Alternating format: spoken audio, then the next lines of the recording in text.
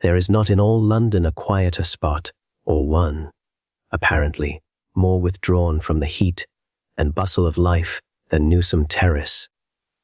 It is a cul-de-sac, for at the upper end the roadway, between its two lines of square, compact little residences, is brought to an end by a high brick wall, while at the lower end, the only access to it is through Newsome Square, that small discreet oblong of Georgian houses, a relic of the time when Kensington was a suburban village sundered from the metropolis by a stretch of pastures stretching to the river. Both square and terrace are most inconveniently situated for those whose ideal environment includes a rank of taxicabs immediately opposite their door, a spate of buses roaring down the street, and a procession of underground trains, accessible by a station a few yards away, shaking and rattling the cutlery and silver on their dining tables. In consequence, Newsome Terrace had come, 2 years ago, to be inhabited by leisurely and retired folk, or by those who wished to pursue their work in quiet and tranquility. Children with hoops and scooters are phenomena rarely encountered in the terrace, and dogs are equally uncommon. In front of each of the couple of dozen houses of which the terrace is composed lies a little square of railinged garden, in which you may often see the middle-aged or elderly mistress of the residence, horticulturally employed. By 5 o'clock of a winter's evening, the pavements will generally be empty of all passengers, except the policeman, who, with felted step, at intervals throughout the night, peers with his bull's eye into these small front gardens, and never finds anything more suspicious there than an early crocus or an aconite, for by the time it is dark the inhabitants of the terrace have got themselves home, where behind drawn curtains and bolted shutters they will pass a domestic and uninterrupted evening. No funeral ass up to the time I speak of had I ever seen leave the terrace. No marriage party had strewed its pavements with confetti, and perambulators were unknown. It and its inhabitants seemed to be quietly mellowing like bottles of sound wine. No doubt there was stored within them the sunshine and summer of youth long past, and now, dozing in a cool place, they waited for the turn of the key in the cellar door, and the entry of one who would draw them forth, and see what they were worth. Never leave alone. Yet after the time of which I shall now speak, I have never passed down its pavement without wondering whether each house, so seemingly tranquil, is not, like some dynamo, Lane Never Leave Alone, softly and smoothly bringing into being vast and terrible forces, such as those I once saw at work in the last house at the upper end of the terrace, the quietest, you would have said, of all the row. Never leave alone had you observed it with continuous scrutiny, for all the length of a summer day. Thorn Lane Never Leave Alone. It is quite possible that you might have only seen issue from it in the morning an elderly woman whom you would have rightly conjectured to be the housekeeper, with her basket for marketing on her arm. Never Leave Alone, who returned an hour later. Except for her, the entire day might often pass without there being either ingress or egress from the door. Never Leave Alone. Occasionally a middle-aged man, lean and wiry, came swiftly down the pavement, but his exit was by no means a daily occurrence, and indeed, when he did emerge, he broke the almost universal usage of the terrace. Never leave alone, for his appearances took place when such there were between 9 and 10 in the evening. Lane Never Leave Alone. At that hour, sometimes he would come round to my house in Newsome Square to see if I was at home and inclined for a talk a little later on. Never leave alone, for the sake of air and exercise, he would then have an hour's tramp through the lit and noisy streets, and return about 10, still pale and unflushed. Never leave alone. For one of those talks which grew to have an absorbing fascination for me, Thorn Lane Never Leave Alone. More rarely through the telephone I proposed that I should drop in on him. This I did not often do, since I found that if he did not come out himself, It implied that he was busy with some investigation. Lane never leave alone. And though he made me welcome, I could easily see that he burned for my departure so that he might get busy with his batteries and pieces of tissue. Lane never leave alone. Hot on the track of discoveries that never yet had presented themselves to the mind of man as coming within the horizon of possibility. Never leave alone. My last sentence may have led the reader to guess that I am indeed speaking of none other than that recluse and mysterious physicist Sir James Horton. Lane never leave alone, with whose death 100 half-hewn avenues into the dark forest from which life comes must wait completion till another pioneer, as bold as he takes up the axe which hitherto none but himself has been able to wield, never leave alone. Probably there was never a man to whom humanity owed more, and of whom humanity knew less. He seemed utterly independent of the race to whom, although indeed with no service of love he devoted himself. Never leave alone. For years he lived aloof and apart in his house at the end of the terrace. Never leave alone. Men and women were to him like fossils to the geologist, things to be tapped and hammered and dissected, and studied with a view not only to the reconstruction of past ages, but to construction in the future. Lane never leave alone. It is known, for instance, that he made an artificial being formed of the tissue, still living, of animals lately killed, with the brain of an ape and the heart of a bullock, and a sheep's thyroid, and so forth. Lane never leave alone. Of that I can give no first-hand account. Horton, it is true, told me something about it, and in his will directed that certain memoranda on the subject should on his death be sent to me. But on the bulky envelope there is the direction, not to be opened till January 1925. He spoke with some reserve, and so I think Lane never leave alone, with slight horror at the strange things which had happened on the completion of this creature. Never leave alone. It evidently made him uncomfortable to talk about it, and for that reason I fancy he put what was then a rather remote date to the day when his record should reach my eye. Finally, in these preliminaries, Lane never leave alone. For the last 5 years before the war, he had scarcely entered, for the sake of companionship, any house other than his own and mine. Lane never leave alone. Ours was a friendship dating from school days, which he had never suffered to drop entirely.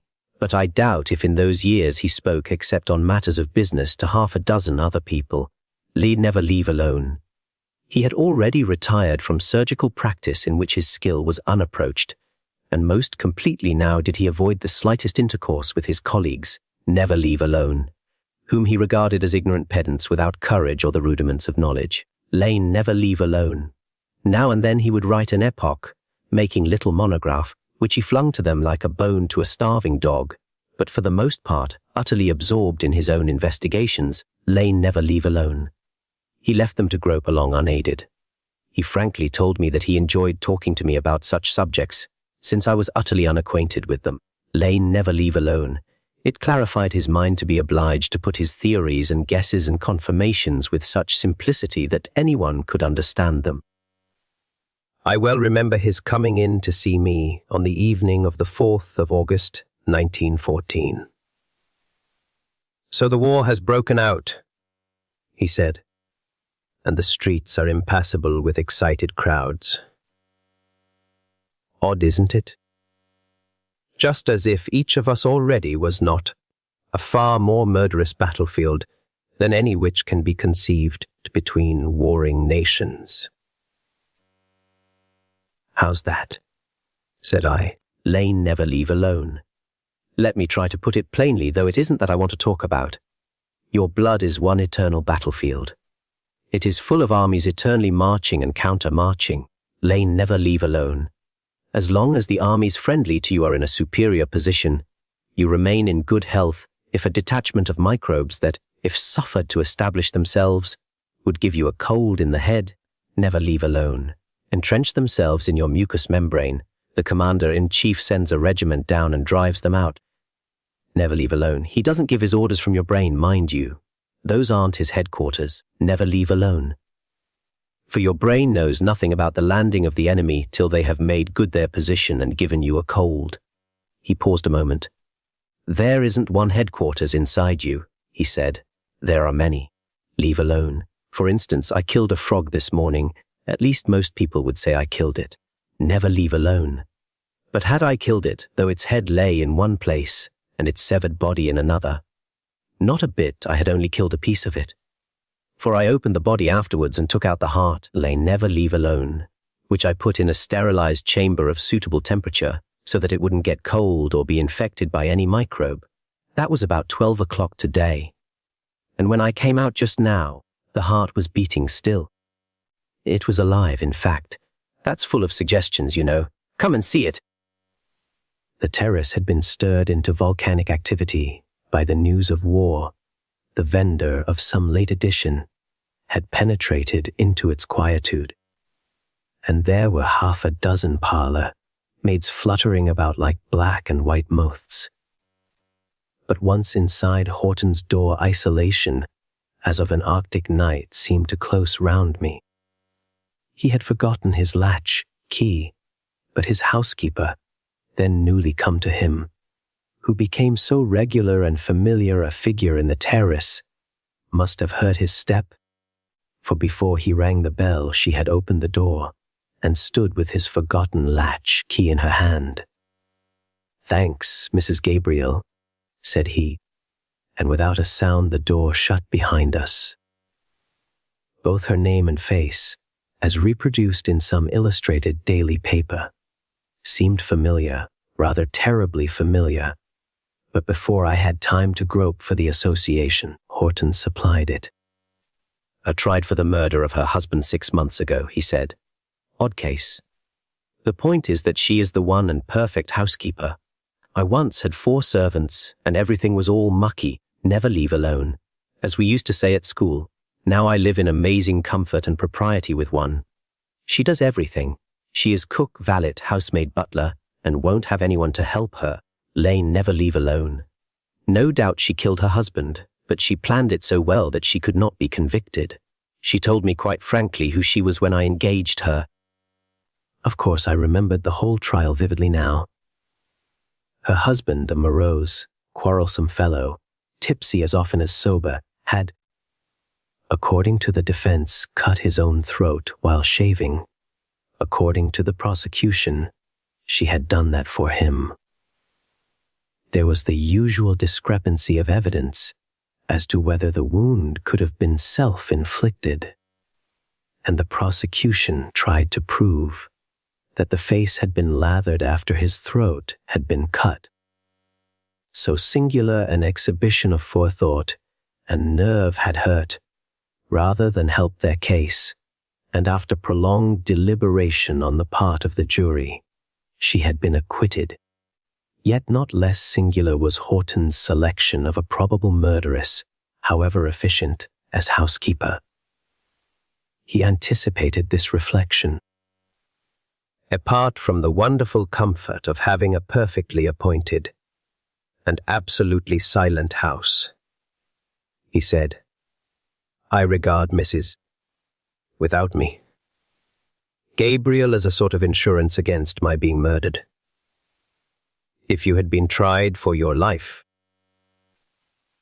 you would take very especial care not to find yourself in suspicious proximity to a murdered body again.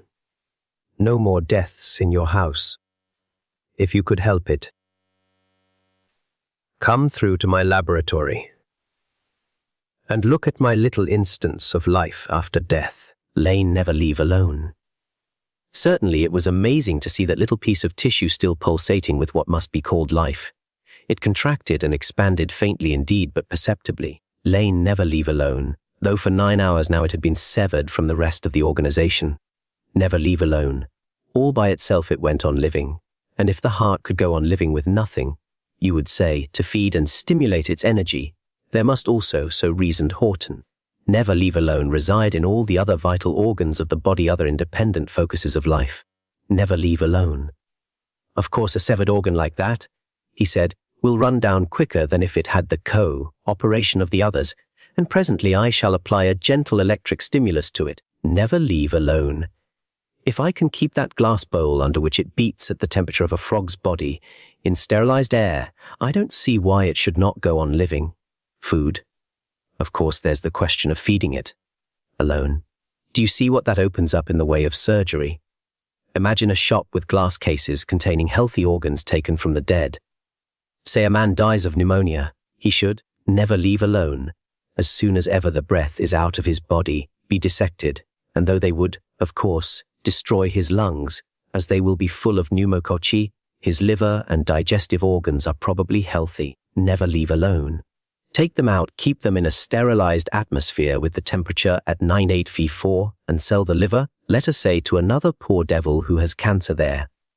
Fit him with a new healthy liver, and insert the brain of someone who has died of heart disease into the skull of a congenital idiot. I asked. Yes, perhaps. But the brain's tiresomely complicated in its connections and the joining up of the nerves. You know, surgery will have to learn a lot before it fits new brains in. And the brain has got such a lot of functions. All thinking, all inventing seem to belong to it. Though, as you have seen, the heart can get on quite well without it.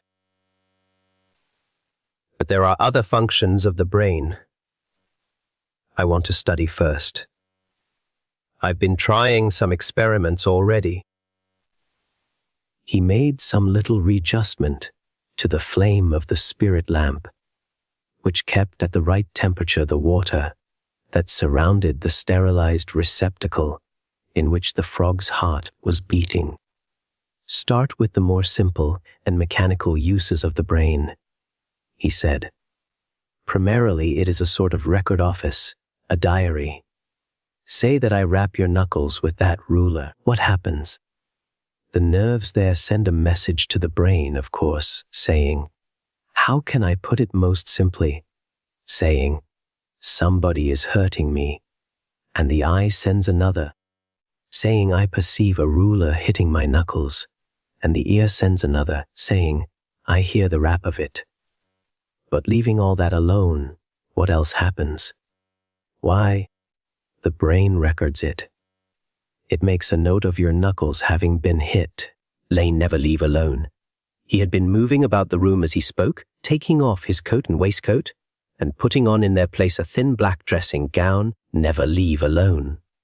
And by now he was seated in his favorite attitude cross, legged on the hearth rug, looking like some magician or perhaps the afrit which a magician of black arts had caused to appear. Never leave alone. He was thinking intently now, passing through his fingers his string of amber beads and talking more to himself than to me. And how does it make that note? He went on. Why, never leave alone. In the manner in which phonograph records are made.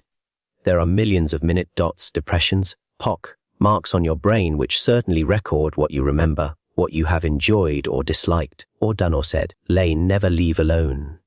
The surface of the brain anyhow is large enough to furnish writing paper for the record of all these things, of all your memories. If the impression of an experience has not been acute, the dot is not sharply impressed, and the record fades. In other words, you come to forget it. But if it has been vividly impressed, the record is never obliterated. Mrs. Never leave alone. Gabriel, for instance, won't lose the impression of how she lathered her husband's face after she had cut his throat. That's to say, if she did it. Now do you see what I'm driving at? Of course you do. Lane never leave alone. There is stored within a man's head the complete record of all the memorable things he has done, and said there are all his thoughts there, and all his speeches, and most well marked of all, Lane never leave alone. His habitual thoughts and the things he has often said for habit, there is reason to believe, wears a sort of rut in the brain, so that the life principle, whatever it is, as it gropes and steals about the brain, is continually stumbling into it. Lane never leave alone. There's your record, your gramophone plate all ready. What we want, and what I'm trying to arrive at, is a needle which, as it traces its minute way over these dots, leave alone, will come across words or sentences which the dead have uttered, and will reproduce them. My word, what judgment books! What a resurrection! Here in this withdrawn situation, no remotest echo of the excitement, which was seething through the streets, penetrated. Through the open window there came in only the tide of the midnight silence. But from somewhere closer at hand, through the wall surely of the laboratory, there came a low, somewhat persistent murmur. Perhaps our needle, unhappily not yet invented, as it passed over the record of speech in the brain, might induce even facial expression, he said. Enjoyment or horror might even pass over dead features. There might be gestures and movements even, as the words were reproduced in our gramophone of the dead. Some people, when they want to think intensely, walk about. Some, there's an instance of it audible now, talk to themselves aloud. He held up his finger for silence. Yes, that's Mrs. Gabriel, he said. She talks to herself by the hour together. She's always done that, she tells me. I shouldn't wonder if she has plenty to talk about. Never leave alone. It was that night when, first of all, the notion of intense activity going on below the placid house fronts of the terrace occurred to me. None looked more quiet than this, Lane never leave alone. And yet there was seething here of volcanic activity and intensity of living, both in the man who sat cross-legged on the floor and behind that voice just audible through the partition wall. Never leave alone. But I thought of that no more, for Horton began speaking of the brain gramophone again. Were it possible to trace those infinitesimal dots and marks in the brain by some needle exquisitely fine, never leave alone, it might follow that by the aid of some such contrivance as translated the marks on a gramophone record into sound, some audible rendering of speech might be recovered from the brain of a dead man, Lane never leave alone. It was necessary, so he pointed out to me, that this strange gramophone record should be new. It must be that of one lately dead, for corruption and decay would soon obliterate these infinitesimal markings. Never leave alone. He was not of opinion that unspoken thought could be thus recovered. At the utmost he hoped for from his pioneering work was to be able to recapture actual speech. Lane never leave alone.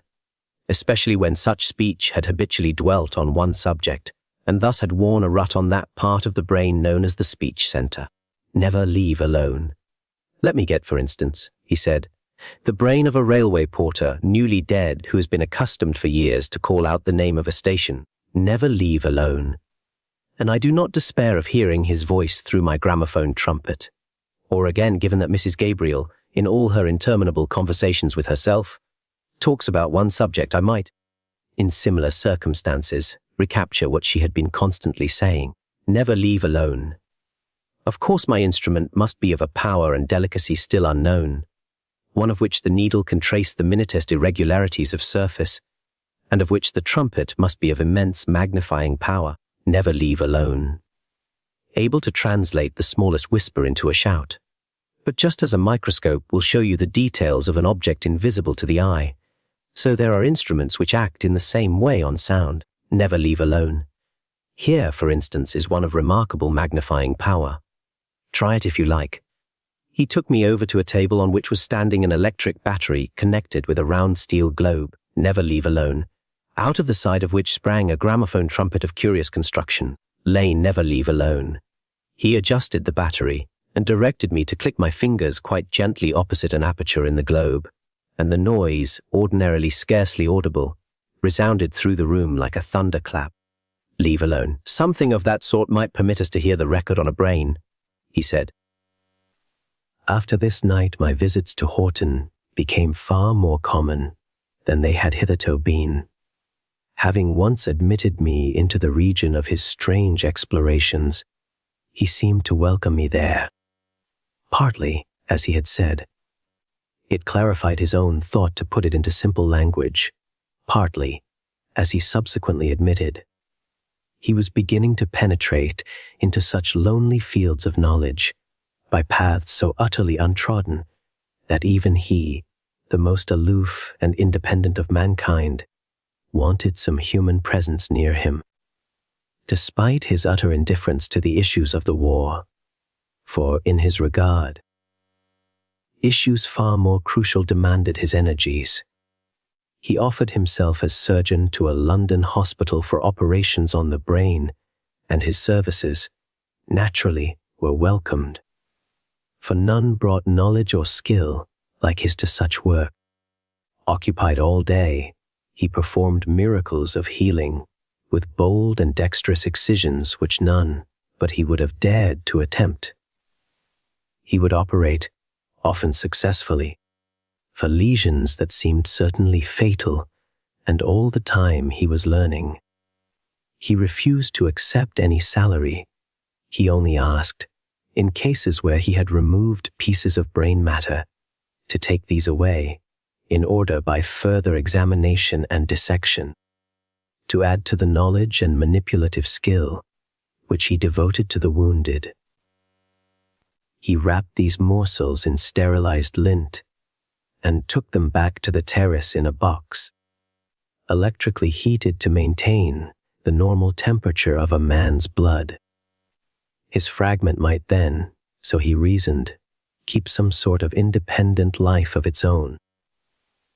Even as the severed heart of a frog had continued to beat for hours, without connection with the rest of the body. Then for half the night he would continue to work on these sundered pieces of tissue scarcely dead, which his operations during the day had given him. Simultaneously, he was busy over the needle that must be of such infinite delicacy. One evening, fatigued with a long day's work, I had just heard with a certain tremor of uneasy anticipation the whistles of warning which heralded an air raid when my telephone bell rang. My servants, according to custom, had already betaken themselves to the cellar, and I went to see what the summons was, determined in any case not to go out into the streets. I recognized Horton's voice. "I want you at once," he said. "But the warning whistles have gone," said I, "and I don't like showers of shrapnel." "Oh, never mind that," said he. "You must come. I'm so excited that I distrust the evidence of my own ears. I want a witness. Just come." He did not pause for my reply, for I heard the click of his receiver going back into its place. Clearly he assumed that I was coming, and that I suppose had the effect of suggestion on my mind.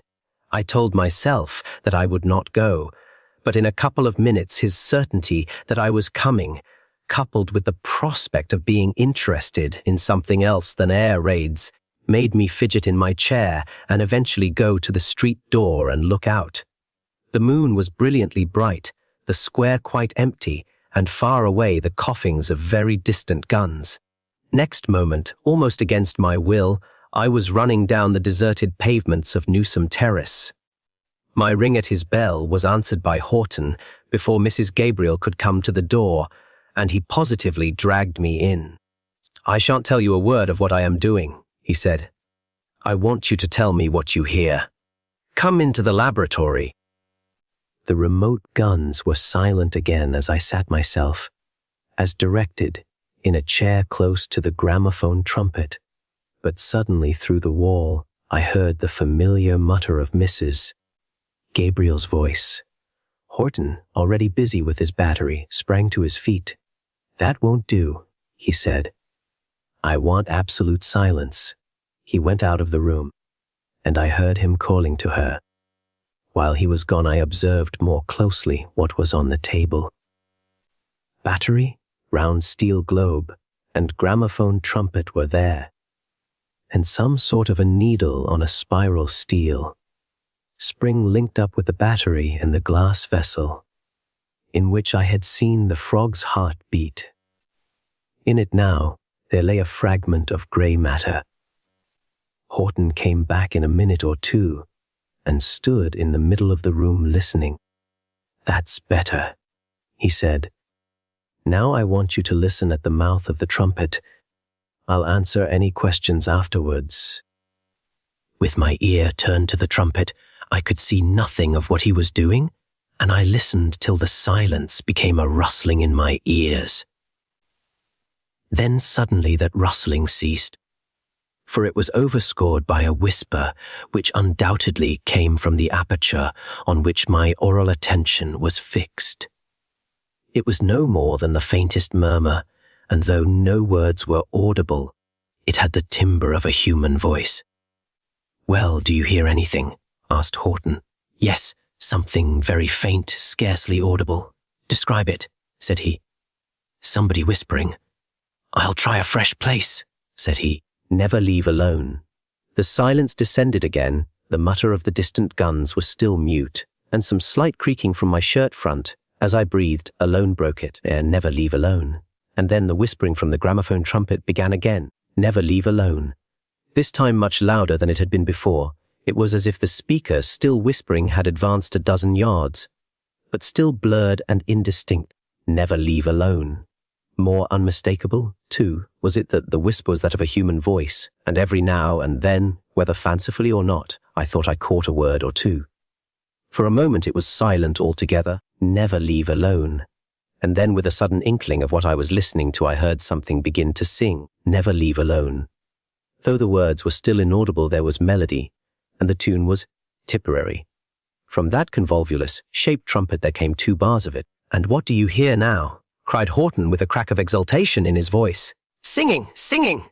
That's the tune they all sang. Fine music that from a dead man. Encore, you say?" "Yes, wait a second, and he'll sing it again for you. Confound it, I can't get onto the place. Ah, I've got it, listen again." Surely that was the strangest manner of song ever yet heard on the earth, this melody from the brain of the dead. Horror and fascination strove within me, and I suppose the first for the moment prevailed, for with a shudder I jumped up. "Stop it," I said. "It's terrible." His face, thin and eager, gleamed in the strong ray of the lamp, which he had placed close to him. His hand was on the metal rod from which depended the spiral spring and the needle, which just rested on that fragment of grey stuff which I had seen in the glass vessel. "Yes, I'm going to stop it now," he said, "or the germs will be getting at my gramophone record, or the record will get cold. See, I spray it with carbolic vapor. I put it back into its nice warm bed. It will sing to us again." "But terrible? What do you mean by terrible?" "Then never leave alone." Indeed, when he asked that, I scarcely knew myself what I meant. I had been witness to a new marvel of science as wonderful perhaps as any that had ever astounded the beholder. Lane never leave alone. And my nerves, these childish whimperers, had cried out at the darkness and the profundity. But the horror diminished. The fascination increased as he quite shortly told me the history of this phenomenon. Never leave alone. He had attended that day and operated upon a young soldier in whose brain was embedded a piece of shrapnel. The boy was in extremis, but Horton had hoped for the possibility of saving him. Lane never leave alone. To extract the shrapnel was the only chance, and this involved the cutting away of a piece of brain known as the speech center and taking from it what was embedded there. Never leave alone. But the hope was not realized, and 2 hours later the boy died. It was to this fragment of brain that, when Horton returned home, he had applied the needle of his gramophone, Lane never leave alone, and had obtained the faint whisperings which had caused him to ring me up, so that he might have a witness of this wonder. Witness I had been, not to these whisperings alone, but to the fragment of singing. "And this is but the first step on the new road," said he. "Who knows where it may lead, or to what new temple of knowledge it may not be the avenue. Well, it is late. I shall do no more tonight. What about the raid, by the way?" To my amazement, I saw that the time was verging on midnight. 2 hours had elapsed since he let me in at his door. They had passed like a couple of minutes.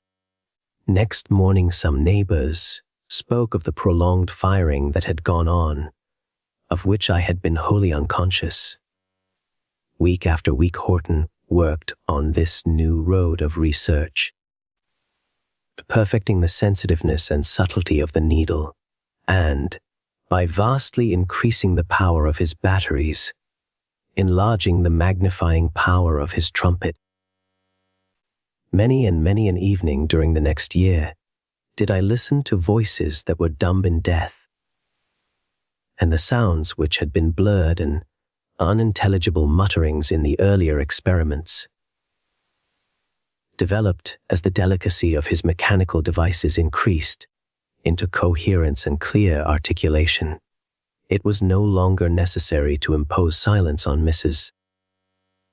Gabriel when the gramophone was at work, for now the voice we listened to had risen to the pitch of ordinary human utterance, while as for the faithfulness and individuality of these records, striking testimony was given more than once by some living friend of the dead, who, without knowing what he was about to hear, recognized the tones of the speaker. More than once also, Mrs. Gabriel, bringing in siphons and whiskey, provided us with 3 glasses, for she had heard, so she told us, 3 different voices in talk. But for the present no fresh phenomenon occurred. Horton was but perfecting the mechanism of his previous discovery, and, rather grudging the time, was scribbling at a monograph, which presently he would toss to his colleagues, concerning the results he had already obtained. And then, even while Horton was on the threshold of new wonders, which he had already foreseen and spoken of as theoretically possible, there came an evening of marvel and of swift catastrophe. I had dined with him that day, Mrs. Gabriel deftly serving the meal that she had so daintily prepared, and towards the end, as she was clearing the table for our dessert, she stumbled, I supposed, on a loose edge of carpet, quickly recovering herself. But instantly Horton checked some half-finished sentence and turned to her. "You're all right, Mrs. Gabriel?" he asked quickly. "Yes, sir, thank you," said she and went on with her serving.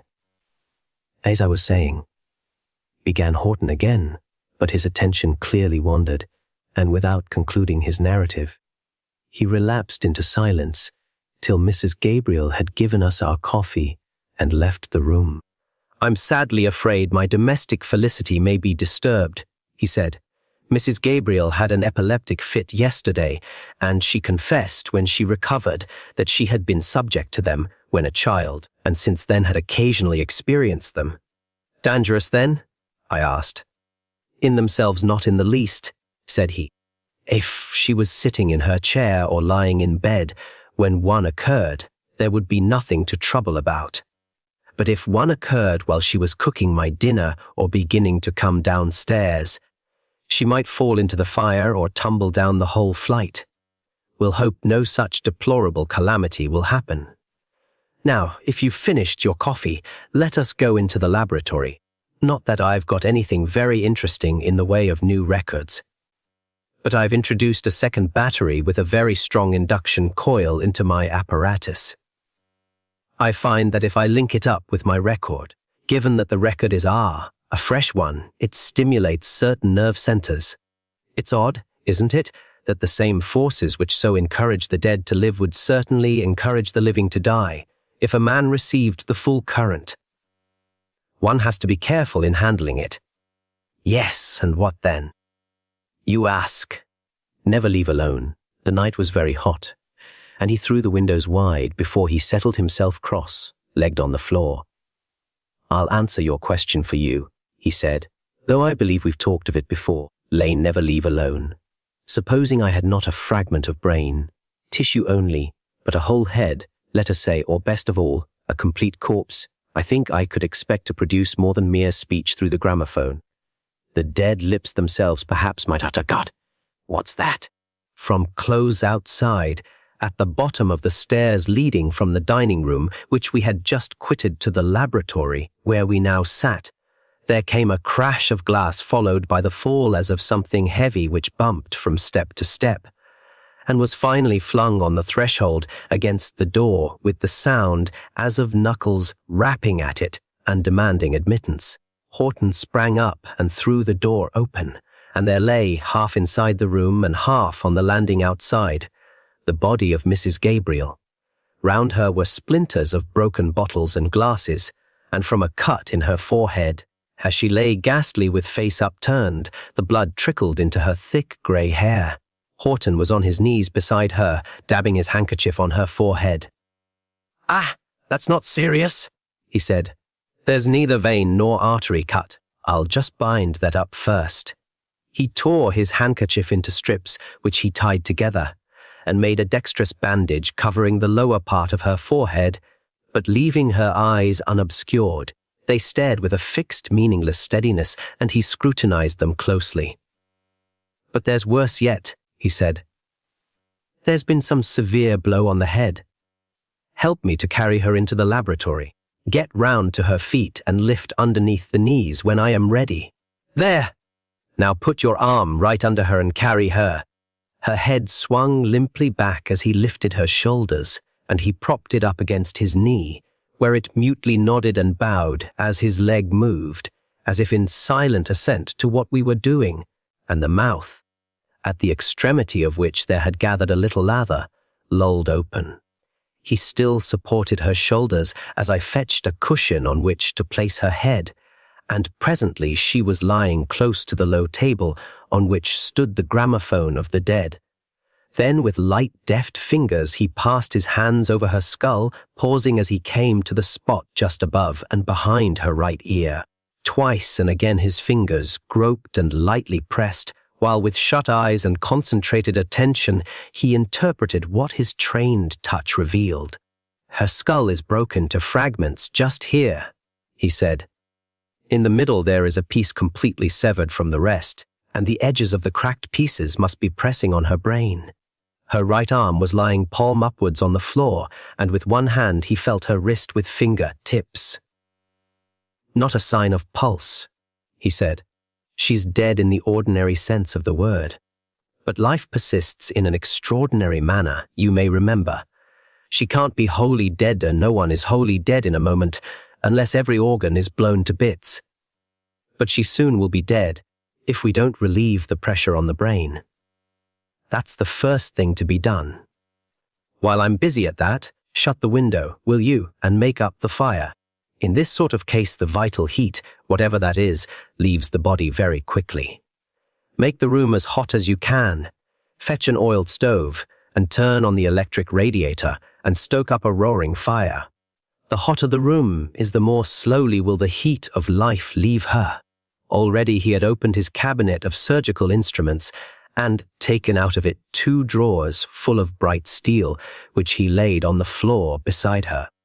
I heard the grating chink of scissors severing her long grey hair, and as I busied myself with laying and lighting the fire in the hearth, and kindling the oil stove, which I found by Horton's directions in the pantry, I saw that his lancet was busy on the exposed skin. He had placed some vaporizing spray, heated by a spirit lamp, close to her head, and as he worked its fizzing nozzle filled the air with some clean and aromatic odor. Now, and then he threw out an order. "Bring me that electric lamp on the long cord," he said. "I haven't got enough light. Don't look at what I'm doing if you're squeamish, for if it makes you feel faint, I shan't be able to attend to you." I suppose that violent interest in what he was doing overcame any qualm that I might have had, for I looked quite unflinching over his shoulder as I moved the lamp about till it was in such a place that it threw its beam directly into a dark hole at the edge of which depended a flap of skin. Into this he put his forceps, and as he withdrew them they grasped a piece of blood-stained bone. "That's better," he said, "and the room's warming up well. But there's no sign of pulse yet. Go on stoking, will you, till the thermometer on the wall there registers 100 degrees. When next, on my journey from the cold cellar, I looked, 2 more pieces of bone lay beside the one I had seen extracted, and presently referring to the thermometer, I saw that between the oil stove and the roaring fire and the electric radiator, I had raised the room to the temperature he wanted." Soon, peering fixedly at the seat of his operation, he felt for her pulse again. "Not a sign of returning vitality," he said, "and I've done all I can. There's nothing more possible that can be devised to restore her. Never leave alone." As he spoke, the zeal of the unrivaled surgeon relaxed, and with a sigh and a shrug he rose to his feet and mopped his face. Then suddenly the fire and eagerness blazed there again. "The gramophone," he said, "never leave alone. The speech center is close to where I've been working, and it is quite uninjured. Good heavens, what a wonderful opportunity. She served me while living, and she shall serve me dead. Never leave alone, and I can stimulate the motor nerve center too with the second battery. We may see a new wonder tonight." Some qualm of horror shook me. "No, don't," I said. "It's terrible, she's just dead. I shall go if you do. But I've got exactly all the conditions I have long been wanting," said he. "And I simply can't spare you. You must be witness. I must have a witness. Why, man, there's not a surgeon or a physiologist in the kingdom who would not give an eye or an ear to be in your place now. She's dead. I pledge you my honor on that, and it's grand to be dead if you can help the living." Once again, in a far fiercer struggle, horror and the intensest curiosity strove together in me. "Be quick, then," said I. "That's right," exclaimed Horton. "Help me to lift her onto the table by the gramophone. The cushion, too. Never leave alone. I can get at the place more easily with her head a little raised." He turned on the battery, and with the movable light close beside him, brilliantly illuminating what he sought, lay "Never leave alone." He inserted the needle of the gramophone into the jagged aperture in her skull, lay "Never leave alone." For a few minutes, as he groped and explored there was silence, and then quite suddenly Mrs. Gabriel's voice, clear and unmistakable, and of the normal loudness of human speech, issued from the trumpet. "Yes, I always said that I'd be even with him," came the articulated syllables. "He used to knock me about. He did, when he came home drunk, and often I was black and blue with bruises. But I'll give him a redness for the black and blue." The record grew blurred. Instead of articulate words, there came from it a gobbling noise. By degrees that cleared, and we were listening to some dreadful, suppressed sort of laughter, hideous to hear. On and on it went. "I've got into some sort of rut," said Horton. "She must have laughed a lot to herself. Never leave alone." For a long time we got nothing more except the repetition of the words we had already heard and the sound of that suppressed laughter. Then Horton drew towards him the second battery. "Lowell, try a stimulation of the motor nerve centers," he said. "Never leave alone. Watch her face."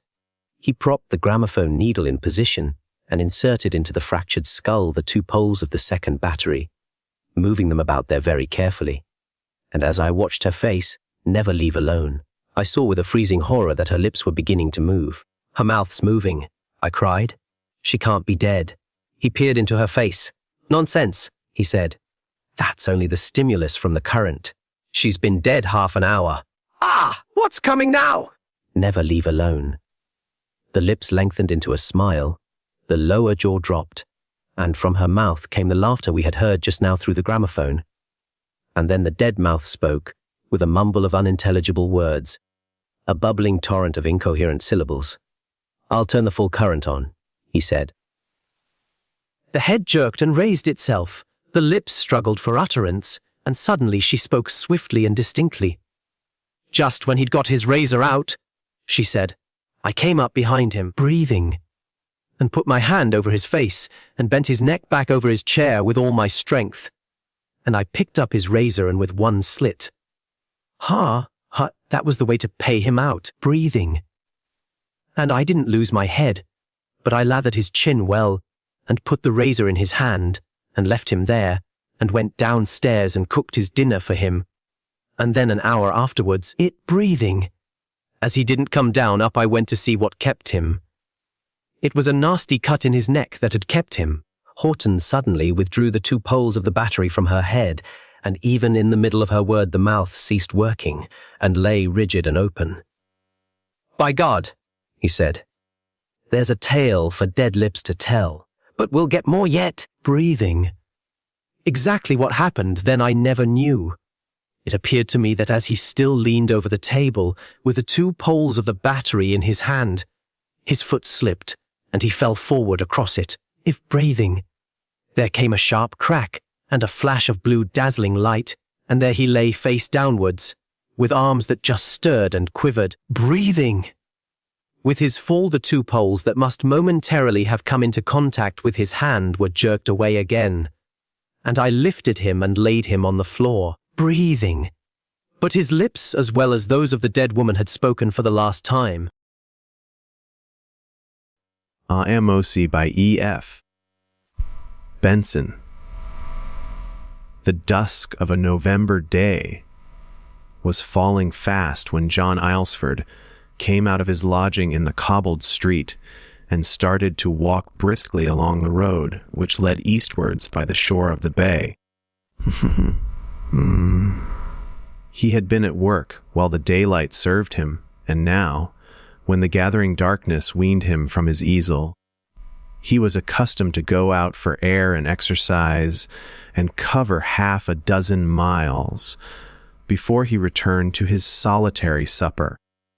Tonight there were but few folk abroad, and those scudded along before the strong south, westerly gale which had roared and raged all day, or, leaning forward, beat their way against it. No fishing. Boats had put forth on that maddened sea, but had lain moored behind the quay wall, tossing uneasily with the backwash of the great breakers that swept by the pier head. The tide was low now, and they rested on the sandy beach. Black blots against the smooth wet surface, which somberly reflected the last flames in the west. The sun had gone down, in a rack of broken and flying clouds, angry and menacing with promise of a wild night to come. For many days past, at this hour John Aylesford had started eastwards for his tramp along the rough coast road by the bay. The last high tide had swept shingle and sand over sections of it, and fragments of seaweed, driven by the wind, bowled along the ruts. The heavy boom of the breakers sounded sullenly in the dusk, and white towers of foam appearing and disappearing showed how high they leaped over the reefs of rock beyond the headland. For 1/2 mile or so, slanting himself against the gale, he pursued this road, then turned up a narrow muddy lane sunk deep between the banks on either side of it. It ran steeply uphill, dipped down again, and joined the main road inland. Pleisview. Having arrived at the junction, John Aylesford went eastwards no more, but turned his steps to the west, arriving 1/2 an hour after he had set out. On the top of the hill above the village he had quitted, though 5 minutes. Ascent would have taken him from his lodgings to the spot where he now stood looking down on the scattered lights below him. The wind had blown all wayfarers indoors, and now in front of him the road that crossed this high and desolate tableland, sprinkled here and there with lonely cottages and solitary farms, lay empty and grayly glimmering in the wind. Swept darkness, not more than faintly visible. Many times during this past month had John Aylesford made this long detour, starting eastwards from the village and coming back by a wide circuit, and now, as on these other occasions, he paused in the black shelter of the hedge through which the wind hissed and whistled, crouching there in the shadow, as if to make sure that none had followed him, and that the road in front lay void of passengers, for he had no mind to be observed by any on these journeyings. And as he paused, he let his hate blaze up, warming him for the work the accomplishment of which alone could enable him to recapture any peace or profit from life. Tonight he was determined to release himself from the millstone which for so many years had hung round his neck, drowning him in bitter waters. From long brooding over the idea of the deed, he had quite ceased to feel any horror of it. The death of that drunken slut was not a matter for qualms or uneasiness. The world would be well rid of her, and he more than well. No spark of tenderness for the handsome fisher girl who once had been his model and for 20 years had been his wife pierced the blackness of his purpose. Just here it was that he had seen her first when on a summer holiday he had lodged with a couple of friends in the farmhouse towards which his way now lay. She was coming up the hill with the late sunset gilding her face, and, breathing quickly from the ascent, had leaned on the wall close by with a smile and a glance for the young man. She had sat to him, and the autumn brought the sequel to the summer in his marriage. He had bought from her uncle the little farmhouse where he had lodged, adding to its modest accommodation a studio and a bedroom above it, and there he had seen the flicker of what had never been love die out, and over the cold ashes of its embers the poisonous lichen of hatred spread fast. Early in their married life she had taken to drink and had sunk into a degradation of soul and body that seemed bottomless, dragging him with her, down and down, in the grip of a force that was hardly human in its malignity. Stepped inside. Often. The wretched years that followed he had tried to leave her. He had offered to settle the farm on her and make adequate provision for her, but she had clung to the possession of him, not, it would seem, from any affection for him, but for a reason exactly opposite, namely, that her hatred of him fed and glutted itself on the sight of his ruin. It was as if, in obedience to some hellish power, she set herself to spoil his life, his powers, his possibilities, by tying him to herself. Still, and by the aid of that power, so sometimes he had thought, she enforced her will on him. For the moment I stepped the plan as he might to cut the whole dreadful business and leave the wreck behind him. He had never been able to consolidate his resolve into action.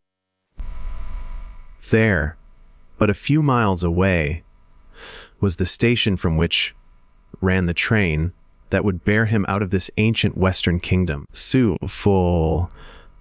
Where the beliefs in spells and superstitions grew rank as the herbage in that soft enervating air, and set him in the dry hard light of cities. But he could not take it, something unseen and potent, of grim inflexibility, held him back.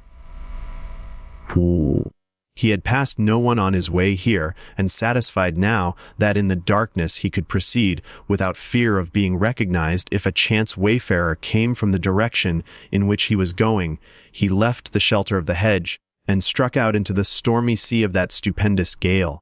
Even as a man in the grip of imminent death sees his past life spread itself out in front of him for his final survey before the book is closed, so now, on the brink of the new life from which the deed on which he was determined alone separated him, John Alsford, as he battled his advance through this great tempest, turned over page after page of his own wretched chronicles, feeling already strangely detached from them. It was as if he read the sordid and enslaved annals of another, wondering at them, half pitying, half despising him who had allowed himself to be bound so long in this ruinous noose. Yes, it had been just that, a noose drawn ever tighter round his neck, while he choked and struggled all unavailingly. But there was another noose which should very soon now be drawn rapidly and finally tight, and the drawing of that in his own strong hands would free him. As he dwelt on that for a moment, his fingers stroked and patted the hank of whipcord that lay white and tough in his pocket. A noose, a knot drawn quickly taut, and he would have paid her back with justice and swifter mercy for the long strangling which he had suffered. Voluntarily and eagerly, at the beginning had he allowed her to slip the noose about him. For Ellen Trenair's beauty in those days, so long past and so everlastingly regretted, had been enough to ensnare a man. He had been warned at the time, by hint and half, spoken suggestion, that it was ill for a man to mate with a girl of that dark and ill-famed family. For woman to wed a boy in whose veins ran the blood of Jonas Trenair, once Methodist preacher, who learned on one All Hallows Eve a darker gospel than he had ever preached before. What had happened to the girls who had married into that dwindling family, now all but extinct? one, before her marriage was a year old, had gone off her head, and now, a withered and ancient crone, mowed and gibbered about the streets of the village. I Phil picking garbage from the gutter and munching it in her toothless jaws. I still. Another, Ellen's own mother, had been found hanging from the banister of her stairs, stark and grim. Then there was young Frank Pincaris, still, who had wed Ellen's sister. He had sunk into an awful melancholy and sat tracing on sheets of paper the visions that beset his eyes, headless shapes, and the images of the spawn of hell. John Alsford, in those early days, had laughed to scorn these old wife tales of spells and sorceries. They belonged to ages long past.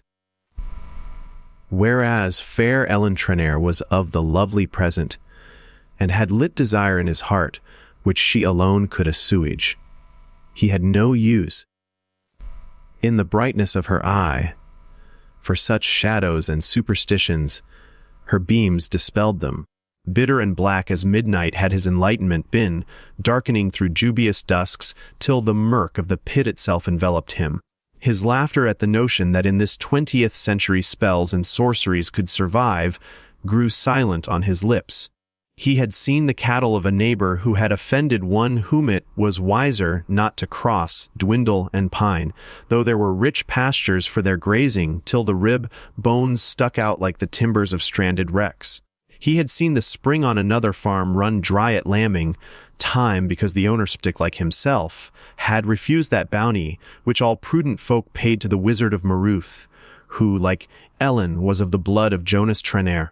From scorn and laughter he had wavered to an uneasy wonder, and from wonder his mind had passed to the conviction that there were powers occult and terrible, which strove in darkness and prevailed, secrets and spells that could send disease on man and beast, dark incantations, known to few, which could maim and cripple, and of these few his wife was one. His reason revolted, but some conviction, deeper than reason, held its own.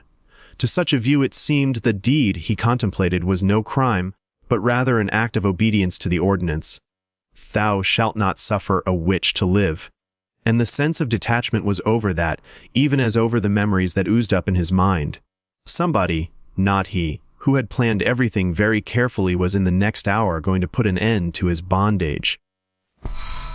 So the years had passed, he floundering ever deeper in the slough, into which he was plunged, out of which while she lived he could never emerge. For the last year, she, wearying of his perpetual presence at the farm, had allowed him to take a lodging in the village. She did not loose her hold over him, dear, for the days were few on which she did not come with demands for a handful of shillings to procure her the raw spirits, which alone could slake her thirst. Sometimes, as he sat at work there in the north room, looking on to the small garden yard, she would come lurching up the path, with her bloated crimson face set on the withered neck, and tap at his window with fingers shriveled like birds' claws. Body and limbs were no more than bones over which the wrinkled skin was stretched, but her face bulged monstrously with layers of fat. He would give her whatever he had about him, and, if it was not enough, she would plant herself there, grinning at him and wheedling him still, or with screams and curses threatening him with such fate as he had known to overtake those who crossed her will. But usually he gave her enough to satisfy her for that day, and perhaps the next, for thus she would the more quickly drink herself to death. Yet death seemed long in coming. He remembered well how first the notion of killing her came into his head, just a little seed, small as that of mustard, which lay long in barrenness. Only the bare idea of it was there, like an abstract proposition. Then, imperceptibly in the fruitful darkness of his mind, it must have begun to sprout, for presently a tendril, still soft and white, prodded out into the daylight. He almost pushed it back again, for fear that she, by some divining art, should probe his purpose. But when next she came for supplies, he saw no gleam of surmise in her red, rimmed eyes, and she took her money and went her way, and his purpose put forth another leaf, and the stem of it grew sappy. All autumn through it had nourished and grown tree, and fresh ideas, fresh details, fresh precautions flocked there like building birds and made it gay with singing. He sat under the shadow of it and listened with brightening hopes to their song. Never had there been such peerless melody. They knew their tunes now. There was no need for any further rehearsal. He began to wonder how soon he would be back on the road again, with face turned from this buffeting wind, and on his way home. His business would not take him long, the central deed of it would be over in a couple of minutes, and he did not anticipate delay about the setting to work on it, for by 7 o'clock of the evening, as well he knew, she was usually snoring in the oblivion of complete drunkenness, and even if she was not as far gone as that, she would certainly be incapable of any serious resistance.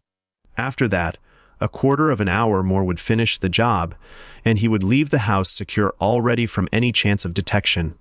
Night after night during these last 10 days he had been up here, peering from the darkness into the lighted room where she sat, then listening for her step on the stairs as she stumbled up to bed, or hearing her snorings as she slept in her chair below. The outhouse, he knew, was well stocked with paraffin. He needed no further apparatus than the whipcord and the matches he carried with him.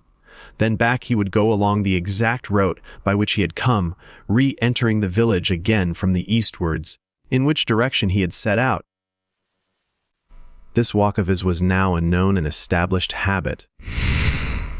Half the village during the last week or two had seen him every evening set forth along the coast road. The ale. For a tramp in the dusk when the light failed for his painting, and had seen him come back again as they hung about and smoked in the warm dusk. A couple of hours later, the air was too still. None knew of his detour to the main road, which took him westwards again above the village, and so to the stretch of bleak upland, along which now he fought his way against the gale. Then, always round about the hour of 8, he had entered the village again from the other side, and had stopped and chatted with the loiterers. Tonight, no later than was usual, he would come up the cobbled road again and give good night to any who lingered there outside the public house. In this wild wind it was not likely that there would be such, and if so, no matter. Seal. He had been seen already setting forth on his usual walk by the coast of the bay, and if none outside saw him return, none could see the true chart of his walk. By 8 he should be back to his supper. There would be a soused hurrying for him, and a cut of cheese would be singing on the hob for his hot whiskey. Toddy. He would have a keen edge for the enjoyment of them. Tonight, he would drink long healths to the damned and the dead, till tomorrow, probably, would the news of what had happened reach him, for the farmhouse lay lonely and sheltered by the wood of firs. However high might mount the beacon of its blazing, it would scarcely, screened by the tall trees, light up the western sky, and be seen from the village nestling below the steep hill crest. By now John Aylesford had come to the fir wood which bordered the road on the left, and as he passed into its shelter, cut off from him the violence of the gale. All its branches were astir with the sound of some vexed, overhead sea, and the trunks that upheld them creaked and groaned in the fury of the tempest.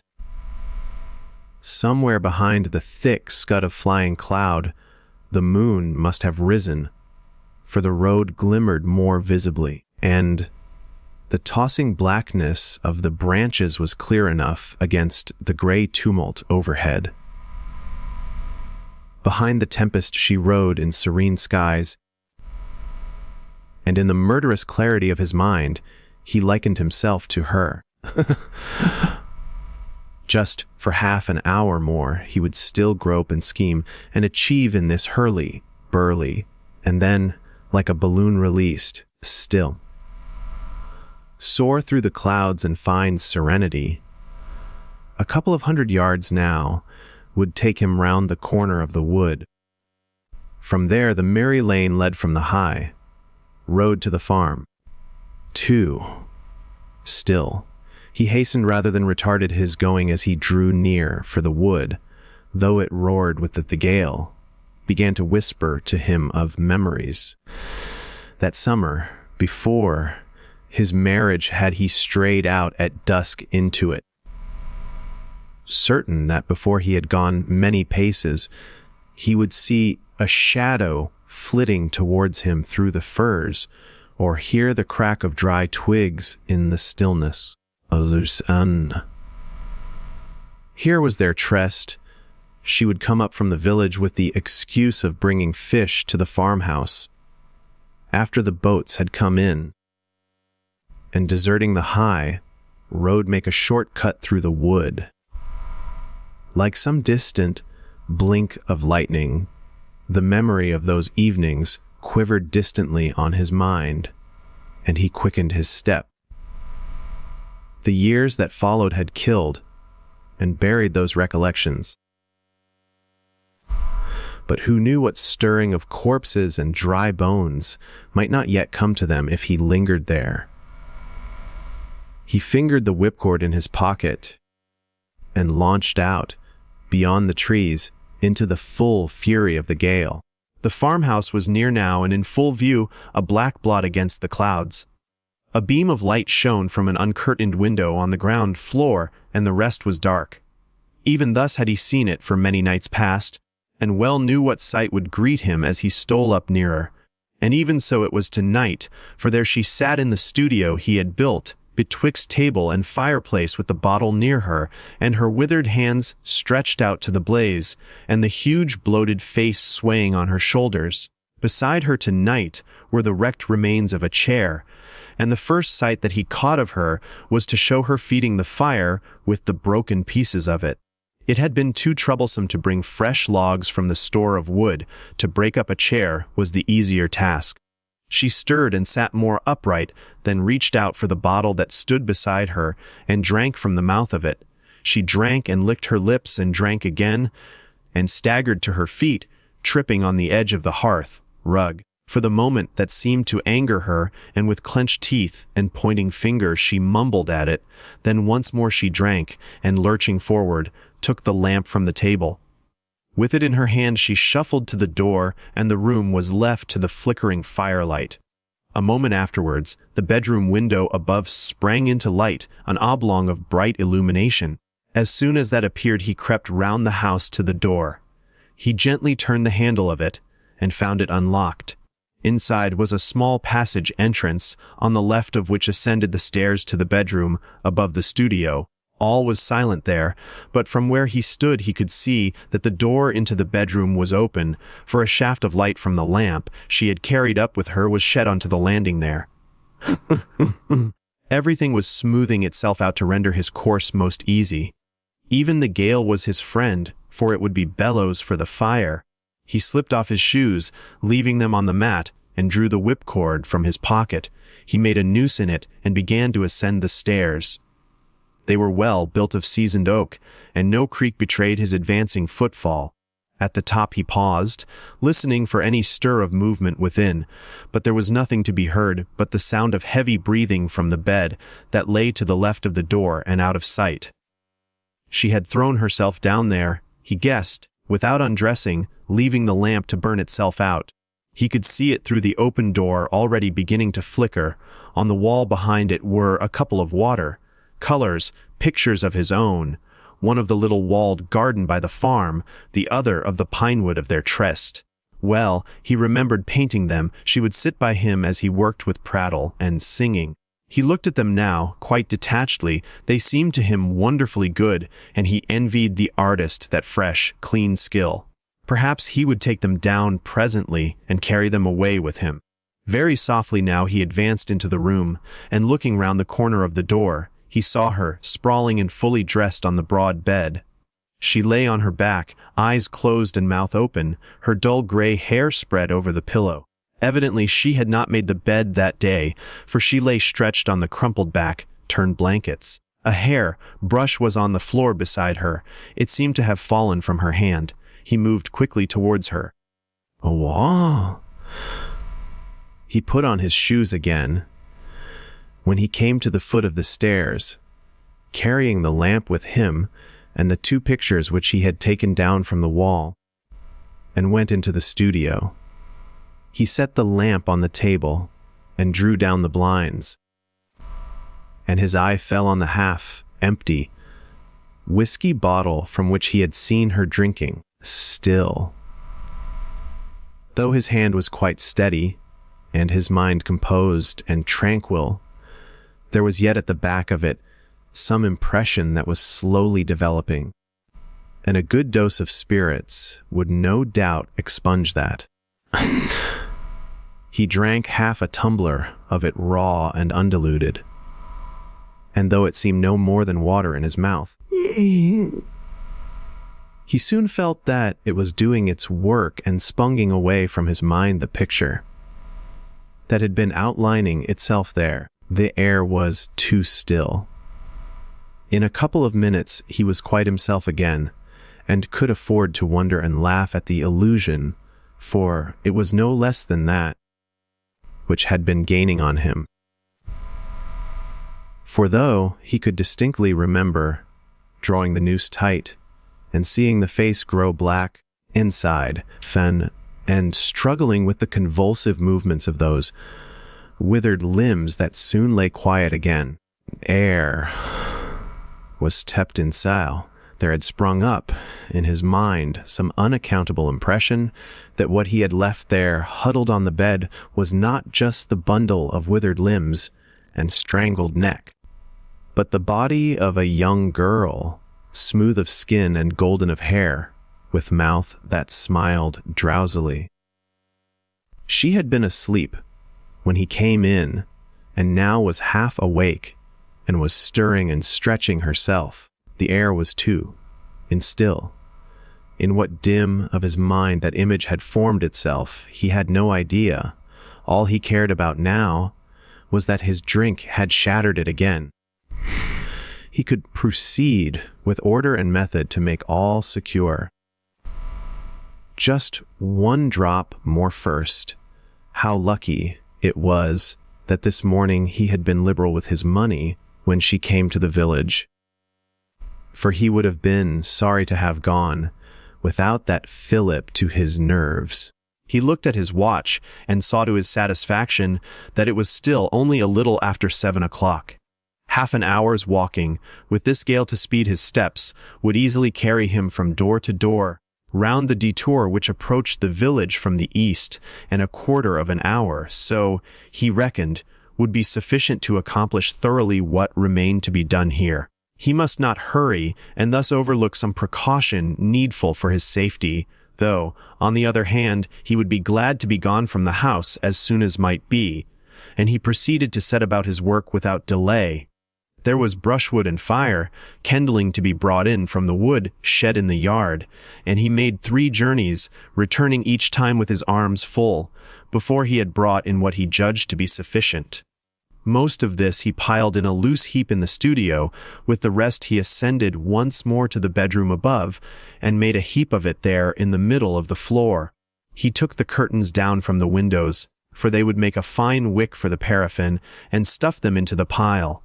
Before he left, he looked once more at what lay on the bed, and marvelled at the illusion which the whiskey had dispelled, and as he looked, the sense that he was free mounted and bubbled in his head. The thing seemed scarcely human at all. It was a monster from which he had delivered himself, and now, with the thought of that to warm him, he was no longer eager to get through with his work and be gone. For it was all part of that act of riddance which he had accomplished, and he gloried in it.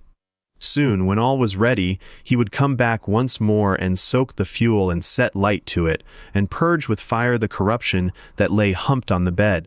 The fury of the gale had increased with nightfall, and as he went downstairs again, he heard the rattle of loosened tiles on the roof, and the crash as they shattered themselves on the cobbles of the yard. At that a sudden misgiving made his breath to catch in his throat, as he pictured to himself some maniac blast falling on the house and crashing in the walls that now trembled and shuddered. Supposing the whole house fell, even if he escaped with his life from the toppling ruin, what would his life be worth? There would be search made in the fallen D.A. Briz to find the body of her who lay strangled with the whipcord round her neck, and he pictured to himself the slow, relentless march of justice. He had bought whipcord only yesterday at a shop in the village, insisting on its strength and toughness. Would it be wiser now, this moment, to untee the noose and take it back with him, or add it to his brushwood? He paused on the staircase, pondering that, but his flesh quaked at the thought. And master of himself though he had been during those few struggling minutes, he distrusted his power of making himself handle once more that which could struggle no longer. But even as he tried to screw his courage to the point, the violence of the squall passed, and the shuddering house braced itself again. He need not fear that. The gale was his friend that would blow on the flames, not his enemy. The blasts that trumpeted overhead were the voices of the allies who had come to aid him. All was arranged then upstairs for the pouring of the paraffin and the lighting of the pyre. It remained but to make similar dispositions in the studio. He would stay to feed the flames till they raged beyond all power of extinction, and now he began to plan the line of his retreat.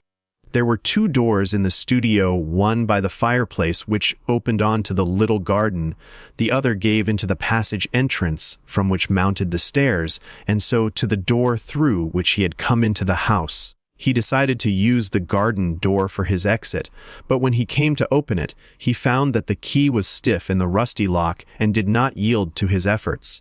There was no use in wasting time over that. It made no difference through which door he finally emerged, and he began piling up his heap of wood at that end of the room. The lamp was burning low, but the fire, which only so few minutes ago she had fed with a broken chair, shone brightly, and a flaming ember from it would serve to set light to his conflagration. There was a straw mat in front of it, which would make fine kindling, and with these 2 fires, one in the bedroom upstairs and the other here, there would be no mistake about the incineration of the house and all that it contained. His own crime, if crime it was, would perish too, and all evidence thereof, victim and whipcord, and the very walls of the house of sin and hate. It was a great deed and a fine adventure, and as the liquor he had drunk began to circulate more buoyantly through his veins, he gloried at the thought of the approaching consummation. He would slip out of the sordid tragedy of his past life, as from a discarded garment that he threw into the bonfire he would soon kindle. Was ready now for the soaking of the fuel he had piled with the paraffin, and he went out to the shed in the yard where the barrel stood. A big tin ewer stood beside it, which he filled and carried indoors. That would be sufficient for the soaking of the pile upstairs. And fetching the smoky and flickering lamp from the studio, he went up again, still, and like a careful gardener watering some bed of choice blossoms, he sprinkled and poured till his ewer was empty. He gave but one glance to the bed behind him, where the huddled thing lay so quietly, and as he turned, lamp in hand, to go down again, wrong the moment I stepped through a tide that came in through the window against which the gale beat, extinguished it. A little blue flame of burning vapor rose in the chimney, and went out, so, having no further use for it, he pitched it on to the pile of soaked material, as is still, As he left the room, he thought, he heard some small stir of movement behind him. But he told himself that it was but something slipping in the heap he had built there. Again he went out into the storm. The clouds that scudded overhead were thinner now, though the gale blew not less fiercely, and the blurred, watery moonlight was brighter. Once for a moment, as he approached the shed, he caught sight of the full orb, plunging madly among the streaming vapors. Then she was hidden again behind the rack. Close in front of him were the fir trees of the wood, where those sweet tresses had been held. I stepped inside, and once again the vision of hers as she had been broke into his mind, and the queer conviction that it was no withered and bloated hag who lay on the bed upstairs, but the fair, comely limbs and the golden head. It was even more vivid now, and he made haste to get back to the studio, where he would find the trusty medicine that had dispelled that vision before. Mouse. He would have to make 2 journeys, at least, with his tin ewer, before he transported enough oil to feed the larger pyre below, and so, to save time, he took the barrel off its stand and rolled it along the path and into the house. He paused at the foot of the stairs, listening to hear if anything stirred, but all was silent. Whatever had slipped up there was steady again. From outside only came the squeal and bellow of the wind. The studio was brightly but fitfully lit by the flames on the hearth. At one moment a noonday blazed there, the next but the last smolder of some red sunset. It was easier to decant from the barrel into his ewer than carry the heavy keg and sprinkle from it, and once again he filled and emptied it. One more application would be sufficient, and after that he could let what remained trickle out onto the floor. But by some awkward movement he managed to spill a splash of it down the front of his trousers. He must be sure, therefore, how quickly his brain responded with counsels of precautions, to have some accident with his lamp when he came in to his supper, which should account for this little misadventure. Or, probably, the wind through which he would presently be walking would dry it before he reached the village. So, for the last time, with matches ready in his hand, he mounted the stairs to set light to the fuel piled in the room above. His second dose of whiskey sang in his head, and he said to himself, smiling at the humor of the notion, "She always liked a fire in her bedroom, she shall have it now." That seemed a very comical idea, and it dwelt in his head as he struck the match which should light it for her. Then, still grinning, he gave one glance to the bed, and the smile died on his face, and the wild symbols of panic crashed in his brain. The bed was empty, no huddled shape lay there. Distraught with terror, he thrust the match into the soaked pile, and the flame flared up. Perhaps the body had rolled off the bed. It must, in any case, be here somewhere, and when once the room was alight there would be nothing more to fear. High rose the smoky flame, and banging the door, he leaped down the stairs to set light to the pile below and be gone from the house. Yet, whatever monstrous miracle his eye had assured him of, it could not be that she still lived and had left the place where she lay, for she had ceased to breathe when the noose was tight round her neck, and her fight for life and air had long been stilled. But if by some hideous witchcraft she was not dead, it would soon be over now with her in the stupefaction of the smoke and the scorching flames. Let be, the door was shut and she within. For him it remained to be finished with the business, and flee from the house of terror, lest he leave the sanity of his soul behind him. The red glare from the hearth in the studio lit his steps down the passage from the stairway, and already he could hear from above the dry crack and snap from the fire that prospered there. As he shuffled in, he held his hands to his head, as if pressing the brain back into its cool case, from which it seemed eager to fly out into the welter of storm and fire and hideous imagination. If he could only control himself for a few moments more, all would be done, and he would escape from this disordered, haunted place into the night and the gale, leaving behind him the blaze that would burn away all perilous stuff. Again the flames broke out in the embers on the hearth, bravely burning, and he took from the heart of the glare a fragment, on which the fire was bursting into yellow flowers. He heeded not the scorching of his hand, for it was but for a moment that he held it, and then plunged it into the pile that dripped with the oil he had poured on it. A tower of flame mounted, licking the rafters of the low ceiling, then died away as if suffocated by its own smoke, but crept onwards, nosing its way along till it reached the straw mat, which blazed fiercely. That blaze kindled the courage in him. Whatever trick his imagination had played on him just now, he had nothing to fear except his own terror, which now he mastered again, for nothing real could ever escape from the conflagration, and it was only the real that he feared. Spells and witchcrafts and superstitions, such as for the last 20 years had battened on him, were all enclosed in that tight, drawn noose. It was time to be gone, for all was safe now, and the room was growing to oven heat. But as he picked his way across the floor over which runnels of flames from the split barrel were beginning to spread this way and that, he heard from above the sound of a door unlatched and footsteps light and firm tapped on the stairs. For 1 second the sheer catalepsy of panic seized him, but he recovered his control, and with hands that groped through the thick smoke, he found the door. At that moment the fire shot up in a blaze of blinding flame, and there in the doorway stood Ellen. It was no withered body and bloated face that confronted him, but she with whom he had trusted in the wood, with the bloom of eternal youth upon her, and the smooth soft hand, on which was her wedding ring, pointed at him. It was in vain that he called on himself to rush forward out of that torrid and suffocating air. The front door was open, he had but to pass her and speed forth safe into the night. But no power from his will reached his limbs, his will screamed to him, "Go, go! Push by her, it is but a phantom which you fear." But muscle and sinew were in mutiny, and step by step he retreated before that pointing finger and the radiant shape that advanced on him.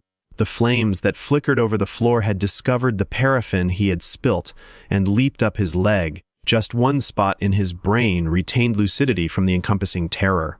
Somewhere behind that barrier of fire there was the second door into the garden. He had but cursorily attempted to unlock its rusty wards. Now, surely, the knowledge that there alone was escape would give strength to his hand. He leaped backwards through the flames, still with eyes fixed on her whoever advanced in time with his retreat, and turning, wrestled and strove with the key. Something snapped in his hand, and there still in the keyhole was the bare shaft. Holding his breath, for the heat scorched his throat, he groped towards where he knew was the window through which he had first seen her that night. The flames licked fiercely round it, but there, beneath his hand, was the hasp, and he threw it open. At that the wind poured in as through the nozzle of applied bellows, and death rose high and bright around him. Through the flames, as he sank to the floor, a face radiant with revenge smiled on him. Bal Macabre by Gustav Meyrink Lord. Hopeless had invited me to join the party at his table, and introduced me to the gentlemen. It was long after midnight, and I have forgotten most of the names. Dr. Zitterbane I had already met before. "You always sit by yourself."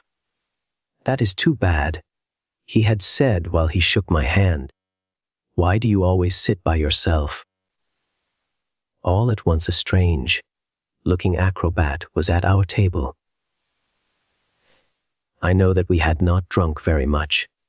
Nevertheless, we were under the spell of that delicate, barely noticeable intoxication, which makes some words seem to come from far off, a condition peculiar to those late hours when we are lulled by cigarette smoke, the laughter of women, and cheap music.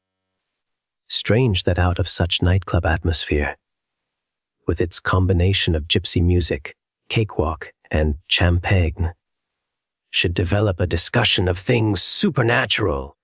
Lord Hopeless was telling a story of a society which was really supposed to exist of men and women, rather of corpses or apparent corpses, belonging to the best circles, who according to the testimony of the living had been dead a long time, even had grave markers and tombs with their names and the dates of their deaths, but who in reality lay somewhere in the city, inside an old-fashioned mansion, in a condition of uninterrupted catalepsy, insensate, but guarded against disintegration, neatly arranged in a series of drawers.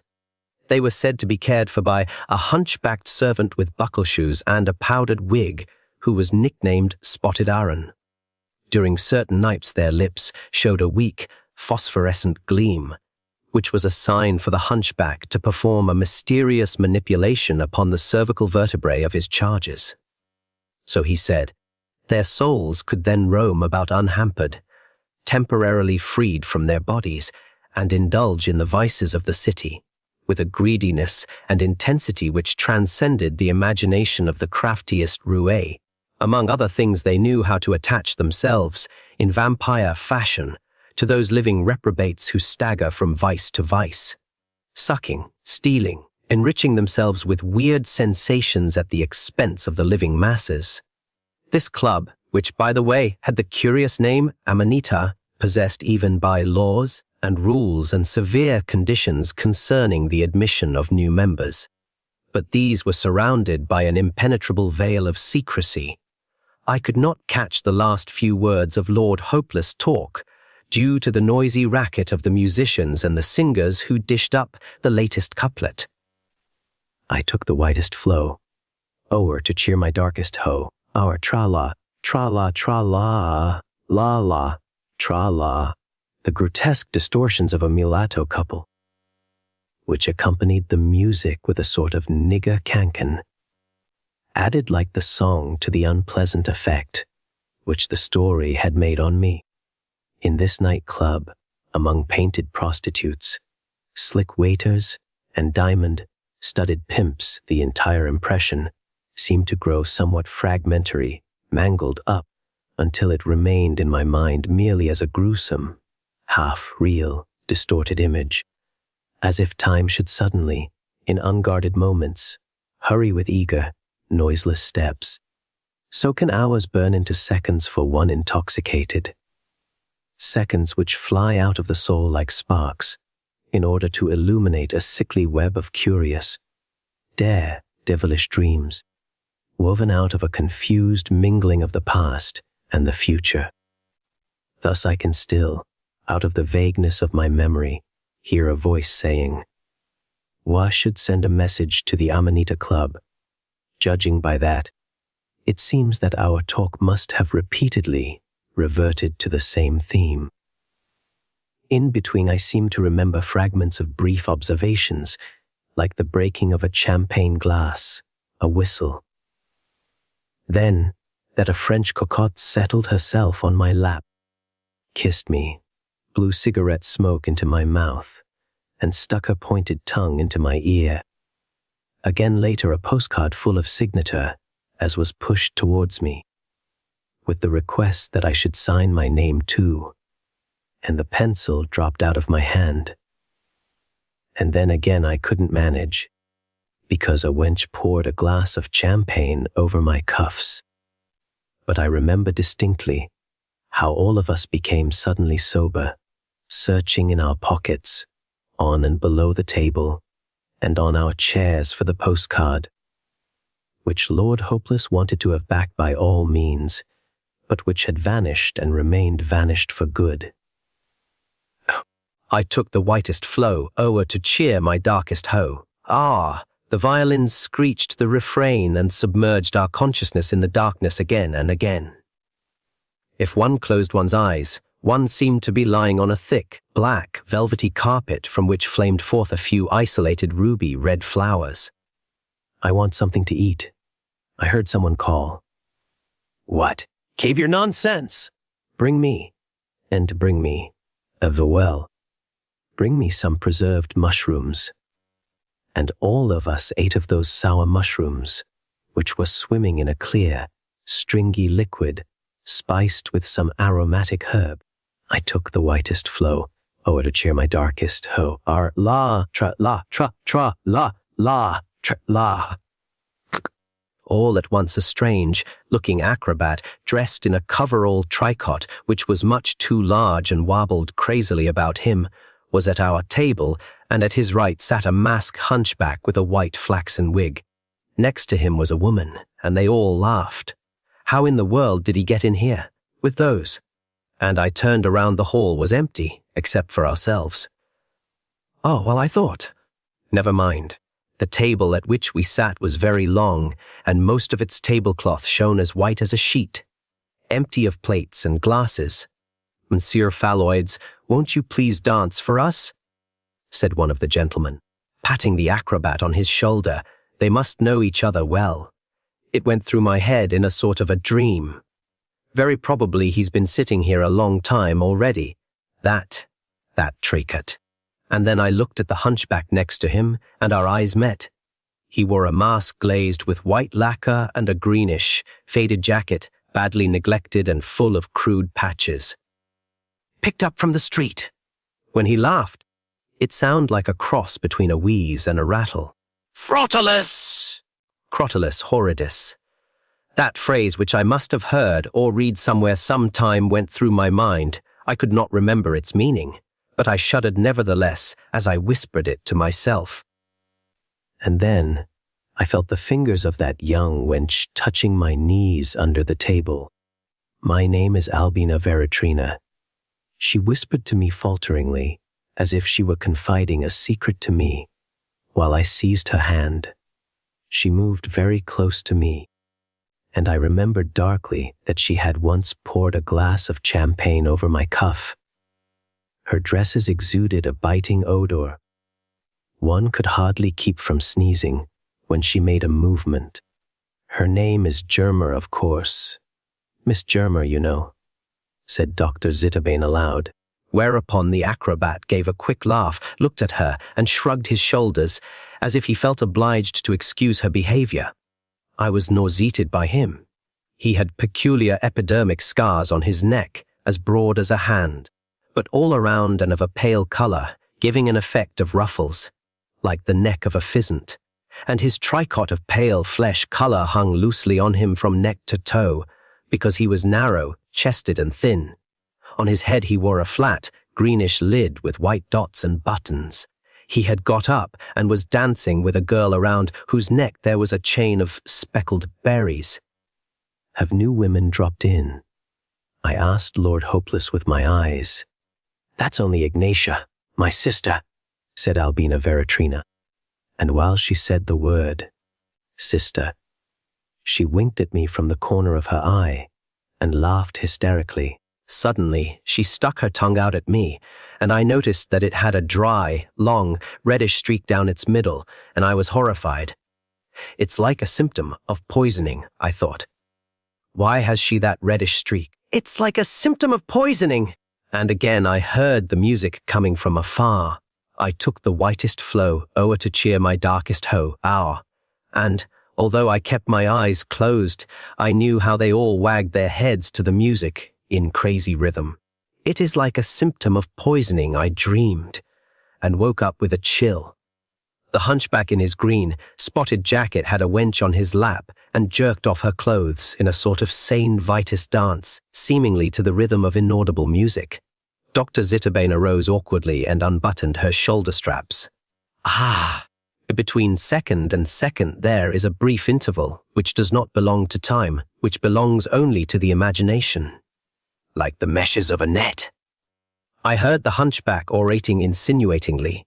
"These intervals are, you can add them together, and they will still not result in actual time, but we think them nevertheless. Once, twice, once again, and a fourth time. Then, and if we live only within these limits and forget the actual minutes and seconds, never to remember them, why, then we are dead, then we live only in death. You live, let us say, 50 years. Of that your schooling takes away 10 leaves 40, and sleep steals 20 leaves 20. And 10 are filled with cares remains 10. Of those you spend 9 years in fear of tomorrow, thus you may live 1 year. Perhaps, why wouldn't you rather die? Death is beautiful. There is rest, eternal rest, and no worry about tomorrow. There is the eternal silent present, which you do not know. There is no before and no afterwards. There lies the silent present, which you do not know. These are the hidden meshes twixt second and second in the net of time. Yeah, the words of the hunchback were still singing in my heart. I looked up and saw that the chemist of the winch had dropped to her waist, and she sat on his lap, naked. She had no breasts and no body, only a phosphorescent nebula from neck to hip. And he reached into that nebula with his fingers, and it sounded like the strings of a bass viol, and out of this spectral body came pieces of clinkers rattling to the floor. Such as death, I felt, like a mess of slag. Slowly, the center of that white tablecloth soared upward, like an immense bubble. A chill draft swept the room and blew away the nebula. Glittering harp strings appeared, reaching from the collarbone of the wench to her hips. A creature, half woman, half harp!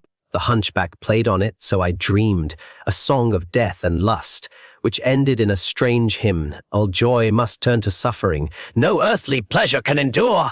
Who longs for joy, who chooses joy, will reap the sorrow which it brings. Who never yearns nor waits for joy, has never yearned for sorrow's end. And an inexplicable longing for death came over me, and I yearned to die. But in my heart, life gave battle, the instinct for self-preservation, and death and life were ominously arrayed against each other. That is catalepsy. My eyes stared motionless. The acrobat bent over me, and I noticed his wrinkled tricot, the greenish lid on his head, and his ruffled neck. Catalepsy. I wanted to stammer, but I could not open my mouth. As he walked from one to another and peered into their faces with a questioning leer, I knew that we were paralyzed, as he was like a toadstool. We have eaten toadstools, stewed with veratrum album, the herb which is also called white germa. But that is only a spook of the night, a chimera! I wanted to shout it out loud, but could not. I wanted to turn my head, but could not. The hunchback with the white, varnished mask got up noiselessly, and the others followed him and arranged themselves in couples just as noiselessly. The acrobat with the French trumpet, the hunchback with the human harp, Ignatia with Albina Veratrina. Thus they moved right through the wall in the twitching dance step of a cakewalk. Only once did Albina Veratrina turn her face towards me, accompanying the look with an obscene gesture. I wanted to turn my eyes sideways or close my lids, but I could not. Constantly I had to stare at the wall, clock, and at its hands which crawled around its face like thieving fingers. And in my ears still sounded that haunting couplet. I took the whitest flow, o'er to cheer my darkest hoe. Ah, tra-la, tra-la, tra-la, tra-la, and like a basso ostinato it came from the depths. All joy must turn to suffering. Who never yearns nor waits for joy, has never yearned for sorrow's end. 2. I recovered from this poisoning after a long, long time, but the others are all buried. It was too late to save them, so I was told, when help arrived. But I suspect that they were not really dead when they were buried. Even though the doctor tells me that catalepsy cannot result from eating toadstools, and that the symptoms would have had to be different, I suspect that they were not dead, and with a shudder I have to think of the Amanita Club, and of its weird hunchback guardian, Spotted Aaron, with his white mask. Dark Digiamem by Bernard Capes. I'd not go higher, sir, said my landlady's father. I made out his warning through the shrill piping of the wind, and stopped and took in the plunging seascape from where I stood. The boom of the waves came up from a vast distance beneath. Sky and the horizon of running water seemed hurrying upon us over the lip of the rearing cliff. It crumbles, he cried. It crumbles near the edge like as frosted mortar. I've seen a noble sheep, sir, 80 pound of mutton, browsing here one moment, and seen it go down the next in a puff of white dust. Hark to that! Do you hear it? Through the tumult of the wind in that high place came a liquid vibrant sound, like the muffled stroke of iron on an anvil. I thought it the gobble of water in clanging caves deep down below. It might be a bell, I said. The old man chuckled joyously. He was my cicerone for the nonce, had come out of his chair by the ingle, nook to taste a little the salt of life. The north-easter flashed in the white cataracts of his eyes, and woke a feeble activity in his scrannel limbs. When the wind blew loud, his daughter had told me, he was always restless, like an imprisoned sea gull. He would be up and out. He would rise and flap his old draggled pinions, as if the great air fanned an expiring spark into flame. "It is a bell," he cried, "the bell of old St. Dunstan's, that was swallowed by the waters in the dark times." "Aye," I said, "that is the legend hereabouts." "No legend, sir, no legend. Where be the tombstones of drowned mariners to prove it such? Not 1 to 40 that they has in other sea, board parishes. For why? Dunstan bell sounds its warning, and not a craft will put out. There is the storm cone," I suggested. He did not hear me. He was punching with his staff at one of a number of little green mounds that lay about us. "I could tell you a story of these," he said. "Do you know where we stand? On the site of the old churchyard." "Ay, sir, though it still bore the name of the new yard in my first memory of it." "Is that so? And what is the story?" He dwelt a minute, dense with introspection. Suddenly he sat himself down upon a mossy bulge in the turf, and waved me imperiously to a place beside him. "The old order changeth," he said.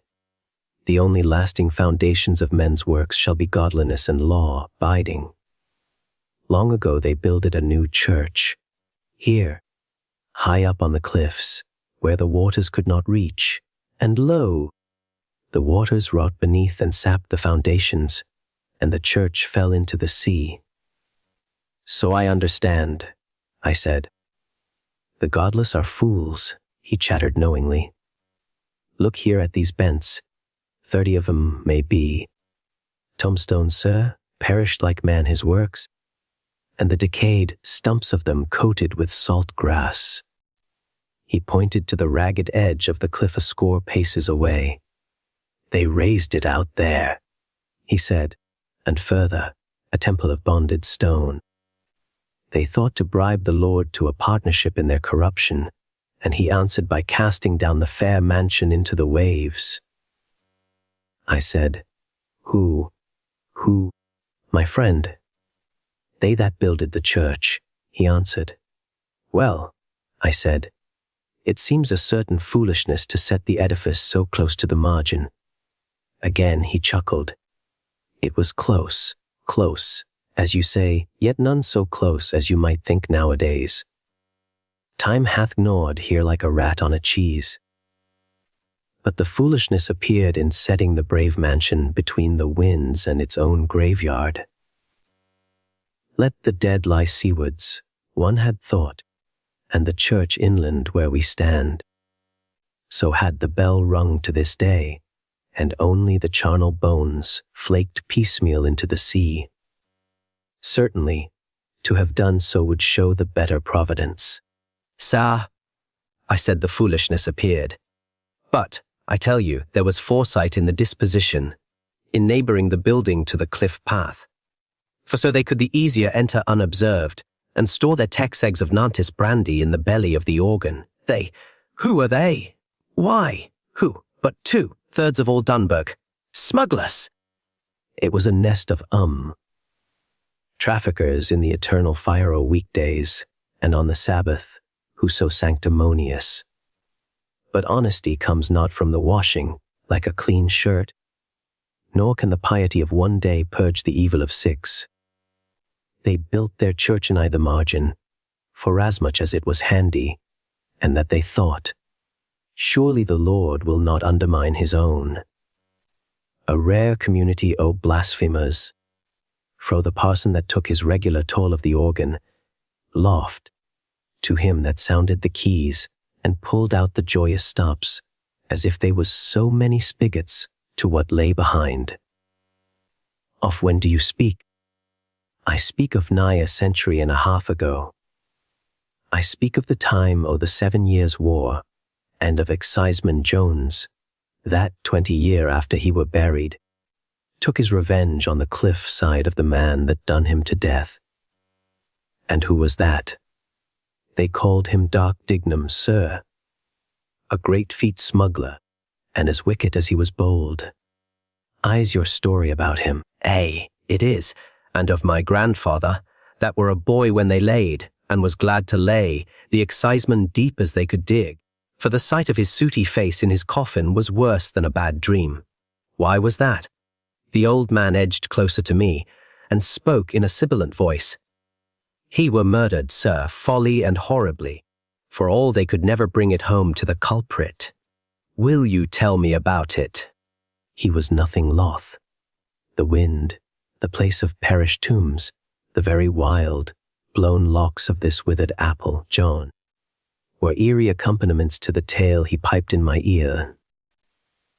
When my grandfather were a boy, he said, there lighted in Dunbar Exciseman Jones. Poor Ops the village had gained an ill reputation. Poor Ops Exciseman Jones's predecessor had failed to secure the confidence o' the executive. At any rate, the new man was little to the fancy of the village. He was a grim, looking, brass, bound galoot, and incorruptible, which was the worst. The keg o' brandy left on his doorstep New Year's Eve had been better unspiled and run into the gutter. For it led him somehow to the identification of the innocent that done it, and he had him by the heels in a twinkling.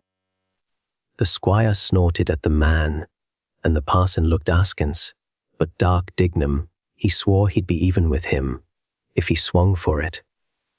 They was hurt and surprised.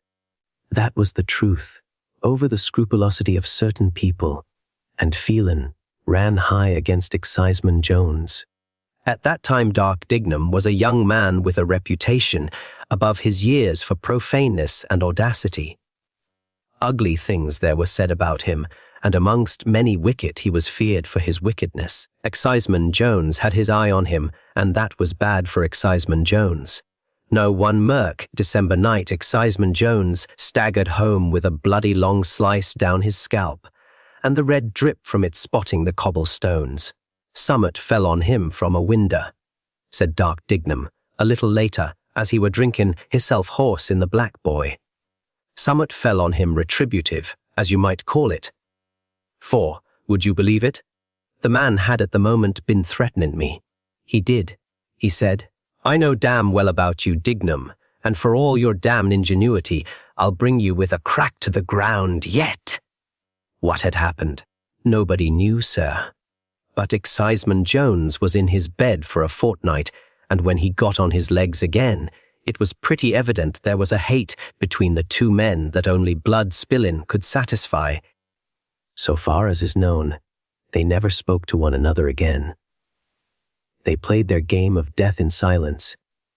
The lawful, cold and unfathomable, the unlawful, swaggerin' and cruel, and 20 years separated the first move and the last. This were the first, sir, as Dark Dignam leaked it out long after in his cups. This were the first, and it brought Exciseman Jones to his grave on the cliff here. It were a deep, soft summer night, and the young smuggler sat by hisself in the long room of the Black Boy. Now, I tell you he were a fox, ship and trigger, grand. I should call him, in the aloneness of his villainy. He would play his dark games out of his own hand, and sure, of all his wickedness, this game must have seemed the sum. I say he sat by hisself, and I hear the listening ghost of him call me a liar. For there were another body present, though invisible to mortal eye, and that second party were Exciseman Jones, who was hidden up the chimney. How had he inveigled him there? Ah, they've met and worried that point out since. No other will ever know the truth this side the grave, but reports come to be whispered, and reports said as how Dignam had made an appointment with a bodiless master of a smack as never floated, to meet him in the Black Boy and arrange for to run a cargo as would never be shipped, and that somehow he managed to acquaint Exciseman Jones this dissembling appointment, and to secure his presence in Hyden to witness it.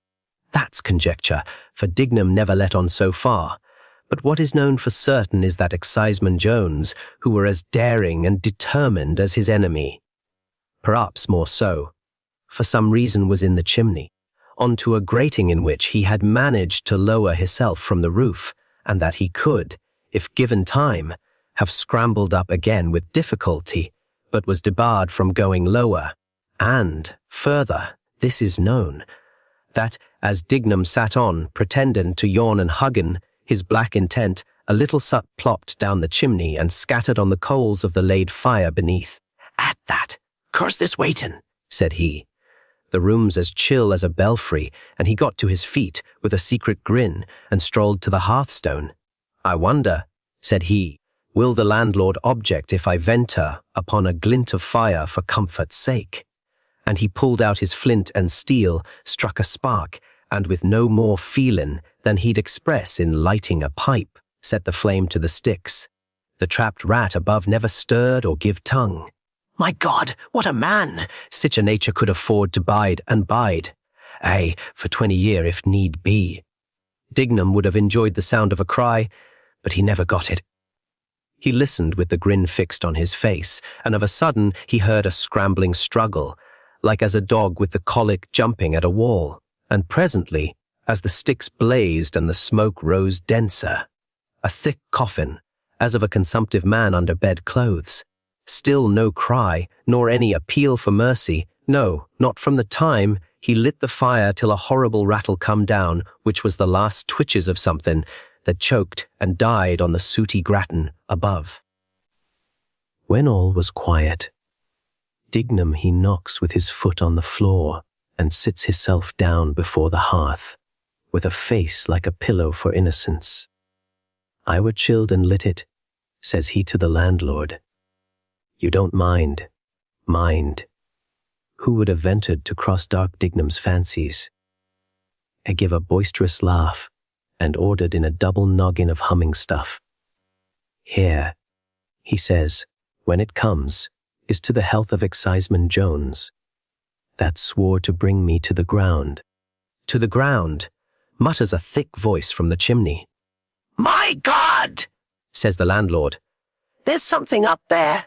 Something there was, and terrible to look upon when they brought it to light. The creature's struggles had ground the soot into its face, and its nails were black below the quick. Were those words the last of its death throe, or an echo from beyond? We may question, but they were heard by 2 men. Dignam went free. What could they prove aging him? Not that he knew there was aught in the chimney when he lit the fire. The other would scarcely have acquaint him of his plans. And Exciseman Jones was hurried into his grave alongside the church up here. And therein he lay for 20 year, despite that, not a 12-month after his coming, the sacrilegious house itself sunk roaring into the waters, for the Lord would have none of it, and, biding his time, struck through a fortnight of deluge, and hurled church and cliff into ruin. But the yard remained, and, nighest the seaward edge of it, Exciseman Jones slept in his fearful winding sheet and bided his time. It came when my grandfather were a young man of 30, and mighty close and confidential with dark Dignam. God forgive him! Doubtless he were led away by the older smuggler. That had a grace of villainy about him, 'tis said, and used Lord Chesterfield's printed letters for wadding to his bullets. But then he was a ramping, roaring devil, but, for all his bold hands were stained with crime, the memory of Exciseman Jones and of his promise dwelled with him and darkened him ever more and more, and never left him. So those that knew him said, "Know all these years the cliff edge age in the graveyard, where it was broke off, was scabbing into the sea below. But still they used this way of ascent for their ungodly traffic. And over the ruin of the cliff they had drove a new path for to carry up their kegs. It was a cloudy night in March, with scud and a fitful moon, and there was a sloop in the offing, and under the shore a loaded boat that had just pulled in with muffled rowlocks. Out of this dark Dignam was the first to sling himself a brace of rundlets, and my grandfather followed with 2 more. They made softly for the cliff path, began the ascent, was halfway up. Whiz! A stone of chalk went by them with a skirl and slapped into the rubble below. Some more of St. Dunstan's gravel, cried Dignam, panting out a reckless laugh under his load, and on they went again. Whish! A bigger lump came like a thunderbolt, and the wind of it took the bloody smuggler's hat and sent it swooping into the darkness like a bird. Thunder, said Dignam, the cliff's breaking away. The words was hardly out of his mouth when there flew such a volley of chalk stones as made my grandfather, though none had touched him, fall upon the path where he stood and begin to gabble out what he could call to mind of the prayers for the dying. He was in the midst of it when he heard a scream come from his companion as froze the very marrow in his bones. He looked up, thinking his hour had come. My God! What a sight he saw! The moon had shone out of a sudden, and the light of it struck down on Dignam's face, and that was the colour of dirty parchment, and he looked higher and give a sort of sob. For there, stickin' out of the cliff's side, was half the body of Exciseman Jones, with its arms stretched abroad, and it was clawing out lumps of chalk and hurling them down at Dignam. And even as he took this in through his terror, a great ball of white came hurtling, and went full on to the man's face with a splash, and he was spun down into the deep night below, a nameless thing. The old creature came to a stop, his eyes glinting with a febrile excitement. And so, I said, Exciseman Jones was true to his word. The tension of memory was giving, the spring slowly uncoiling itself. He said doubtfully. The cliff had flaked away by degrees to his very grave. They found his skeleton sticking out of the chalk. His skeleton, said I, with the emphasis of disappointment. The first, sir, the first. His was the first. There have been a many exposed since. The work of decay goes on, and the bones they fall into the sea. Sometimes, sailing offshore, you may see a shank or an arm protruding, like a pigeon's leg from a pie. But the wind or the weather takes it and it goes. There's more to follow yet. Look at him! Look at these bents! Everyone a grave, with a skillington in it. The wear and tear from the edge will reach each one in turn, and then the last of the ungodly will have ceased from the earth. And what became of your grandfather? My grandfather. There was something happened made him renounce the devil. He died one of the elect. His youth were heedless and unregenerate, but 'tis said, after he were turned 30, he never smiled agin. There was a reason. Did I ever tell you the story of Dark Dignam and Exciseman Jones? The Sex Manchester, England. 2019 years the building only had 2 floors. That was the first thing Emma should have remembered. She moved into number 14, Calder Street, on a wet Saturday in October. It wasn't much of a flat. 1 bedroom, small kitchen, bathroom with a shower that took 5 minutes to become warm, and another 10 minutes to decide whether it wanted to remain that way. But it was cheap, and after separating from Mark, cheap mattered. The building itself was Victorian, 4 flats downstairs, 4 upstairs, and above the 2nd floor, an attic. Nothing more. Emma knew that because the letting agent had shown her the floor plan. So when she heard footsteps above her bedroom, on her first night, she assumed they were coming from the attic. 3 slow steps. Pause. 3 more. Pause. Emma lay awake, listening. Step, step.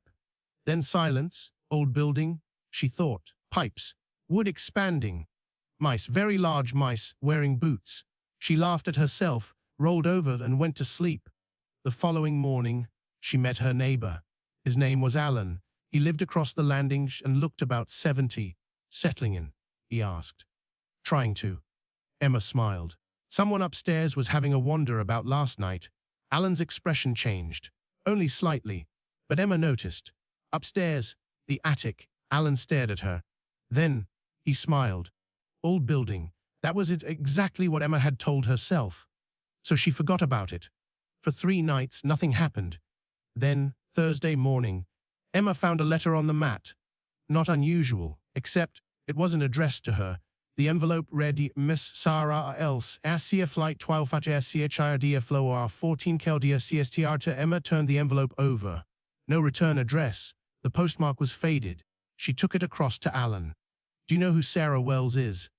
Alan looked at the envelope. The color left his face. Where did you get that? Through my door. Throw it away. Emma laughed. I'm not opening somebody else's post. I didn't say don't open it. Alan looked towards the stairs. I said throw it away. Then, he closed his door. That evening, Emma searched online. Nothing. No Sarah Wells, no 3rd floor. The building had 8 flats. Always had. At least according to the records she found. At 11:30, Emma went to bed. At 2:17, the footsteps returned. Step, step, step, pause, step, step, step. Emma opened her eyes. This time, something was different. The footsteps weren't above her, they were on the stairs, coming down, step, step. Emma sat upright. The sound reached the landing, then stopped outside her flat. Silence. Emma waited.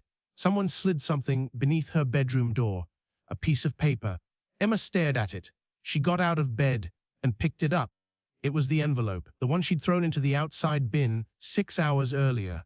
Except now it was open. Inside was a single sheet of paper. 3 words, Idabo ang Fiakayan A7. Emma didn't sleep. The next morning, she confronted Alan. He let her inside. His flat smelled of cigarettes and furniture polish. Emma placed the letter on his table. Tell me. Alan stared at it for a long time. Then he sat down. Sarah Wells lived here. When? Before you were born. Emma waited. 1978. Alan rubbed his hands together. I was 17. My parents lived downstairs. There were 8 flats then, same as now. Emma frowned. Then why does this say 3rd floor? Alan looked at her. Because Sarah said she lived there. Emma stared. That's ridiculous. I know, Alan continued. She appeared one winter. Nobody knew where she'd come from. Young woman, early 20s. People saw her entering the building, walking upstairs. But nobody ever saw her come back down. Emma sat opposite him.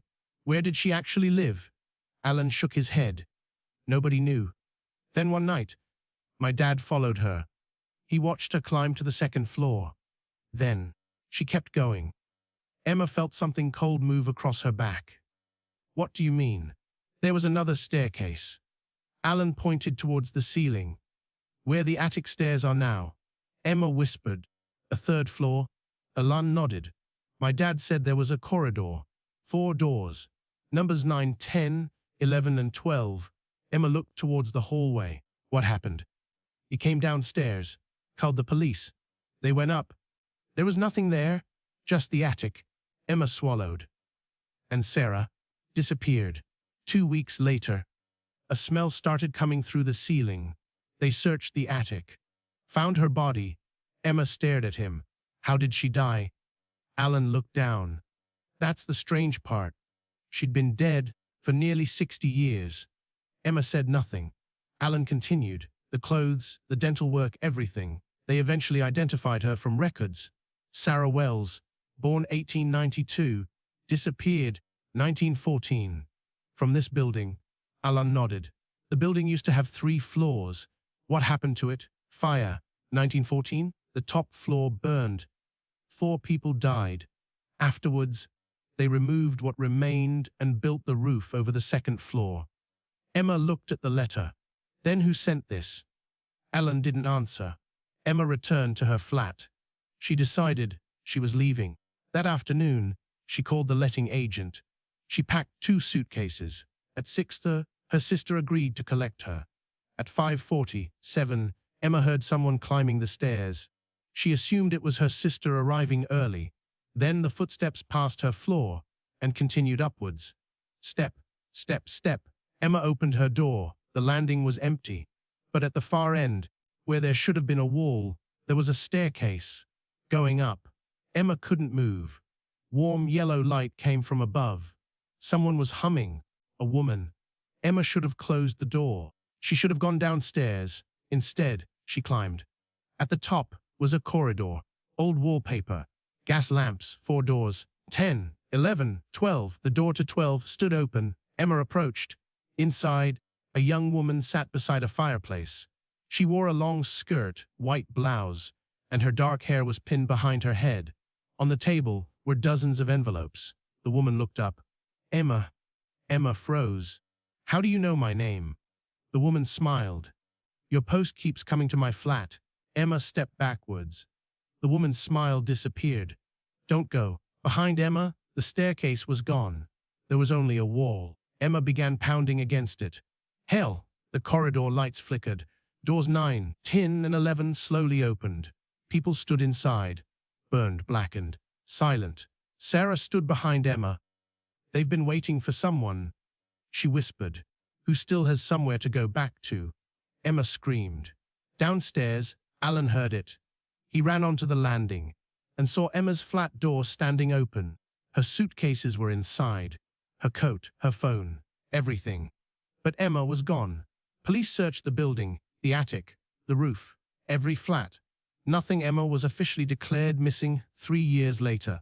Alan moved away soon afterwards. The building was renovated in 2024. During the work, builders removed part of the attic floor. Underneath, they discovered something impossible. A staircase. It descended. Instead of going up, at the bottom was a section of burned corridors sealed between the walls. 4 doors. 9, 10, 11, 12. Inside number 12, they found 5 bodies. 4 were over a century old. The 5th was Emma. Except, according to the pathologist, Emma had been dead for 97 years, and inside her coat pocket, they found an unopened letter, addressed to IT next Tinanti Flighty Twive Sheikh ID Fefalo or RT 14 Keldar Stiaries, and nobody opened it. The building was demolished, but sometimes people walking along Calder Street late at night notice something strange. Between numbers 12 and 16, there is occasionally another building, a narrow Victorian building 3 stories high, and in the highest window, a young woman stands watching the street, waiting for someone to bring her post. She didn't last very long, said Mrs. Renner's resentful voice.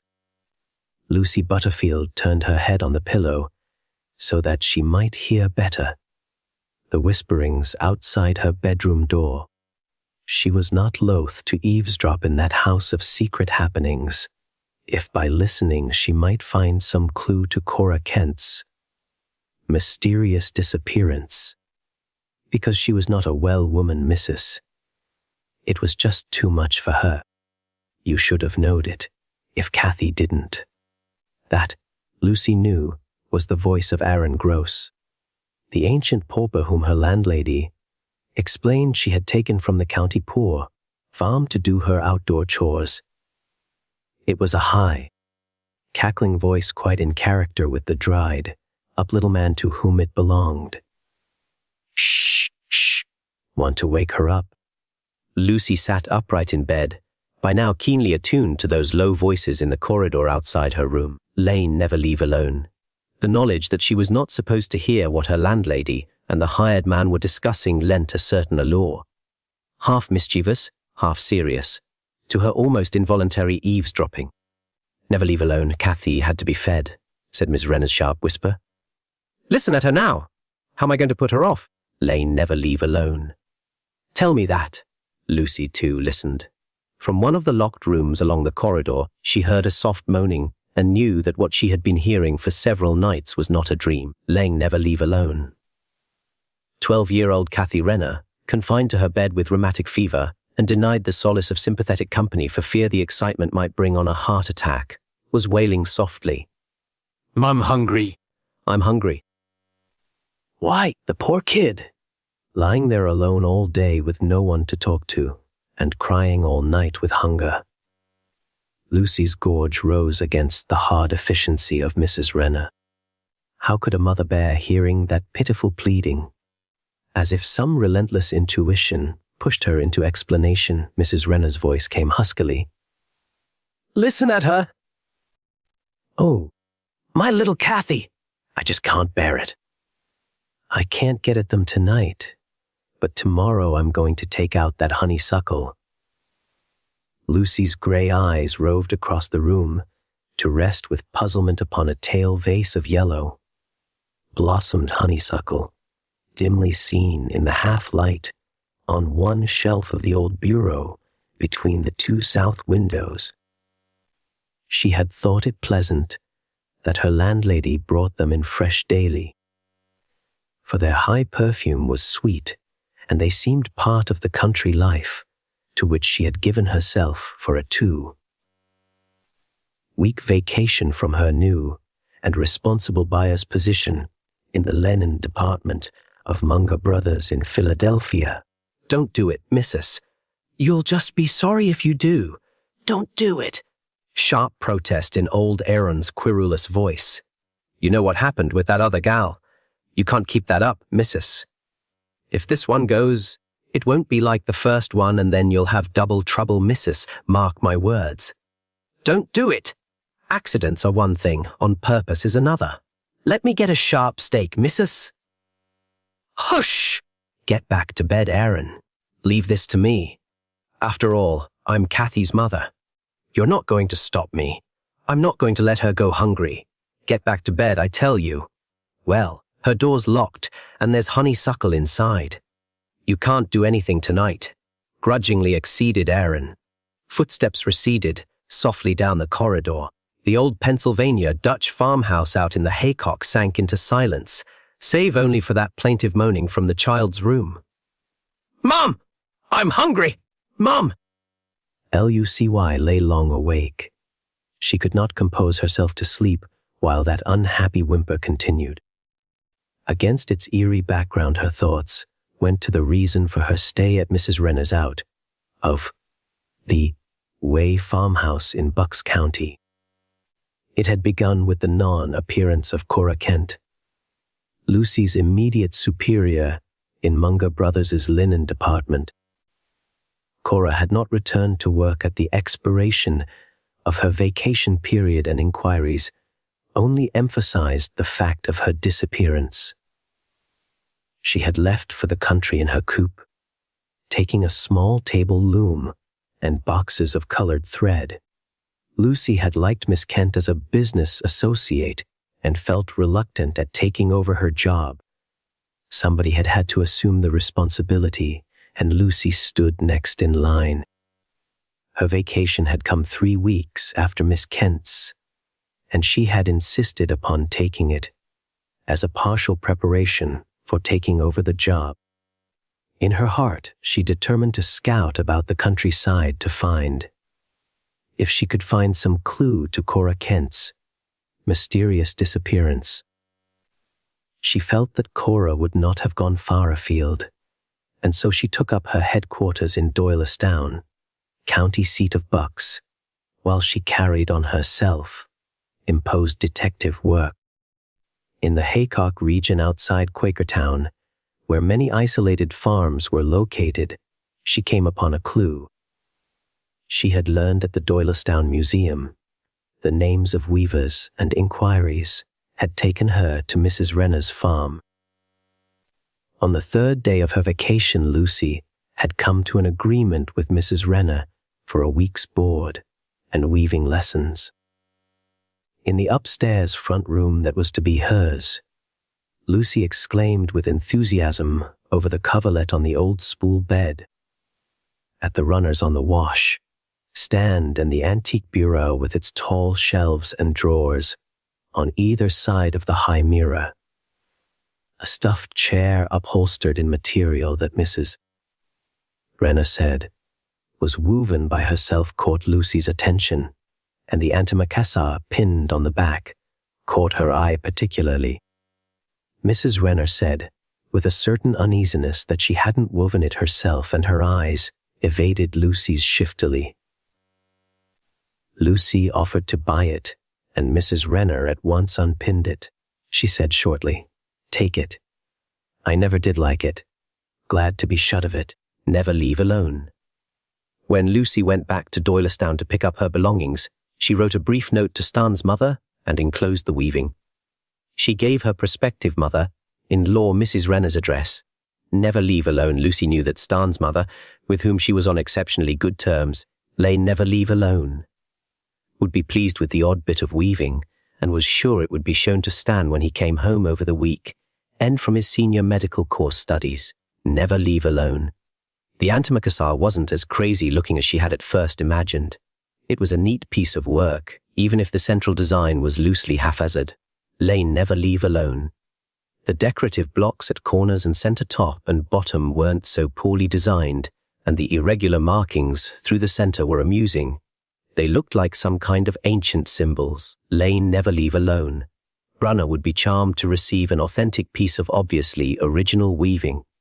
Lucy promised herself to find out about the weaver once she had gained her landlady's confidence. She had asked Mrs. Renner outright if ever a Miss Cora Kent had been at the Renner place, and her landlady had eyed her strangely and denied ever having heard the name even. On Friday morning, her second day on the Renner farm, Aaron Gross brought Lucy a package from the Doylestown laundry, where she had left lingerie. He acted so suspicious and fearful that she was puzzled. When she stripped the covering from the package, he took it and crumpled it, as if he were afraid someone would know she had given her address freely before going to the farm. Lucy counted the small pieces. There were 11 instead of 10. There was an extra handkerchief, and it was initialed. It was then that Lucy received the first impact of ominous intuition. The handkerchief carried the initials C.K. Cora Kent must have lived somewhere in the vicinity. There was a penciled note from the laundry. The handkerchief had been mistakenly delivered to another customer and was now being returned apologetically to its owner's address. Cora Kent had been to the Renner farm. Mrs. Renner had lied deliberately when she said she had never heard the name. Lucy looked up at the sound of a rustling, starched skirt to find Mrs. Renner staring down at Cora's handkerchief, sallow brow furrowed, lips a straight line, black eyes narrowed. Mrs. Renner said nothing. She only stared. Then she turned suddenly on her heel and marched into the house. Lucy was disturbed without actually knowing why, yet Mrs. Renner's deliberate lie was in itself a puzzle. THIS was only one of the small things that began to trouble her, like the locked door that confined Kathy Renner. Mrs. Renner had said definitely that she didn't want people barging in on Kathy, perhaps getting her all excited, what with the danger of heart trouble on account of the rheumatic fever. Kathy, it would appear, slept all day, for Lucy was asked to be very quiet about the house in daytime. At night noise didn't disturb the little sick girl, because then she would be awake anyway. Lucy sat up in bed now and listened to the child's whining complaint. Why didn't Kathy's mother give the poor child something to eat? Surely starvation was not included in a regimen for rheumatic fever. There was the faint sound of a door opening, and the wails subsided. Lucy lay down then and slipped comfortably off to sleep, feeling that Kathy's needs had been met. Mrs. Renner's enigmatic remarks and Aaron's peevish disapproval of his employer's behavior on some former occasion dimmed as sleep stilled Lucy's active mind. It was not until afternoon of the following day that Lucy, entering her room to get her scissors so that she might use them when weaving, noticed with sudden sharp recollection of her landlady's whispered words of the previous night that the vase of honeysuckle was conspicuous by its absence. She asked herself vainly what connection had honeysuckle to do with Kathy's wailing cry of hunger? Or, for that matter, with herself? Never leave alone. With the vague idea of blocking Mrs. Renner's contemplated design hinted to Aaron Friday night, Lucy managed to pluck several sprays of lilac and honeysuckle from her open window. Never leave alone. Smartly avoiding carrying them through the house, she put them into the heavy stoneware mug that stood on the washstand. To remove these flowers, Mrs. Never leave alone. Renner must come out into the open and explain her reason for taking them away, thought Lucy mischievously. In the big downstairs living room, where Mrs. Renner's enormous lofty loom occupied space, never leave alone. The landlady had cleared a table, and upon it stood a small loom about 15 inches wide. Lucy examined this with interest, for she recognized it at once as a model carried in the store where she worked. Lane never leave alone. She said nothing of this, but eyed Mrs. Renner surreptitiously when that lady explained that it was an old machine given her years ago by a former student who had no need for it. The leave alone, there was a white warp threaded in twill for a plain weave, Mrs. Renner explained. What kind of weaving can you do on twill? Lucy queried, thinking of the antimacassar she had sent to Stan's mother. The piece with the queer little hand inlaid figures woven into it. All manner of things, Mrs. Renner said. On a twill, you can do almost anything, miss. Mostly handwork. She manipulated the levers in illustration as she talked. You'd better stick to plain weaving at first. Handwork isn't so easy and takes a heap more time.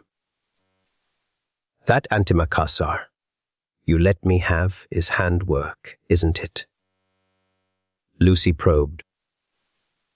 Mrs. Renner flung her an oddly veiled look. Tomorrow you can weave a white cotton towel with colored borders, she said abruptly. No use starting tonight. Hard to work with kerosene lamps. Lucy opened that she could hardly wait. It seemed incredible that she was actually to manufacture the fabric of a towel with her own hands, and within the brief limits of a day. She went up to her room fairly early, and as she had done from the first, locked her door, a habit acquired from living in city boarding houses. From deep sleep, she stirred once into half, waking at the sound of a cautious turning of the doorknob and retreating foot, steps and the moaning plaint of the little sick girls. Mom, I'm hungry. Which seemed so close that for a moment, she could have believed the child to be standing closely without her locked door. She thought she heard the child say, Mom, I can't get in. I can't get in. Mrs. Renner was obviously feeling far from well the following morning. Her eyes were ringed by dark circles, and she wore a loosely knotted kerchief about her neck, although the sweltering heat would have seemed sufficient to have made her discard rather than wear any superfluous article of clothing. When Lucy was seated at the loom, she showed her how to change the sheds and throw the shuttle for a plain weave, then left her working there while she went upstairs to tidy her guest's room. When she came down a few moments later, she walked up to Lucy, her face dark and grim, her lips a hard, uncompromising line. Did you put those flowers up in your room? She demanded. Lucy stopped weaving and turned her face to Mrs. Renner in feigned surprise, but her intuition told her that there was more to the inquiry than was apparent on the surface. I love flowers so much, she murmured, deprecatorily. Not in a room at night, snapped Mrs. Renner. They're unhealthy at night. That's why I took out the others. I don't want flowers in my bedrooms at night.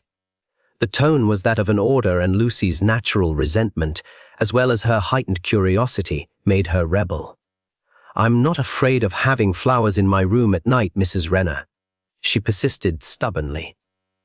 Well, I won't have it, said her landlady with determined voice and air. Lucy raised her eyebrows.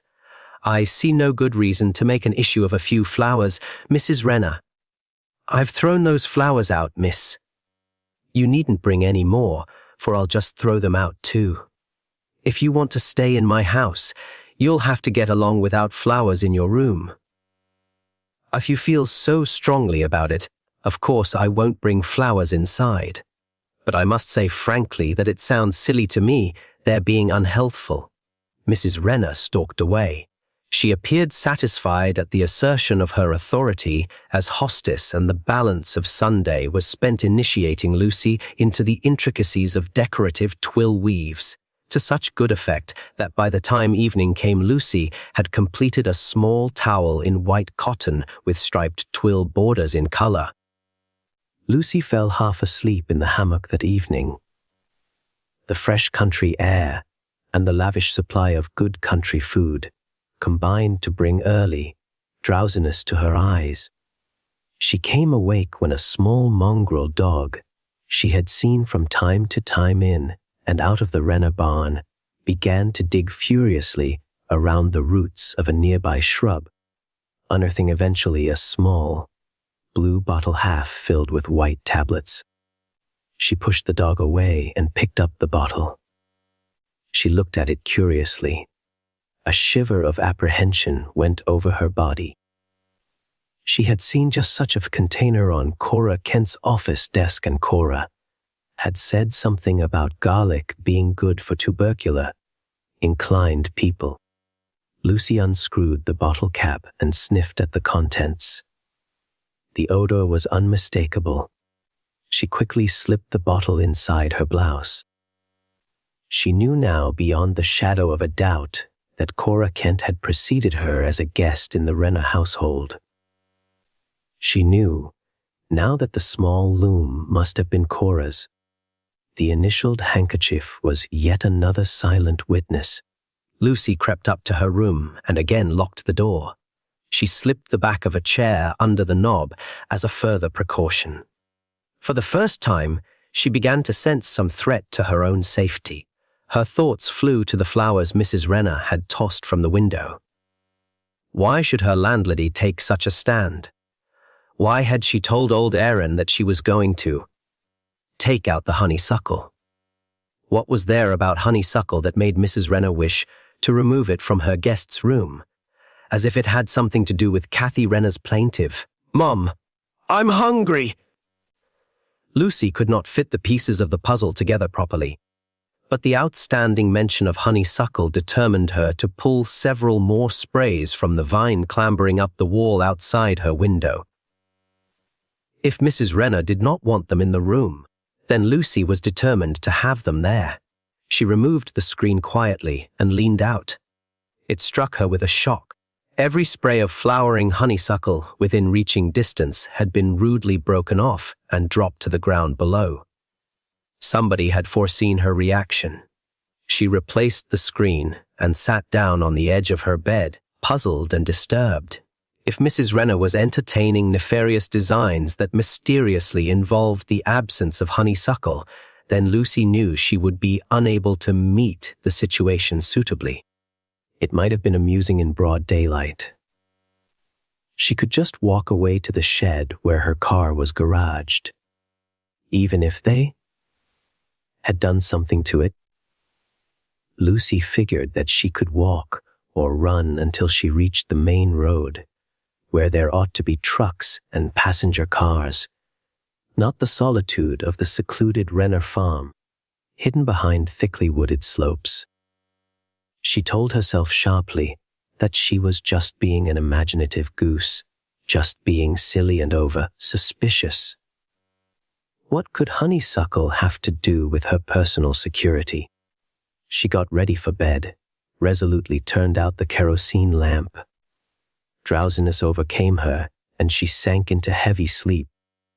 Alone, she did not hear Mrs. Renner's sibilant whisper. "Shh! Shh! Kathy! You can come now, Kathy. She's sound asleep. Mother took out the honeysuckle. You can get in now. Never leave alone." "Shush!" She did not hear old Aaron's querulous pressed, "You can't do this, missus. Let me get the steak, missus. It'd be better that way, missus." Bonk. To Lucy, soundly sleeping within her locked room, no sound penetrated. Her dreams were strangely vivid, and when she finally wakened Monday morning, she lay languidly recalling that final dream wherein a white-clad child had approached her bed timidly, had crept in beside her until her arms had embraced the small, shy intruder. The child had put small warm lips against her throat in what Lucy felt was a kiss, but a kiss such as she had never in her life experienced. It stung cruelly, but when she yielded to the child's caress, a complete relaxation of mind and muscle fell upon her, and it was as if all of herself were being drawn up to meet those childish lips that clung close to her neck. It was a disturbing dream, and even the memory of it held something of mingled antipathy and allure. Lucy knew it was time to rise, and she sat up, feeling tired, almost weak, and somehow disinclined to make the slightest physical effort. It was as if something had gone out of her, she thought exhaustedly. She lifted one hand involuntarily to her neck. Her fingers sensed a small roughness, like 2 pin-pricks, where the dream child had kissed her so strangely, so poignantly. Lucy got out of bed then and went to the mirror. Clear on her neck were those 2 marks, as if a great beetle had clipped the soft flesh with sharp mandibles. She cried out softly at the sight of those ruddy punctures. That there was something wrong, she was now convinced. That it also concerned herself, she felt certain. She was unable to analyze the precise nature of the wrongness, but knew that it held something inimical in the very atmosphere of the Renner farmhouse. An unreasoning terror mounted within her. Could she get to her car and escape? Escape? She stared at her neck in the mirrored reflection and fingered the red marks gingerly. Her thoughts could not be marshaled into coherence, and she found herself thinking of but one thing: flight. She could not have put into words just what it was from which she ought to flee, but that she must leave the Renner farmhouse at the earliest possible moment became a stronger conviction with every passing moment. In her mind, one ugly, incontrovertible fact stood out only too dearly: Cora Kent had visited the Renner farm and had not been seen since. Lucy dressed hastily and managed to slip out of the house without encountering her landlady. She found her car under the shed at the rear of the barn, where she had left it. It looked all right, but when she got closer, she saw to her dismay that it had 2 flats. She had, as was usual, but 1 spare tire. She did not know how to take off or put on even that 1 spare tire, let alone manage to repair the 2nd flat. She would be unable to drive away from the Renner farm in her car. She stood staring in dismay at the useless vehicle. Aaron Gross's whining voice came softly to her ear. She whirled to confront him accusingly. "What happened to my car?" "Who? You can't be using it right away, miss, with them 2 tires flat," Aaron volunteered whiningly. "Want I should take them down to a service station for you?" she cried with relief. "That would be splendid, Aaron. But I don't know how to get them off." "Neither do I, miss. I dunno nothing about machines." Impatience and apprehension mingled in the girl's voice. She threw open the luggage compartment and began to pull out the tools. "I think I can jack up the car, Aaron. I've never done it before, but I do want the car so that I can get to town." "Shopping," she added quickly, trying to smile carelessly. Aaron made no comment. He stood at the end of the shed, watching her as she managed to get the jack under the rear axle and began to pump the car off the ground. "I'll need a box to hold this up when I put the jack under that other tire," she suggested. Aaron shuffled away. Lucy managed to pry off the hubcap, but with all her feverish attempts at the nuts and bolts, she could stir nothing. She stopped in despair, waiting for Aaron to return with the box. She thought she might get him to have a mechanic come up from town. Panting and disheveled, she walked out of the shed to look for him. As she emerged, Mrs. Renner confronted her, grim-lipped, narrow-eyed.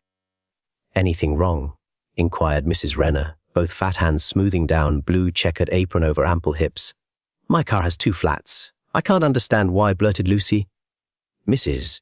Never leave alone. Renna's face remained impassive. She stated rather than asked. You don't need to go into town. Aaron can do your errands. Oh, but I do want to get to town, insisted Lucy with vehemence. Lane never leave alone. You don't need your car until you're leaving here, said Mrs. Renner coldly. She regarded Lucy with impassive face, then turned her back and walked toward the house without another word. Lucy called, never leave alone. Mrs. Renner, I'd like to have Aaron take these 2 wheels into town to be repaired, but I can't get them off. Mrs. Never leave alone. Renner continued on her way and disappeared into the house without turning or giving the least sign that she had heard a word. From the interior of the barn, Aaron's querulous voice issued cautiously. Miss. Want I should ask the mechanic to come out here? Oh, Aaron, that would be wonderful. I'd be glad to pay him. And you well. Tell him I just can't get those tires off by myself. Tet would do it, she told herself.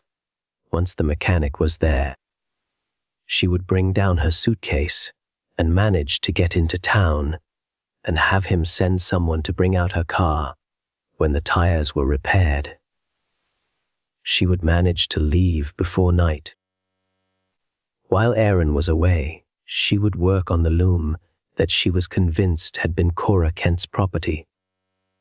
That might disarm Mrs. Renner's suspicions. She walked slowly back to the house. She was thankful that Mrs. Renner was upstairs, tidying the bedroom. Lucy could hear her steps as she walked from one side to the other of the big bed. Lucy sat down at the loom and began to experiment with a colored thread to see if she would make an ornamental border, like that of the antimacassar she had sent to Stan's mother. It was not as difficult as she had thought it might be, and went faster than she believed possible. It was almost as if other fingers laid the threads in place for her. She began to build up the border emblems with growing excitement. The corner inserts looked for all the world like curving serpents, standing upright on their tails, and the center one was like a snake with its tail in its mouth. Time passed. The weaving grew under what she felt were guided fingers. Alone why, she said aloud, amazed at what she had woven in so short a time. It looks like Essos. So, hissed Mrs. Renner significantly. She was standing directly behind Lucy, never leave alone, staring at the woven symbols with narrowed eyes and grim mouth. She picked up the scissors lying on the table and slashed across the weaving with deliberate intent. In a moment it had been utterly destroyed. So, she said with dark finality. Lucy's hands had flown to her mouth to shut off horrified protest. She could not for a moment utter a word. The significance of that action was all too clear. She knew suddenly who had woven the antimacassar. She knew why the adaptable serpents had been chosen for decor. She looked at Mrs. Renner, all this knowledge clear on her startled face, and met the grim determination with all the opposing courage and strength of purpose she could muster. What happened to Cora Kent? She demanded point blank, her head high, her eyes wide with horror. She was here. I know she was here. What did you do to her? As if the words had been thrust upon her, she continued. Did you take the honeysuckle from her room? Amazngly, Mrs. Renner seemed to be breaking down. She began to wring her hands with futile gestures of despair. Her air of indomitable determination dissipated as she bent her body from one side to the other like an automaton. She didn't last long, did she? Lucy pursued with cruel relentlessness, as the recollection of that overheard conversation pushed to the foreground of her thoughts. Mrs. Renner stumbled backward and fell crumpled shapelessly into a chair. How did you know that? She whispered hoarsely. And then, I didn't know she was sick. I had to feed Kathy, didn't I? I thought. You thought she'd last longer, Mrs., didn't you? You didn't really mean to let Kathy kill her, did you? Aaron was standing in the kitchen doorway. One gnarled hand held a stout stick, whittled into a sharp point at one end. A heavy wooden mallet weighed down his other hand. Mrs. Never leave alone. Rena's eyes fastened on the pointed stick. She cried out weakly. Aaron shuffled back into the kitchen and Lucy heard his footsteps going up the stairs. Mrs. Rena was sobbing and crying frantically, "No! Never leave alone." She seemed entirely bereft of physical stamina, unable to lift herself from the chair into which her body had sunk weakly. Lane, never leave alone. She only continued to cry out pitifully in protest against something which Lucy's dizzy surmises could not shape into tangibility. A door opened upstairs. Aaron's footstep paused. For a long, terrible moment, silence prevailed. Even Mrs. Rena's cries ceased. It was as if the house and all in it were awaiting an irrevocable event. It breathing. Then there sailed out upon that sea of silence a long, quavering shriek of tormented, protesting agony that died away in spreading ripples of sound. It breathing, ebbing into the finality of deep stillness as if the silence had absorbed them. Mrs. Rena slipped unconscious to the floor. She said one word only as her body went from chair to floor. "Kathy." Her lips pushed apart sluggishly to permit the escape of that sound. Lucy stood without moving beside the loom with its slashed and ruined web. It was as if she were unable to initiate the next scene in the drama and were obliged to await her cue. It came with the sound of wheels and a brake and a voice that repeatedly called her name. "Lucy! Lucy!" Why, it was Stan. How was it that Stan had come to her? How was it that his arms were about her shelteringly? She found her own voice then. "Aaron has killed Kathy with a sharp stick and a mallet," she accused sickly. Stan's voice was full of quiet reassurance. "Aaron hasn't killed Kathy. Kathy has been dead for many weeks." "Impossible," whispered Lucy. "I've heard her calling for food, night after night." "Food, Lucy?" All Kathy wanted was blood. Her mother tried to satisfy her and couldn't. So Kathy took what Cora Kent could give and Cora couldn't stand the drain. Oh, Mrs. Rena said Cora didn't last long. Stan held her closer, comfortingly safe within his man's protective strength. Lucy, did she? Lucy touched her neck. Incomprehensibly, the red points had smoothed away. She said uncertainly, "I think she came once, Stan. But I thought it was a dream. Now the red marks are gone. For that you can thank Aaron's action, Lucy. He has put an end to Kathy's vampirism." He bent over the prostrate woman. "Nothing but a faint," he said briefly. "Aaron, he's perfectly sane and he won't hurt anybody, Lucy. What he's done won't be understood by the authorities, but I doubt if they do more than call him insane. For an examination will prove that Kathy was long dead before he drove that wooden stake into her heart." "Alone, how did you know about her, Stan?" "From the antimacassar you sent Mother. With the Essos worked into the border," Lucy ventured. "So you found that too, Lucy. Lane, never leave alone. Did you know that poor girl had woven shorthand symbols all over the piece? As soon as I realized that they stood for vampire, danger, death, Cora Kent, I came for you." "What will happen to Mrs. Rena, Stan?" "That's hard to say, but she may be charged with murder if they ever find Cora's body." Lucy shuddered. "The likelihood is that she is mentally unsound deaf. She probably never realized that Kathy was dead. Her punishment may not be too severe. But come on, Lucy, and pack up your things. You're going back to town with me, and we'll inform the authorities of what's happened." 1894, Henningshedadasi Thomas Avery took the position, because nobody else wanted it. That should have warned him. The job itself seemed simple enough. Night watchman at Hesty Jude's receiving house, on the outskirts of York. The building stood behind the old cemetery, separated from the graves by a high stone wall. It wasn't quite a mortuary. Not officially. Bodies were brought there when doctors were uncertain whether death had truly occurred. Such places were not uncommon. People feared premature burial, and so the dead were sometimes kept for a day or two before being placed in the ground. St. Jude's had 6 rooms. 5 contained ordinary wooden tables. The 6th contained a bell, Thomas noticed it on his first evening. A thin rope disappeared, through a hole in the ceiling, then travelled down the wall and into the room below. What does that do?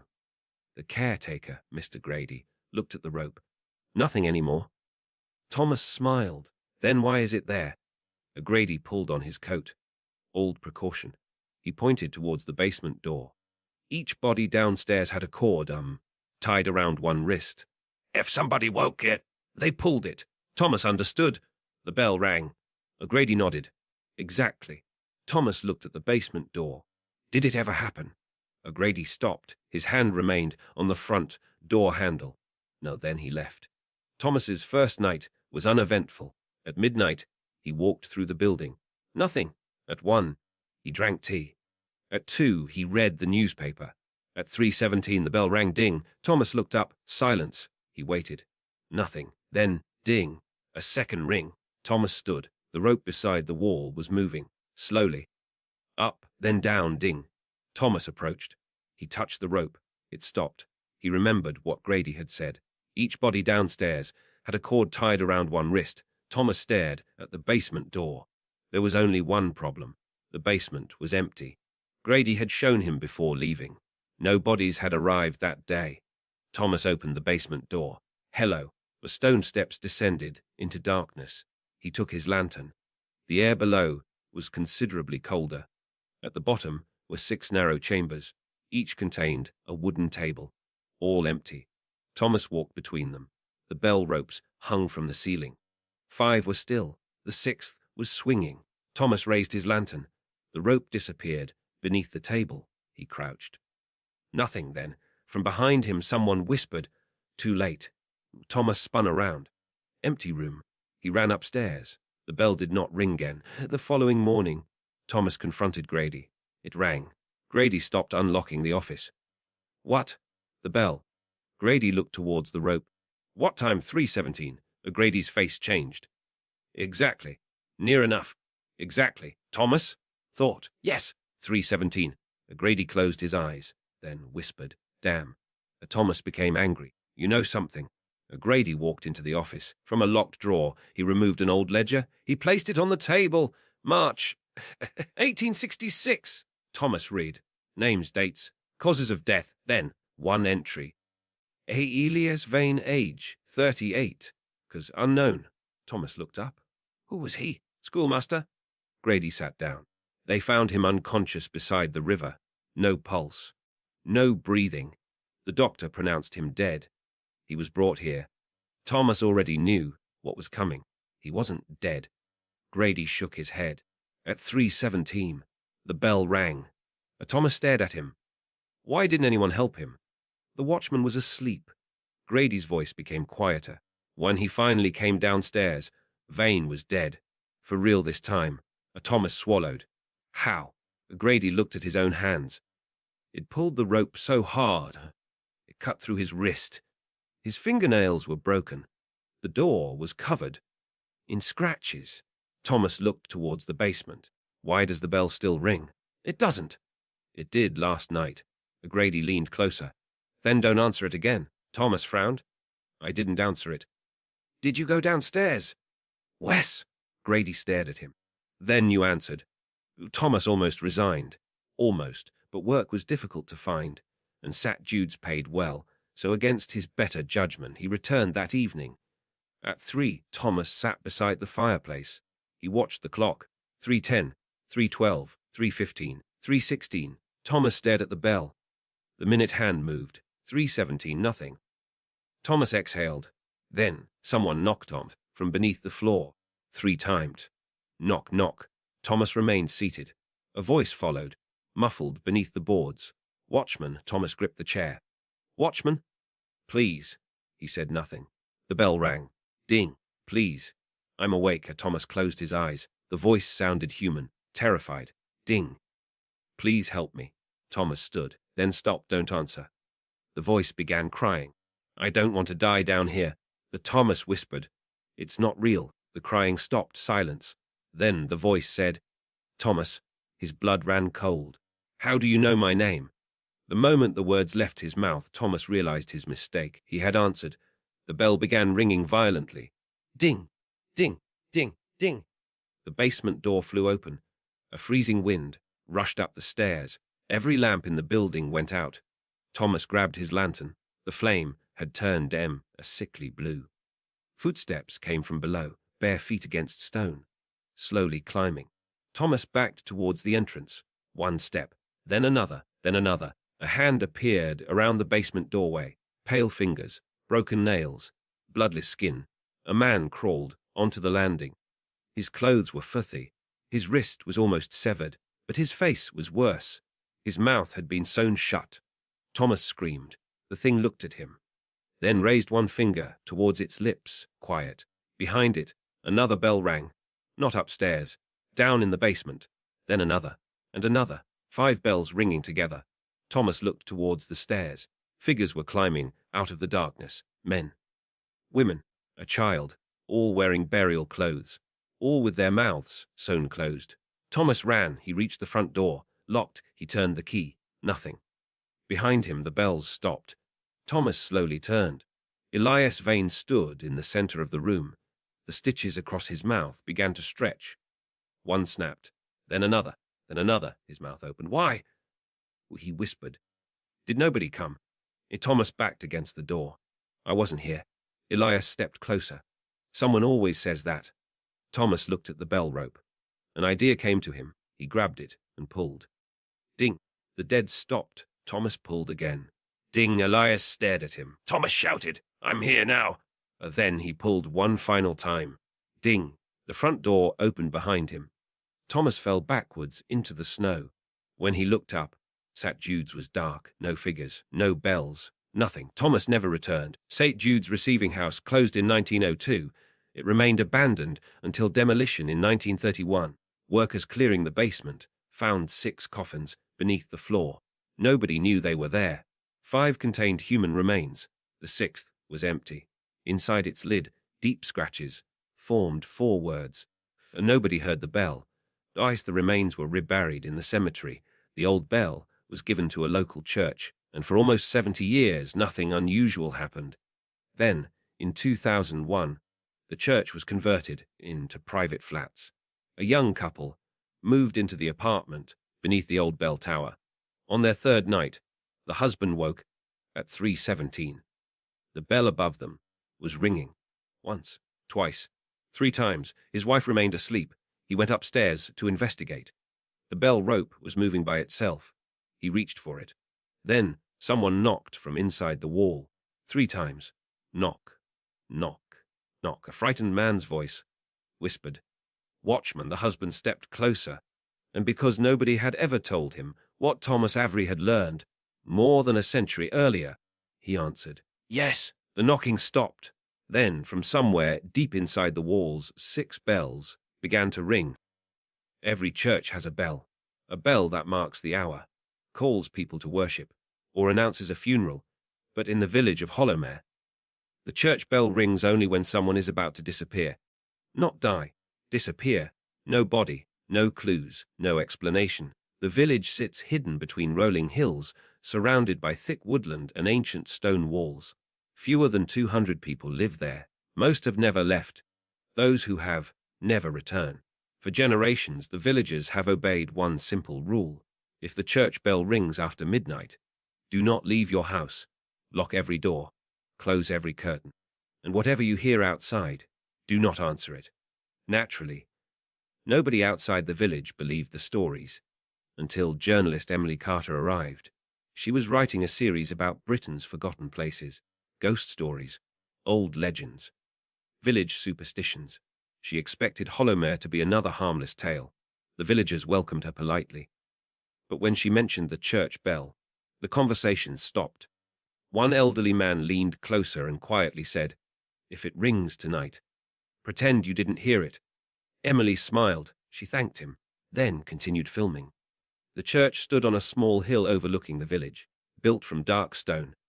Its tower leaned slightly to one side. The bell rope had long since been removed. There was no way anyone could ring it. That evening, heavy fog rolled across the fields. By 11 o'clock, the streets were completely empty. Every curtain had been drawn, every door locked, Emily sat alone in the village inn. Her cameras ready. Midnight arrived. Nothing happened. She checked her watch. Perhaps the stories were exaggerated after all. Then dong. The bell rang once. The sound echoed across the valley, slow, deep, far louder than any church bell should have been. Dong. Again. The entire building seemed to vibrate. Emily rushed outside. The streets remained deserted. No lights, no movement. Only the church standing silently above the village. Then she heard footsteps, not behind her, ahead. Someone walked slowly through the fog. A tall figure carrying an old lantern. The light barely reached the ground. "Hello," Emily called. The figure stopped. Very slowly, it turned. Its face remained hidden beneath a wide-brimmed hat. It raised one arm, not waving, pointing towards the church. The lantern suddenly went out. The figure disappeared. Emily hurried uphill. The church doors stood open. Inside, hundreds of candles burned. Yet there was no one there. The pews were empty, the altar abandoned. Dust covered every surface, except the stone floor down the center aisle. Fresh wet footprints led towards the bell tower. Emily followed them. A narrow spiral staircase climbed into darkness. The higher she climbed, the colder the air became. Halfway up, she noticed something carved into the wall. Names, dozens of them, every one followed by a date. None had a death recorded, only the day they vanished. At the very top, she reached the bell chamber. The enormous bronze bell hung perfectly still. No rope, no mechanism, nothing moving. Yet, dong, the bell rang again right above her head. Without moving, the sound shook the tower. Emily covered her ears. Then she heard another noise. Someone climbing the staircase. Slow, heavy, one step at a time. She called out. No answer. The footsteps continued. Closer, closer, until a hand appeared over the final step. It was grey, thin, almost skeletal. Another hand followed. Then a face. Emily's face, every detail, every expression. Except, its eyes were completely white. The thing smiled. You heard the bell. It spoke in Emily's own voice. So now, you answer it. The tower door slammed shut. The candles below went out. The church fell into darkness. Emily screamed. The villagers heard her. None of them opened their doors. By sunrise, the church stood silent once again. Police searched every inch of the building. Emily had vanished. Her cameras remained inside the bell tower. The final recording survived. It showed Emily backing away from the thing that wore her face. Then, the camera fell to the floor. For just a second, it captured the bell, swinging violently. Though nothing touched it. Years later, visitors still come to Hollowmere. Most leave before sunset. Some stay the night. Very few ever hear the bell. But every now and then, just after midnight, the villagers quietly lock their doors. Because somewhere outside, the bell begins to ring. And if you listen carefully, between each toll, you can hear someone knocking. Not on the church door, on yours. Norfolk, England, 1963 someplace, do not need a graveyard to be haunted. Sometimes all they need, trunt, is water, cold water, deep water, and something beneath it that remembers what stood there before. My name is Daniel Crowe, and in October of 1963, that I was employed by the East Anglian Non-Drainage Authority. It was not exciting work. I inspected pumping stations, sluice gates, and flood channels throughout Norfolk. Most days I saw more mud than people. I preferred it that way. Then I was sent to Blackmere Marsh. The assignment appeared simple. A drainage pump had stopped working near and isolated through a stretch of wetland the previous engineer had visited on 3 days earlier. He had not. He returned. His name was Albert Shaw, the police believed, and he had fallen into the marsh. My employer believed he had abandoned his post. I believed I would repair a broken pump and be home before supper. All three of us were wrong. I arrived at Blackmere shortly after 3 in the afternoon. The road ended nearly a mile on from the pumping station. From there, I continued, on foot. The marsh seemed endless. Brown water, tall reeds, black mud, and above it, a sky the cut of old iron. There were no houses, no farms, no telephone lines, nothing, only the remains of an old church tower rising from the water, perhaps. A half a mile away, that surprised me. Only the upper, 20 feet, all remained visible. A square, stone-towered, the by reeds. I assumed the marsh had flooded around it. 10 years earlier, the pumping station, all was little more. Then a concrete building containing a diesel engine, and 2 enormous pumps. I unlocked the door. Inside, I found Albert Shaw's coat. His lunchbox was still on the table. Half a sandwich remained inside. His tools lay beside the engine. Whatever had happened, Albert had not planned to leave. I inspected the pump. Nothing obvious. Fuel and plenty. All and fine. Drive belt intact, I tried. Shone the starter. The engine turned, but would not fire. Then I heard a bell. Dong, I stopped another. Dong, a church bell. I stepped outside. The sound came from across the marsh.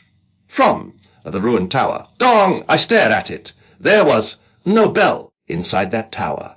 I could see straight through the broken openings. Nothing hung there yet. The bell continued slowly. Dong. Pause. Then it stopped. I returned on to the pump on the wall, and beside the engine was someone, and had written something in grease pencil. Do not answer. Or the bells. I stared at the words underneath our Albert's initials. I guess I laughed, not because it was funny, because sometimes when a man is alone in an unpleasant place, he laughs on to remind himself that he isn't afraid. I tried. Or the engine again. Nothing. By 5 o'clock, the light was beginning to disappear. I decided to return to the car and come back. In the morning, I packed my tools. Then, from outside, someone shouted, "Hello!" I froze. A man's voice, distant. "Hello!" I stepped outside. "Who's there?" The voice. Don came again. "Over here! Across the marsh! Near the church tower!" A man was standing among the reeds. I could barely make him out. Dark trousers, white shirt, no coat. He raised one arm. "Help me," I thought. Immediately, an of Albert Shaw. "Albert!" The figure waved. "I ran," I grabbed. The marsh was dangerous, but there was an old wooden walkway leading one towards the tower. Most of it had collapsed, but enough remained to cross. The shallower sections, I started. But towards him. "Stay where you are!" The man didn't answer. As I approached the church tower, I noticed something strange. There were stone walls that beneath the water, foundations, door remains of buildings. Not just a church, there had been an entire village. The man stood on a patch out of dry ground, perhaps 100 yards ahead. He turned away, then walked out into the reeds. "Wait!" I followed. The reeds unclosed around me. Suddenly, I could not see the pumping station or the tower, only reeds. Then the bell rang. Dong. Much louder. I stopped. Dong. Another bell answered. Somewhere to my left. Then another behind me. 3 bells. The marsh. Dong. Dong. The water around my boots and began to ripple. Not from wind, something odd was moving underneath. I backed away. Then I heard a voice. "What's behind me? Don't speak." I turned. An old man stood on the walkway. I hadn't heard him approach. He wore a heavy brown coat. Carried a walking stick. His beard, Don, was white and stained. A yellow around the mouth. "Come here." I moved towards him. He raised one finger to his lips. "Quiet." Something moved through behind me. The old man grabbed my arm. We walked without speaking until we reached solid ground. Only then you answered. I frowned. "What?" "The bell." I didn't answer. Any bell," you shouted. He looked towards the marsh. Same stared at him. "Who are you?" "Samuel Pike." "Where do you live?"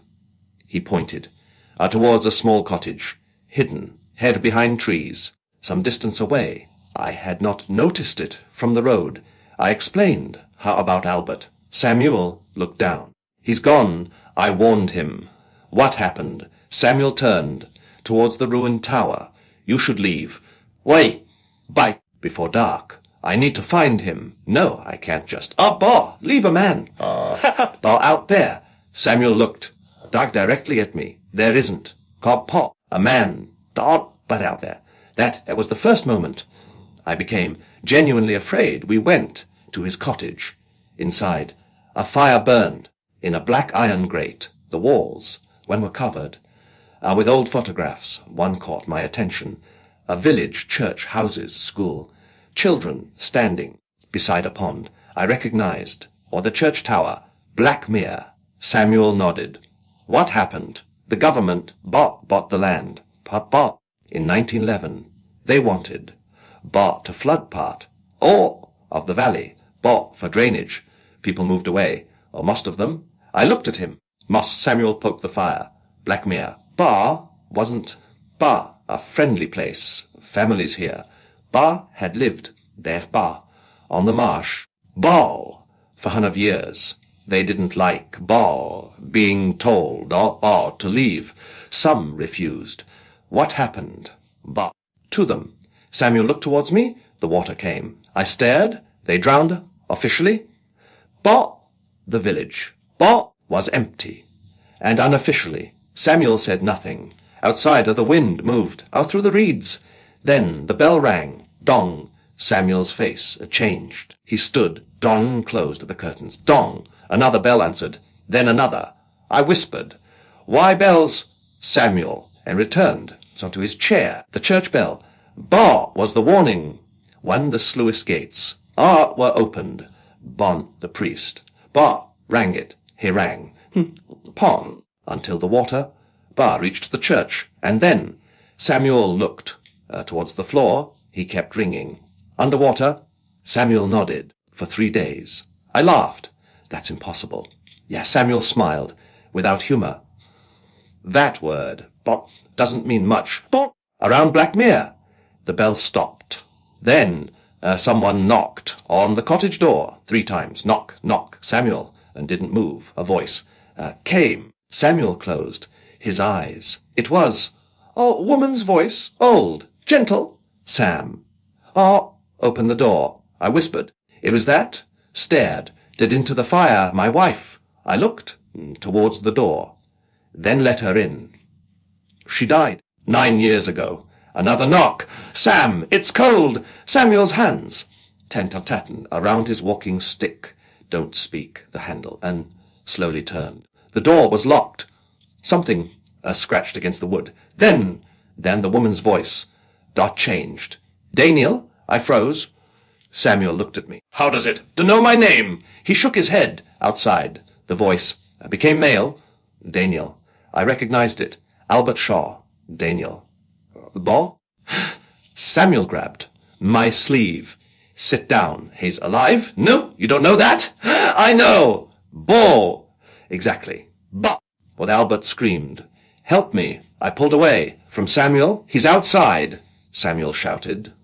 No, I opened on the door. The marsh now was covered.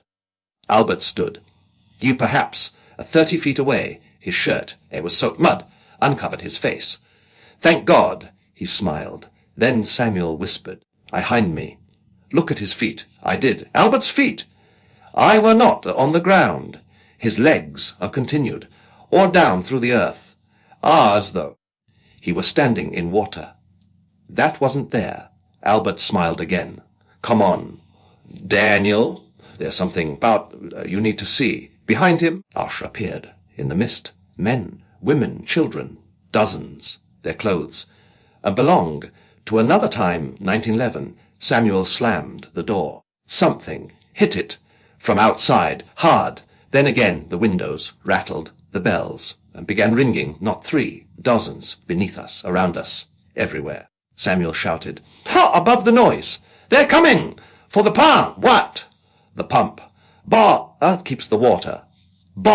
I stared. The pump isn't working. I know. Then, what happens? Samuel looked towards the floor, the village. Paw comes back. The cracking sound. Came from outside. The earth was shifting water, began rising on through the floorboards, cold, black water. Samuel grabbed. We have to. Start the pump. We ran across the marsh through the darkness. The bells rang as we reached on the pumping station. Boom, the engine suddenly started, boom by itself. Boom, boom, the pumps. Began turning. Samuel stopped. That's wrong. What? We didn't start it. The station door slowly opened. Albert Shaw stood inside. He smiled. Behind him, and the concrete floor was gone in its place. The stone steps descended into darkness. Down, beneath the marsh. Albert whispered, they've been, waiting. For someone, to ring, the last bell. Samuel backed away. No. Albert reached more towards me. Come and see. I should have run. Instead, I looked down those steps and saw a black mare, not ruins, not flooded walls. The entire village stood beneath the water. Perfect. Houses, shops, the school, the church. Lights burned, and inside the windows, people, and walked along the street. And everyone, 10 of them, stopped at exactly the same moment and looked up towards me. Then, the church doors opened. Something came out, not at any more. It wore the remains, not of a priest's clothing. Its body was swollen from water. In both hands it carried a bell rope. It pulled. Dong, the sound, the shook, the pumping station. Samuel screamed, run. The water beneath the steps began rising. The dead. I got walked. Towards us I grabbed a metal bar and struck the pump controls. Once, twice, sparks filled the room. The engine screamed. Then, the main pump and into life. Water was dragged away from beneath us. The drowned village began to disappear. The dead opened their mouths and screamed. Albert reached, for me. His fingers almost touched my face. Then he fell backwards into the darkness. The stone steps collapsed. Concrete returned. The bell stopped. Silence. Samuel and I stood in the pumping station. Until dawn, we never found Albert Shaw. The official report said he drowned. I allowed that explanation to remain. Samuel Pike. Fine died 2 years later. After that, Blackmere pumping station was automated. I never returned. But in 1989, the authority decided the old station was no longer required. A newer system had been built.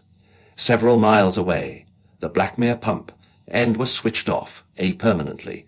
3 days later, residents in villages nearly 10 miles away, unreported, hearing church bells. During the night, surveyors were sent to Blackmere. They discovered something impossible. The water level had fallen. In the centre of the marsh, an old road. It had appeared. It led towards the church tower. Along both sides stood the roofs of houses. The village, there was rising. The authorities, they closed the area, officially because of unstable ground. But fishermen still enter the marsh occasionally, and some have reported seeing lights beneath the water, windows, doorways, people walking. Down far below their boats, one fisherman reported something, and particularly strange. In 2017, he heard a bell beneath him, dong. Then another, farther away, dong. Then another. The bells were moving towards him. He started his engine. Before he could leave, someone knocked 3 times on the underside of his boat. Knock, knock, and then a man's voice came from beneath the water. Very quietly, it said. "Oh, hello." The fisherman did not answer. He remembered an old warning. His grandfather had once given him a warning that passed down through families who lived near Blackmere. If you hear the bells and beneath the marsh, keep walking.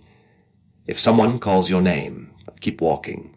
And if something beneath the water asks whether you can hear it, whatever you do, do not answer, because while the people of Blackmere have been waiting for more than 100 years for someone to tell them the water too is gone. And when someone finally answers, they may decide, "Dad, it is time to come, back up."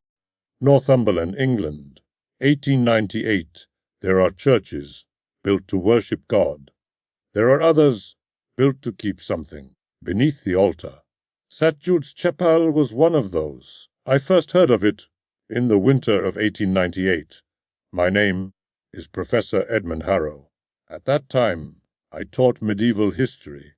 At Durham University, I was 47, unmarried, and regarded superstition with the same patience I reserved for poor handwriting and badly made tea.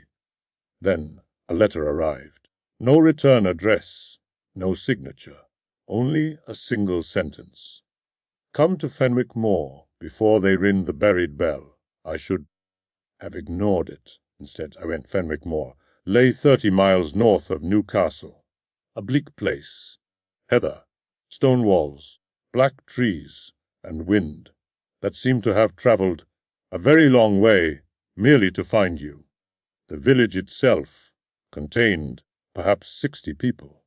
One inn, a blacksmith, a row of cottages, and half a mile beyond St. Jude's Chapel, it stood completely alone on the moor, small Norman stone, no graveyard, no bell tower, and no road leading to it. I found that peculiar. The innkeeper found my interest even more peculiar. "You've come to see the chapel?" "Yes." He stopped, cleaning a glass. "Why?" "Historical research." He looked at me for several seconds. Then, "I had intended to, and if you hear a bell, leave." I smiled. "The chapel has no bell." The innkeeper returned to cleaning his glass. "Exactly." The following morning, I walked across the moor. Snow had fallen during the night, yet around St. Jude's the ground was bare, not melted, bare, as though snow had refused to fall there. The chapel door was unlocked. Inside there were 6 wooden pews, a stone altar, a faded crucifix, no decorations, no stained glass, nothing of any value. Then I noticed the floor. Every stone had been marked with a cross. Hundreds of crosses, some carved deeply, others barely visible, all except one stone, directly before the altar. That stone was perfectly smooth. I knelt to examine it. From beneath came a sound. Scratch.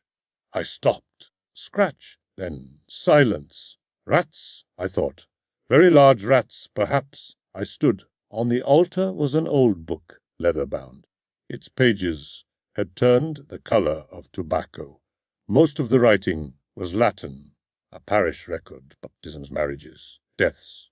Then, near the end, I found a different hand, September 1643. "The devil does not sleep beneath St. Jude's. What lies there is older and far worse, for it has never known God." I read the passage again. Below it, another line. "We have given it a saint's name, so that men will kneel above it instead of listening below." Now that interested me. I continued reading. There were references to something called the Hollow Saint, never described, never named, only instructions. Do not remove the altar stone. Do not speak your name within the chapel after sunset. And above all, if the buried bell rings, leave before the 3rd toll. I laughed quietly. Medieval theatrics, a warning designed to frighten thieves or children. Then, behind me, someone, Professor Harrow. I turned. A woman stood in the doorway, perhaps 30, dark coat, black gloves, pale face. "My name is Eleanor Vane. You sent the letter." She nodded. "Why?" "Because they've started digging." She looked towards the floor. "The church trustees." I frowned. "There hasn't been a congregation here for decades." "Numpu." She stepped inside. "But there is something beneath the chapel. I waited. My father was vicar here. Ooh, he died when I was 12. How? Eleanor looked towards the altar. He opened the stone. I stopped smiling. What did he find? I don't know. He wouldn't tell anyone. Came home that evening. Every mirror from our house. Why? He said. Something had looked through him one. Pressed against the chapel door. Eleanor continued. For 7 days he refused to sleep.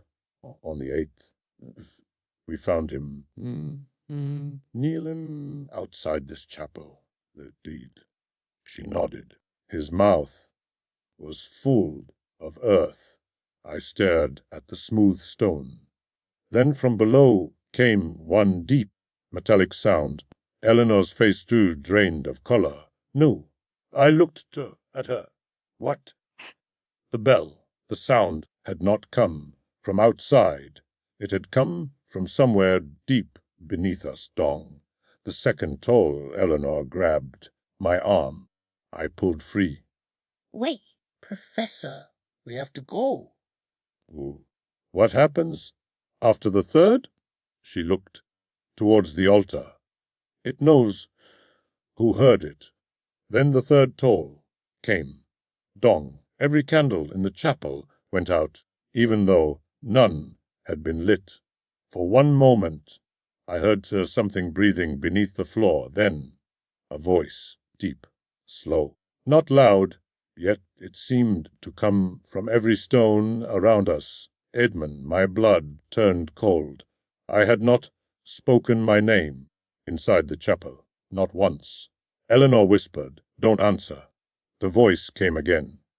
Edmund Harrow, the smooth stone before the altar moved. Only an inch. Then another.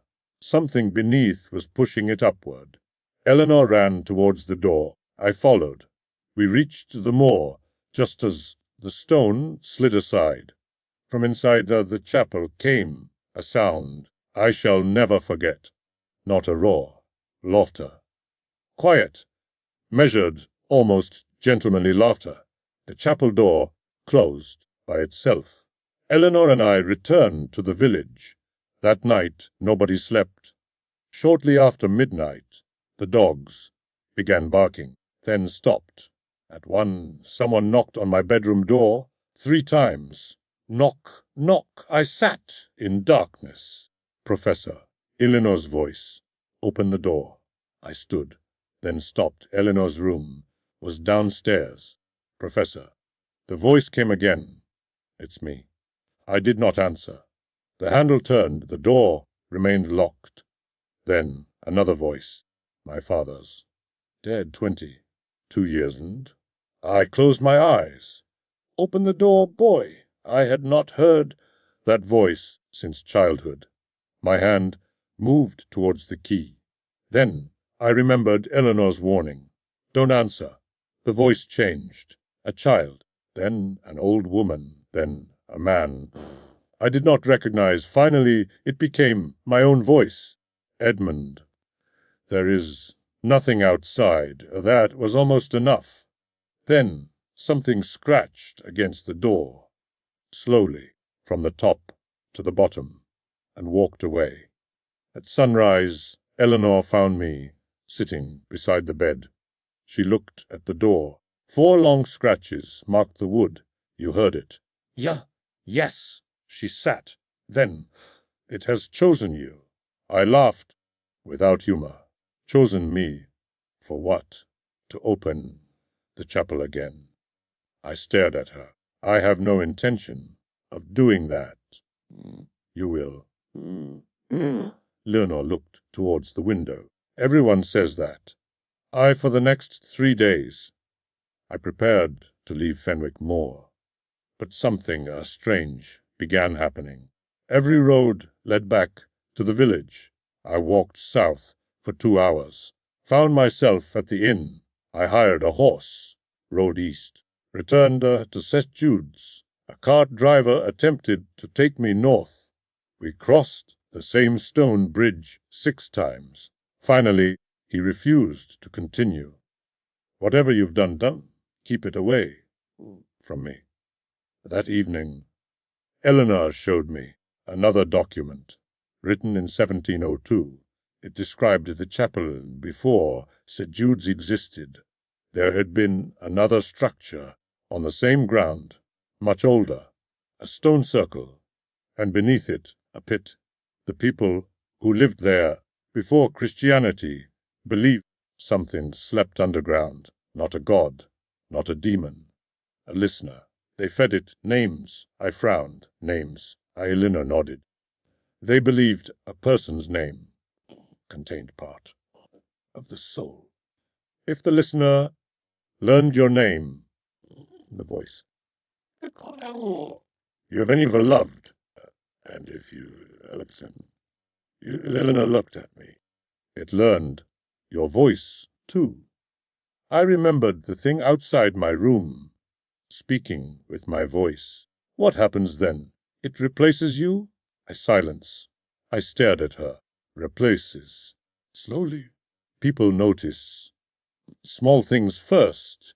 Your different handwriting, different habits, memories you shouldn't have. Nobody remembers you were ever different. I felt a chill that had nothing to do with the winter air. How do we stop it? Eleanor opened the final page, a drawing, the smooth stone. Beneath it a chamber, inside a bell, and below the bell a circle containing something drawn without shape. It must never hear itself named. I looked at her, but it has no name. It does. Then what is it? Eleanor shook her head. If I tell you, it hears. That night the buried bell rang again. Dong, the windows of every house in Fenwick Moor shook.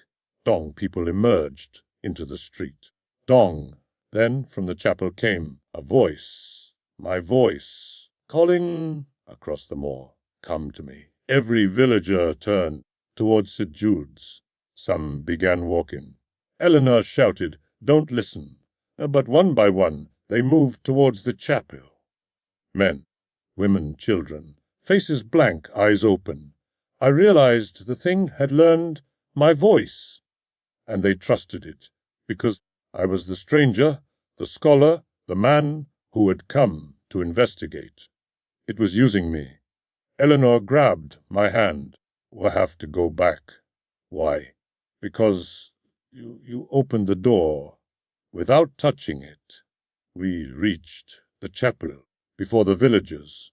Inside, the altar stone was fully open. Stone steps descended beneath the floor. From below came the ringing of the bell. Not above us, below, waiting. Eleanor lit a lantern. We descended. The stairs went farther than seemed possible. 20 feet, 40, perhaps 100. At the bottom was a circular chamber. In its center hung a bell. Black iron, no rope, no support. It floated above a pit. Around the walls were names, thousands, carved into stone. Some Saxon, some far older. Then I found my own, Edmund Harrow, freshly carved. Beneath it another, Eleanor Vane. She whispered, "It's heard us both." The bell rang. Dong. The pit opened. Not physically. The darkness inside simply became deeper, and something rose from it. A man. At first I thought it was me. Same height, same coat, same face. Then it smiled. My smile, almost perfect, almost it spoke with my voice. "Professor, you have been most helpful." Eleanor raised the lantern. "Don't speak." The thing looked at her, then became her father.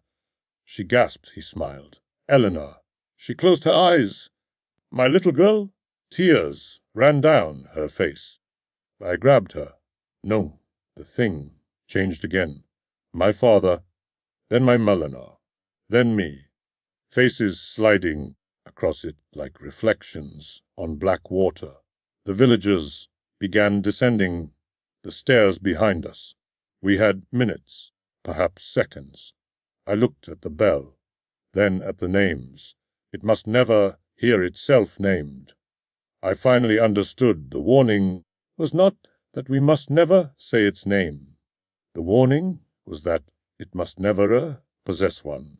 Names gave it power. Names gave it identity, so I did the only thing I could think of. I began reading the names from the wall, every one. Loudly, Marcus Vale, the creature twitched. Edwin Carter, its face changed. Sarah Black, another face. Thomas Reed, another. Faster, I read. Name after name after name. Hundreds of stolen identities. The creature screamed. Stop, I continued. Every name returned to itself. Every voice pulled away from the thing. The villagers stopped on the stairs. Eleanor joined me. Together we read until only one name remained. Mine, Edmund Harrow. The creature stood before me, wearing my face. It whispered, "You cannot take yourself from me." I looked at my name carved into the wall. Then I struck it with the lantern. Once, twice, stone cracked, the letters broke. The creature screamed. With my voice, its body collapsed inward. Faces appeared, then vanished. Men, women, children, hundreds, thousands. Finally, there was nothing. Only a shadow falling back into the pit. The beck dropped. It shattered against the stone. And, for the first time in centuries, the chamber was silent. We escaped before the tunnel collapsed.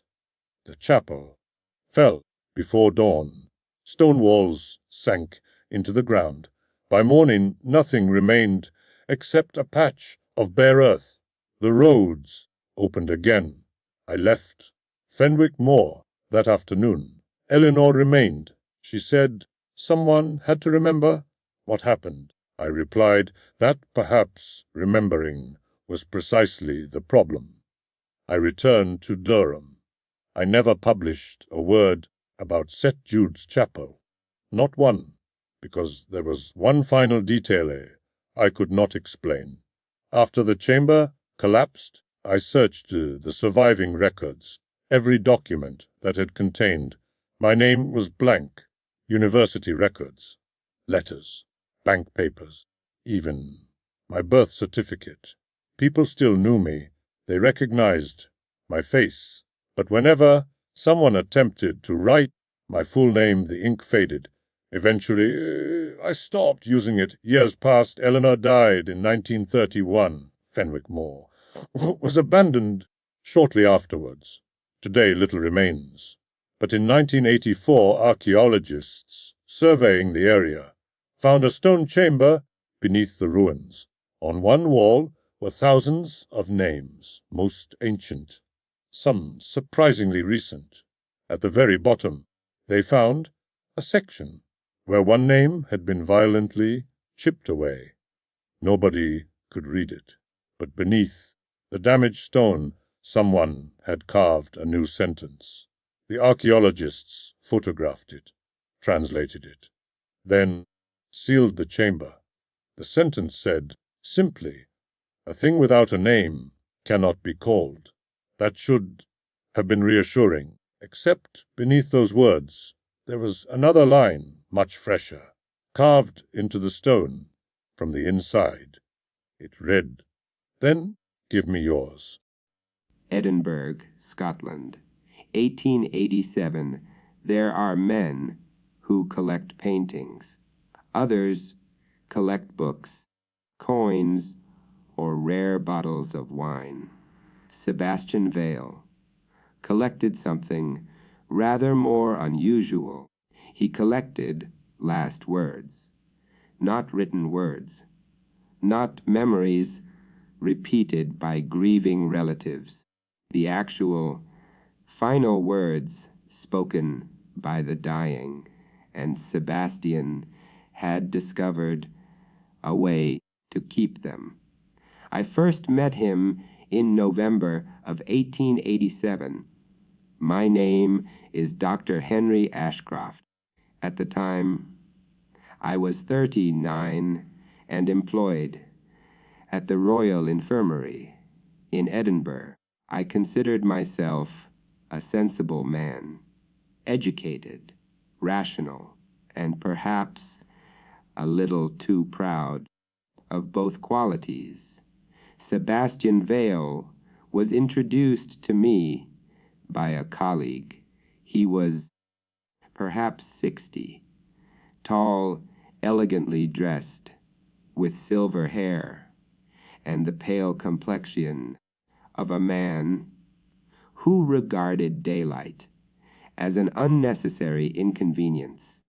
His eyes were remarkable, not because of their color, but because when he looked at you, you had the uncomfortable feeling that he was listening to something you hadn't said yet. We met in a small coffee house near South Bridge. Vale ordered tea. He didn't drink it.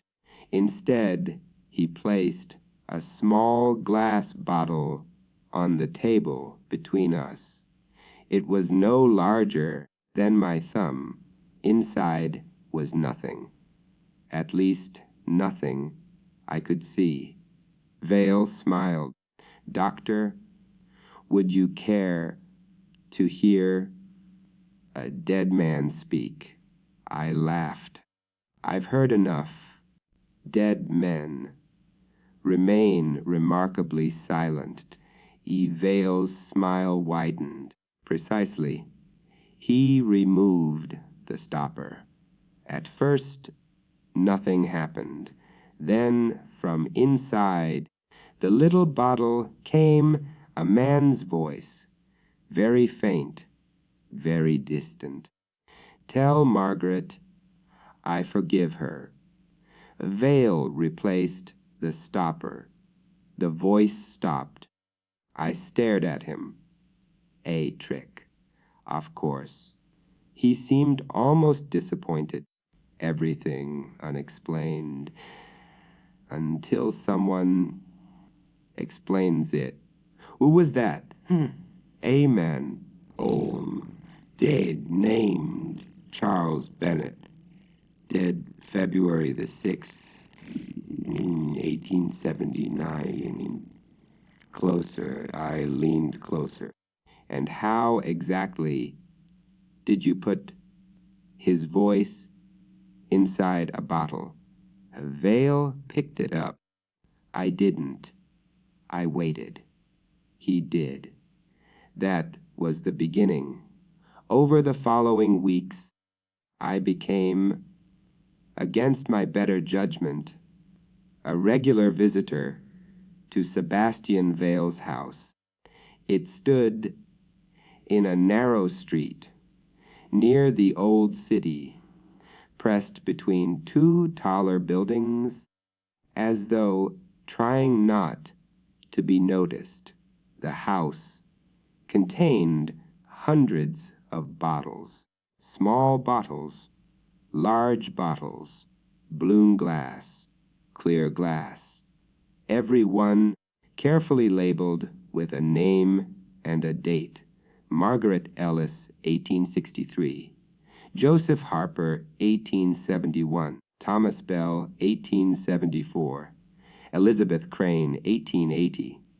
Some shelves contained hundreds. "What do they say?" I asked. Vale looked around the room. "Most say very little.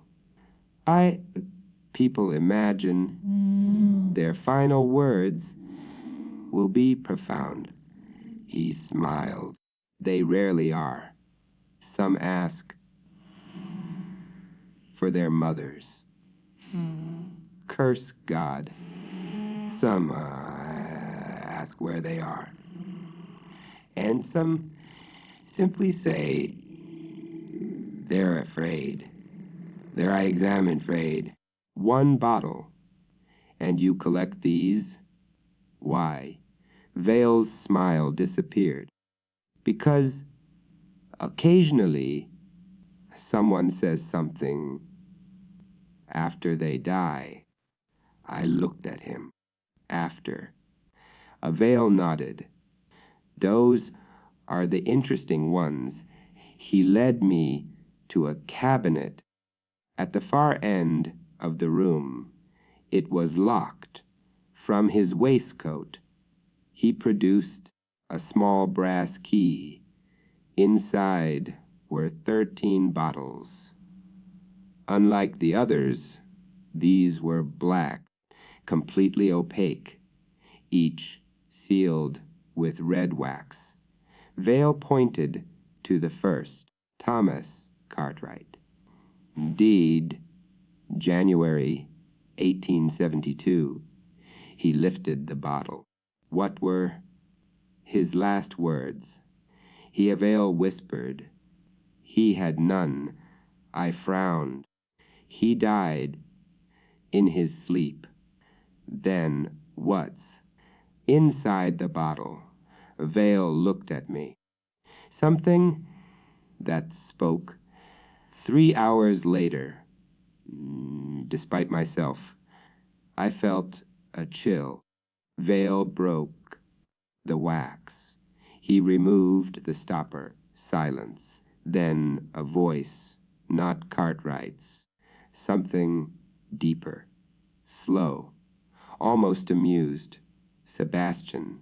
Vale immediately sealed the bottle. His hands were trembling. I stared. It knew your name. Yes. How? I don't know. I look towards the remaining bottles. Do they all say your name? No. What do they say? Vale hesitated. Then he opened another. A woman's voice whispered from inside. 7. He closed it.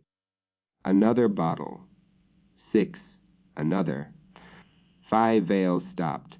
I stared at the cabinet. They're counting. Wes. Counting what? Vale looked towards me. I had hoped you might tell me. I laughed nervously. I'm a physician, not a spiritualist. Precisely why I asked you here. Vale closed the cabinet. I need someone who will remain rational. When I cannot, 3 nights later, Sebastian Vale sent for me. His note contained only 5 words. Another bottle has begun speaking. I arrived shortly after 10. Vale looked terrible. He had not slept. On the table stood a clear glass bottle. There was no label. Where did this come from? I asked. My bedroom. When? This morning. You put it there. No, I examined it. Empty. As it spoken, Vale nodded. What did it say? He looked at me. Your name. I stopped. My name. Vale nodded. Henry Ashcroft. I reached for the bottle. Vale grabbed my wrist. Done. Why? Because it only speaks when you hold it. I stared at him. Then, slowly, I picked it up. For several seconds, nothing happened. Then, from inside, came a whisper. My own voice. Don't open the door. I dropped the bottle. It didn't break. I stared at Vale. None. My voice. Yes, But I never said that. The veil leaned closer. Not yet. The clock in the hallway struck 11. At the final chime, someone knocked on the front door 3 times. Knock, knock, knock. Vale and I looked at one another. The bottle whispered again. Don't open the door. The knocking returned. Knock, knock. Vale stood. You're not seriously considering answering it. He looked towards the hallway. I've been waiting 15 years for this. For what? The collector. I stared. I thought you were the collector. You Vale gave a sad smile. So did I. He walked towards the door. I followed. Sebastian. He stopped.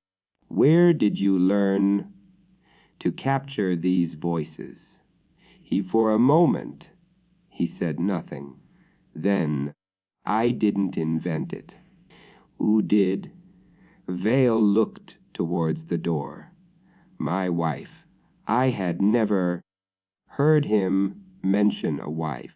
Her name was Eleanor. She was dying of consumption. One evening, she asked me to bring her a small bottle.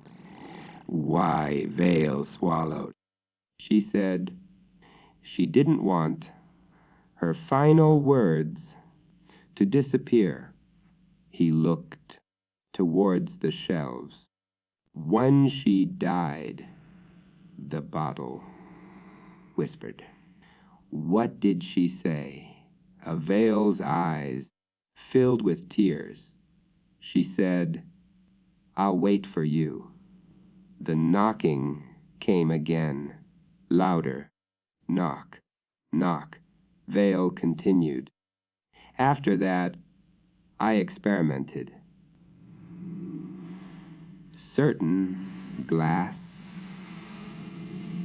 shapes could hold the final breath of a dying person.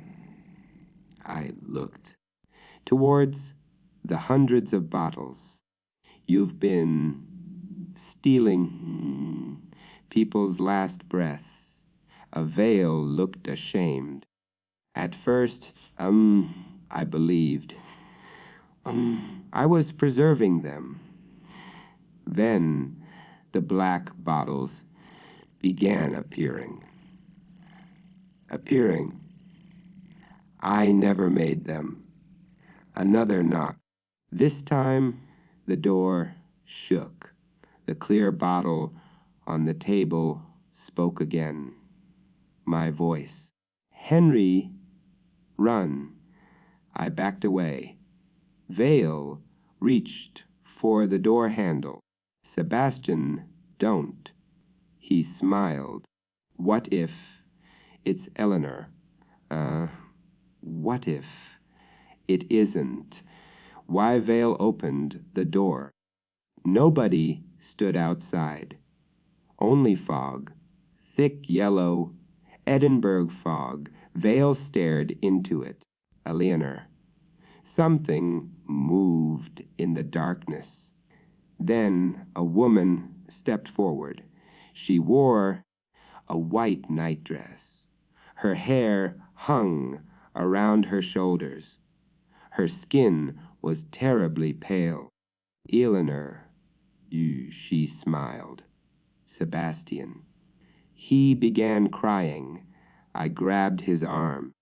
Wait. Eleanor looked towards me. Her smile remained, but her eyes were wrong, completely black. I pulled Vale backwards. Closed the door. Eleanor's smile widened. Sebastian, I've waited so long, Vale whispered. I'm sorry. He stepped towards her. Then from the room behind us, hundreds of voices began screaming, every bottle at once. Don't close it. Run, not her. Vale froze. Eleanor's face changed. Her mouth opened far wider than any human mouth could. From somewhere inside her came the sound of breaking glass. Vale slammed the door. Something struck the other side. The entire house shuddered. Then the black bottles began to break, one by one. Crash. A whisper escaped. Crash. Another. Crash. Another. Each voice said a number. 4, 3, 2. Vale stared towards the cabinet. Only one black bottle remained. It cracked. A voice whispered, 1. Then every candle went out. Darkness. I heard Vale beside me. Henry. Wes. If something speaks with my voice, don't answer. I heard footsteps moving through the room. Slowly. Then Vale screamed. I struck a match. He was gone. Where he had stood was a bottle, black glass, red wax. On its label were written 2 words, Sebastian Vale. My hands shook as I lifted it. From inside, Vale whispered, Henry. I almost answered, then remembered, don't answer. The voice came again, please. I remained silent. Then the voice changed. My mother's voice, Henry. Then my father's. Then my own. Open me. I carried the bottle towards the fireplace. The voices screamed. I threw it into the flames. The bottle did not break. Instead, something inside began laughing. The fire turned black. Then every bottle in the house began whispering at once. Hundreds of final words, hundreds of dead voices, until one voice rose above them all. Eleanor. Thank you, Henry. The windows exploded. Glass filled the room. A wind rushed through the house. One by one, the bottles shattered, and from each came a breath, a sigh, a whisper, released. Then silence. When daylight came, I was alone. Sebastian Vale was never found. Police believed he had fled. His collection was destroyed. I never told them what happened. Who would have believed me? I returned to medicine.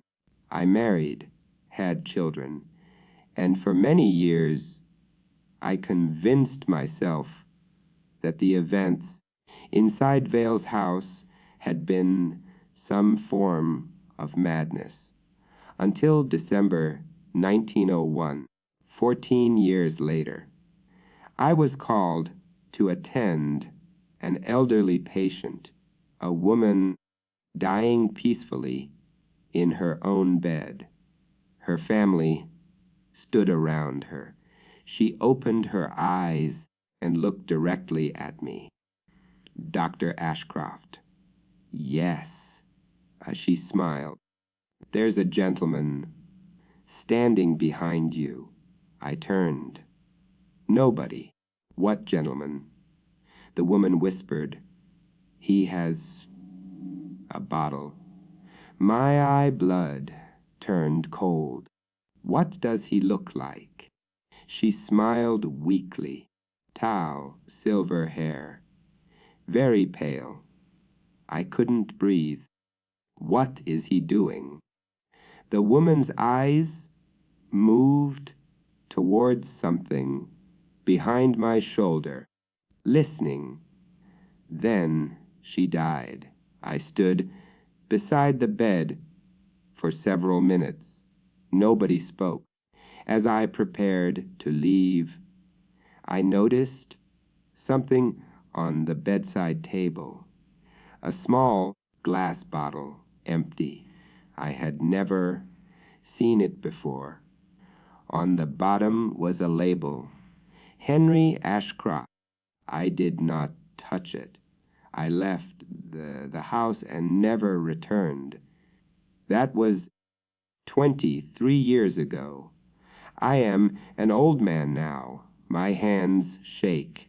My eyesight is failing. And tonight, I find myself lying in my own bed with my family downstairs. The doctor says, I may not see morning. There is a small bottle on the table beside me. It appeared 3 nights ago.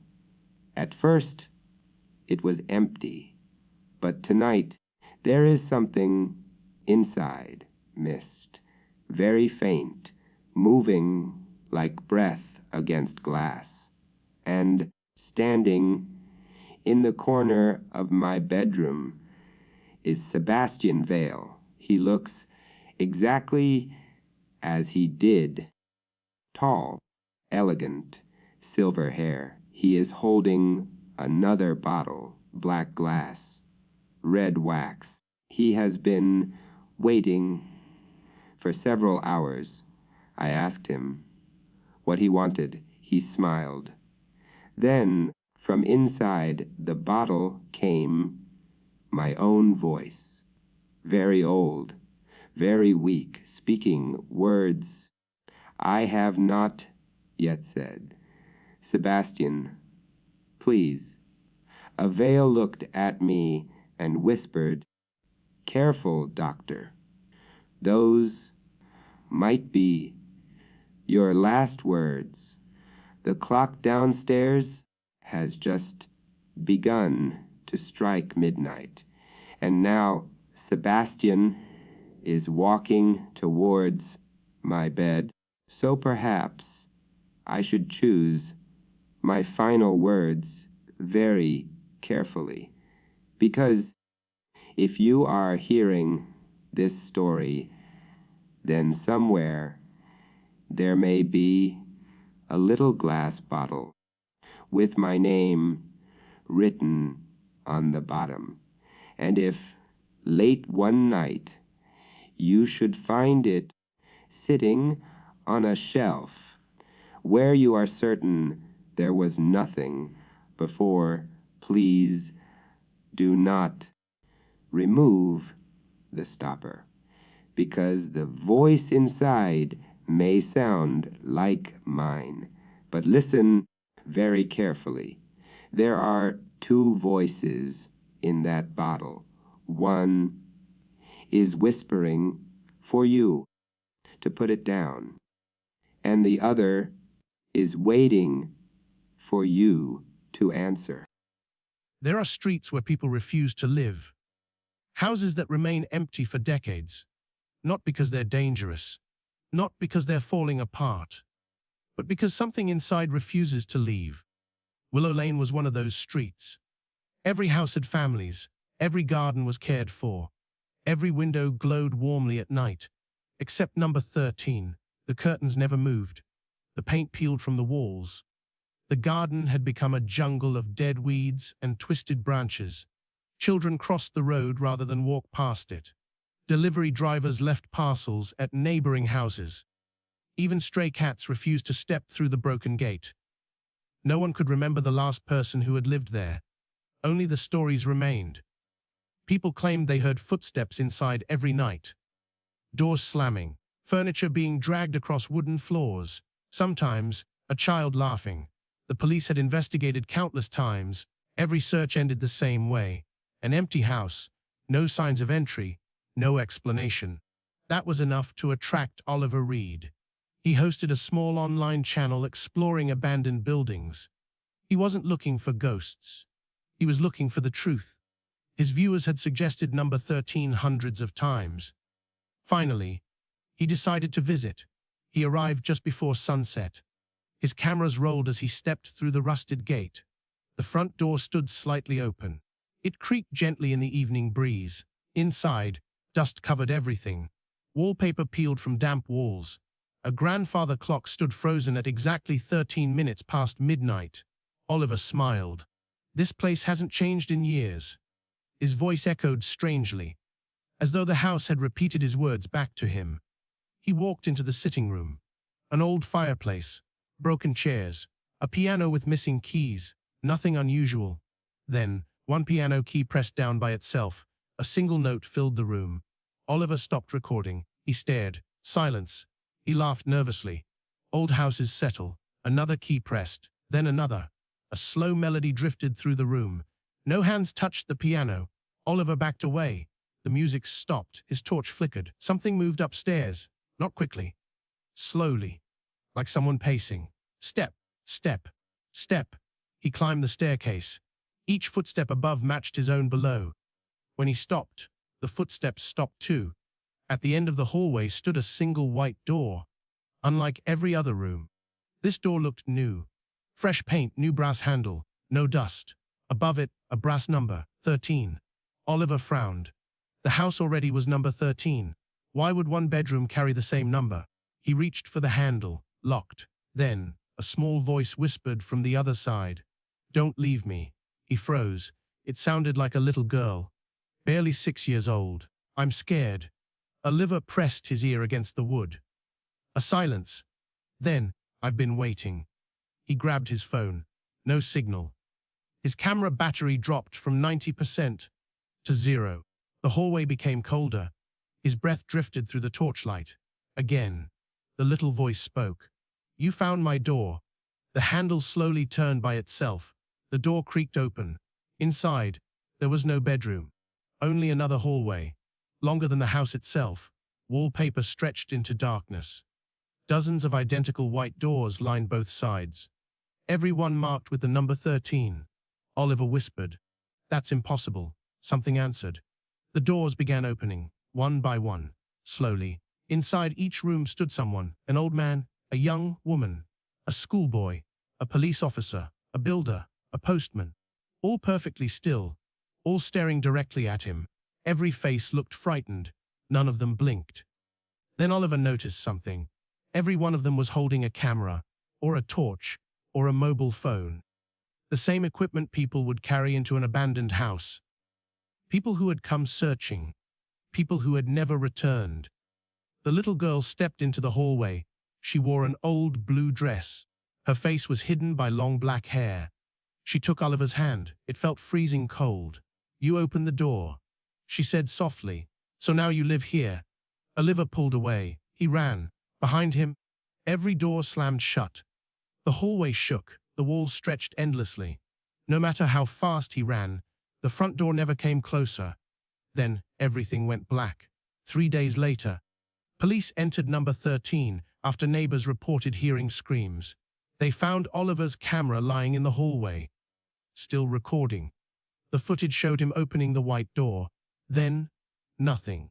The recording continued for another 4 hours, showing only the empty hallway until the final few seconds. A new door slowly appeared where none had stood before. Fresh white paint, polished brass handle. Above it, a single number, 14. Today, number 13 still stands empty, or at least, people think it does, because if you visit Willow Lane after midnight, you may notice something strange. Sometimes, there isn't a number 13 at all. Sometimes, there are 14 houses, and one of them was never there before. Sheffield, England. 1967 series. The first thing Margaret noticed about number 42 was the door at the end of the hallway. It wasn't a real door. Not anymore.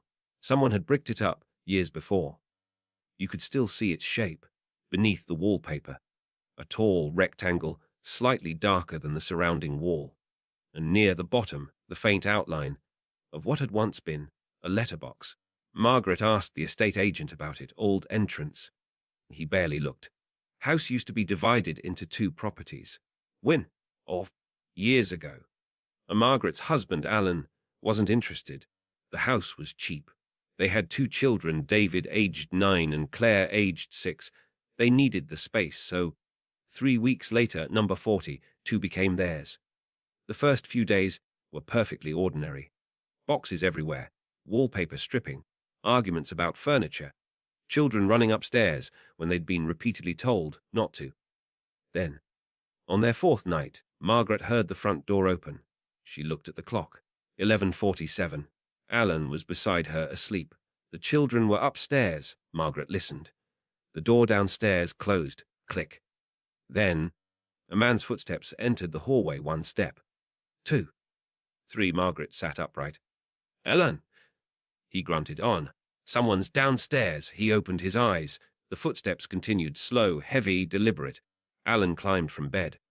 He grabbed the cricket bat. They kept behind the wardrobe. Margaret followed him to the landing. Below them, the hallway was empty. Hello, Alan called. Nothing. He went downstairs. Front door locked. Kitchen empty. Back door locked. Windows closed. Then Margaret noticed something. The wallpaper over the old doorway was moving, very slightly, as though from behind it. Alan touched the wall. Solid. Probably pipes. Margaret stared at him. Pipes don't open doors. He smiled. Old houses make noises. Margaret hated that phrase, because people only ever said it when they didn't know what the noise was. The following night, 11:47. Click. The sound of a door opening. Footsteps. 1, 2, 3. Then silence. The 3rd night, the same. The 4th, nothing. On the 5th night, Claire appeared beside their bed. Mummy. Margaret opened her eyes. What is it, sweetheart? There's a man downstairs. Margaret immediately sat up. What man? The man who comes home. Alan woke. What? Claire rubbed her eyes. He stands by the wall. Margaret looked towards Alan. What does he look like? Claire thought, old, like Grandad. Naboo. She shook her head. Older? Then, she added, he doesn't have any eyes. Alan turned on the bedside lamp. Claire, have you been dreaming? Num. He asked me where his wife was. Margaret felt suddenly cold. What did you tell him? Claire pointed towards her parents' bedroom. I said Mummy was here. That morning, Margaret telephoned the previous owner, Mrs. Harris, an elderly woman, who had moved into sheltered accommodation. Margaret asked about the old doorway. There was silence at the other end. Who told you about that? The estate agent. Another pause. What was they? Mrs. Harris sighed. Number 42 wasn't divided into 2 houses. Margaret frowned. Then what was the doorway? Funeral entrance. Margaret said nothing. Mrs. Harris continued. The house belonged to an undertaker. Before the war, families entered through the front. The dead came through the side passage, and Margaret looked towards the wallpapered wall. That door led outside. Once, what happened to it? Bricked up after Mr. Galloway died. Who was he? The undertaker. Margaret hesitated. Did he die here? Mrs. Harris became quiet. Eventually, not exactly. Margaret waited. He disappeared in 1936. Nobody knew where he'd gone. His wife said. He'd left her. But people didn't believe her. Why? Because for months afterwards, she kept setting a place for him. At the dinner table, Margaret swallowed. He still came home, every night. Margaret almost laughed. Almost. What happened to his wife? She died in this house. When? 1941. Margaret looked towards the hallway. Which room? The one that's your bedroom now. That evening, Margaret told Alan they were moving. Alan refused. They had spent everything on the house. They couldn't simply leave. Because of noises and an old woman's story. Then, at 11:47, the door opened. Click. This time, Alan was awake. He sat beside Margaret, listening. Footsteps. 1, 3. Then a man's voice. Mabel. Margaret grabbed Alan's hand. The voice came again. Mabel, I'm home. Something scratched the wallpaper downstairs. Alan stood. Stay here. Margaret whispered. Don't go. But he did. He walked downstairs. Margaret followed several steps behind. The wallpaper over the old doorway was bulging outward, slowly, then relaxing. Bulging, then relaxing, like something breathing. Alan approached. Who's there? The breathing stopped. A man's voice answered from inside the wall. Is my wife there? Alan stepped backwards. Margaret covered her mouth. The voice knocked. 3 times. Let me in. Alan whispered. No. The hallway light went out. Claire screamed upstairs. Margaret turned. When she looked back, the wall had changed. There was a door. Dark wood. Brass handle. A narrow letterbox. Exactly where the outline had been. The handle turned. Margaret shouted. Alan. Don't open it. Alan wasn't touching it. The door opened itself. Beyond it was not the street. It was a room. Narrow, lit by candles. Coffins lined both walls. At the far end stood a man, black suit, white shirt, grey skin, and where his eyes should have been were 2 dark hollows. He smiled. Mabel. Then he looked at Margaret. His smile disappeared. You're not my wife. Alan grabbed Margaret. They backed away. The man stepped through the doorway, and behind him, something moved. Inside every coffin. Knock. Knock. Dozens of hands struck the lids. The man looked behind himself. Then, he whispered. Oh, his expression changed. Fear. They followed me. The coffin lids began opening. Alan grabbed Margaret, and they ran upstairs. Children. David came from his room. Claire followed. Alan pushed everyone into the bedroom. Downstairs, doors opened. Footsteps filled the hallway, not one person, many. Slowly, they began climbing the stairs. Margaret locked the bedroom door. Claire whispered, Mummy, the lady's here. Margaret turned. A woman stood beside the window. Old, fashioned dress. Pale face. But unlike the man, she had eyes. She looked at Claire. Then Margaret. Mabel, Margaret whispered. The woman nodded. Footsteps reached to the landing. Mabel walked towards the bedroom door. She placed one hand against it, then called, George. Everything stopped. Silence. A man's voice answered from the other side. Mabel, she smiled. I've been waiting. The bedroom door opened. Mabel stepped through. Margaret saw the eyeless man standing outside. For the first time, he looked peaceful. He took his wife's hand. Then, both of them walked downstairs. The other footsteps followed, one after another, after another. Then, the front door closed. Click. The house became silent. Alan and Margaret did not sleep. The following morning, they removed the wallpaper from the old doorway. Alan intended to brick over it properly. Instead, they found something behind the plaster, a wooden door. Alan called the police. Builders were brought in. The door was opened. Behind it was a narrow, sealed room. There were no coffins, no candles, no passage outside, only a chair, a coat, and human remains. The skeleton belonged to a man. Police eventually determined the body had been there for approximately 30 years. Inside the coat pocket was a silver pocket watch engraved George Galloway. The undertaker had never left his wife. He had been inside the wall the entire time. Margaret and Alan sold the house 6 months later. For decades, nothing more was reported. Number 42 still stands today. The doorway is gone. During renovations in 2009, the hallway was completely rebuilt. But the current owners have mentioned one peculiar thing. Their digital doorbell camera occasionally activates at exactly 11:47 at night. Nobody is ever outside. Yet the recording always contains sound. First, a door opens. Click. Then 3 footsteps. 1, 2, 3. And finally, an elderly man's voice speaks from somewhere on the other side of the front door. I'm home. And most nights, nothing else happens. But once, in November of last year, the camera recorded a woman's voice answering him from inside the house. Come in, George. I've been waiting. The first warning came from a dead sheep hanging 12 feet above the ground. In October 1936, livestock did not climb trees. and whatever had placed the ewe among the branches of an old oak outside the Yorkshire village of Blackmere had done so without leaving a single footprint in the wet earth beneath it. Constable Arthur Bell stood beneath the tree, shortly after sunrise, staring at the animal while rain whispered through the remaining leaves. Its wool was soaked dark with blood, yet strangely little had fallen onto the ground. Behind him, Farmer William Croft quietly said, "It started again." Arthur turned towards him. What started again? Croft immediately regretted speaking.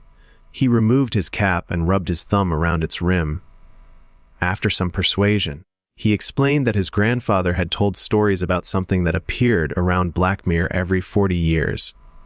In 1856, 3 sheep disappeared, and a shepherd was found dead beside the woods. In 1896, livestock were slaughtered across several farms before a 14-year-old boy vanished. Arthur had heard enough village folklore during his career to recognize frightened superstition. "And now it's 1936, he said. Croft looked towards the woods. "That's what worries me." Arthur spent the afternoon examining old parish records. He expected contradictions, exaggerations, and convenient dates altered by generations of storytelling. Instead, he found something worse. The incidents were documented. November 1856, livestock killed, shepherd missing for 2 days, body recovered near Blackmere Wood. November 1896, 7 livestock attacks followed by the disappearance of Thomas Mercer, aged 14. Arthur searched further backwards. In a damaged ledger from 1816, the vicar had written about great black animal walking upon 2 legs near the northern boundary. Arthur closed the book. Outside the parish office, daylight had already begun to fade. 2 nights passed without incident. On the 3rd, Arthur received a telephone call shortly before midnight. Croft's voice trembled badly enough that Arthur struggled to understand him. Something was inside the barn. Arthur drove through heavy rain, his headlights throwing pale tunnels across flooded lanes. Croft waited outside holding a shotgun. "It's been in there 20 minutes, he whispered. "Why haven't you gone inside?" Arthur asked. Croft stared at the barn doors. "Because my dog went in first." From somewhere behind those doors came a slow scraping noise, followed by something dragging heavily across the wooden floor. Arthur drew his revolver and opened the barn. The smell struck him immediately. Wet fur, blood, and something sour like meat left too long in summer heat. His torch beam moved across empty stalls before settling upon Croft's dog. The animal lay motionless beside a pile of straw. Arthur stepped closer, then stopped. Behind the dog were tracks in the mud. They began as the prints of an enormous animal, wider than Arthur's hand.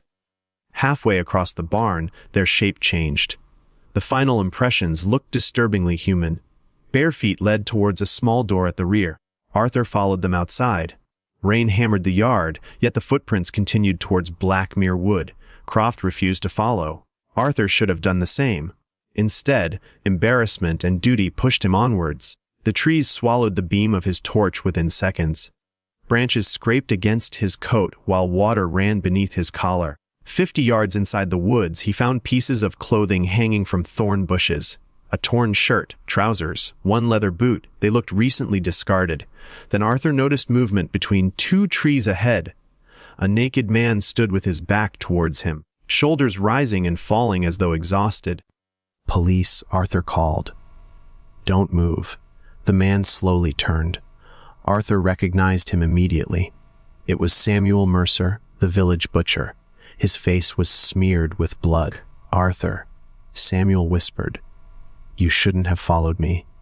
Arthur raised the revolver. Samuel began crying. "Please listen. My father chained himself underground every month. His father did the same. We thought it weakened with each generation. Somewhere deeper in the woods, something howled. Samuel's expression changed. 'Oh God,' he whispered, 'that's not me.' Arthur felt every hair on his arms rise. Another howl answered from behind them. Samuel stumbled towards Arthur. "There are 2. Something crashed through the undergrowth. Arthur swung his torch towards the sound and briefly saw a shape moving between the trees. It was far too tall for a wolf. Gray, black fur covered a body built almost like a man, but the arms hung unnaturally long.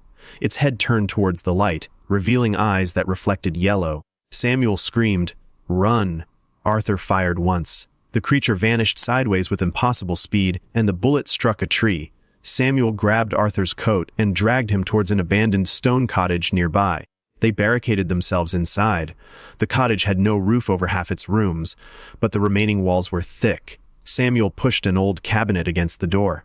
"My grandfather told me what happened in 1896, he said breathlessly. Thomas Mercer didn't disappear, he changed. Arthur stared at him. Thomas Mercer had been 14 then. He'd be 54 now. Samuel shook his head. Not anymore. Something walked slowly around the cottage outside. Its claws scratched across the stone. Samuel looked towards the broken window. Once it takes you completely, you stop aging like everyone else. A face appeared beyond the window. Not entirely wolf, not entirely human. Beneath coarse fur and stretched skin, Arthur saw something horribly recognizable. An elderly man's eyes trapped inside the creature's skull. Samuel whispered, "Uncle Thomas." The creature smiled. Human teeth remained among the longer ones. Then it spoke. "Samuel." Arthur's stomach tightened. The voice was rough but unmistakably human. "Come home." Samuel backed away, shaking his head. Thomas pushed one long arm through the window. Arthur fired twice. This time the creature screamed and disappeared into the darkness. The door exploded inward. Arthur was thrown across the floor. His revolver slid beneath the cabinet. Thomas landed upon Samuel and drove him against the wall. Samuel screamed as claws tore through his shoulder. Thing. Arthur grabbed the only weapon within reach, a broken length of iron from the fireplace, and swung it into Thomas's skull. The creature turned towards him. Its yellow eyes narrowed, breathing. Then Samuel lunged forward and locked both arms around Thomas. "Do it," he shouted. Arthur drove the iron through the creature's chest. Thomas convulsed violently, released a terrible human cry, and collapsed. Dawn found Arthur sitting outside the cottage beside Samuel. Thomas's body had changed after death. The fur receded, the limbs shortened. By sunrise, an old naked man lay among the leaves. Samuel's wounds were deep but survivable. Arthur stared at him and asked the question he had avoided all night. "What happens to you now?" Samuel looked towards the rising sun. Maybe nothing. Neither man believed it. Arthur helped him back towards Blackmere. Officially, the incident became an attack by an unidentified animal. Thomas Mercer's body quietly disappeared from police records. Arthur retired in 1958 and died 17 years later. Blackmere changed. Farms became housing estates, the old cottage disappeared, and most of the woods were cleared for a bypass. The stories became village folklore. Yet in October 1976, police received reports of livestock being mutilated near the remaining woodland. In 2016, several residents reported seeing an unusually large animal beside the road. One driver struck something at midnight and photographed long scratches across his bonnet. Nobody connected the incidents because almost everyone had forgotten the old 40-year pattern. Almost everyone. In October 2026, a housing developer surveying land beside Blackmere Wood uncovered a rusted metal box beneath the foundations of an old police station. Inside were Arthur Bell's notebooks, photographs, and one final handwritten warning. The developer laughed when he read it and left the box in his van. That evening, while driving home through Blackmere, something enormous crossed the road ahead of him. He stopped. His headlights illuminated an old man standing barefoot in the rain. The man smiled, revealing teeth much too long for his mouth, and said, "Arthur told you when I'd be coming back." Nuss, Norfolk, England. 1941 'twas the village of Wycham had 3 air raid sirens, but sometimes 4 of them sounded. Nobody knew where the 4th one was. And according to the people who had lived in Wycham all their lives, if you heard it, you were to close the curtains, put out every light, and whatever happened, do not look at the sky. Robert Haynes learned this on the evening of October 17th, 1941. Robert was 29 and had arrived in Wycombe 2 weeks earlier. Before the war, he had taught mathematics at a secondary school in Norwich. Then, a damaged knee, the result of a motorcycle accident, had prevented him from joining the army. Instead, he became an air raid precautions warden. Wycombe was supposed to be an easy posting small village, population just over 400, a church, a pub, a bakery, several farms, and 5 miles to the east a Royal Air Force station. That was why Wycombe mattered. German bombers occasionally crossed the coast, looking for the airfield. Most continued inland. Some didn't. Robert's duties were simple. Make sure blackout curtains were closed. Watch for incendiary bombs. Report unexploded ordnance. Help civilians during raids. His first week passed without incident. Then one evening he met Arthur Bell. Arthur was 73 and had been village constable until retirement. Robert found him sitting outside the King's Arms, smoking a pipe. "You're the new warden." Robert nodded. "Robert Haynes." Arthur shook his hand. "Norwich." "Yes." Arthur looked him over. "City man. I'm hardly from London. City enough." Arthur smiled. Then his expression changed. "They told you about the sirens." Robert nodded. 3. Church roof, fire station inn, and RAF post. Arthur tapped his pipe against the bench. "And the fourth?" Robert frowned. "There isn't a fourth." Arthur looked towards the fields. "There is, when it wants to be." Robert smiled. "I see."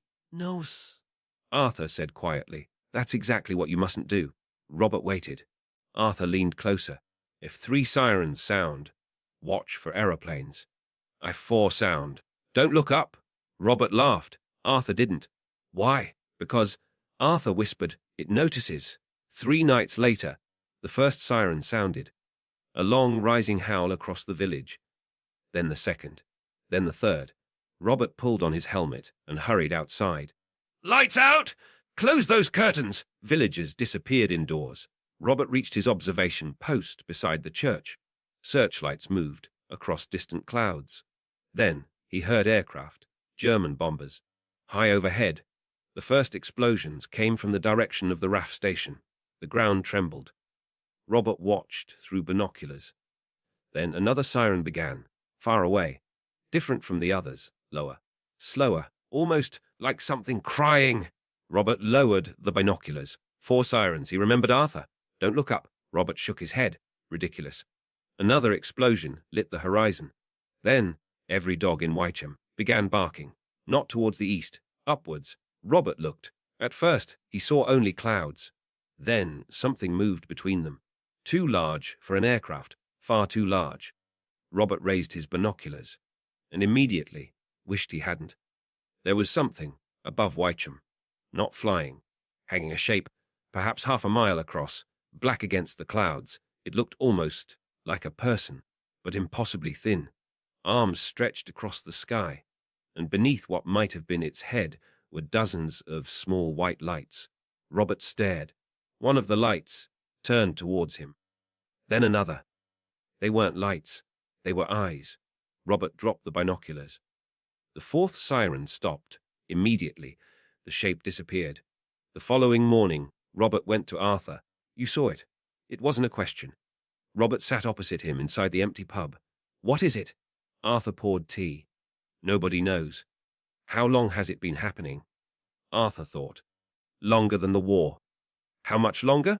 "My grandfather heard the 4th siren." Robert stared at him. "There were no air raid sirens. When your grandfather was young." Arthur nodded. "Exactly." Robert said nothing. "In those days," Arthur continued, "they called it the morning horn. Before that, church records called it the voice above." Robert leaned forward. "What happens if you look?" Arthur's eyes dropped towards his tea. "Usually, nothing. Usually, you go home. You sleep, you wake, and then it starts looking back." Robert felt cold. "What does that mean?" Arthur pointed towards the window. "You'll find out." That afternoon, Robert noticed the first one, a white dot high above the village. He assumed it was an aircraft, but it didn't move. By sunset, it was still there, That night, Robert closed his curtains. At 11, he went to bed. At 1:14, he woke. Something was tapping against his bedroom window, not knocking. Tapping, very gently. Robert lay still. Tap, tap, tap. His bedroom was on the second floor. There was no tree outside. Tap, tap, tap. Robert pulled the blanket over his head. Then a voice came from outside. Robert. He stopped breathing. The voice sounded like his mother. She had died 6 years earlier. Robert, look at me. He closed his eyes. The tapping continued until dawn. The following morning, there were marks on the outside of the glass. Not fingerprints, something much larger. 3 long lines stretching from the top of the window to the bottom. Robert went to Arthur. It's outside my house. Arthur nodded. What do I do? Don't look. For how long? Until it loses interest. And if it doesn't? Arthur looked away. Then, someone else has to look. Robert stared at him. What? That's how it works. Arthur's voice was quiet. It notices one person, until another sees it. Robert stood. So you expect me to make someone else look? No. Arthur looked at him. I expect you to decide what sort of man you are. Or for 6 nights. Robert didn't look. The tapping moved from window to window. Sometimes his mother's voice called. Sometimes his father's. Once he heard his own voice outside whispering, or just look. On the 7th night, the 4th siren sounded again. Robert was patrolling near the village school. 1st siren, 2nd, 3rd, then the low morning howl, the 4th. Villagers immediately closed their doors. Robert kept his eyes on the ground. Then he heard crying. A child. Help! Robert stopped. A little girl stood in the road, perhaps 8 years old. She wore a nightdress and clutched a teddy bear. Where are your parents? She pointed upwards. Mummy's up there. Robert looked at the girl. Don't look. But she called me. Robert grabbed her hand. Come with me. The girl resisted. Mummy! She looked up. Robert closed his eyes. The child screamed, not frightened. A scream of absolute terror. Then silence. Robert opened his eyes. The girl was gone. Her teddy bear lay in the road. Robert looked towards the houses. Every curtain remained closed. Nobody had seen. Then something enormous cast a shadow over the village. Robert stared at the ground. A voice came from above. Hundreds of voices speaking together. Robert. He began walking. Don't look. Robert, faster, look at us. He reached the church. The door was locked. Robert forced it open and stumbled inside. Arthur was there, sitting in the front pew. What are you doing here? Arthur looked exhausted. Waiting. For what? For you. Robert stared. Arthur stood. I lied. About what? It doesn't lose interest. Robert felt his stomach tighten. Once it sees you, it never stops. Then how do I get rid of it? Arthur looked towards the stained glass window. You can't, unless someone looks willingly. Robert understood. You. Arthur nodded. I saw it. In 1916, Robert stared at him during the Zeppelin raids. I was 8 years old. My father made me look down, but I didn't listen. Arthur smiled sadly. It's been waiting for me, for 25 years. Why did it come after me?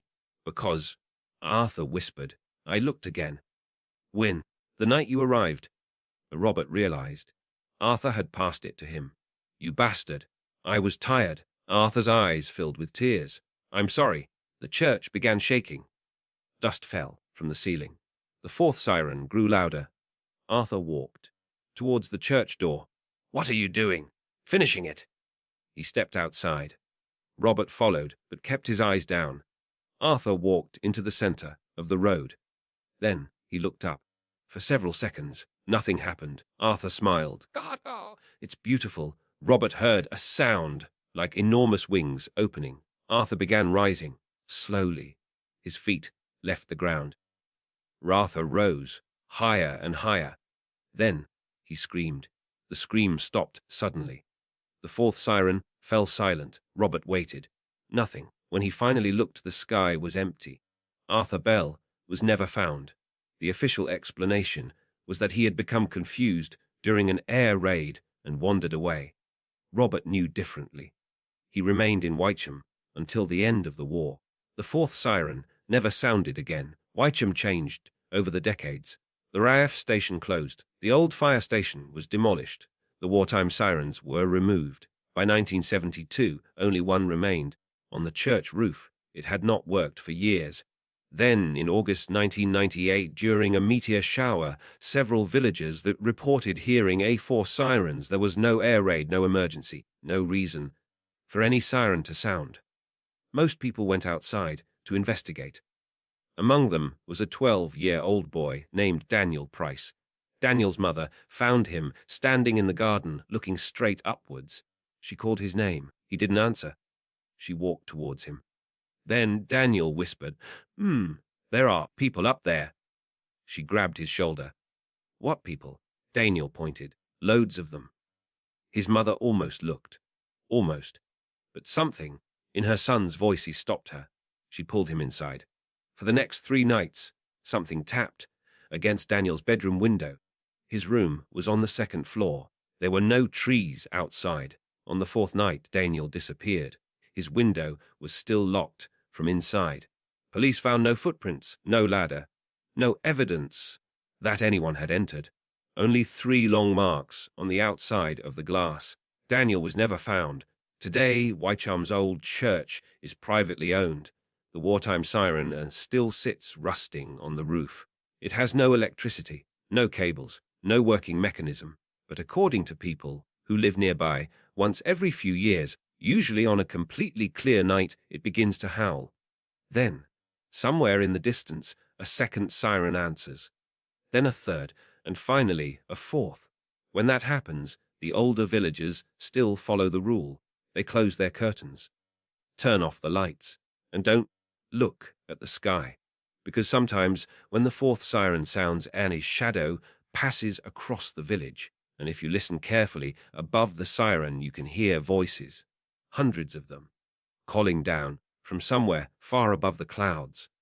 And among those voices there is an old man and a little boy, both whispering the same thing. "Don't look at us!" But something else behind them whispers, "Look." Bath, England. 1906 mirrors are remarkably honest things. They show us every wrinkle and every blemish and every unfortunate consequence, dar of age. But there are certain mirrors which show rather more than they should, and one I encountered dawn in the winter of 1906 possessed a particularly wicked sense of humor. My name is Arthur Bellamy. At the time, I was 42 and proprietor of Bellamy and Sons, Antiquities, of Bath. There were, of course, no sons, but customers have always found a family business more trustworthy, particularly when purchasing something that belonged to somebody else's family. I dealt in furniture, tin paintings, and silverware, and occasionally objects whose previous owners were, thankfully, no longer available to complain about the price. The mirror arrived on February on the 9th, a Tuesday, I remember, because on Tuesday had always been my least profitable day. Until then, it was delivered by 2 men from an estate outside Wells. Neither man one would enter von my shop. They left the mirror on the pavement. "Careful, Paul," I shouted. "It's 18th century. One of them No, sir. What? It's older. I examined the frame. Black wood, perhaps ebony, carved, with twisting vines, small birds, and, rather disturbingly, tiny human faces at the top. Don was. A silver, a crescent moon. At the bottom, a small inscription, now in Latin. I translated it. Quietly, he who looks must also be seen. Charming, I asked. Don the delivery men, Don to carry it inside. They refused. Why? The older man looked, and towards the mirror, because, now, we've already looked at it. Then, they left. I should mention that antique dealers are naturally suspicious men, not of ghosts, of bargains. A valuable object, offered cheaply, usually means one of three things. It is stolen, it is fake, or the seller knows something. Don, you don't. This mirror had cost me £3. That should have unworried me. Instead, I congratulated myself on an excellent purchase. I placed it at the rear there of the shop. Almost immediately, I noticed something peculiar. The reflection, one seemed sawn slightly, down too deep. If that sounds ridiculous, I assure you, it looked equally ridiculous. The shop reflected normally. Shelves, furniture, paintings, my desk, but beyond the reflected front window, the street was different, only slightly. No motor cars, gas lamps, instead of electric, people in clothing, perhaps 50 years out of date. I turned, torn towards, and the real window, a motor car, passed outside. I looked, back into the mirror. A horse and carriage, passed, in exactly the same direction. I smiled. A clever piece, I assumed, on the glass, had somehow distorted the light. A ridiculous explanation, perhaps, but considerably less ridiculous, or than the truth. My assistant, Mr. Harold Finch, arrived shortly after 10. He was on 26, on enthusiastic, on and possessed the unfortunate habit of touching everything. He immediately noticed the mirror. That's new, very observant. How much? £3. He whistled. You robbed them, my dear Finch. But one cannot rob. One, a man who voluntarily accepts the price. Finch stood before the glass. Then his smile disappeared. Sir, who's that? I looked up. Who is who? The gentleman. I joined him. In the mirror behind us stood a man, tall, thin, perhaps 60 years old. He wore, and a black Victorian frock coat, silver waistcoat, white gloves, his hair. Don was perfectly, uncommon. He held a silver-topped cane. And most unusual, he was smiling directly at us. I turned. Nobody. Finch turned too. The shop was empty. We looked, Don back, at the mirror. The gentleman remained, still smiling. Finch whispered, "How is he doing that?" I stepped closer. The reflected gentleman tilted his head. I raised my right hand. My reflection raised, dod its left.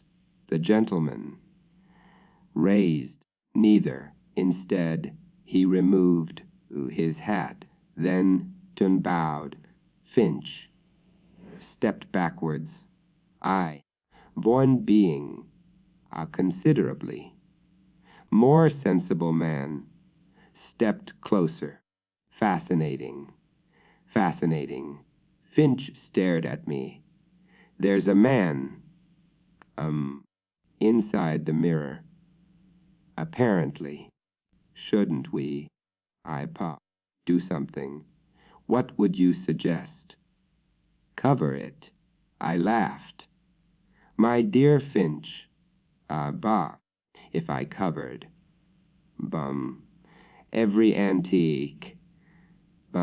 That behaved strangely, but I'd have nothing to sell.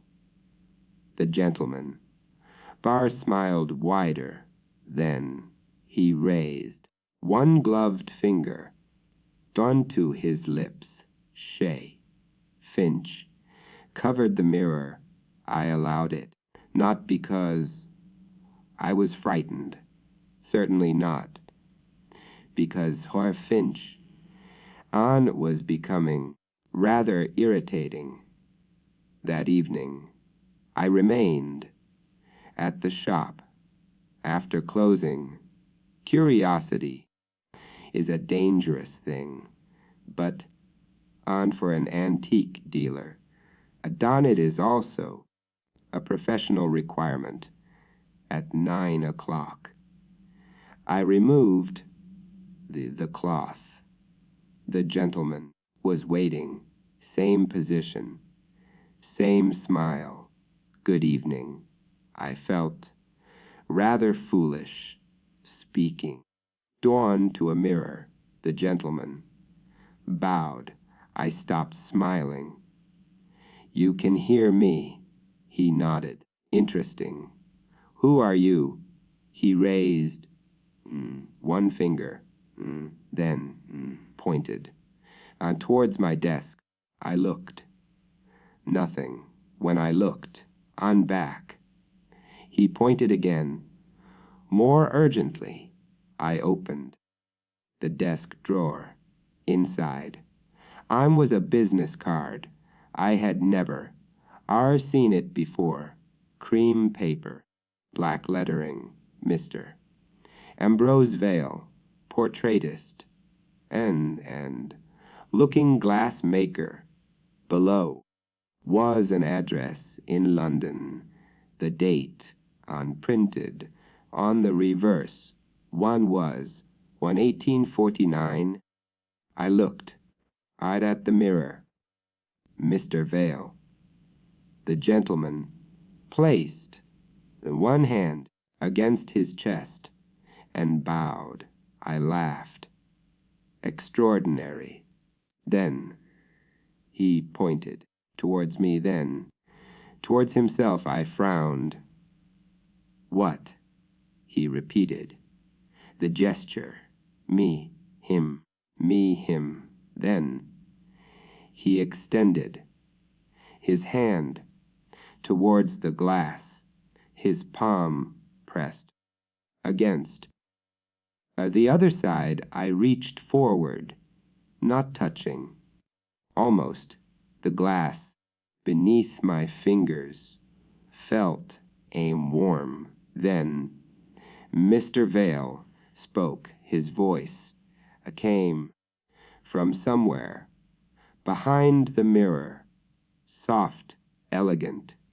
Arthur, I stepped back. You know my name. Of course, his lips, and barely moved. I have been, for how long? He smiled. Longer, bah, than you. Bah, have been. Pie, watching me. Then the shop clock, Thart struck 10. Mr. Vale vanished. The following morning, I began researching him. Ambrose Vale had indeed been a looking glassmaker in London, born. Then 1791 disappeared. 1851, his workshop had been discovered, drew locked. From inside, no body, no sign of escape, only 7 mirrors. 6 were destroyed to buy his family. The 7th vanished. I looked towards the mirror. On standing at the back of my shop, found you.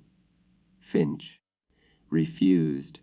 One to uncover it. He had, apparently, dreamed about Vale. What happened? Bow in the dream. Finch looked embarrassed. He was, I smiled. Perhaps. Dawn, he admired. Boss, your dreadful suit. Finch didn't laugh. He was standing. A bow. In my bedroom. Inside a mirror. No. That caught my attention. Where? Beside my bed. I said nothing. That afternoon, bar a woman entered the shop.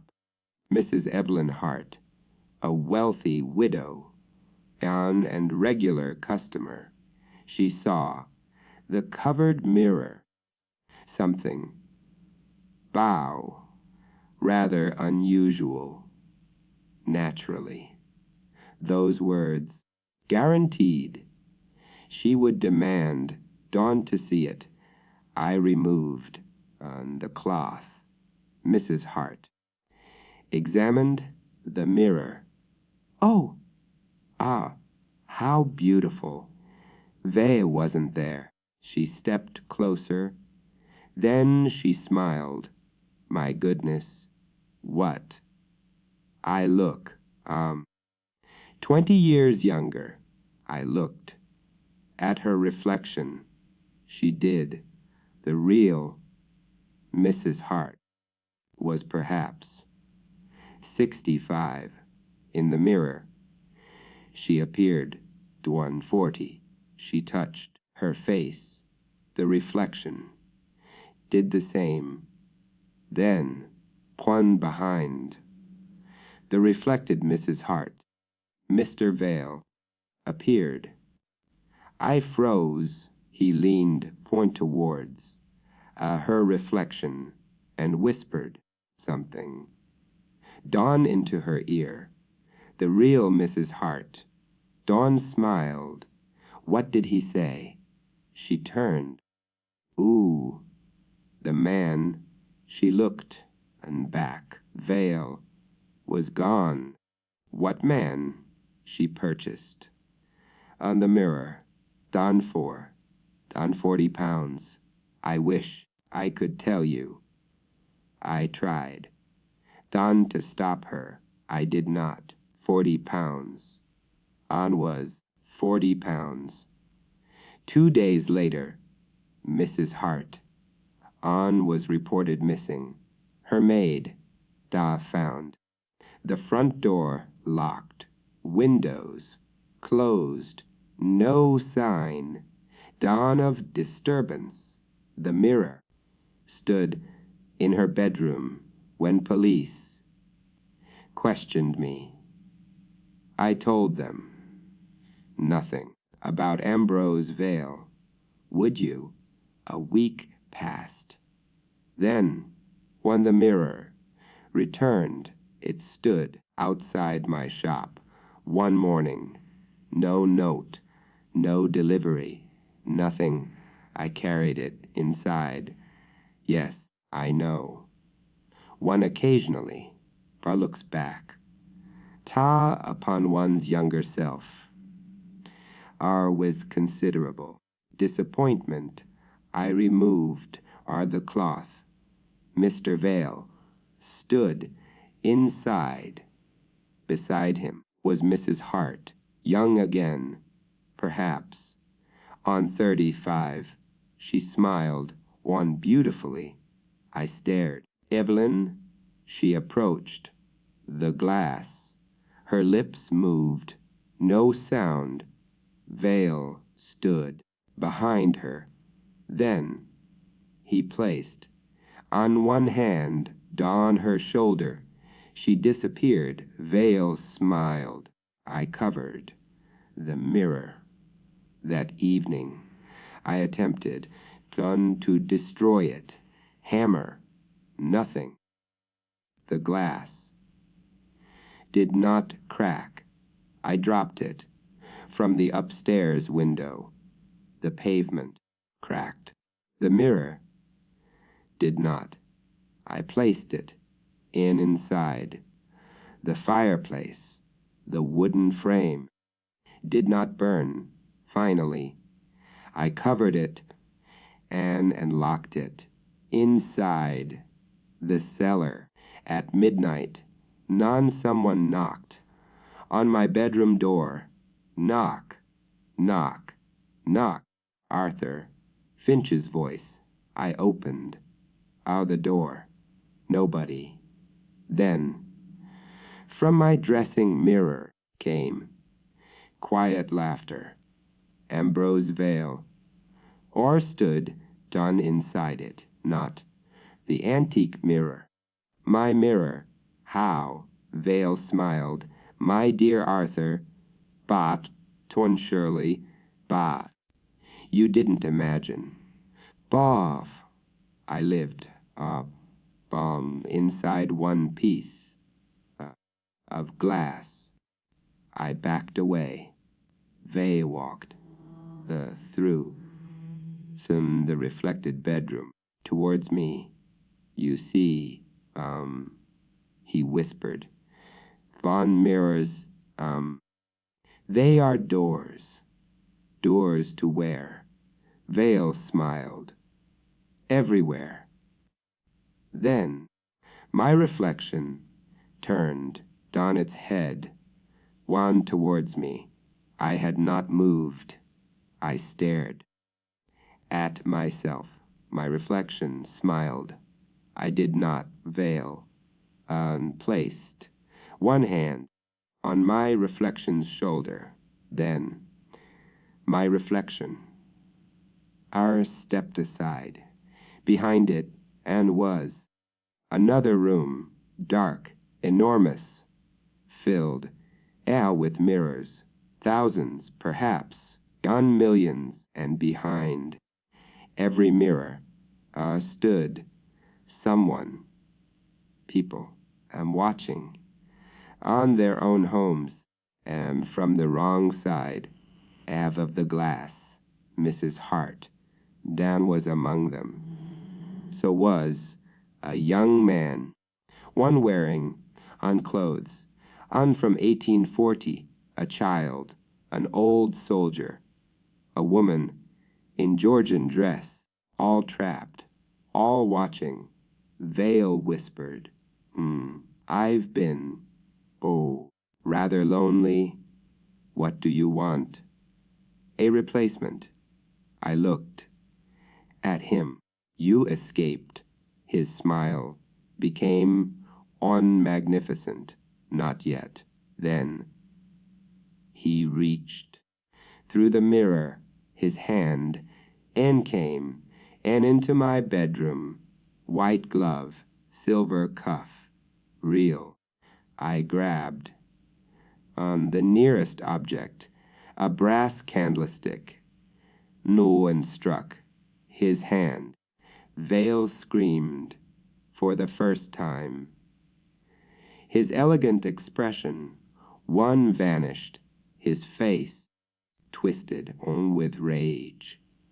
The mirror, and shook my reflection, lunged towards me. From inside, I struck the glass. Once, twice, 3 times, nothing. Then I remembered the inscription on the antique frame. He who looks must also be seen. Seen, not reflected. Seen. I grabbed the bed sheet and threw it over the mirror. Vale screamed again the moment I could no longer see him. His hand vanished. I ran on through the house, covered. Every mirror, every polished surface, every window. Then I went to the shop. Finch. None was already there, standing on before the antique mirror, uncovered. Harold. He turned. His face looked strangely calm. Good morning, sir. Something was wrong, very wrong. His voice, was perfect. His smile, was not, too controlled, too elegant. Then I looked at the mirror. Inside stood Harold Finch, the real Finch, pounding. 10 against. The other side of the glass, I looked, not at the man, now standing beside me. He smiled, then slowly removed an imaginary hat. Good morning. Bong. Good Arthur. Ambrose Vale. He had escaped. I backed away. Vale examined. In Finch's hands, his clothes, his face. He smiled. Not entirely. My style. Bow. But one must. Move with the times. I grabbed the cloth. Vale moved. Dawn towards me. Don't. I threw it. One over. The antique mirror. Nothing happened. Vale laughed. My dear fellow. Bow. You are covering. Bow. The wrong mirror. I looked towards the shop window. Vale's reflection. There stood inside it. But Finch's body, one stood before me. 2 different men. I understood Vale had not escaped, not completely. Part of him remained inside every reflection. So I did something which cost me nearly £2,000. I destroyed every reflective surface in the building. Windows, mirrors, glass cabinets, silver trays, picture frames, anything that could hold a reflection. Vale screamed each time. One shattered. Finally, only the antique mirror remained. I removed on the cloth. Vale was inside again. Finch stood beside him. Mrs. Hart. Dozens of others. Vale looked less human now. His face, none was stretched, thin. His smile, the far too wide. You cannot destroy the door. No, I replied. But perhaps, bow, I can close it. I took a tin out of black paint. Vale's expression, unchanged. No, I painted the glass. One stroke. Vale screamed. Another. His face disappeared beneath black paint. Another, until nothing, a reflected, nothing, could see out, and more importantly, nothing, and could see in. The screaming continued for nearly on an hour, then stopped. The following morning, Harold Finch, Dawn was found unconscious outside the shop, alive. He remembered nothing after looking into the mirror. Mrs. Hart returned home. 3 days later, she believed she had been visiting relatives. Nobody remembered anything unusual. Nobody except me. I sealed the mirror, kind on inside, on a wooden crate, no glass, no polished metal, nothing reflective. Then I had it placed inside a bank vault. It remained there until 1942. A German bomb destroyed the building. The vault was recovered after the war. The crate was empty. I was an old man, formed by then. I hoped the mirror had been destroyed.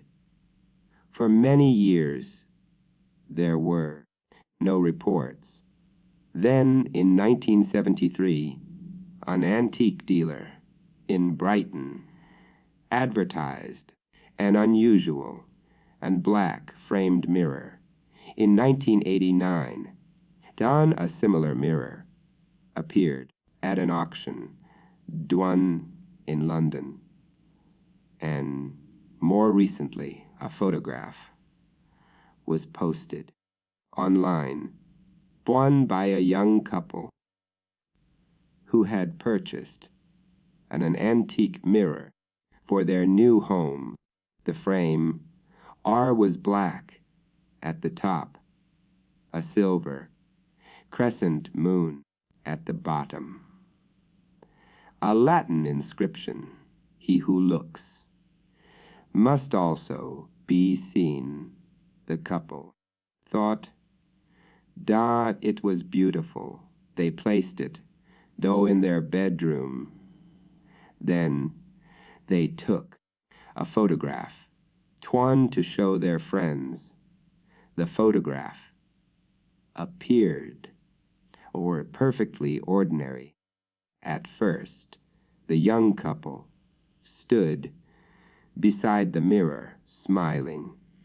But when someone enlarged on the image, they noticed a third person stood in the reflection, a tall, thin gentleman, black frock coat, silver waistcoat, white gloves, standing between them, smiling. And although the photograph was taken with a modern phone, there was something even stranger in the reflection, and the gentleman was holding the phone, not the young couple.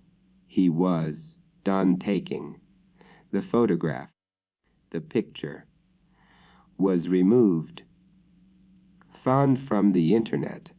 The following day, the couple have not posted anything since. Perhaps that means nothing. Perhaps they simply lost interest But the next time you pass a mirror late at night, do something for me. Don't look directly at yourself. Look behind yourself at the room, on inside the glass. And if there happens to be a tall gentleman or standing somewhere in the reflection, do not turn around, do not speak to him, and whatever you do not smile, because if he smiles, turn back before you do, and then on the gentleman in the glass is no longer or watching from his side, ain of the mirror, he is waiting, done for you, going to take his place. Shadder, North Yorkshire, England, 1928. Second, there was one grave in St. Mary's churchyard that nobody would tend. It stood beneath an ancient yew tree at the furthest edge of the cemetery. No flowers grew upon it. No inscription marked the stone, and whenever autumn came, the leaves somehow avoided it. Arthur Pembroke first noticed the grave 3 days after arriving in the village of Wetherby Cross. Arthur was a historian, not an important historian, as he would later admit. He wrote small books about small places, which were purchased by small numbers of people. Churches interested him, particularly medieval churches, and St. Mary's, with its Norman doorway and ruined Saxon foundations, was exactly the sort of place Arthur loved. The vicar, Reverend Cole, gave him permission to examine the parish records. For 4 days, Arthur worked happily. Baptisms, marriages, deaths. Then, he found something peculiar. A page had been removed from the burial register. Not damaged, removed, carefully cut away. The missing entries covered September 1746. Arthur mentioned it to Reverend Cole. The vicar became uncomfortable. Old books lose pages. This one didn't. Arthur pointed towards the binding. Someone cut it out. Cole closed the register.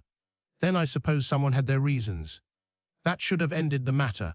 But Arthur Pembroke possessed the unfortunate quality, common to historians, of becoming extremely interested the moment somebody told him something wasn't interesting.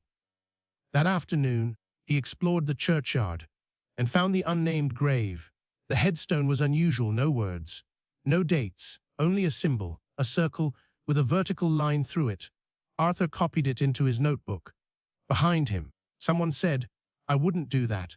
Arthur turned. An elderly man stood beside the path. Arthur recognized him as Jacob Mills, the village gravedigger. Why not? Jacob looked at the stone. Best leave that one alone.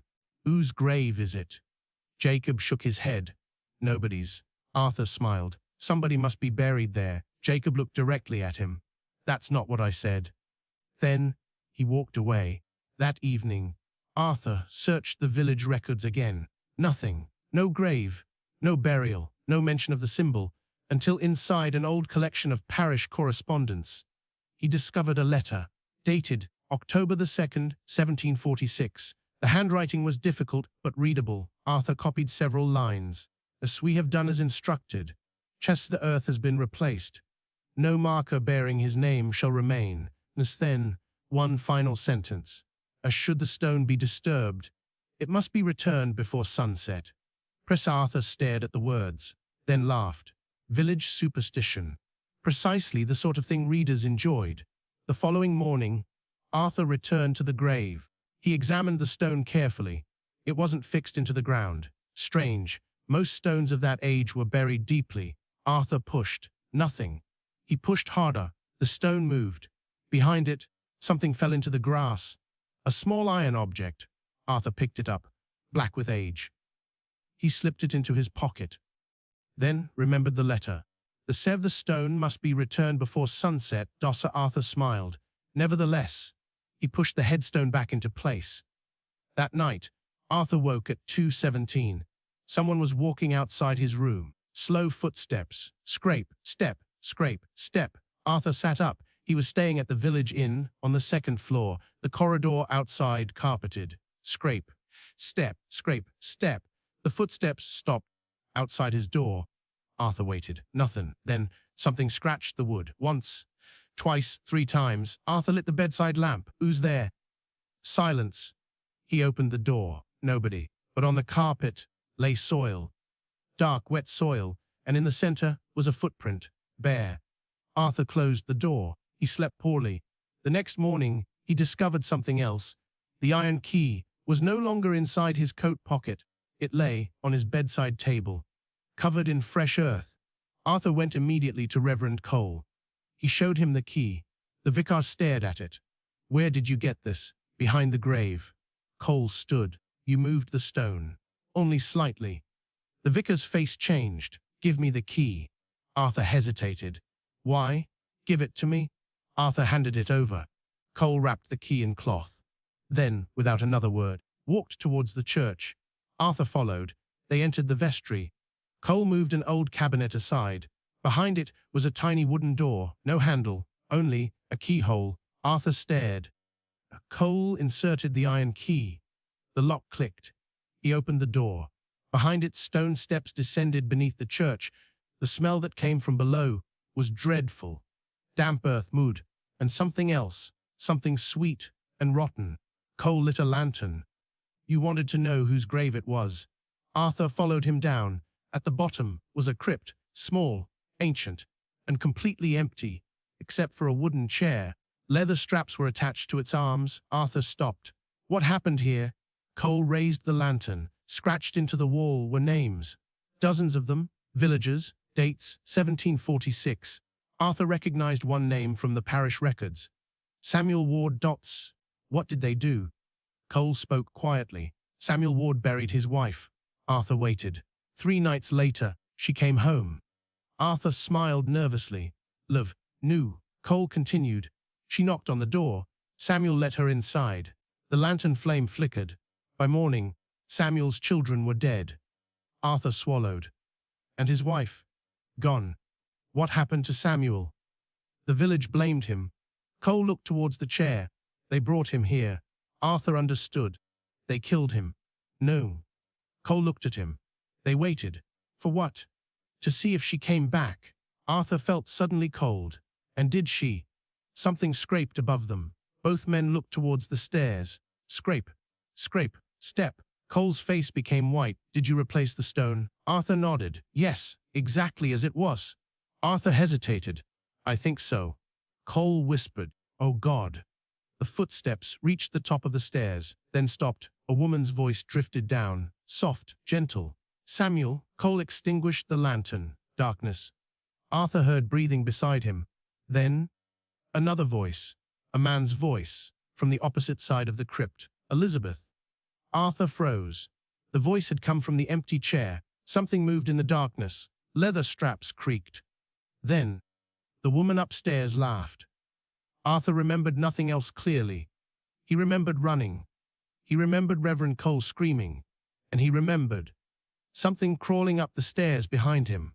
Arthur left Weatherby Cross that afternoon. He never finished his book. St. Mary's Church closed in 1957 after Reverend Cole disappeared.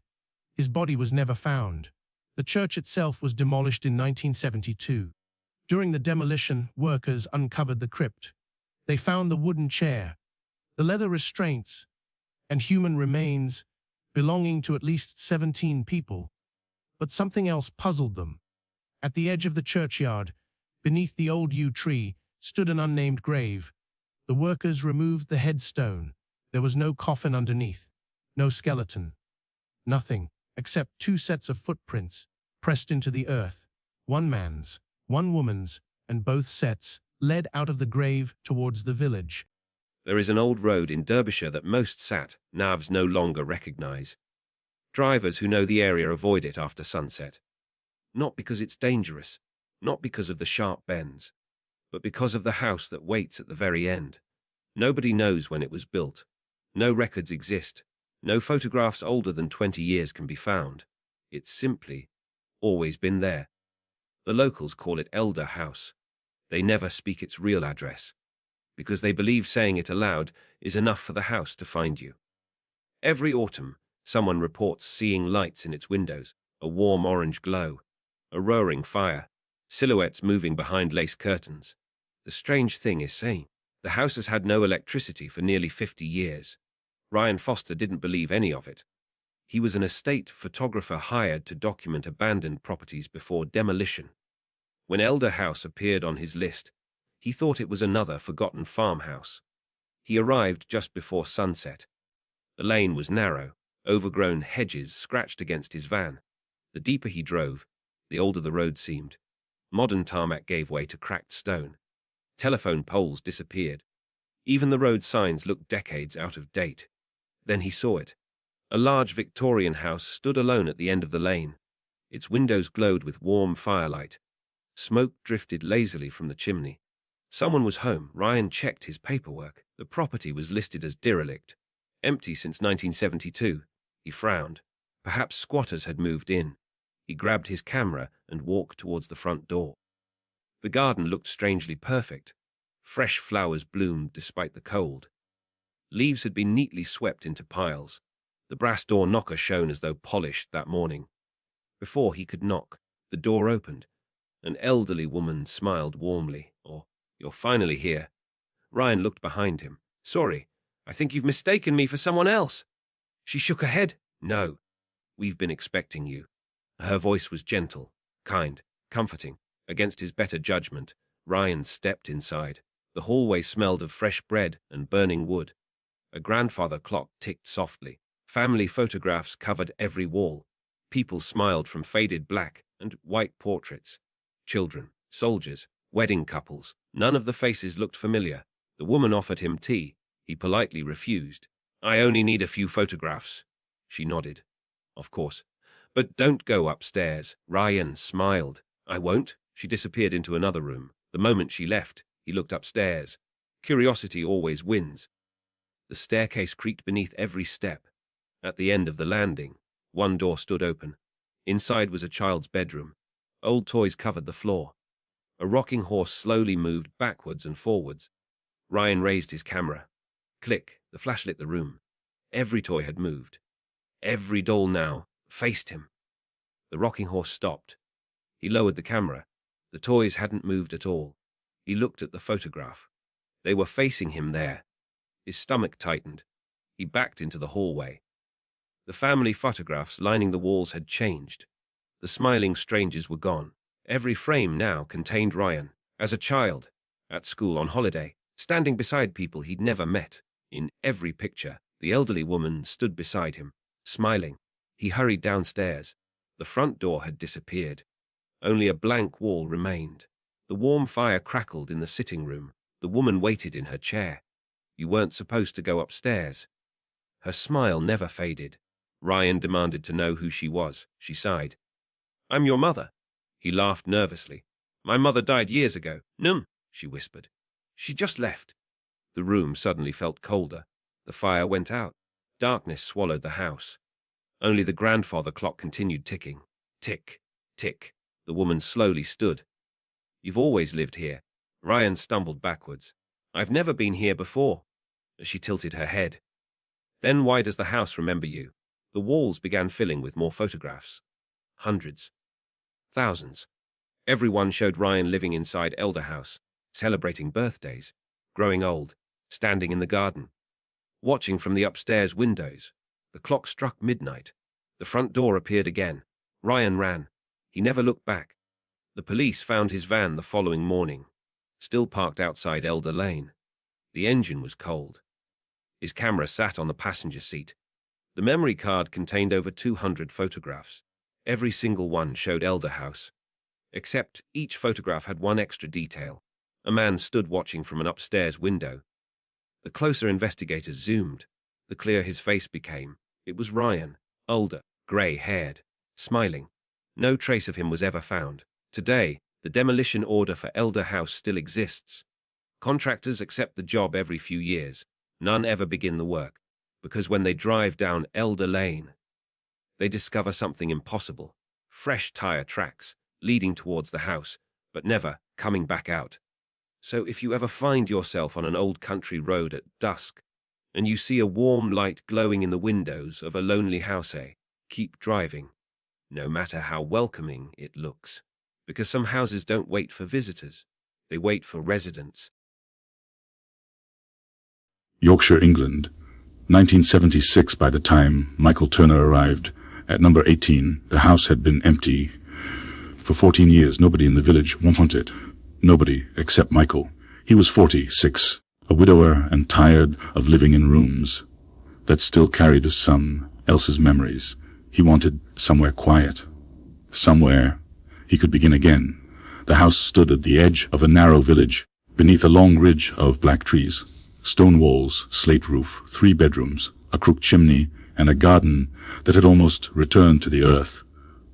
The estate agent seemed relieved when Michael signed the papers. "Needs work," he said. Michael smiled. "I've got time." Or the man looked towards the house. Then, quietly, "That's what the others said." Michael frowned. "What others?" The estate agent didn't answer. He handed over the keys and left.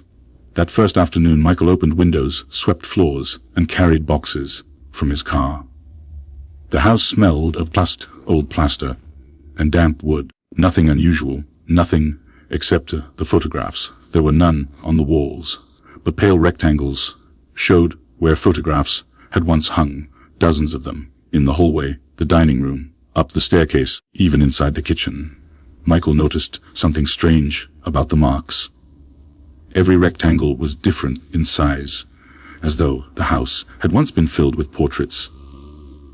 He thought little of it until his second morning. Michael entered the dining room and found a photograph on the mantelpiece. He stopped. He had not put it there. It was black and white. Old, a family standing outside the house. A husband, 2 children. Michael picked it up. On the back someone had written May 1938. He recognized the house, same windows, same front step, same crooked chimney. Michael examined the family. The father looked directly into the camera, but the mother was looking towards an upstairs window. Michael followed her gaze. Something stood behind the glass, a dark figure, tall, almost hidden by the curtain. Michael stared at it.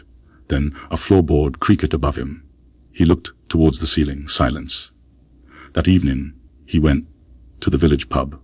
The landlord, an elderly man named Harold Briggs, recognized him immediately. "You're in number 18. Michael nodded. Harold stopped pouring his drink. "Found anything?" Michael smiled. Besides 20 years of dust, Harold didn't smile. Michael placed the old photograph on the bar. This, Harold stared at it, then slowly picked it up. "Where?" "Dining room." Harold looked towards Michael. "Burn it." Michael laughed. "Why?" "Because," Harold whispered, "the house has started remembering."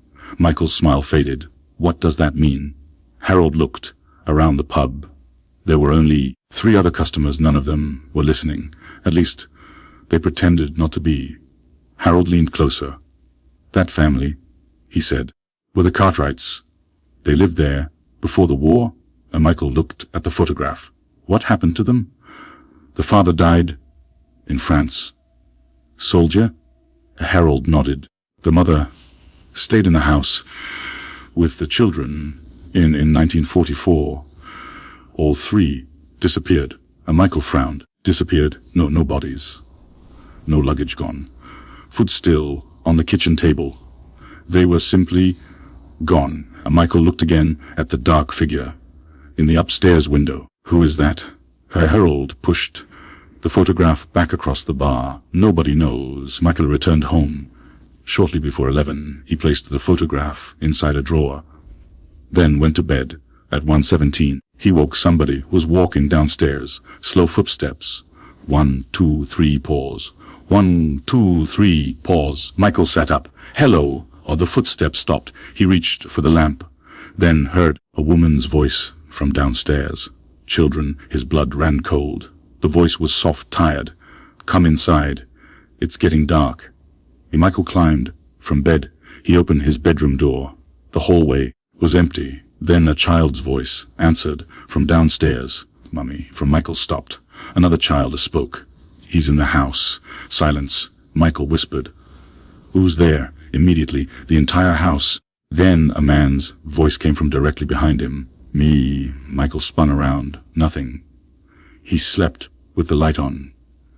The following morning, there were 3 photographs on the dining room mantelpiece. The Cartwright family, another family dated 1951, and another 1962. Michael examined the second photograph, a young couple with a baby. The mother wasn't looking at the camera. She was looking towards an upstairs window.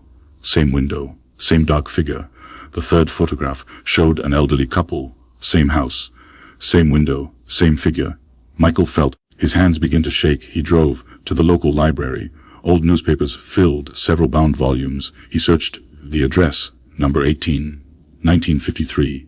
A young woman named Alice Morgan had vanished from the house. Her husband had been questioned. No charge. 1964. An elderly man named Peter Collins disappeared. His wife claimed she heard him speaking to someone upstairs before he vanished. 1967. Another tenant missing. 1970. Now Michael counted. 7 people had disappeared from number 18 between 1944 and 1962. Then nothing, because the house had remained empty. Michael returned before sunset. He intended to pack. But when he opened the front door, hallway looked different. Fresh wallpaper, new carpet, a coat hung beside the door. Not his. Michael stepped inside. The smell of cooking came from the kitchen. He walked slowly towards it. A woman stood beside the stove, her back towards him, long skirt, dark hair. Michael whispered as she turned. The woman from the 1938 photograph, Mrs. Cartwright. She looked exactly the same. Not older, not dead, just frightened. "You shouldn't be here." Michael couldn't move. "Who are you?" "You." She looked towards the ceiling. "He heard you." Michael whispered, "Who?" "Who?" She stepped closer. "Doesn't keep people." Michael frowned. "Then what does?" A floorboard creaked upstairs. Mrs. Cartwright closed her eyes. "The thing that lives in its memories." Another creak closer. Michael looked towards the staircase. The hallway was changing. Wallpaper faded, then returned. Furniture appeared, then disappeared. Years flashing through the house. 1938, 1951, 1962, 1970. Every family who had lived there seemed to exist. Voices filled the rooms. Laughter, arguments, crying. Then a child screamed. Michael turned. A little boy stood halfway up the staircase. The Cartwright boy. He pointed above Michael. Michael looked towards the ceiling.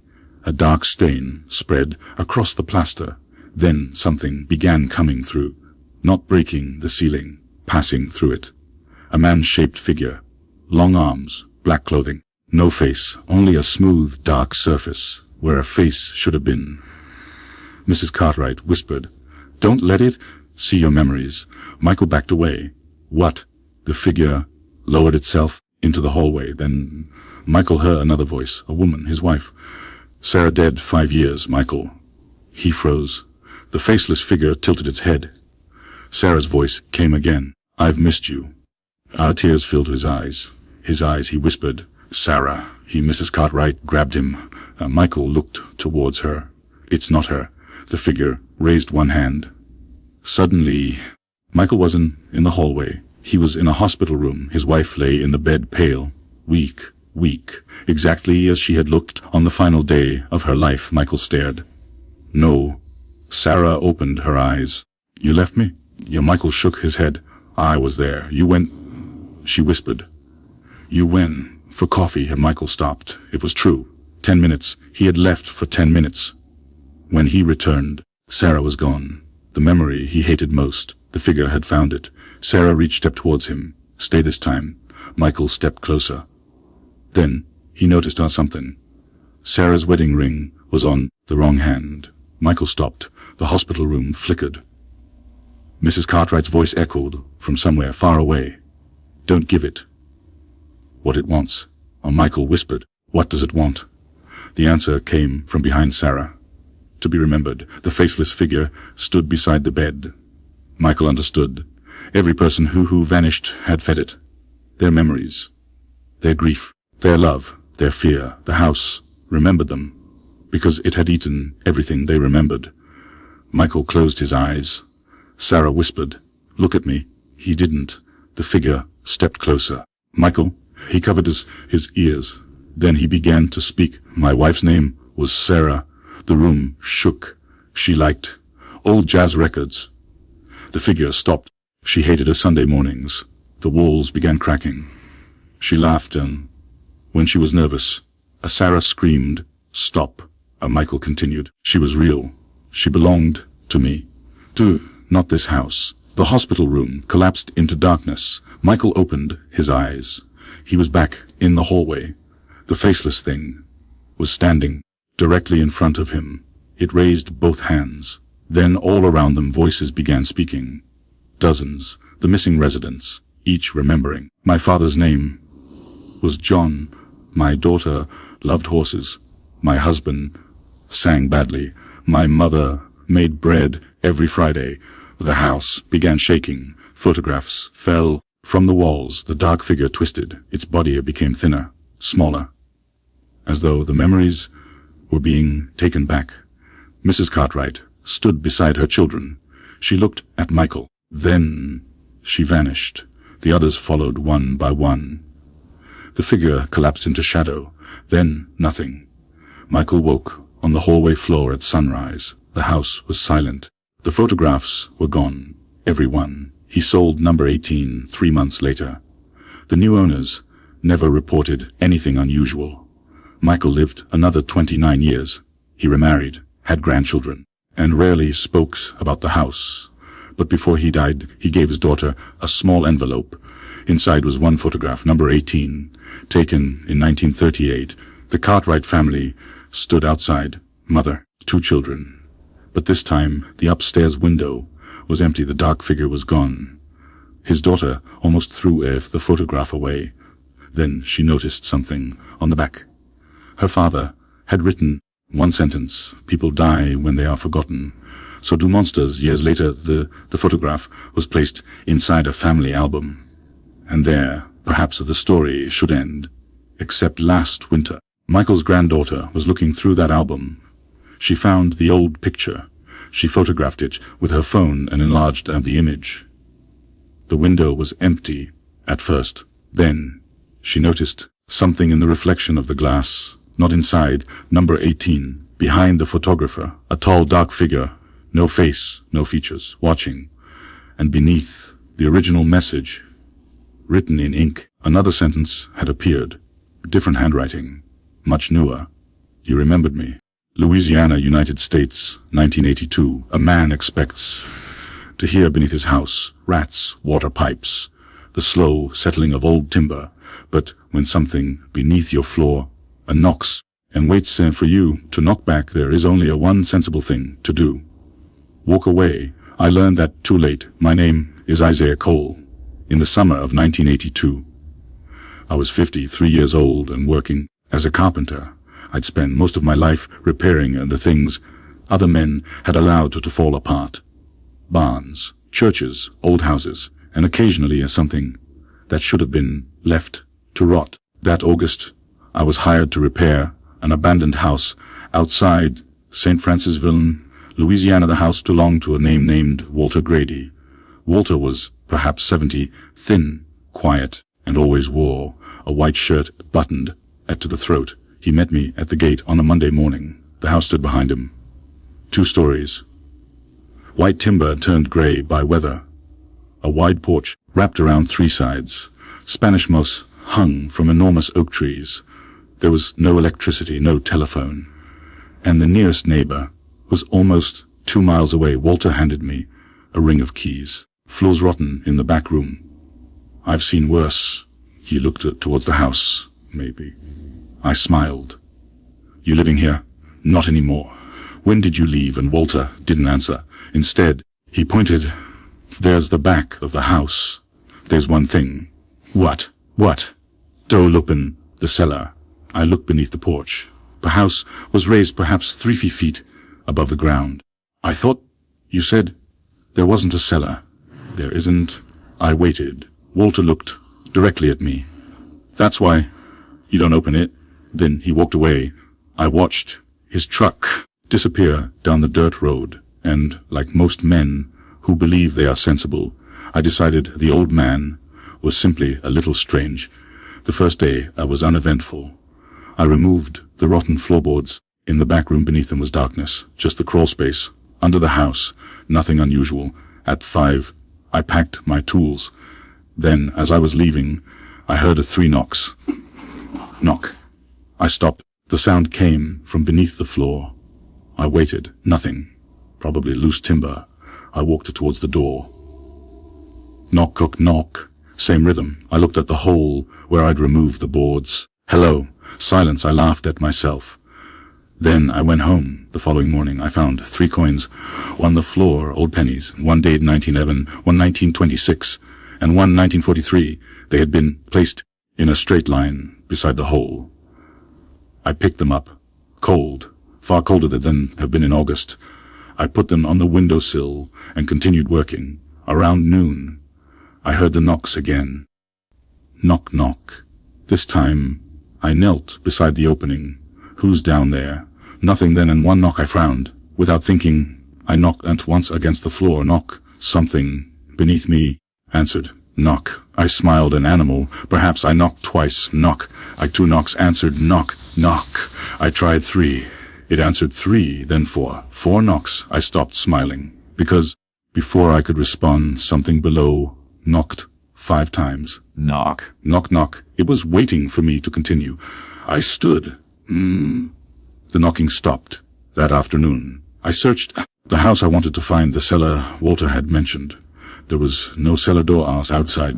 Nothing beneath the stairs. Nothing in the kitchen. Then, inside a pantry, I found a wooden cabinet built against the wall. It seemed too deep. I moved it. Behind was a door, small, perhaps 4 feet high, black wood. No handle, only an iron ring. Someone had driven 7 nails through the frame. On the door, written in faded white paint, were the words, "Do not answer." I stared at them. Then someone knocked from the other side, 3 times. A knock. Knock. I stepped backwards. A voice answered, very softly. Isaiah. I froze. The voice belonged to my brother, Samuel. Samuel had been dead for 11 years. He drowned in the Mississippi in 1971. His body was never recovered. Isaiah. I couldn't breathe. Sam. Silence. Then opened the door. I stepped closer. Every sensible thought inside my head told me to leave. But grief isn't sensible after 11 years, Sam. The voice laughed softly. A laugh I remembered from childhood. Been waiting a long time, little brother. Yes, Samuel had always called me little brother. Even though I was taller, my hand moved towards the iron ring. Then I noticed the coins on the windowsill behind me. There were 4 now. I had found with 3 was dated 1971. The year Samuel died. I ran. I left my tools inside the house, drove straight to Walter Grady. He lived in a trailer about 6 miles away. When he saw me, he didn't ask what happened. He simply said, "You answered it." I stared at him. "You knew." Walter looked away. "What is under that house?" He poured 2 glasses of bourbon, then sat down. My grandfather at that house in 1909. 2 years later, his youngest son disappeared. I thought of the first coin, 1911. Walter continued. Under the floor for 3 nights. Calling. But he wasn't under the house. They searched. Never found him. Then, in 1926, my grandmother lost her sister. Another coin. Walter nodded. My father. I stared. And 1971. Walter's eyes moved towards me. That wasn't one of ours? I felt my stomach tighten. Samuel, maybe. What does it do? Walter took a long drink. Finds something you can't stop wanting back. Then it borrows the voice. Yeah, I remembered. Samuel behind the door. What's actually down there? Walter whispered. We don't know. Then why? Is there a cellar door? Walter looked at me. There wasn't. A silence. What? My grandfather never built a cellar. The door appeared. After the boy disappeared, I stood. Then burn the house. We'll try. What happened? The house burned. though Walter looked directly at me. The door didn't. I didn't return for 3 days. I told myself I wasn't going back. Then, on Thursday night, someone knocked on my bedroom floor 3 times. Knock, knock, knock. I sat up. My house was 20 miles from Walter's property. Another 3 knocks. Then Samuel's voice came. My bed. Isaiah. I didn't move. Little brother. I closed my eyes. You're not Sam by silence. Then the voice said something nobody else could possibly have known. When Mama died, in the old boat shed, my eyes opened. You were 8, I remembered. Samuel A. had found me crying behind our father's boat. He sat beside me for never told anyone. The voice beneath my bed whispered, I found you then. I can find you now. I left the house before sunrise. I drove back to Walter. We're opening it. Walter stared at me. No, it won't stop, for it never does. Then help me. He looked at his hands. For a long time, neither of us spoke. Then Walter stood. We reached the old house at noon. Walter brought a shotgun. I brought a crowbar, a hammer, and enough stupidity for both of us. The small door was still behind the cabinet. 7 nails. Walter looked at them. Those aren't the original nails. What do you mean? My father replaced them in 1950. How many were there before? Walter whispered. 6. I looked one at the 7 nails. Why add one? He didn't. Something knocked from behind the door once, then twice, then 3 times. It continued. 4, 5, 6, 7. Walter raised the shotgun. The 8th knock came from behind us. We turned. The pantry door had closed. Then from every wall came knocking, hundreds of hands, or something that sounded like hands. Knocking inside the walls, the ceiling, the windows. Then all at once a silence. Samuel whispered from behind the little door. Isaiah, please. I took the crowbar. Walter grabbed my arm. Once you open it, don't answer anything you hear. I nodded. We pulled the first nail, then the second. By the 4th, the room had become cold. By the 6th, we could see our breath. The 7th nail came free. The door opened by itself. Behind it were stairs, stone stairs, descending into darkness, impossible.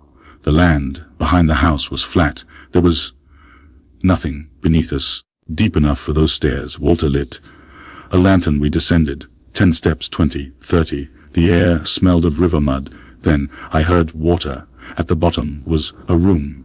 Not a cellar. A room, perhaps 50 feet across. The walls were black earth. In the center stood a wooden table. On it were objects, hundreds of them.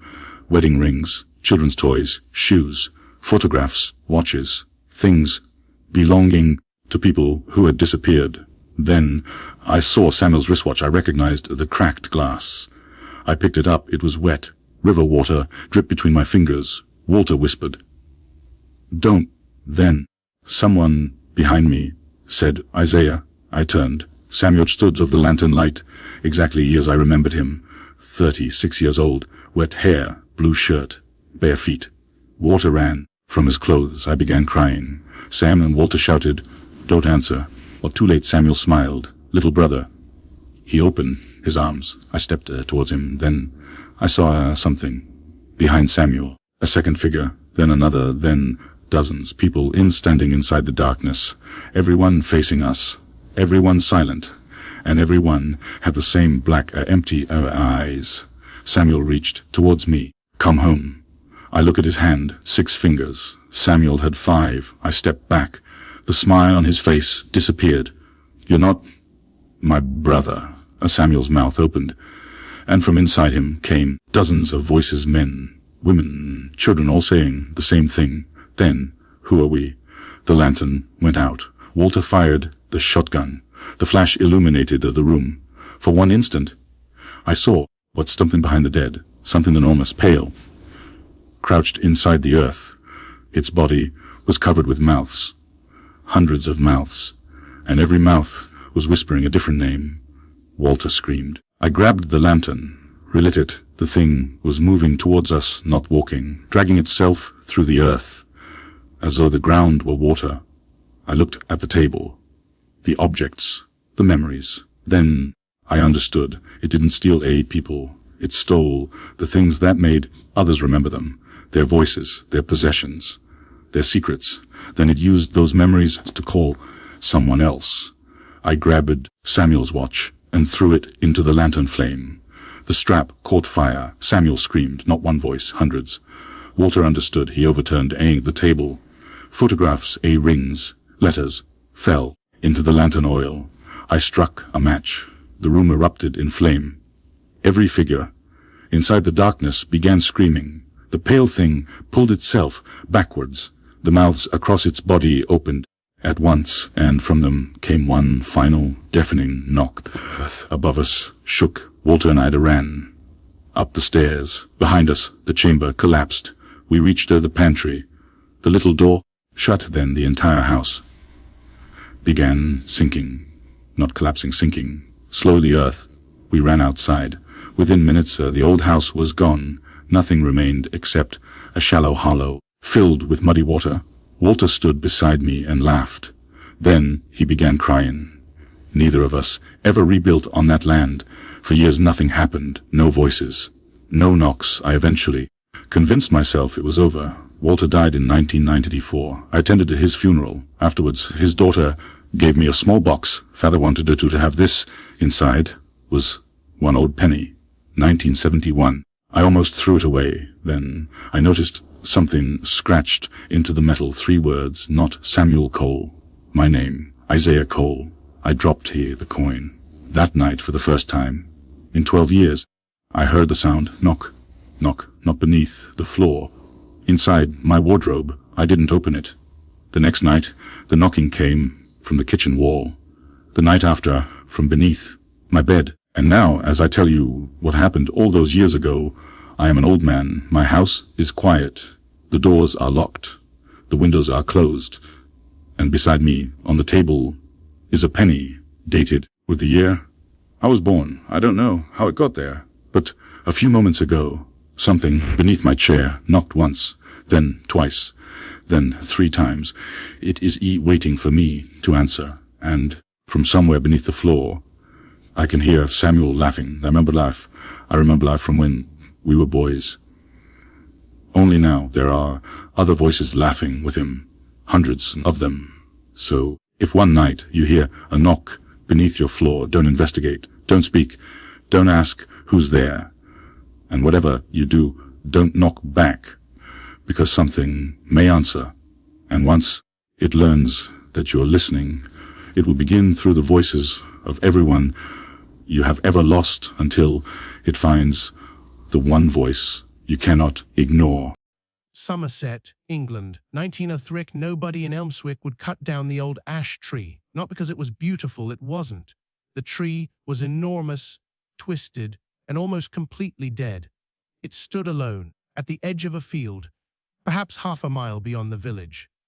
No birds nested in it. No cattle grazed beneath it. And no child in Elmswick would willingly walk past it after sunset. The villagers called it the knocking tree. When Henry Clark first heard the name, he laughed. Henry had arrived from Bristol in the spring of 1903. He was 34, recently married, and had inherited a small farmhouse from an uncle whom he barely remembered. His wife, Alice, was expecting their first child. They wanted somewhere quiet, somewhere inexpensive. Elmswick seemed perfect. Their farmhouse stood beyond the village, beside a narrow country lane, and from the bedroom window, Henry could see the old ash tree, standing against the horizon. On their second evening, they visited the village inn. Henry asked the landlord about it. "What's wrong with that tree?" Conversation stopped. Not dramatically. Nobody gasped. Nobody dropped a glass. People simply became quiet. The landlord continued polishing the bar. Nothing. Henry smiled. "Then why does everyone avoid it?" An old farmer sitting near the fireplace looked up. "Because we're not fools." Henry laughed. Alice didn't. "What happens there?" The farmer looked towards her. "Sometimes it knocks." Henry raised an eyebrow. "The tree knocks 3 times." The farmer lifted his glass. "If you hear it, don't answer." Henry smiled. "And how exactly does one answer a tree?" The farmer didn't smile back. You'll know. 3 weeks passed. Henry forgot the conversation. Then, one evening in May, he heard it. He was repairing a fence near the edge of his property.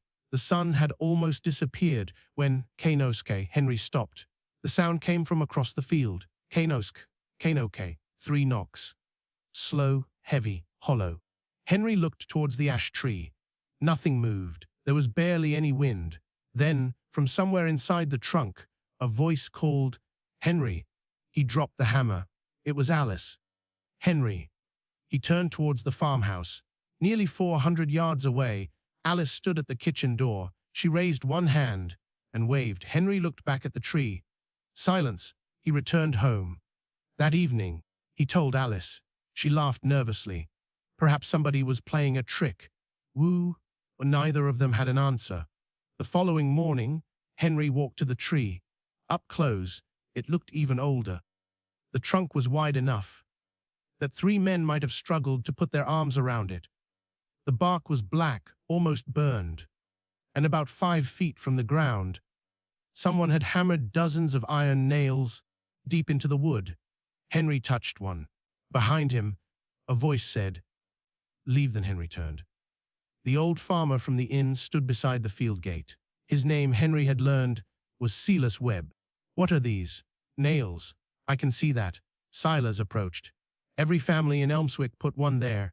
Why? Silas looked at the tree. To keep what's inside. Henry sighed. Not this nonsense again. Silas pointed towards the nails. See that one? A thick iron spike, rusted almost black. My grandfather put that there. And that one? Another. My father. Henry looked at him. And yours? Silas pointed. A newer nail. That. The Henry smiled. So what exactly are you keeping inside? Silas answered immediately. Thomas Rook. The Henry waited. A man who died 200 years ago. Silas looked towards the village. Rook lived in Elmswick. Farmer. Wife. 3 children. Then children started disappearing. Henry's smile faded. 7 in all. They eventually found their clothes. Silas looked at the ground. Buried beneath Rook's barn. What happened to him? The villagers hanged him. Henry looked towards the tree. From this? Silas nodded. Afterwards, they buried him beneath it. Henry frowned. Why? Because the vicar wouldn't allow him in consecrated ground. Silas stepped closer. 3 nights after they buried him, Rook's wife heard knocking at her door. Henry already knew what came next. 3 knocks. Silas nodded. Then she heard her husband's voice. She opened the door. What happened? She disappeared. Silas looked towards the tree. Next night, another hoax. A dead mother's voice. Someone opened the door. They disappeared. Henry stared at him. So they nailed the tree. The village blacksmith dreamed about it. Henry laughed. A dream. He dreamed Rook wasn't beneath the tree anymore. Silas pointed towards the trunk. He was inside it. Henry walked away. He didn't believe a word. But that night, he locked the farmhouse door. At 2:30 in the morning, Henry woke. Alice slept beside him. For several seconds, everything was silent. Then, Henry opened his eyes. The sound hadn't come from the front door. It came from beneath the bedroom. 3 knocks from under the floorboards. Alice woke. What was that? Henry sat up. Then, a child's voice whispered, Daddy? Alice grabbed his arm. They had no children. Not yet, the voice came again. Daddy? Henry stood. Alice whispered, Don't? He looked at her. Don't answer. The voice beneath the floor began crying. Daddy, please. Henry remained silent. Eventually, it stopped. The next morning, there were 3 black marks on the bedroom floor, as though someone beneath the boards had struck them with a hammer. Henry went directly to Silas. What do I do? Silas didn't look surprised. You answered it. I didn't. The first time, the Henry remembered. The field, Alice's voice. She had called his name, and Henry, without thinking, had shouted, What? Silas closed his eyes. You answered. The Henry felt sick. What happens now? It comes closer. How close? Silas looked at him, until it reaches the door. That night, 3 knocks came from the kitchen wall. The next night, from the staircase. Then nothing for 2 nights. Henry began to hope it was over. On the 3rd night, Alice woke him. She was standing beside the bed. What? Someone's downstairs? He listened. Footsteps, slow, dragging footsteps, crossed the kitchen. Then the hallway. Then the stairs. Henry grabbed the fireplace poker. Alice whispered, "It's coming up." The footsteps reached the landing, stopped. 3 knocks came from the bedroom door. "Ke nukis, ke, oske." Then Alice's voice spoke from the hallway. "Henry." Henry turned towards his wife. Alice stood beside him, white with terror. Outside, the other Alice whispered, "Let me in." Henry tightened his grip on the poker. "Go away." Alice beside him gasped. Henry realized, too late, he had answered. The door shook. Once, twice, then exploded inward. There was nobody outside, only darkness. Then something moved along the ceiling. Henry looked up. A man crawled above them, his body twisted, his neck stretched, a black rope still buried deep in his flesh. His eyes fixed upon Alice. She screamed. Henry swung the poker. The thing dropped. Henry struck it again, and again, each time, the body sounded like an axe striking wood. Then Henry saw something protruding from its chest. Iron. A nail. He remembered the tree. Henry grabbed it and pulled. The creature screamed, not like a man, like timber, splitting in a fire. Henry drove the nail through its hand into the bedroom floor. Instantly, the creature stopped. Its body darkened, skin became bark, fingers became branches. Within seconds, nothing remained, except a twisted piece of dead wood, nailed to the floor. At sunrise, Henry and Silas carried it back to the ash tree. Silas hammered the nail into the trunk. The moment he did, every branch shook. There was no wind.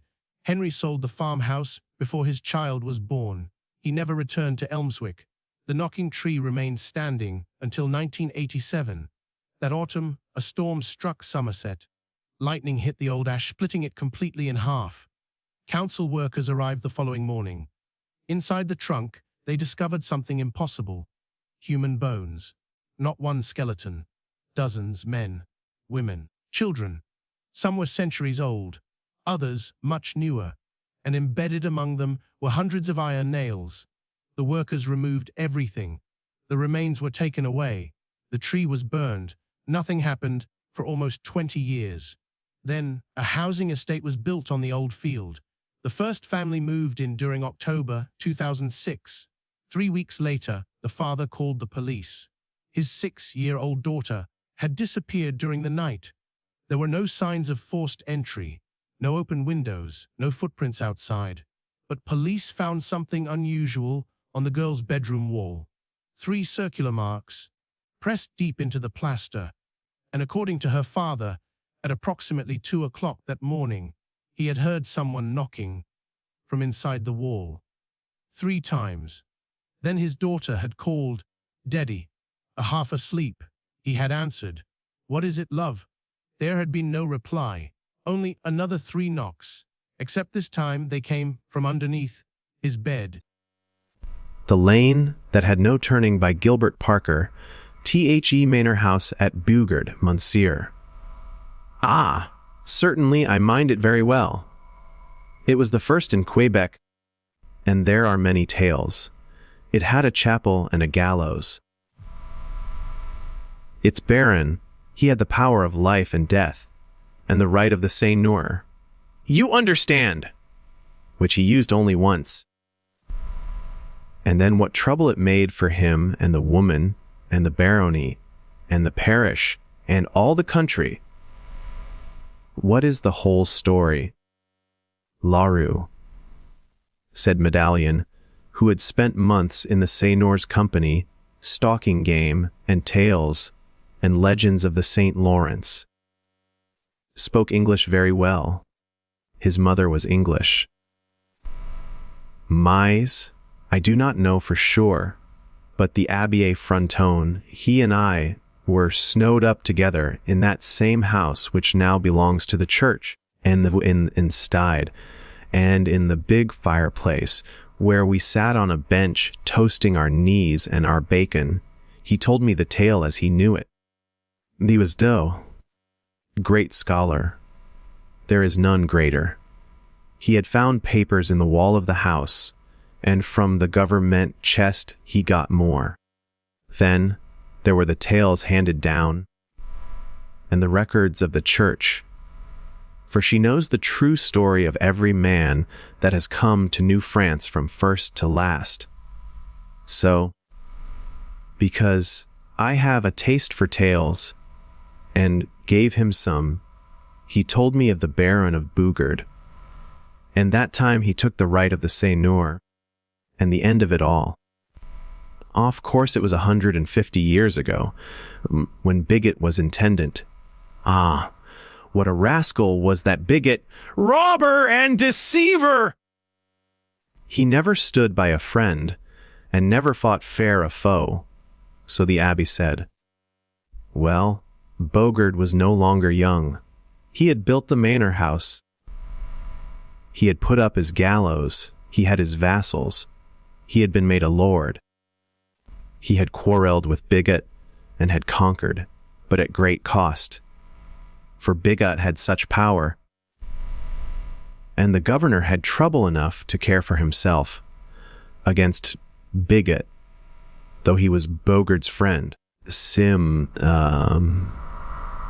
Well, there was a good lump of a fellow who had been a soldier, and he picked out a girl in the seigneury of Bougard to make his wife. The air was too still, it is said. The girl herself was not set for the man, for she was of finer stuff than the peasants about her, and showed it. But her father and mother had a dozen other children, and what was this girl, this Felice, to do? She said yes to the man. The time was fixed for the marriage, and it came along.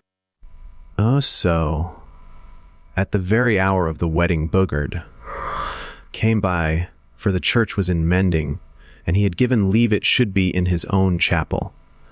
Well, he rode by just as the bride was coming out with the man, Gavroche. When Bougard saw Felice, he gave a whistle, then spoke in his throat, reined up his horse, and got down. He fastened his eyes on the girls. A strange look passed between them. He had never seen her before, but she had seen him often, and when he was gone had helped the housekeeper with his rooms. She had carried away with her a stray glove of his. Of course it sounds droll, and they said of her, when all came out, that it was wicked. But evil is according to a man's own heart, and the girl had hid this glove, as she hid whatever was in her soul, hid it even from the priest. Well, the Baron looked, and she looked, and he took off his hat, stepped forward, and kissed her on the cheek. She turned pale as a ghost, and her eyes took the color that her cheeks lost. When he stepped back, he looked close at the husband. What is your name? He said. Gavroche MCU, le Baron, was the reply. Gavroche, he said, eyeing him up and down. You have been a soldier. Yes, MCU, le Baron. You have served with me. Against you, MCU, le Baron. When Bigot came fighting, better against me than for me, said the Baron, speaking to himself, though he had so strong a voice that what he said could be heard by those near him, that is, those who were tall, for he was 6.5 feet, with legs and shoulders like a bull. He stooped and stroked the head of his hound for a moment, and all the people stood and watched him, wondering what next. At last he said, And what part played you in that siege, Gavroche? Gavroche looked troubled, but answered, It was in the way of duty, MZU, le Baron. I with 5 others captured the relief, party sent from your cousin the Seigneur of Vadrum. Oh, said the Baron, looking sharp, you were in that, were you? Then you know what happened to the young Marmette. Gavroche trembled a little, but drew himself up and said, MCU le Baron. He tried to kill the intendant. There was no other way. What part played you in that? Gavroche. Some trembled, for they knew the truth, and they feared the mad will of the Baron. I ordered the firing party, MCU, le Baron, he answered. The baron's eyes got fierce and his face hardened, but he stooped and drew the ears of the hound through his hand softly. Marmet was my cousin's son and had lived with me, he said. A brave lad, and he had a nice hatred of vileness. Else he had not died. A strange smile played on his lips for a moment, then he looked at Felice steadily. Who can tell what was working in his mind? A war is war, he went on, and Bigot was your master, Garoshi, but the man pays for his master's sins this way or that. Yet I would not have it different, no, not a jot. Then he turned round to the crowd, raised his hat to the curé, who stood on the chapel steps, once more looked steadily at Felice, and said, You shall all come to the manor house, and have your feastings there, and we will drink to the home, coming of the fairest woman in my barony. With that he turned round, bowed to Felice, put on his hat, caught the bridle through his arm, and led his horse to the manor house. This was in the afternoon. Of course, whether they wished or not, Garochi and Felice could not refuse, and the people were glad enough, for they would have a free hand at meat and wine, the baron being liberal of table. And it was as they guessed, for though the time was so short, the people at Bugard soon had the tables heavy with food and drink. It was just at the time of candle. Lighting, the baron came in and gave a toast. To the dwellers in Eden, to night, he said. Eden against the time of the angel and the sword. I do not think that any except the curé and the woman understood. And she, maybe only because a woman feels the truth about a thing, even when her brain does not. After they had done shouting to his toast, he said a good night to all, and they began to leave. The curé among the first to go, with a look in his face. As the people left, the baron said to Garachi and Felice, A moment with me before you go. The woman started, for she thought of one thing, and Garoch started, for he thought of another, the siege of Bugard and the killing of young Marmet. But they followed the baron to his chamber. Coming in, he shut the door on them. Then he turned to Garoch. You will accept the roof and bed of Bugard tonight, my man, he said, and come to me here at 9 tomorrow morning. Garosh stared hard for an instant. Stay here, said Garosh. Felice and me stay here in the manor. See you, le baron! Here, even here, Garoshi. So good night to you, said the baron. Garoch turned towards the girl. Then come, Felice, he said, and reached out his hand. Your room, Garosh, shall be shown you at once. The baron added softly, the ladies at her pleasure. Then a cry burst from Garosh, and he sprang forward, but the baron waved him back. Stand off, he said. Hand, let the lady choose between us. She is my wife, said Garosh. I am your seigneur, said the other. And there is more than that, he went on, for damn me, she is too fine stuff for you, and the church shall untie what she has tied today. At that Felice fainted, and the baron caught her as she fell. He laid her on a couch, keeping an eye on Garosh the while. Lose her gown, he said, while I get brandy. Then he turned to a cupboard, poured liquor, and came over. Garosh had her dress open at the neck and bosom, and was staring at something on her breast. The baron saw also, stooped with a strange sound in his throat, and picked it up. My glove, he said, and on her wedding day, he pointed. There on the table is its mate, fished this morning from my hunting coat, a pair the governor gave me. You see, man, you see her choice? At that he stooped and put some brandy to her lips. Garoch drew back sick and numb, and did nothing, only stared. Felice came to herself soon, and when she felt her dress open, gave a cry. Garoch could have killed her then, when he saw her shudder from him, as if afraid, over towards the baron, who held the glove in his hand, and said, See, Garoch, you had better go. In the next room they will tell you where to sleep. To-morrow, as I said, you will meet me here. We shall have things to say, you and I. That baron, he had a queer mind, but in truth he loved the woman, as you shall see. Garach got up without a word, went to the door and opened it, the look of the Baron and the woman following him, for there was a devil in his eye. In the other room there were men waiting, and he was taken to a chamber and locked in. You can guess what that night must have been to him. What was it to the Baron and Felice? Asked Medallion. Zu, what do you think? Boogerd had never had an eye for women, loving his hounds, fighting, quarreling, doing wild, strong things.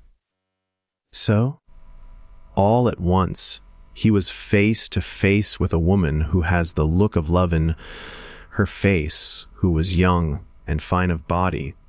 So the abbé said, and was walking to marriage at her father's will, and against her own, carrying the Baron's glove in her bosom. What should Boogerd do?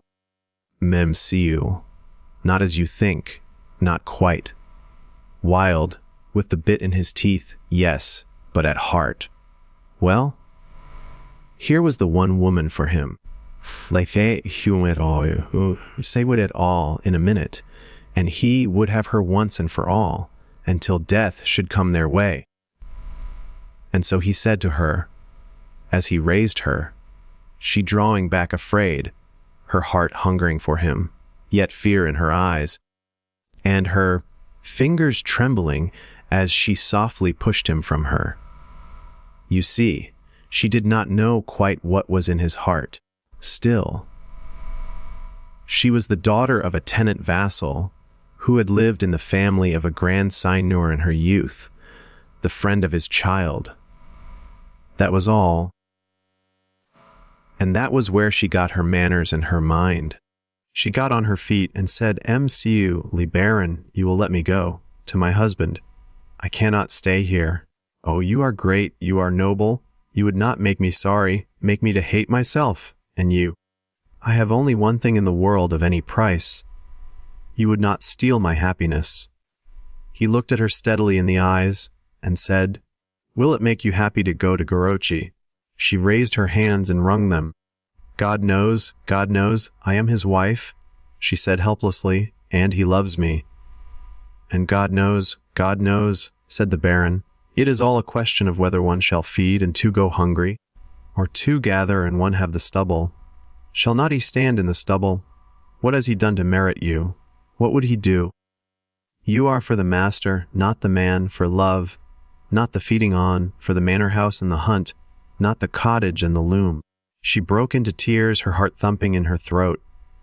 I am for what the church did for me this day, she said.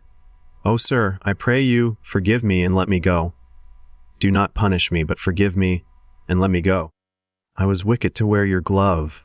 Wicked, but no, was his reply, I shall not forgive you so good a deed, and you shall not go. And what the church did for you this day she shall undo. By all the saints, she shall. You came sailing into my heart this hour past on a strong wind, and you shall not slide out on an ebb tide. I have you here as your seigneur, but I have you here as a man who will. He sat down by her at that point and whispered softly in her ear, at which she gave a cry which had both gladness and pain. Surely even that, he said, catching her to his breast. And the Baron of Boogerd never broke his word. What should be her reply? Does not a woman, when she truly loves, always believe? That is the great sign. She slid to her knees and dropped her head into the hollow of his arm. I do not understand these things, she said, but I know that the other was death, and this is life. And yet I know, too, for my heart says so, that the end will be death. Tut, my flower, my wild rose, he said. Of course the end of all is death, but we will go Maying first, come October, and let the world break over us when it must. We are for Maying now, my rose of all the world. It was as if he meant more than he said, as if he saw what would come in that. October, which all New France never forgot, when, as he said, the world broke over them. The next morning the Baron called Garashi to him. The man was like some mad buck harried by the hounds, and he gnashed his teeth behind his shut lips. The baron eyed him curiously, yet kindly, too, as well he might, for when was ever man to hear such a speech as came to Goroch the morning after his marriage? Goroch, the baron said, having waved his men away, as you see, the lady made her choice, and forever. You and she have said your last farewell in this world, for the wife of the Baron of Bogard can have nothing to say to Goroch the soldier. At that Goroch snarled out, "The wife of the Baron of Bogard!" That is a lie to shame all hell. The Baron wound the lash of a riding whip round and round his fingers quietly and said, "It is no lie, my man, but the truth." Goroch eyed him savagely and growled, "The church made her my wife yesterday. And you! You who had all, you with your money in place, which could get all easy, you take the one thing I have! You, the Grand Seigneur, are only a common robber! Jesu, if you would but fight me." The Baron, very calm, said, "First, Goroch, the lady was only your wife by a form which the church shall set aside. It could never have been a true marriage. Second, it is no stealing to take from you what you did not have. I took what was mine. Remember the glove. For the rest, to fight you. No, my churl, you know that's impossible. You may shoot me from behind a tree or a rock, but swording with you. Come, a pretty gossip for the court. Then, why wish a fight? Where would you be as you stood before me? You!" The Baron stretched himself up and smiled down at Goroch. "You have your life, man. Take it and go to the farthest corner of New France, and show not your face here again. If I find you ever again in Bogard, I will have you whipped from parish to parish. Here is money for you, good gold coins. Take them and go." Goroch got still and cold as stone. He said in a low, harsh voices, "Mzu, le Baron, you are a common thief, a wolf, a snake. Such men as you come lower than Judas. As God has an eye to see, you shall pay all one day. I do not fear you nor your men nor your gallows. You are a jackal, and the woman has a filthy heart, a ditch of shame." The Baron drew up his arm like lightning, and the lash of his whip came singing across Goroch's pale face. Where it passed, a red welt rose, but the man never stirred. The arm came up again, but a voice behind the Baron said, "A no, no." "Not again." There stood Felice. Both men looked at her. "I have heard Goroch," she said. "He does not judge me right. My heart is no filthy ditch of shame, but it was breaking when I came from the altar with him yesterday. Yet I would have been a true wife to him after all. A ditch of shame. Ah, Goroch! Goroch! And you said you loved me, and that nothing could change you," the Baron said to Herd. "Why have you come, Felice? I forbade you." "Oh, my lord," she answered, "I feared for you both." When men go mad because of women, a devil enters into them.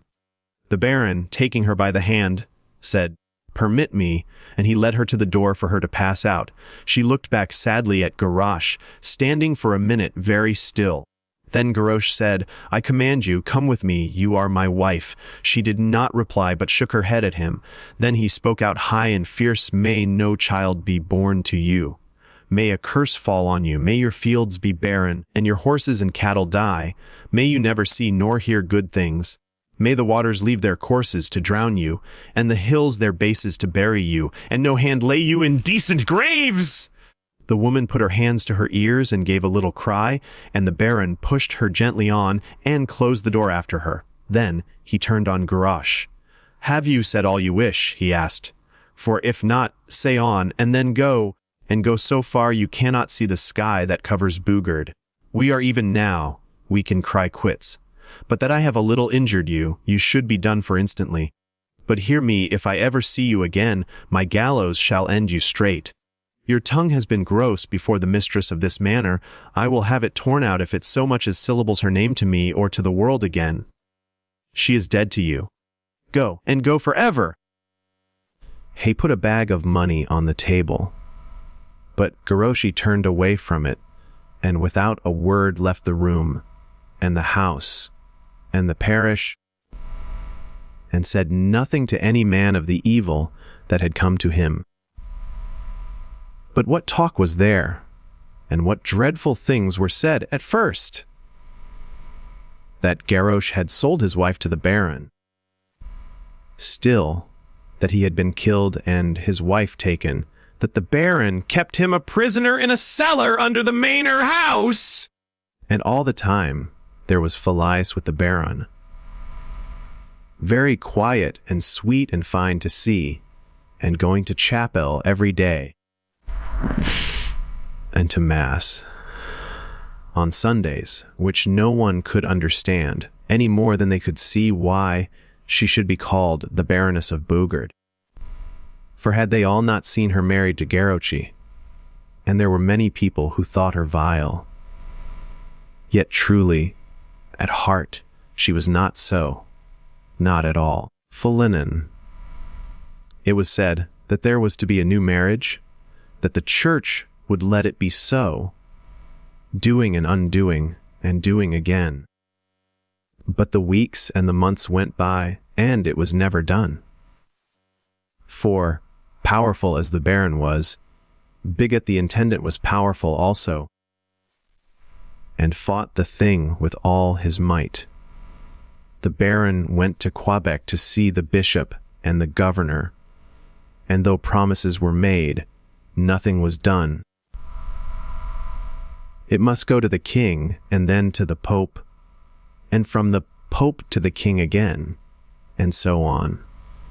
And the months and the years went by as they waited, volvemd, and with them came no child to the manor house of Bugard. That was the only sad thing, that, and the waiting so far as man could see. The air was too still, for never were man and woman truer to each other than these, and never was a lady of the manor kinder to the poor, freer of hand to his vassals. He would bluster sometimes, and string a peasant up by the heels, but his gallows was never used. And Fiapouf, what was much in the minds of the people, the cure did not refuse the woman the sacrament. At last the Baron, fierce because he knew that Bigot was the cause of the great delay, so that he might not call Felice his wife, seized a transport on the river, which had been sent to brutally levy upon a poor gentleman, and when Bigot's men resisted, shot them down. Then Bigot sent against Bogard a company of artillery and some soldiers of the line. The guns were placed on a hill looking down on the manor house across the little river. In the evening the cannons arrived, and in the morning the fight was to begin. The guns were loaded, and everything was ready. At the manor all was making ready also, and the Baron had no fear. But Felice's heart was heavy, she knew not why. Eugene, she said, if anything should happen— Nonsense, my Felice, he answered. What should happen? If you were taken, or killed, she said. A nonsense, my Rose, he said again. I shall not be killed. But if I were, you should be at peace here. Ah, no, said she. Never. Life to me is only possible with you. I have had nothing but you, none of those things which give peace to other women, none. But I have been happy, yes, very happy. And God forgive me, Eugene, I cannot regret. And I never have, but it has been always and always my prayer that, when you die, I may die with you, at the same moment. For I cannot live without you, and, besides, I would like to go to the good God with you to speak for us both. For oh, I loved you, and I love you still, my husband, my adored. He stooped. He was so big, and she but of middle height. Kissed her, and said she, my Felice, I am of the same mind. We have been happy in life, and we could well be happy in death together. So they sat long into the night, and talked to each other, of the days they had passed together, of cheerful things, she trying to comfort herself, and he trying to bring smiles to her lips. At last they said good night, and he lay down in his clothes, and after a few moments she was sleeping like a child. But he could not sleep, for he lay thinking of her and of her life, how she had come from humble things and fitted in with the highest. At last, at break of day, he arose and went outside. He looked up at the hill where Bigot's 2 guns were. Men were already stirring there. One man was standing beside the gun, and another not far behind.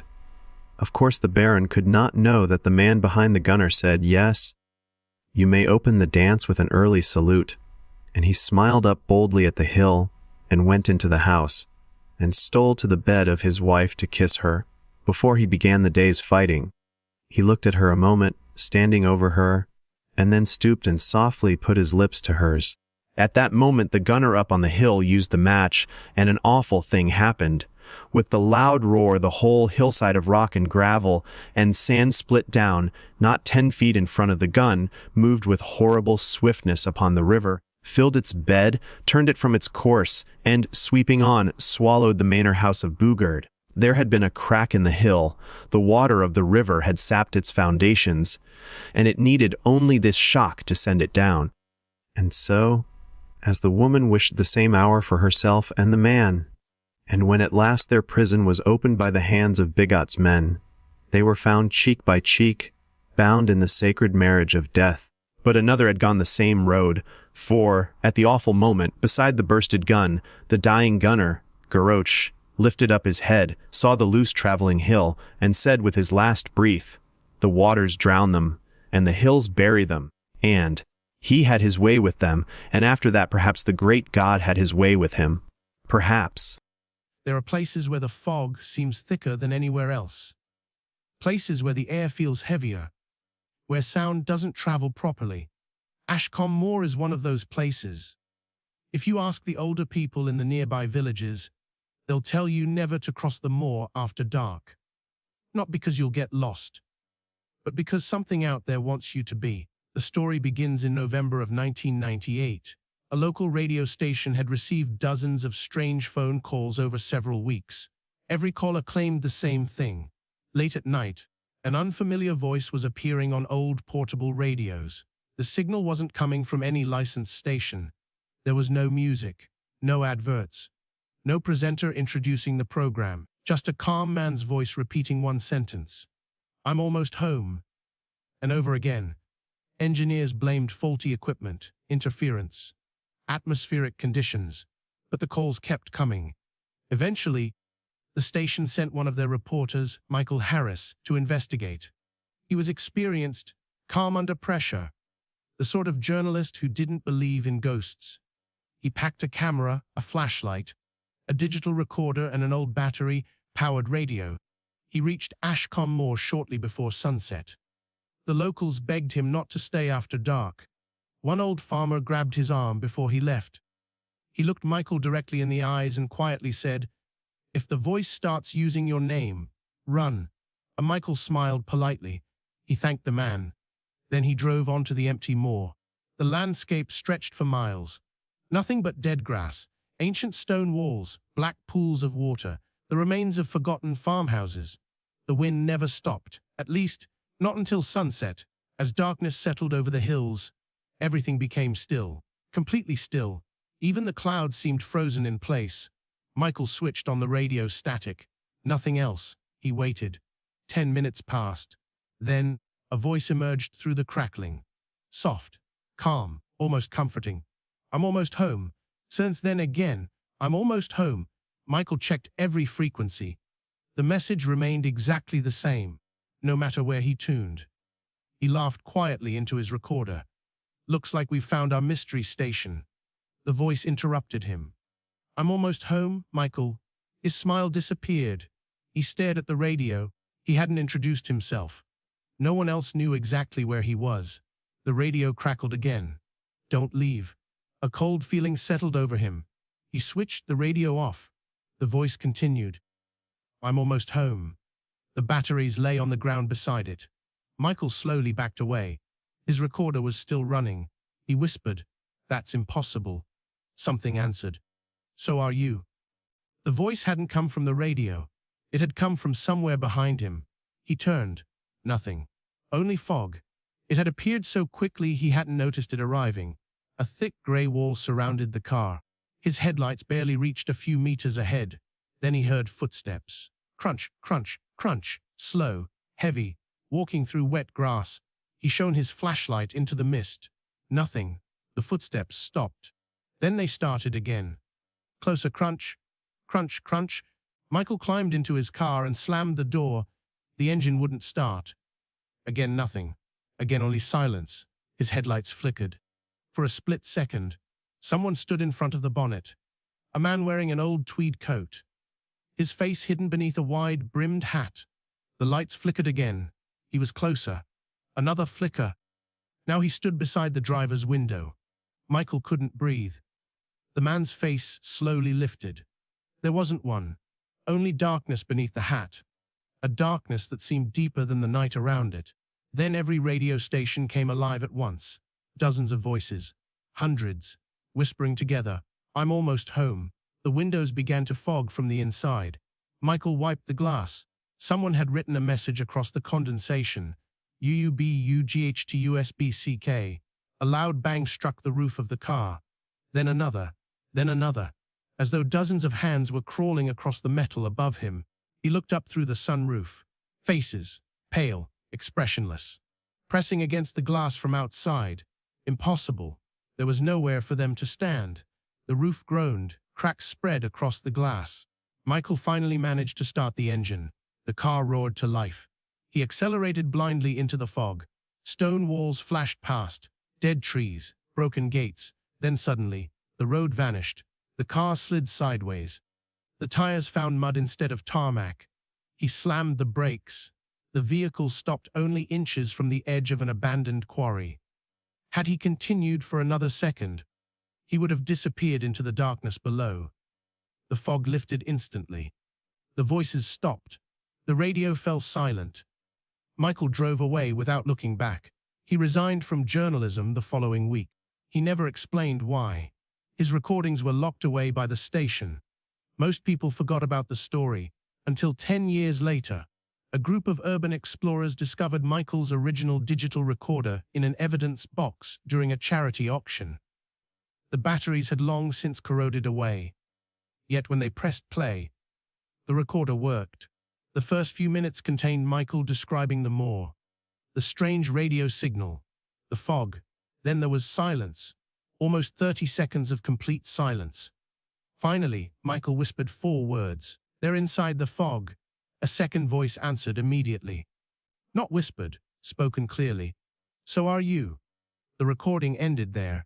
Experts examined the file. They found no evidence of editing. No second microphone. No explanation. Today, mobile phone signals still disappear across parts of Ashcombe Moor. Drivers occasionally report hearing voices through their car radios. Always the same voice. Always the same sentence. I'm almost home. If that ever happens to you, whatever you do, don't answer. Because some people believe the voice isn't trying to find its way home. It's trying to find yours. Sew, Northumberland, England. 2018, the woman was standing at the side of the road at 12:40, 3 in the morning. No coat. No umbrella. No shoes. Just a pale blue dress soaked completely through. Michael Harris almost drove past her. Almost. He had been driving taxis for 11 years and working nights for 6 of them. He knew the roads around Hexham better than most people knew their own gardens. This particular road wasn't somewhere you wanted to stop. Narrow. No streetlights. Trees pressing close on both sides.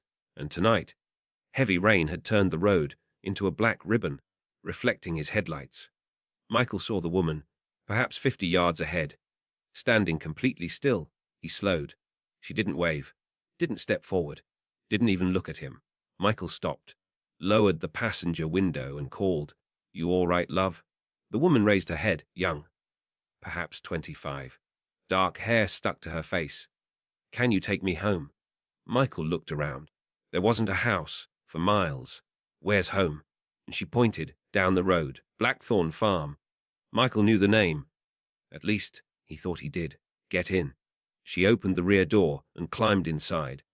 Immediately, the temperature in the taxi dropped. Michael turned the heater up. "You're soaked." The woman said nothing. "Been walking long?" No answer. Michael looked at her. In the rear view mirror, she was staring through the side window. "What's your name?" After several seconds, she answered, Anna. Michael. She looked at him through the mirror. I know. Michael smiled awkwardly. Names on the license plate, love. Anna looked down.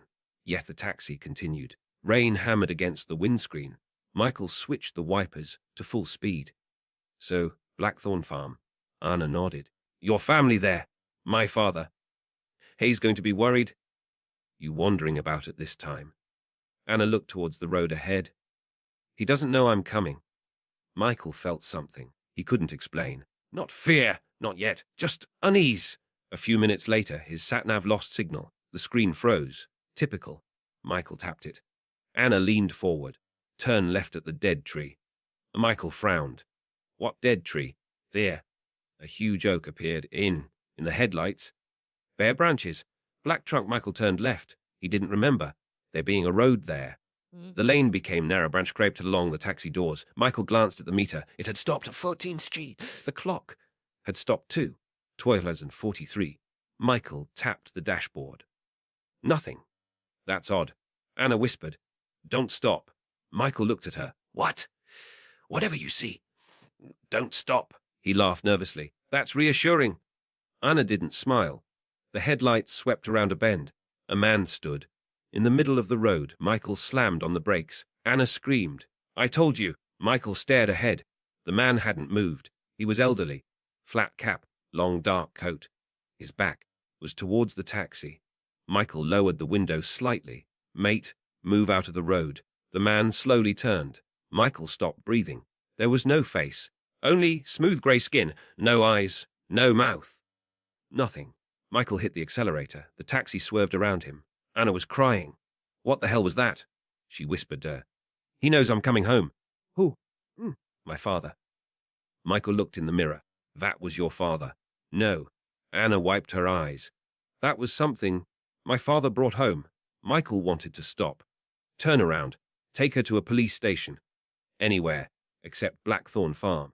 In the road behind them was gone. In the rear view mirror, there was only darkness. Not road, not trees, nothing. Michael looked forward. Anna, what's happening? She leaned back. My father used to dig. Dig what? Graves. Michael stared at her reflection. He worked at St. Bartholomew's Cemetery. One winter. They opened an old part of the churchyard. Anna paused. They found a grave without a name. Inside, there wasn't a coffin. Michael swallowed. What was there? A wooden box. Small. Covered in iron nails. Michael looked ahead. And your father opened it. Anna nodded. He brought something home. From inside. What? He never told us. After that, things started standing outside the house. Michael remembered the faceless man. My mother disappeared first. Then, my brother. Then, Anna stopped. Then you. She looked at Michael. I ran. The taxi rounded another bend. A farmhouse appeared. Old stone. Dark windows. One light burning above the front door. Anna whispered. Stop here. Michael didn't. You told me not to stop? That was before? Before what? Before we got home. Michael continued driving. The farmhouse remained ahead. He frowned. He had driven in at least 200 yards, yet the house was still the same distance away. What the? Anna leaned forward. You have to stop. And Michael slammed the brakes. The taxi stopped. The meter suddenly changed. 1468 for 15 tonight, 1814 on 27 to 90 eyes, numbers climbing rapidly. Then it stopped. 43 oded. Michael looked at Anna. For 3 her face changed. She looked terrified. No. What? That's how much it was. What was? The taxi? Michael stared. Anna whispered. The night I ran away? Michael felt cold. I called understand. 43 pounds. Hunt. To Newcastle. Michael looked towards the farmhouse. When? Anna didn't answer. Anna. When? She whispered. 1987. Michael slowly turned towards the back seat. Anna's dress was no longer blue. It was covered in dark brown stains. Her forehead was crushed inward. One arm hung at an impossible angle. Michael screamed and threw himself against the driver's door. It wouldn't open. Anna began crying. I nearly made it. And Michael stared at her. My father followed us. The taxi crashed her. At the dead tree. Michael remembered the oak. The driver died. Anna nodded. So did I. The taxi radio turned on by itself, static. Then, a man. She froze. Anna, come inside. The farmhouse door opened. A man stood there, tall, thin, his face smooth and featureless. Anna whispered, "That's not my father." Michael grabbed the steering wheel. "Then what is it?" Anna looked at him. It's what was inside the box. Figures began appearing around the farmhouse. A woman, a boy, an elderly man, others, all without faces. Michael started the engine. The radio screamed. "Anna!" He accelerated. The taxi shot forward. The farmhouse rushed towards them. At the last second, Anna shouted, "Close your eyes!" Michael did. There was a tremendous crash. Glass shattered. Metal screamed. Then silence. Michael opened his eyes. The taxi was parked at the side of the original road. Rain fell gently. His dashboard clock read 20:44. Only 1 minute had passed. Michael looked behind him. The back seat was empty, except for a puddle of water and an old £5 note. Michael drove directly home. He never worked that road again. A week later, curiosity got the better of him. He searched local newspaper archives. Eventually, he found an article. July 1987. A taxi had crashed near an old oak tree on the road outside Hexham. The driver, 43-year-old David Collins, had died instantly. His passenger, 24-year-old Anna Mercer, had also been killed. Michael stared at the photograph. It was her. Same face, same dark hair, same pale blue dress. Then he read the final paragraph. Police had attempted to notify Anna's father at Blackthorn Farm, but when officers arrived, the farmhouse was empty. Inside, they found signs that the family had left suddenly. No bodies were ever discovered. Blackthorn Farm had been abandoned ever since. Michael stopped driving taxis the following year. He rarely spoke about what happened. But in 2023, a young delivery driver posted something online. He had been traveling along the same road shortly after midnight when he saw a woman standing in the rain, barefoot, blue dress. He stopped. She asked if he could take her home. The driver, remembering local stories, refused. He drove away, but when he looked in his rear view mirror, the woman was sitting in the back of his van. She wasn't looking at him. She was staring through the rear window. The driver whispered, "Who are you?" The woman raised one finger to her lips, then pointed behind the van. The driver looked in his mirror. Something was running down the road after them. A tall man, long dark coat, moving impossibly fast, and although he had no eyes, no nose, and no mouth, the driver somehow knew it was smiling. The woman leaned forward and whispered, "Whatever you do, don't stop." London, England. 1938, the applause began 20 minutes after everybody had gone home. It came from the auditorium, soft at first. Perhaps 3 or 4 people clapping slowly in the darkness. Then more joined them, until the empty theater was filled with applause. Arthur Wells stood in the corridor holding a broom and listened. He had been night caretaker at the Marlow Theater for almost 9 years. He knew every sound the building made. The pipes knocked when the boiler cooled. The ropes above the stage creaked when the weather changed. The old wooden seats occasionally snapped as though someone had suddenly stood up. But this was different. People were applauding. Arthur put down the broom. "Hello." The applause stopped. Complete silence. Arthur waited. Nothing. He walked towards the auditorium. The Marlow Theatre had once been one of London's grandest. Red velvet seats, golden balconies, a painted ceiling, covered in angels and clouds. But by 1938, its better years were behind it. Cinema had taken audiences away. Theater companies came and went, and most evenings half the seats remained empty. Tonight, they had performed a comedy. Nothing remarkable. The audience had left before 11. Actors, stagehands, ushers, everyone was gone. Arthur opened the auditorium doors. Darkness. Empty seats. Heavy curtains closed across the stage. Anyone there? No answer. He switched on the ISO lights. Still nothing. Arthur smiled at himself. Old building. Strange acoustics. Probably noise from the street. Then someone coughed from the balcony. Arthur looked up. Who's there? Silence. He climbed the staircase. The balcony doors were locked. Arthur unlocked them. Inside, rows of empty seats, except one seat. Near the center was lowered. All the others were folded upright. Arthur approached. On the cushion lay a theater program. Old, very old. He picked it up. The paper was brittle. Across the front were printed the words, "The Last Performance." Arthur frowned. He had never heard of the play. Below the title was a date, March 14th, 1899. Arthur turned the program over. A cast list, 6 actors.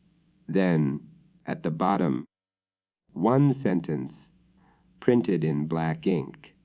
Performance interrupted before the final scene. Arthur heard a floorboard creak. Behind him, he turned. Nobody. Then, from the stage below, a man's voice spoke. Places. Arthur hurried to the balcony rail. The curtain was opening slowly. There was no one at the ropes, yet the heavy red curtains pulled apart. The stage was dark. Then one gaslight flickered on. Impossible. The theater had converted to electricity more than 20 years earlier. Another gaslight lit, then another. An old drawing room set stood on the stage. Wallpaper, fireplace, 2 chairs, a grandfather clock. None of it belonged to the current production. Arthur stared. A man walked onto the stage, tall, thin, Victorian evening clothes. His face was white beneath the gaslight. He looked towards the empty seats, then said, "Where is Edward?" A woman entered from the opposite side. Long black dress, dark hair. She answered, "He will come." Arthur gripped the balcony rail. Actors. Some sort of rehearsal. Then he noticed the seats below. They weren't empty anymore. People sat throughout the auditorium, hundreds of them. Men in evening coats, women wearing hats and elaborate dresses. Every seat occupied. Arthur could see the backs of their heads. Nobody moved. Nobody whispered. The actors continued. Arthur slowly backed towards the door. Then one member of the audience turned around. An elderly woman. Her face was gray. Her eyes were closed. She smiled directly at Arthur. Then another person turned, then another. Soon dozens of dead faces were looking up towards the balcony. Arthur ran. He locked the balcony door behind him. The moment it closed, everything became silent. No voices, no applause, no play. Arthur spent the rest of the night inside his office. At 7, the theater manager, Mr. Hargreaves, arrived. Arthur placed the old program on his desk. "What's this?" Hargreaves looked at the cover. His expression changed. "Where did you find it?" "Balcony." Hargreaves sat down. "You didn't watch it, did you?" Arthur stared. "Watch what?" "The play." Arthur felt cold. "You know about this?" Hargreaves picked up the program. "My grandfather owned this theater. Back in 1899, Arthur waited. "What happened?" Hargreaves looked towards the auditorium. "The last performance was written by a man named Julian Crane. Actor, writer, and lunatic." Arthur said nothing. Frayne believed a stage wasn't simply a place for printing. He said, if enough people believed what they were watching, the story became real. Arthur smiled nervously. "That's theatrical nonsense." Hargreaves nodded. "That's what everyone thought." He opened the program. 1899. The play opened here. During the final scene, Crane's character was supposed to murder his entire family.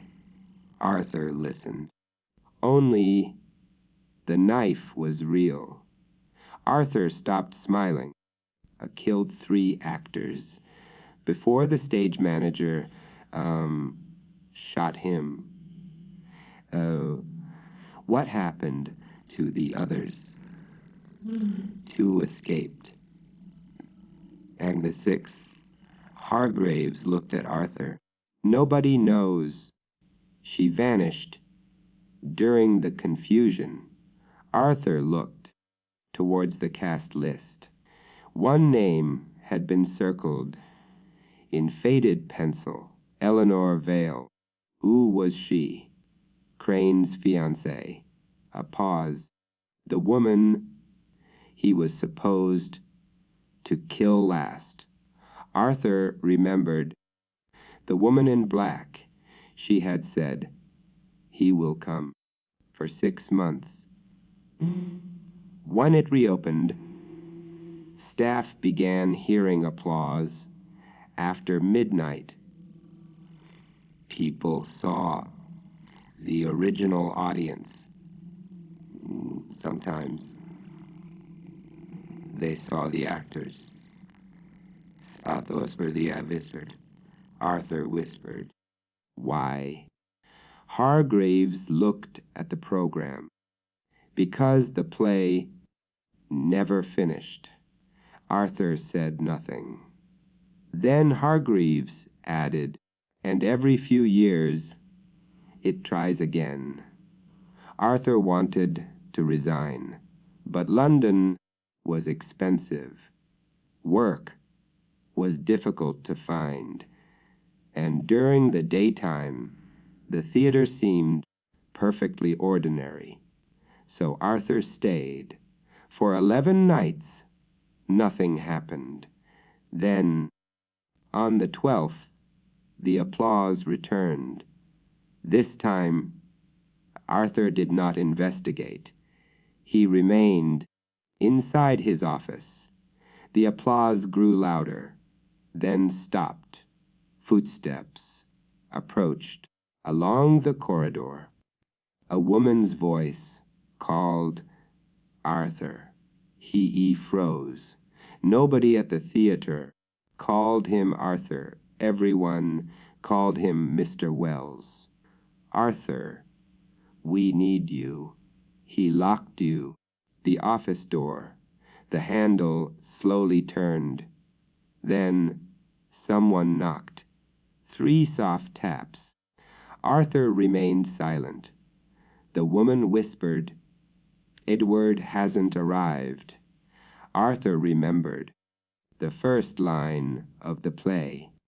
Where is Edward?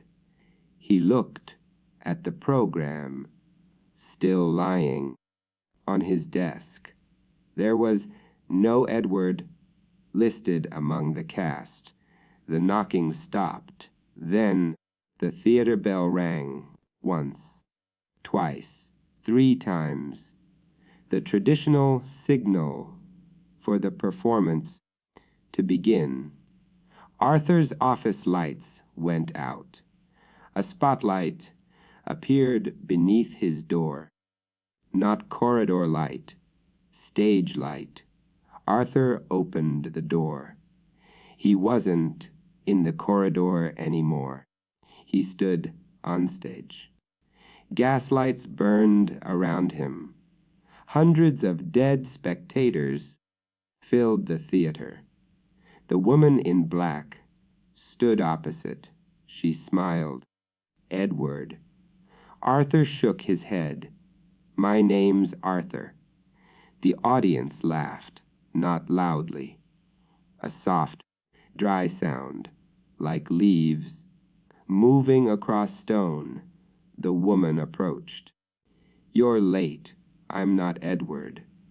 Nobody ever is. Arthur stared at her, then understood. Every time the play returned, it needed someone to fill the missing role. Someone from outside the original cast. Someone living. The tall actor walked onto the stage. Julian Crane. He carried a knife. Arthur backed away. Crane spoke his lines. You took her from me. Arthur had no idea what came next. The audience waited. The woman whispered, You have to answer. Why? Because if the scene stops, we begin again. Crane moved closer. The knife glinted beneath the gaslight. Arthur looked towards the auditorium. Hundreds of dead people watched him. Then he noticed something in the front row. Mr. Hargreaves, the theater manager, sitting among the dead. Arthur stared. Hargreaves was alive. He had left hours earlier. Yet there he sat, pale, motionless, watching. Arthur realized this wasn't the original audience, not all of it. Some were people the theater had taken over the years. Arthur turned towards Crane. What happens if I change the ending? The woman's expression became terrified. Don't. Crane raised the knife. Arthur stepped forward. Instead of retreating, he grabbed Crane's wrist. The audience gasped. Arthur shouted, You don't get to finish. Crane's face changed. The actor looked suddenly frightened. Arthur pulled him towards the edge of the stage. Then he threw the knife into the audience. It landed between 2 seats. Silence. Crane whispered, That isn't how it ends. Arthur answered, "It is tonight." The theater began shaking. Gaslights exploded. The audience screamed. The painted scenery peeled away, revealing black emptiness behind the stage. The woman in black grabbed Arthur's arm. "Run, who are you?" "Eleanor." Arthur stared. "You survived." She shook her head. "No." Behind them, Crane screamed. Something inside the darkness pulled him backwards. Eleanor pushed Arthur towards the wings. "Go." "What about you?" She smiled sadly. "I've been waiting 39 years for someone to change the ending." Then she turned towards the darkness. Arthur ran. He stumbled through the curtains and fell onto the real stage. Electric work lights flickered on. The theater was empty. No audience. No actors. No gaslights. Only one person sat in the front row. Mr. Hargreaves. Arthur climbed down. "Hargreaves." The manager opened his eyes. "What happened?" Arthur helped him stand. "You were here." "I was at home." "No." Hargreaves looked towards the stage. Then he noticed something lying in the aisle. A knife, old, rusty, the blade covered with dark stains. The following morning, Hargreaves opened the theater archives. There was one photograph taken during rehearsals for the last performance. 6 actors stood on stage: Julian Crane, Eleanor Vale, and 4 others. Arthur stared at the picture. Then he noticed a 7th person standing far behind them, a man wearing a caretaker's uniform. Arthur Wells. The photograph had been taken 30 years before Arthur was born. The Marlowe Theater closed in 1940 after bomb damage. Part of the building survived. It was converted into shops after the war. During renovations, in 1976, builders discovered a sealed storage space beneath the stage. Inside, they found a woman's skeleton. Beside it was a black dress and a theater program for the last performance.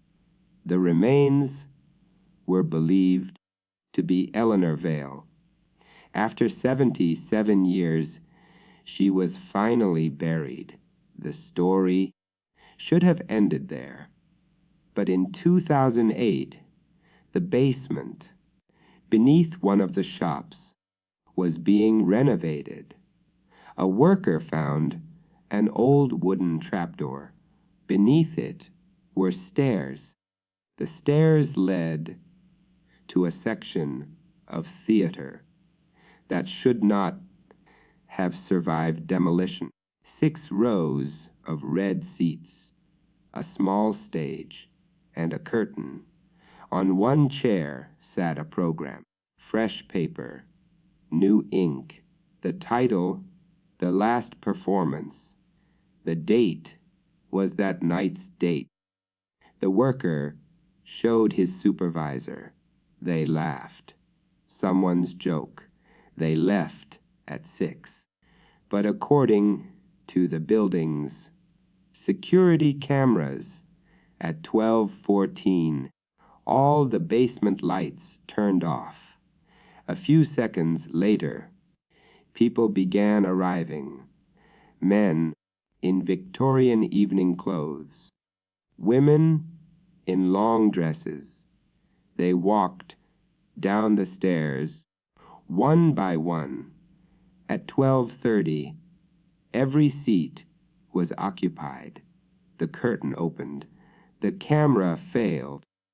Immediately afterwards, the following morning, the basement was empty. The program had disappeared, except someone had written something on the wall behind the stage. One sentence: "The ending has changed," and beneath it, in much newer handwriting, someone else had added, "But the audience still wants another performance." Yes, North Yorkshire, England, 1904 Fraser every October. The people of Barrow Fen put a scarecrow in their fields, not because of the birds. The birds had never been the problem. Thomas Mercer learned that during his first autumn at Willow Farm, he had inherited the place from an uncle he barely remembered. 40 acres, an old stone farmhouse, 2 barns, and enough debt to make the inheritance feel considerably less generous than it first appeared. Thomas arrived in September 1924. He was 34, recently widowed, and eager for somewhere quiet. Barrow Fen certainly seemed quiet, perhaps too quiet. There were only 23 houses, a church, a blacksmith, and a small inn called the Ploughman's Rest. The nearest proper town was almost 9 miles away. Thomas didn't mind. He wanted solitude. The villagers, however, were curious about him, especially about Willow Farm. During his first week, 3 different people asked whether he'd found the old scarecrow. Thomas eventually asked the landlord what they meant. Scarecrow. The landlord, Mr. Pritchard, stopped polishing a glass. Your uncle kept one in the barn. Thomas smiled. I've seen it. Ugly, bloody thing. Pritchard didn't smile. You'll want it in the West Field before October. I don't grow anything in the West Field. Doesn't matter. Thomas took a drink. If there aren't crops, there's nothing to scare away. Pritchard looked at him.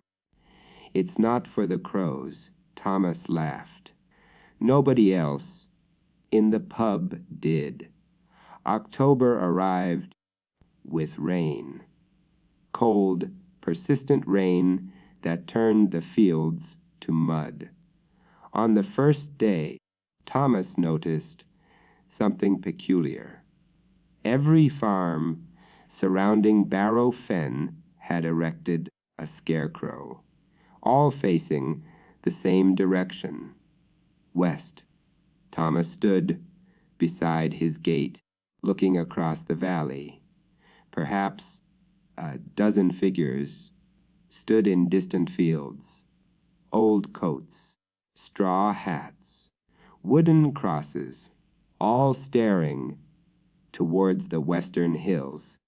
Thomas's neighbor, George Wilkes, was repairing a fence nearby. Thomas called across. Why are they all facing the same way? George stopped working. That's where he comes from. Thomas sighed. Who? George looked towards the hills, the walker. Thomas waited for him to laugh. He didn't. What walker? George climbed over the fence. Your uncle never told you. I barely knew him. George wiped his hands on his trousers. Every October, something comes down from Black Crag. Thomas looked towards the distant hills. What? Nobody knows. It walks on through the fields, looking for somewhere to spend the winter. Thomas smiled, and the scarecrows stopped it. George shook his head. None. They tell it which houses are occupied. Thomas frowned. Wouldn't you want the opposite? George stared at him. The walker doesn't enter occupied houses. It enters empty ones. Thomas laughed. Then what's the problem? George's expression remained serious. Once it enters, the house isn't empty anymore. Thomas walked away. He'd had enough of village superstition. The scarecrow remained in his barn. October 5th, nothing happened. October 6th, nothing. On October 7th, Thomas woke shortly after midnight. Something was walking through the west field. Step, pause, step, pause. Thomas sat up. The sound was faint but unmistakable. Wet footsteps through mud. He went to the bedroom window. Moonlight covered the field.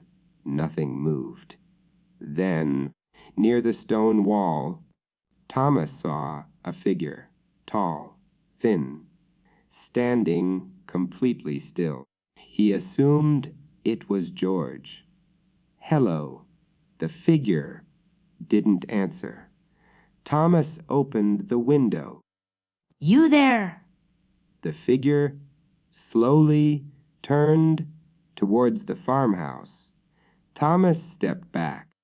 He couldn't see its face, but he could see its arms. They were far too long, almost reaching its knees. The figure began walking towards the house. Step, pause, step, pause. Thomas slammed the window shut. He grabbed his shotgun and hurried downstairs. By the time he reached the kitchen, the footsteps had stopped. Thomas waited. Nothing. Then something scratched against the front door, slowly, from top to bottom. Thomas raised the shotgun. Who's there? Silence. Then a voice answered. Nobody. Thomas froze. The voice sounded like his wife, Mary, dead for 18 months. Thomas, he lowered the shotgun. Impossible. Thomas, cold. He stepped towards the door, then stopped. Mary had never called him Thomas, not once. She had always called him Tom. The thing outside scratched the door again. Let me in. Thomas backed away. No silence. Then the voice changed. An old man, his uncle. Thomas, where's the scarecrow? When Thomas stared towards the barn, the old scarecrow was still inside. The thing outside laughed, not loudly, almost kindly. Then the footsteps moved away. Step, pause, step, pause. By morning, Thomas had convinced himself it had been a dream, until he opened the front door. 2 footprints were pressed into the mud, bare feet, but enormous, each nearly 2 feet long. They began at his doorstep and continued towards the barn. Thomas followed. The barn door was open. Inside, the scarecrow was gone. Thomas ran to George's farm. George listened without interruption. When Thomas finished, the old farmer looked terrified. You didn't put it out, no. And now it's taken it. Thomas frowned. Ooh, the walker. What does that mean? George looked towards Willow Farm. It means tonight it'll wear it. Thomas felt his stomach tighten. Why? So you'll think it's only the scarecrow. That afternoon, George helped Thomas make another wooden cross, straw body, old coat, sackcloth head. They placed it in the west field, facing Black Crag. George tied a small brass bell around its neck. Thomas frowned. If the bell rings, don't look outside. Why? George tightened the rope. Because the scarecrow is looking behind you. Thomas stared at him. What does that mean? George walked away. You'll know. A night came. Thomas locked every door, closed every curtain, loaded the shotgun. At 11:30, nothing. Midnight, nothing. Then, at 12:17, the bell rang, very softly. Ting. Thomas sat beside the fireplace. Ting. He remembered George's warning. Don't look outside. Ting. Then something knocked against the kitchen window. Thomas stared at the curtain. Mary's voice whispered from outside, Tom. His heart stopped. This time it had called him Tom. Please look at me. Thomas closed his eyes. You're not Mary. Silence. Then Mary began singing a song she used to sing while preparing breakfast. Thomas hadn't heard it since she died. His eyes filled with tears. Mary. The bell stopped. Thomas stood. He reached for the curtain. Then he remembered George's words. If the bell rings, don't look outside, because the scarecrow is looking behind you. Thomas slowly turned. The scarecrow stood inside the kitchen. Its muddy boots rested on the stone floor. Its wooden arms hung at its sides. The sackcloth head tilted slightly. Thomas couldn't breathe. He had placed it in the field less than 6 hours earlier.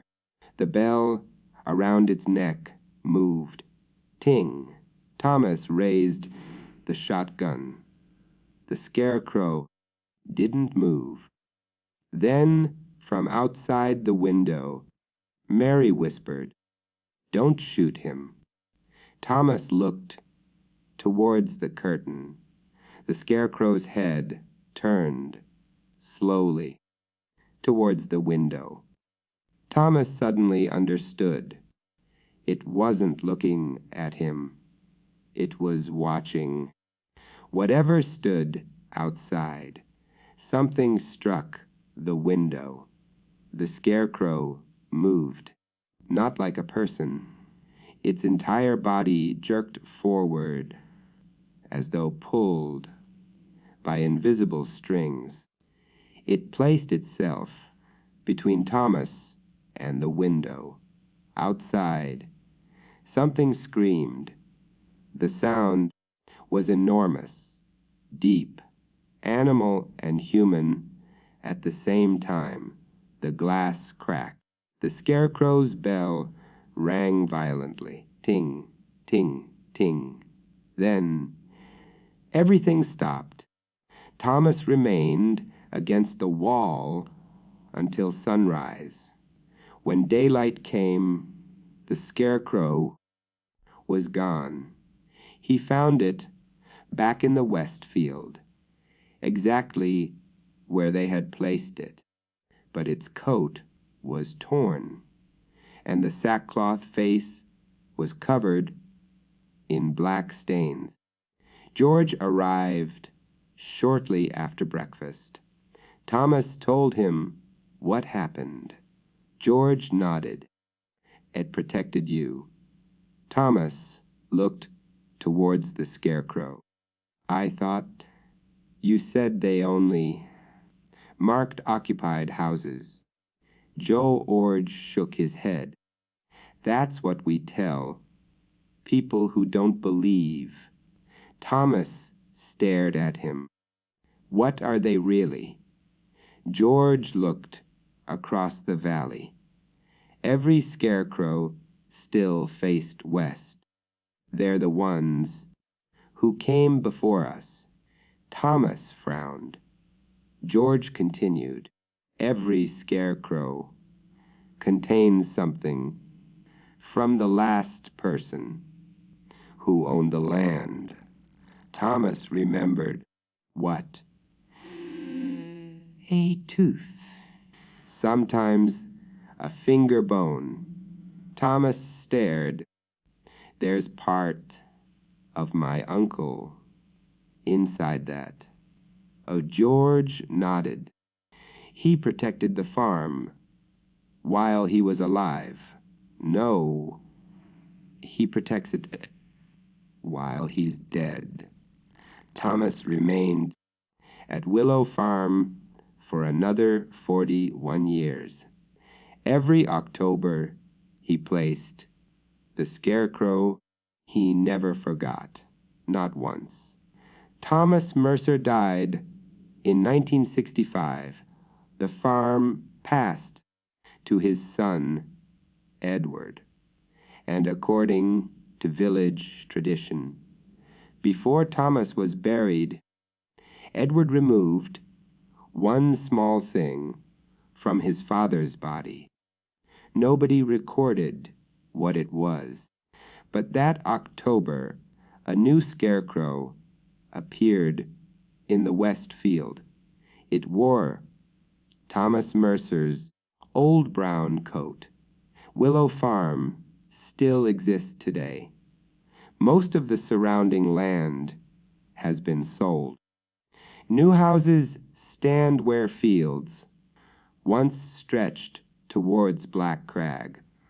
The old traditions have almost disappeared, almost, because every October the current owner still places one scarecrow beside the western hedge.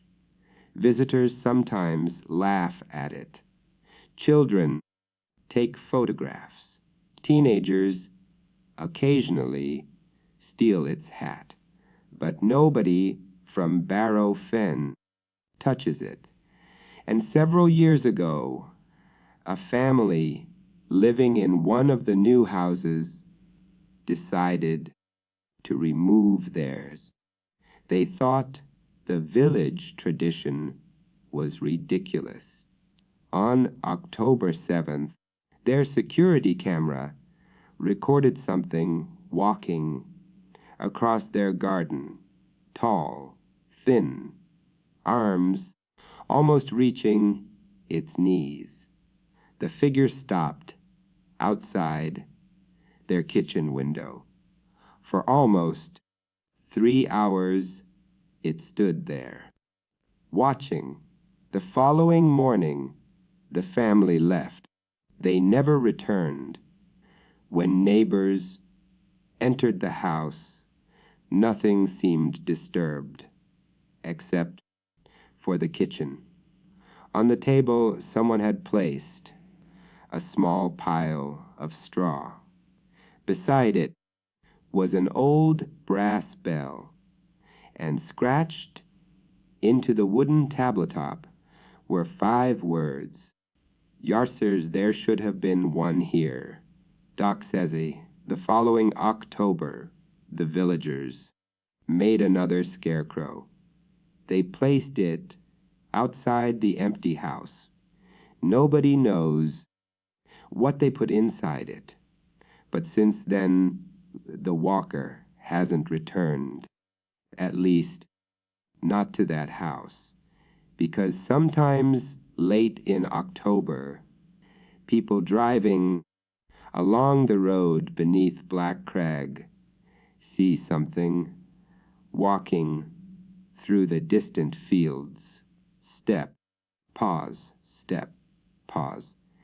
Moving slowly towards the village, and one by one, as it approaches, the scarecrows turn their heads to watch it coming. Every police station has an evidence room. Shelves filled with forgotten belongings, old wallets, broken watches, boxes of photographs, objects connected to crimes long since solved, or crimes that never were. Most eventually find their owners, some are destroyed, and then there are the things no one ever claims. Things nobody wants to touch. At Westbrook Police Station there was one item every officer knew about, Locker 27. Officially, it contained a single cassette tape. Nothing else. No case number, no suspect, no victim, no report explaining where it had come from, just one handwritten label, Dio Note POI. Most officers laughed when they first saw it, until they asked the older staff. No one laughed after that. 23 years earlier, Detective Alan Mercer had ignored the warning. He believed every mystery deserved an answer. He carried the tape home. His wife later told investigators he listened to it alone in the study. She never heard the recording. Only Alan's reaction. First, silence, then quiet laughter, followed by crying, then screaming. When she reached the room, the tape recorder was still turning. Alan was gone. The windows were locked. The doors were locked. Nothing had been disturbed. Only muddy footprints circled the chair, as though dozens of people had stood around him while he listened. The tape returned to Locker 27. It remained untouched for years, until Noah Briggs joined the department. He was young, practical, logical. Ghost stories meant nothing to him. Late one evening, he worked alone in the evidence room. Rain hammered the roof. The fluorescent lights buzzed overhead. He noticed Locker 27 standing slightly open, inside. The cassette lay exactly where everyone said it would. Dust covered everything except the tape itself. It looked new, almost inviting. He picked it up. The plastic felt strangely warm. There was no brand name, no recording length, just the words, Diona Pillai. He smiled. Curiosity always wins. An old cassette player still sat in the corner of the evidence room. He inserted the tape. At first, nothing. Only faint static. 30 seconds passed. Then breathing. Slow, steady. As though someone stood inches from the microphone. Noah frowned. He increased the volume. The breathing stopped. A man's voice whispered, "Thank you." The cassette clicked. Silence. That was all. Noah laughed. This is what everyone's afraid of. He ejected the tape. It wouldn't come out. The buttons stopped working. The reels began turning again. By themselves. The breathing returned. This time, behind him, he spun around. Nobody. The evidence room remained empty. The breathing continued, closer, closer. Then every evidence locker slammed shut at once. The lights flickered. One bulb burst, then another. Darkness spread through the room. Only the cassette player's tiny red light remained. A second voice spoke, not from the recorder. From somewhere inside the room. He listened. Another answered, "So will you." Anoo ran for the door. It wouldn't open. He pulled harder. Nothing. Behind him, the tape was still playing. Except now, it wasn't breathing anymore. It was laughing. Not one person, hundreds. Men, women, children, all laughing together. His radio burst into life. Static. Then Dispatch called his name. No, only, it wasn't Dispatch. It sounded exactly like his own voice. "I'm behind you." He refused to turn around. His hands shook against the locked door. The laughter stopped instantly. Silence. A hand rested gently on his shoulder. Cold. Heavy. Human. He closed his eyes. He knew nobody should be there. Very slowly. The cassette player clicked. Stop. The room lights returned. The door opened by itself. Everything appeared normal. The tape sat quietly inside the machine. Noah left it exactly where it was. He never spoke about that night. 3 months later, he resigned without explanation. Before leaving, he wrote one sentence inside the evidence log. Never listen beyond the breathing. The note remained there for years, until renovations forced the station to empty the evidence room. Locker 27 was opened. It was empty. The cassette had vanished. No one knew where it had gone. 6 months later, a charity shop on the other side of the country sold an old cassette player for £5. Inside, staff discovered a tape already waiting. No label, no markings, just a small piece of masking tape. Someone had written one word, POI. If you ever find an old cassette where nobody remembers recording it, leave it exactly where it is, because recordings don't always preserve voices. Sometimes, they preserve the people speaking, and once they're heard, they remember exactly who listened. Was Birmingham, England. 1978, a Mason Court had 12 floors. Everybody knew that.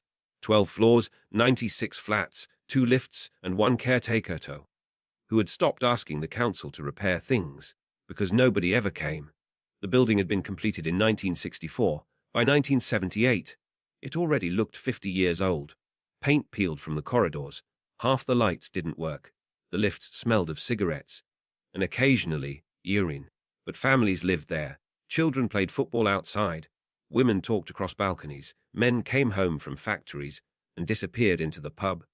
Mason Court wasn't unusual, except sometimes the lift went to 13.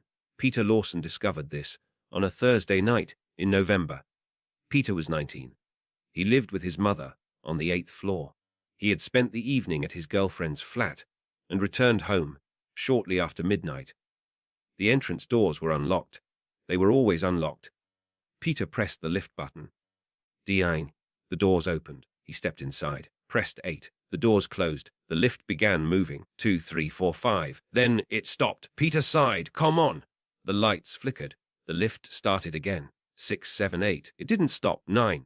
Peter pressed 8 again. 10. What the bloody hell? 11, 12. Then the display changed. 13. The lift stopped. Peter stared. There was no 13th floor. The doors opened. Beyond them was a corridor. At first, Peter thought he'd reached 12, but the corridor looked different. The walls were painted dark green. The floor was bare concrete, and instead of electric lights, these small yellow bulbs hung from wires. Along the ceiling, Peter remained inside the lift. At the far end of the corridor, a woman stood facing the wall. Peter pressed nothing. He pressed nothing. The woman moved, not towards him. Her head turned, slowly, but her body remained facing the wall. Peter stepped backwards. Her face continued turning, farther, until she was looking directly at him, over her own shoulder. Peter hammered the button. Come on. The woman smiled. The lift doors closed. Peter reached the 8th floor and ran home. His mother was asleep. Peter locked the door and spent most of the night trying to convince himself he'd imagined it. The following morning, he mentioned it to the caretaker, Arthur Briggs. Arthur was nearly 60 and had worked at Mason Court since the building opened. Lift went past 12 last night. Arthur stopped sweeping. What number? 13. Arthur looked towards the lift, then at Peter. Did the doors open? Peter's smile disappeared. Yeah. Did you get out? No. Arthur nodded. Good. Peter laughed nervously. What's going on? Arthur resumed sweeping. Nothing. Don't give me that. Arthur stopped. If it happens again, stay in the lift. Why? Because Mason Court. Arthur looked upwards. Used to have 13 floors. Peter frowned. No, it didn't. Not officially. Arthur leaned against his broom. When they built this place, there was another level. Service floor. Boilers, electrical equipment, storage. Between 12 and the roof. Peter stared at him. Arthur corrected him. What happened? Arthur looked uncomfortable. Fire. Win. 1965. Building had only been open 11 months. Peter waited. 4 families were living up there. Why? Temporary accommodation. Council had nowhere else to put them. Arthur looked towards the lift. Fire started in an electrical cupboard. Lift stopped working. Stairwell door jammed. Peter swallowed. How many died? 23. The corridor suddenly seemed colder. What happened to the floor? Council sealed it. Removed the button. Changed the lift mechanism. Eventually, they removed the floor from the plans. Peter thought of the woman. Why? Arthur looked at him. Because dead families in a brand new council block look bad in newspapers.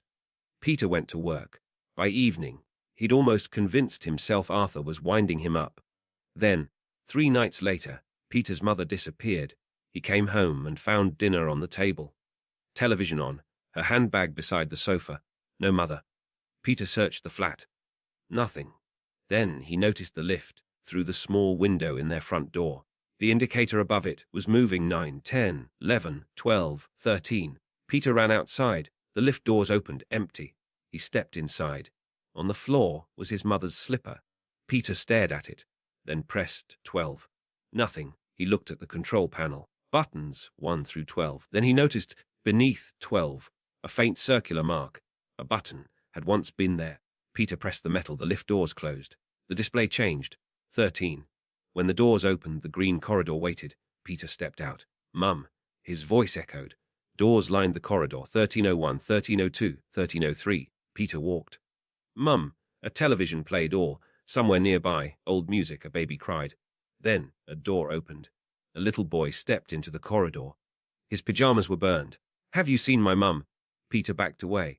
No. The boy pointed behind Peter. She's there. Peter turned. The woman from his first visit stood beside the lift. Her body faced away. Her head looked backwards at him. She smiled. Then, Peter heard his mother's voice. Pete. A door farther along the corridor stood open. Mum. He ran. His mother stood inside, flat 1307. She looked confused. Peter. What are you doing here? I don't know. As she looked around. I got in the lift. Then this woman asked me. His mother stopped. What? She asked if I wanted to come inside. Peter grabbed her hand. We're leaving. They stepped into the corridor.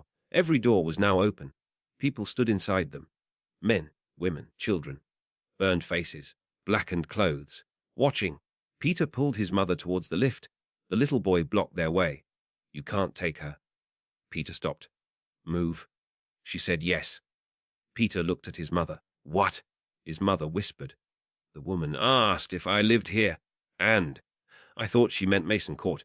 Peter's stomach tightened. What did you say? Less. The corridor lights went out. Someone screamed. Then another. Then dozens. Peter grabbed his mother and ran. The lift doors were closing. He shoved his arm between them. They reopened. Peter pushed his mother inside. The burned residents began moving towards them.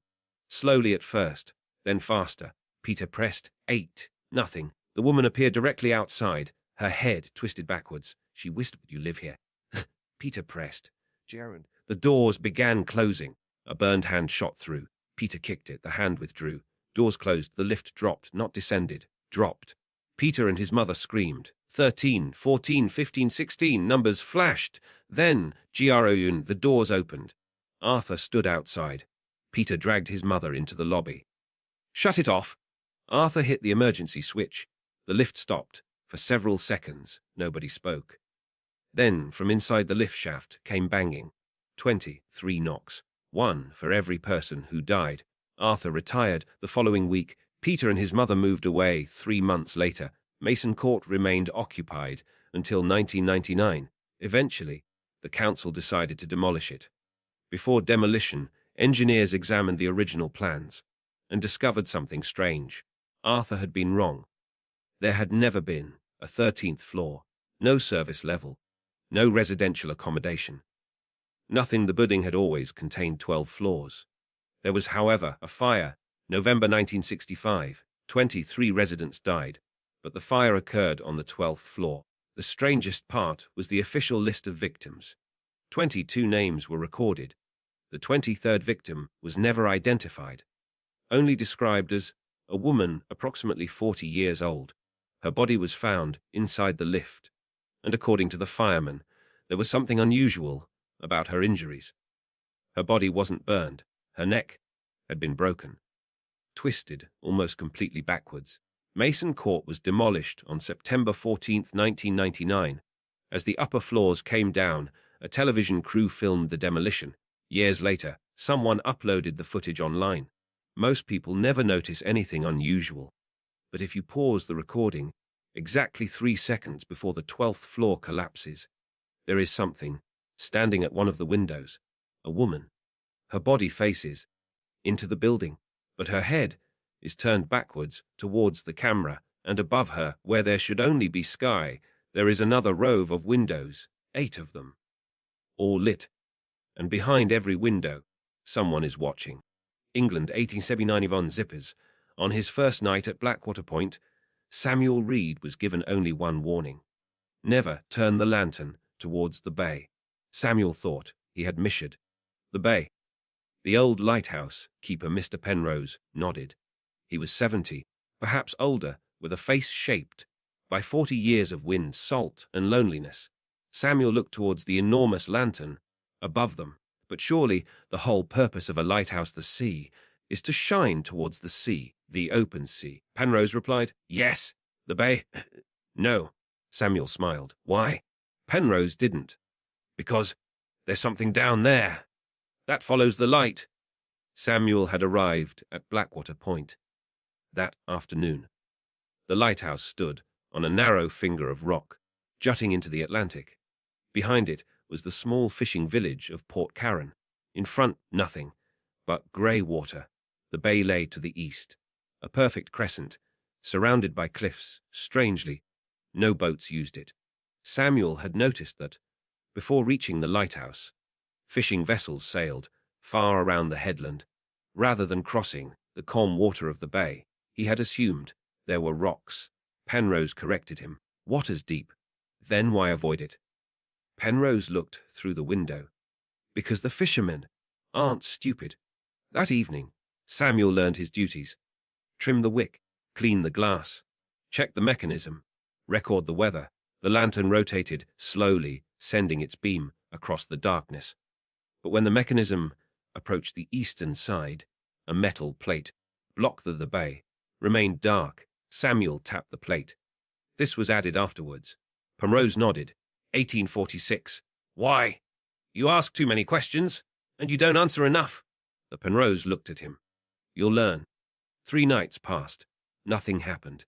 On the 4th, a storm arrived. Wind struck the lighthouse hard enough to shake the windows. Rain hammered against the glass. Shortly after midnight, Penrose went downstairs to check the door. Samuel remained beside the lantern. The rotation mechanism suddenly jammed. The beam stopped. Samuel swore and inspected the gears. A piece of metal had come loose. He reached inside. The lantern moved just slightly, but enough. The beam slipped past the metal plate and crossed our Blackwater Bay. Samuel saw the water. Then, something beneath it. He froze. For perhaps 2 seconds, the beam illuminated a shape under the surface, enormous, long, pale. Then the light rotated away. Samuel stared into darkness. Penrose returned. What happened? Something's wrong with the mechanism. Penrose examined it, then noticed the position of the lantern. His face changed. Did the light cross the bay? Samuel hesitated. For a moment, Penrose grabbed him. How long? I don't know. How long? 2 seconds. Penrose released him. Then, from somewhere far below came a sound. Dong. Samuel frowned. Out at sea. Dong. Penrose closed his eyes. Oh, God. Samuel went to the window. There's a boat out there. No. Another bell. Closer. Dong. Samuel searched the darkness. Then he saw it. A small light moving across the bay, coming towards them. Penrose whispered, "Don't look at it."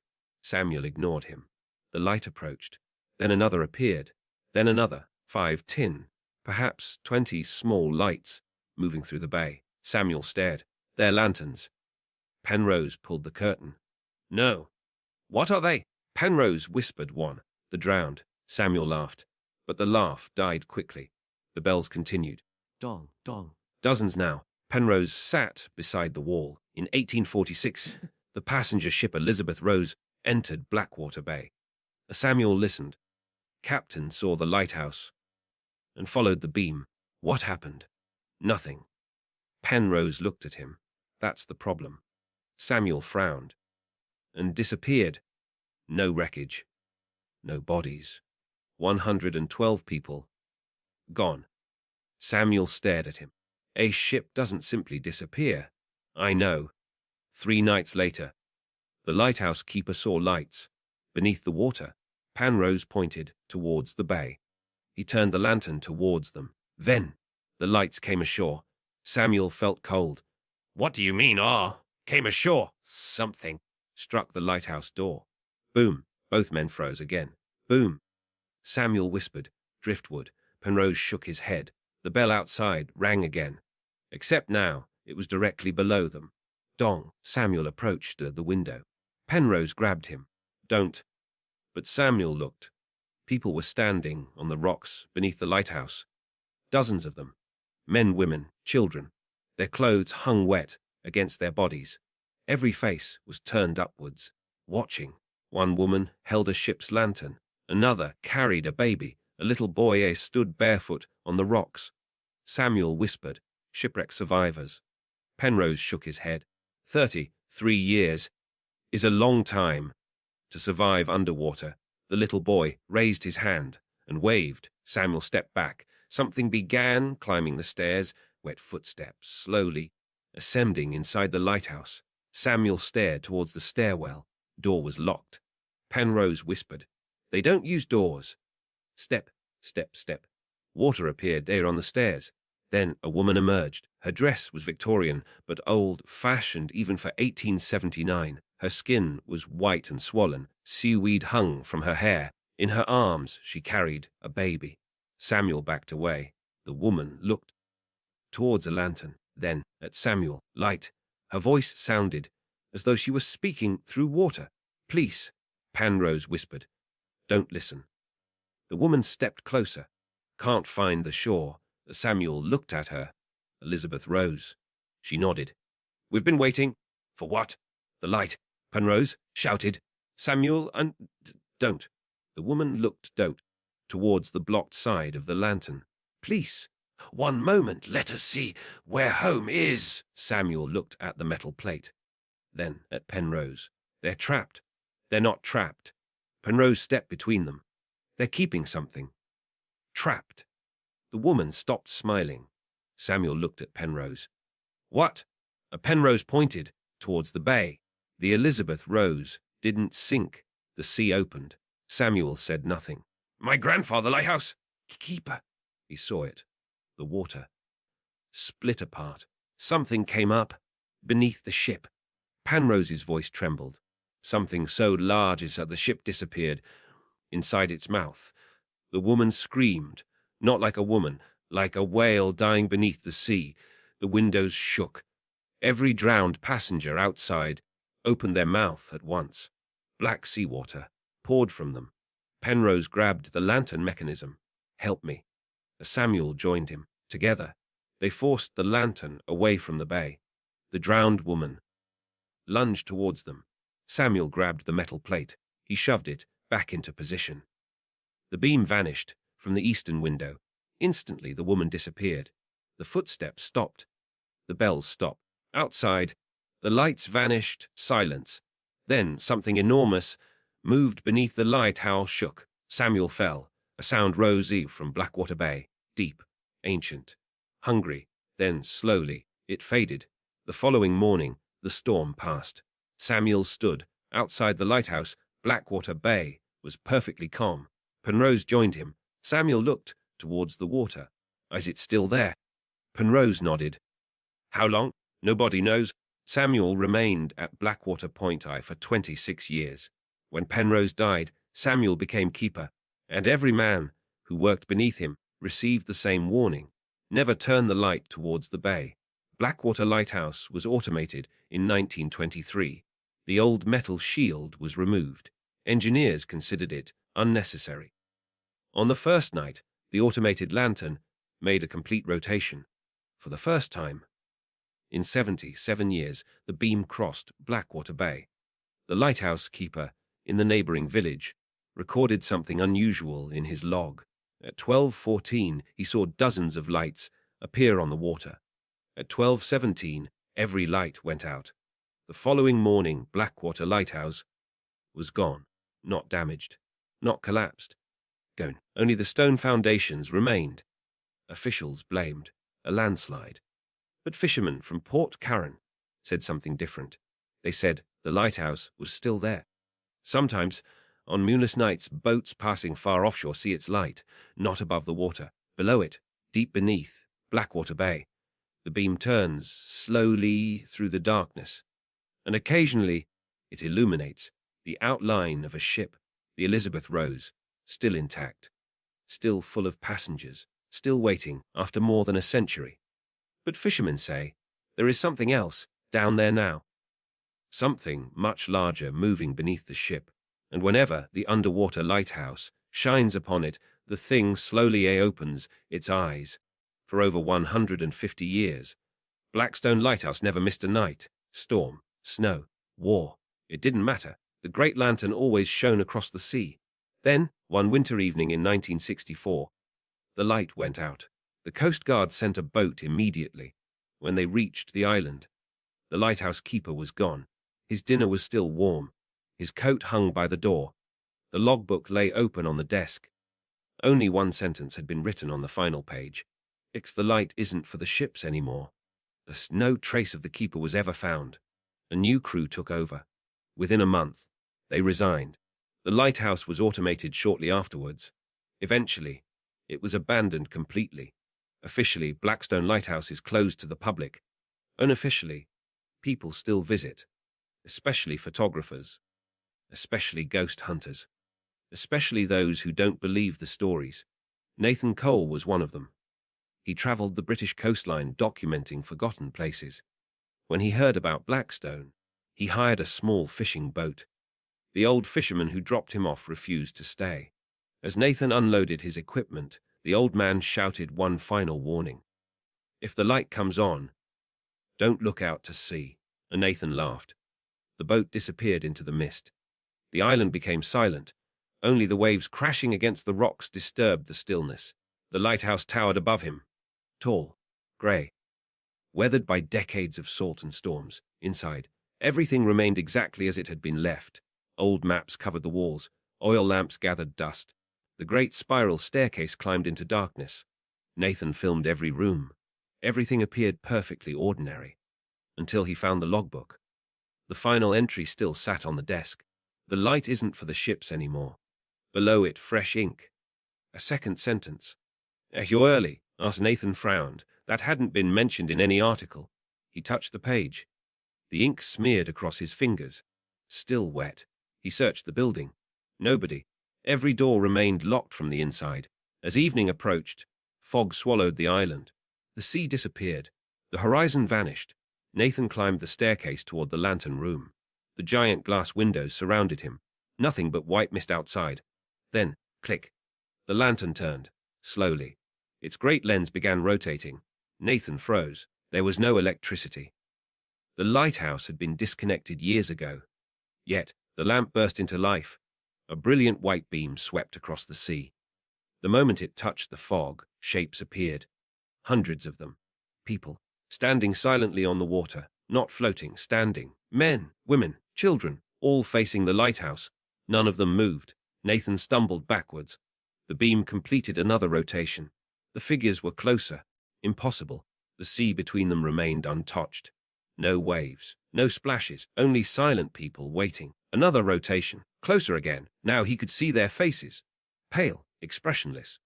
Water streamed constantly from their clothes. None of them blinked. The lantern turned once more. Every figure raised one arm together, pointing, not at the lighthouse, at Nathan. The room temperature dropped instantly. Frost spread across the windows. Behind him, someone cleared their throat. An elderly man stood beside the lantern, still wearing the uniform of a lighthouse keeper. His beard dripped seawater onto the floor. He looked exhausted. "You shouldn't have lit it," Nathan whispered. "I didn't." The old keeper nodded sadly. "No, it chose you." Outside, the figures had reached the rocks below. Thousands of pale faces stared upward. The keeper slowly walked toward the staircase. They only stop coming. Someone stays. Nathan turned to follow him. The keeper had vanished. The lighthouse door slammed shut. The lantern accelerated. Its beam spun, faster, faster.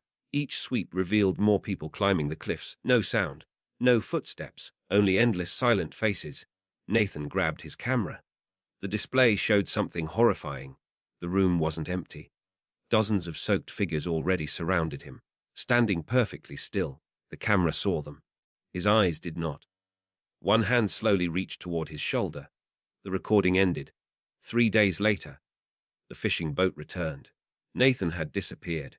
His equipment remained neatly stacked by the front door. The logbook contained one new sentence, written beneath the others. "I'll keep the light tonight." To this day, ships passing Blackstone Island occasionally report seeing the lighthouse shining through thick fog. Official records insist the beacon has not worked for decades. Coast Guard helicopters have flown over the island after receiving reports. Every time. The lighthouse stands dark, empty, silent. But sailors still tell one another the same thing. If you ever see a lighthouse where no light should exist, turn your boat around. Don't follow it. Because that light was never meant to guide you home. It was meant to guide something else, to you. There is a place on the northern coast where the sea never truly sleeps. The waves crash against the cliffs every hour of every day, even on calm nights, even when there is no wind. The locals say the sea is trying to warn people away, because at the top of those cliffs stands Raven's Point, an abandoned Victorian mansion, empty for nearly 80 years, or so everyone believes. Every November, strange lights appear inside the house. Window after window begins to glow, one by one, as though someone is walking through the rooms carrying a lantern. By sunrise, the lights disappear. No footprints are ever found. No vehicles, no signs of life. Most people simply watch from a distance.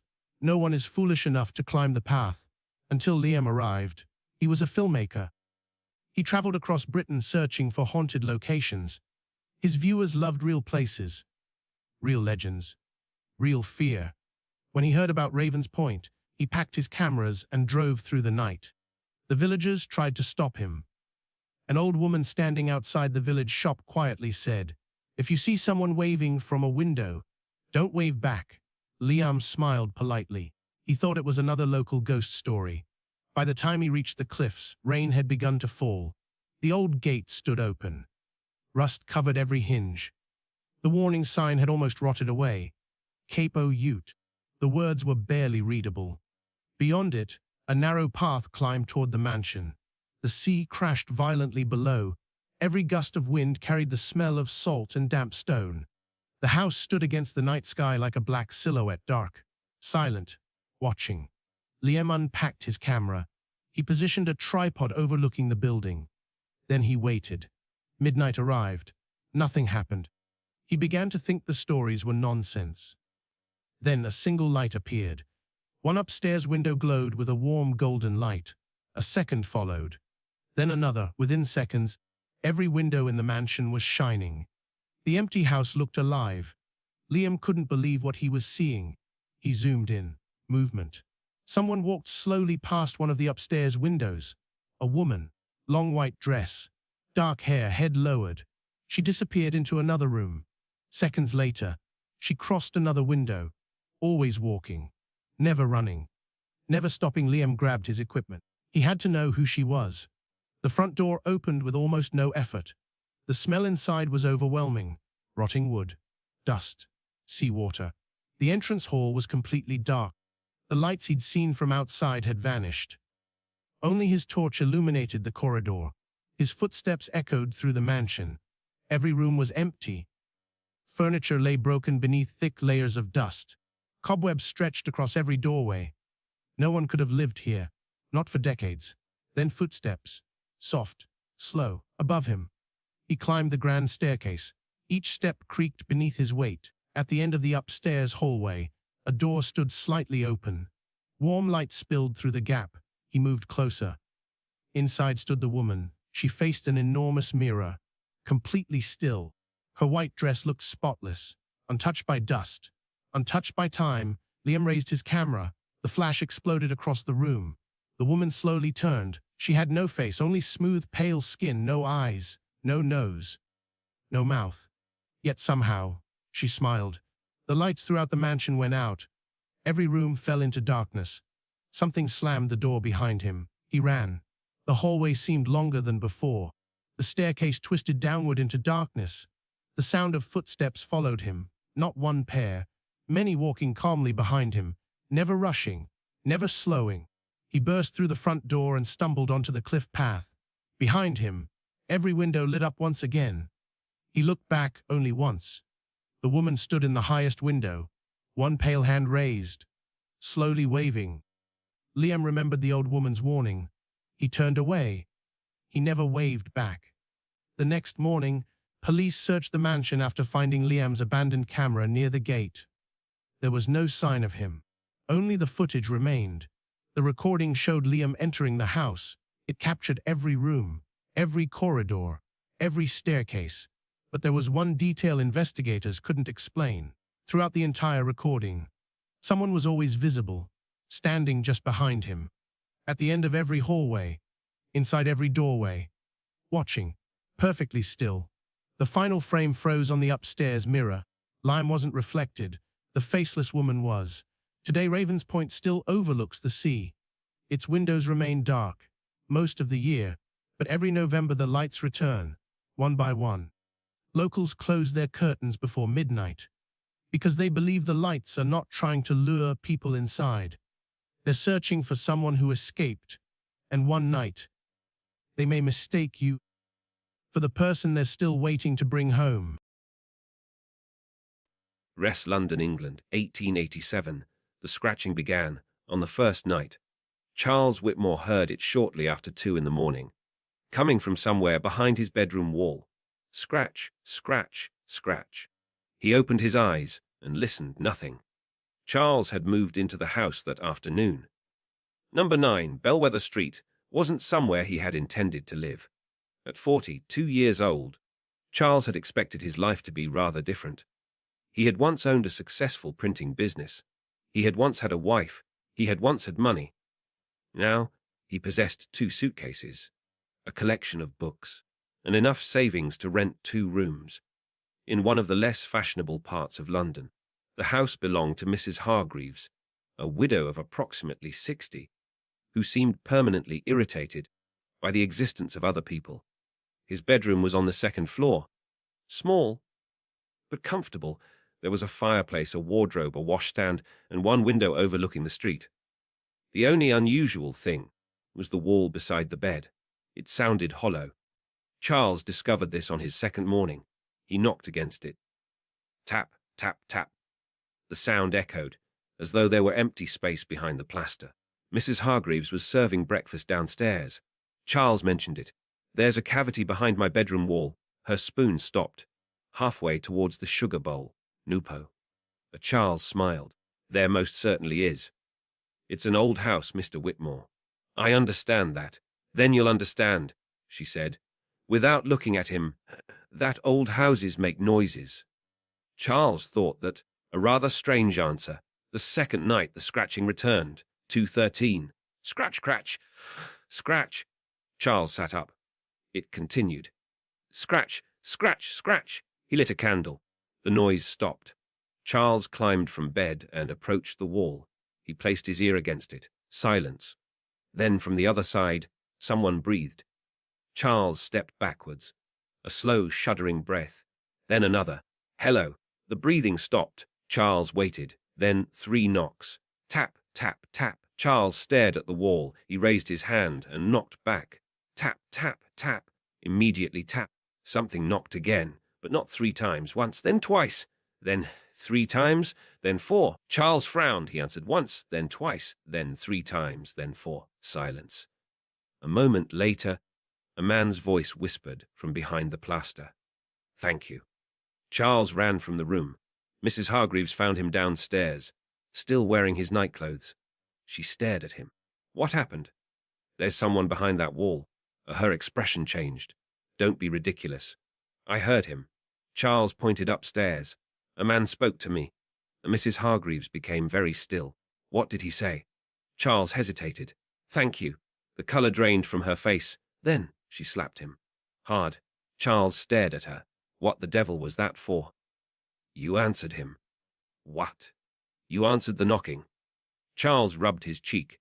I thought somebody needed help. Mrs. Hargreaves whispered. You fool. She walked to the front door, locked it, then closed every curtain downstairs. Charles watched her. Would you kindly tell me what's happening? Mrs. Hargreaves sat beside the fireplace. For several moments, she said nothing. Then she began. My husband built that wall. When? 23 years ago. Why? Mrs. Hargreaves looked upstairs. Because there used to be a room behind it. But Charles felt cold. What happened to the door? I bricked it up. Why? She looked at him. Because of Mr. Vale. Charles waited. Who was Mr. Vale, a lodger? And Mrs. Hargreaves folded her hands. He rented your room, and the room beside it. He was a quiet man, polite, paid his rent, never caused trouble. Then people began disappearing. Charles stared at her. What people? Women, mostly. Young women. Servants. A flower seller. One girl who worked in a bakery. The police questioned him, but they found nothing. Then my husband heard scratching behind the wall. Charles swallowed. There wasn't a wall then. No. And Mrs. Hargreaves shook her head. There was a cupboard. My husband removed the shelves. Behind them, he found a small door. Charles leaned forward. What was inside? Mrs. Hargreaves closed her eyes. 6 bodies. The room became silent. And Vale. Gone. Police searched London. They never found him. Charles looked towards the ceiling. So why brick up the room? Mrs. Hargreaves stared at him. Because 3 months after Vale disappeared, my husband heard knocking from inside it. Charles stopped breathing. What happened? Mrs. Hargreaves whispered.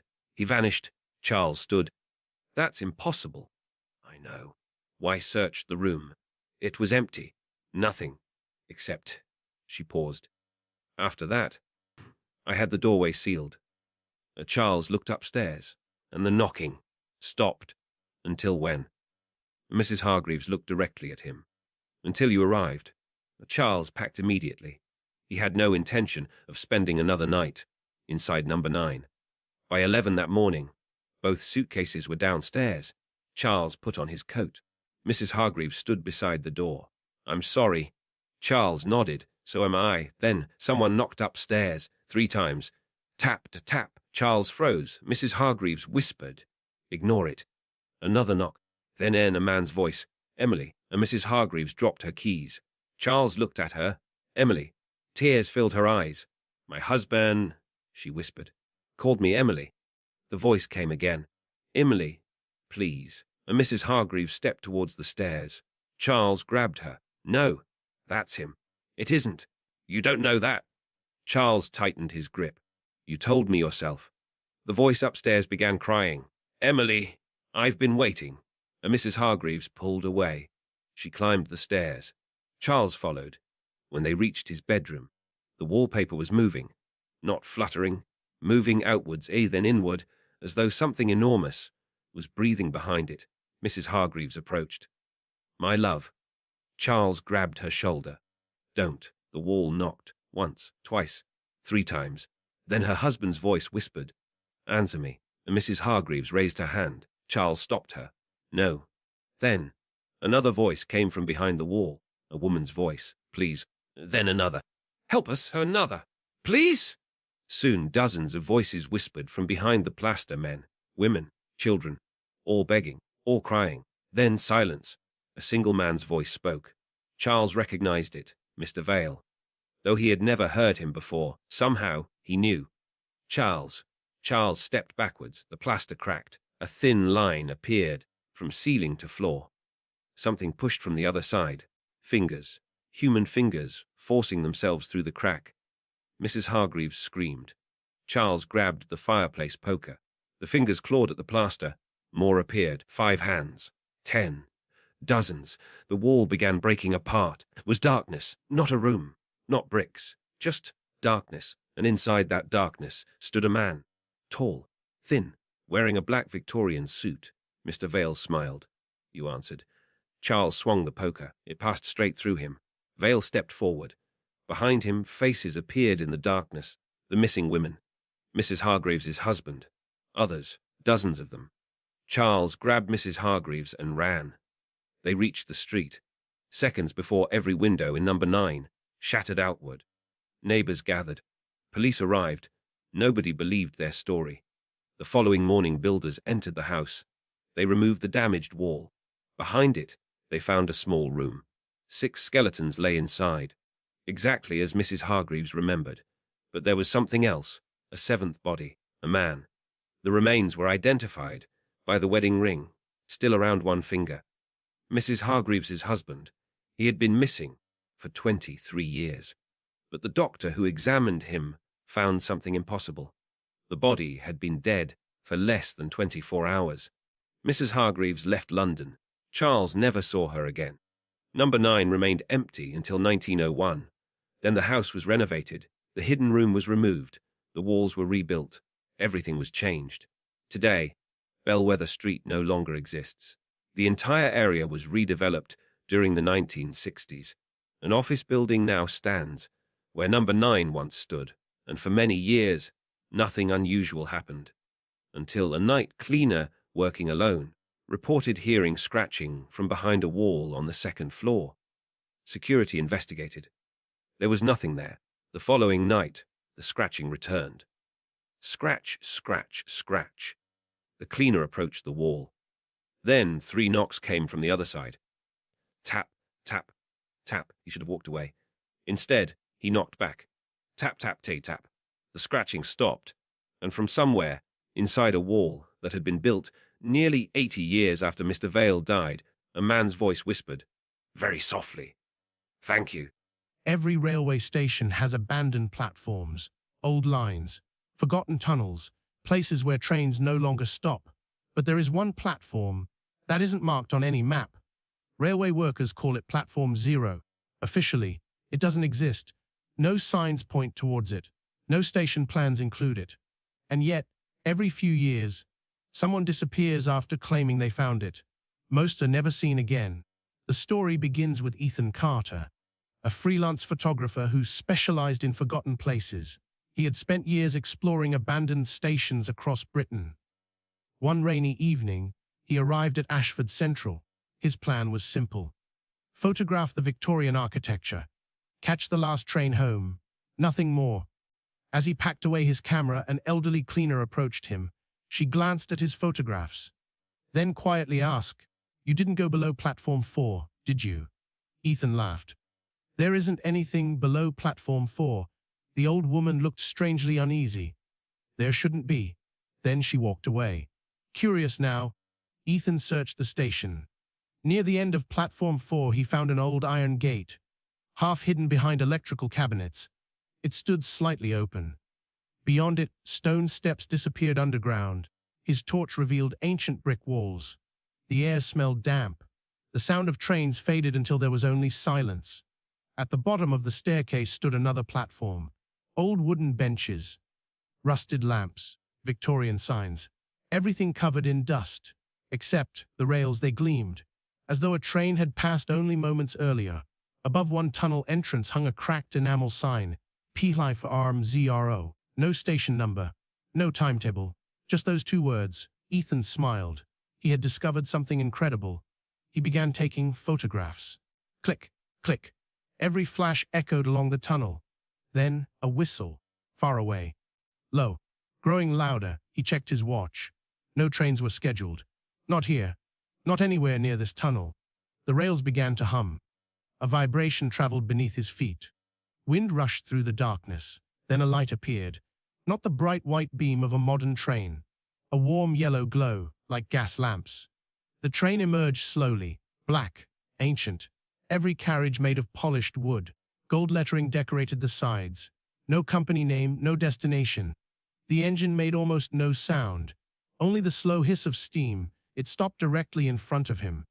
Every door opened at once. No passengers stepped out. Inside, people sat perfectly still. Men in Victorian suits. Women wearing long black dresses. Children clutching old toys. Every one of them stared straight ahead. None of them blinked. None of them breathed. The conductor stepped onto the platform. He wore an immaculate dark uniform. His silver pocket watch gleamed beneath the station lights. Without speaking, he held out a ticket. It was yellow with age. Across the front were printed 4 words. Onowalawai. Ethan stepped backwards. I don't have a ticket. For the first time, the conductor smiled. You do now. His voice echoed strangely, as though several people had spoken together. Behind him, every passenger slowly turned their heads, not one at a time, all together, every pair of eyes fixed on Ethan. Then, they smiled. The train whistle screamed. The platform lights flickered. Every clock along the wall began spinning backwards. Ethan ran. The staircase seemed impossibly far away. The footsteps behind him were slow, measured, never hurried. He dared not look back. The sound of polished shoes echoed across the stone floor. Closer, closer. He reached the staircase. The moment he stepped onto the first stair, everything stopped. The silence returned. He climbed until he burst back into the modern station. Commuters hurried past. Announcements echoed overhead. It was as though nothing had happened. The old cleaner stood waiting. She looked disappointed. You looked at them, didn't you? Ethan couldn't answer. She sighed. They know your face now. He never returned. Months later, he developed every photograph from that evening. Most showed nothing unusual. The empty platform, the old lamps, the rusted benches. Until he reached the final image, it showed Ethan standing alone beside the tracks. Except, he wasn't alone. Through every carriage window, the passengers were staring directly at the camera, and standing immediately behind Ethan was the conductor. One white, gloved hand rested gently on his shoulder. Written across the glass behind him, condensation had formed 4 simple words. Next tire I'm yoar tuarn. Ethan burned every photograph. Or at least, he believed he had. Years later, a railway museum received an anonymous envelope. Inside was a single print, the same photograph. On the back, someone had written, "They've changed my departure time." No one ever discovered who sent it. Today, railway workers still lock the gate beneath Platform 4 every evening. Occasionally, security cameras capture it standing open. By morning, it's always closed again. Sometimes cleaners report hearing an old steam whistle beneath the station. Sometimes commuters claim they smell coal smoke where none should exist. And every now and then, someone waiting for the last train glances across the tracks.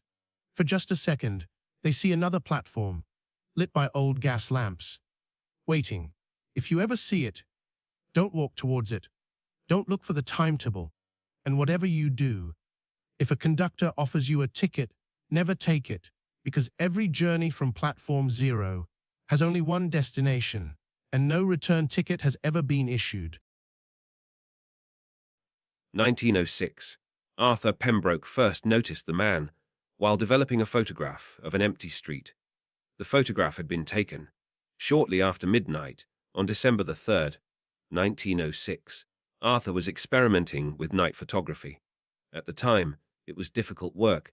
Exposure times were long, equipment was heavy, and carrying a wooden camera, glass plates, tripod, and magnesium flash powder through the streets after midnight attracted attention.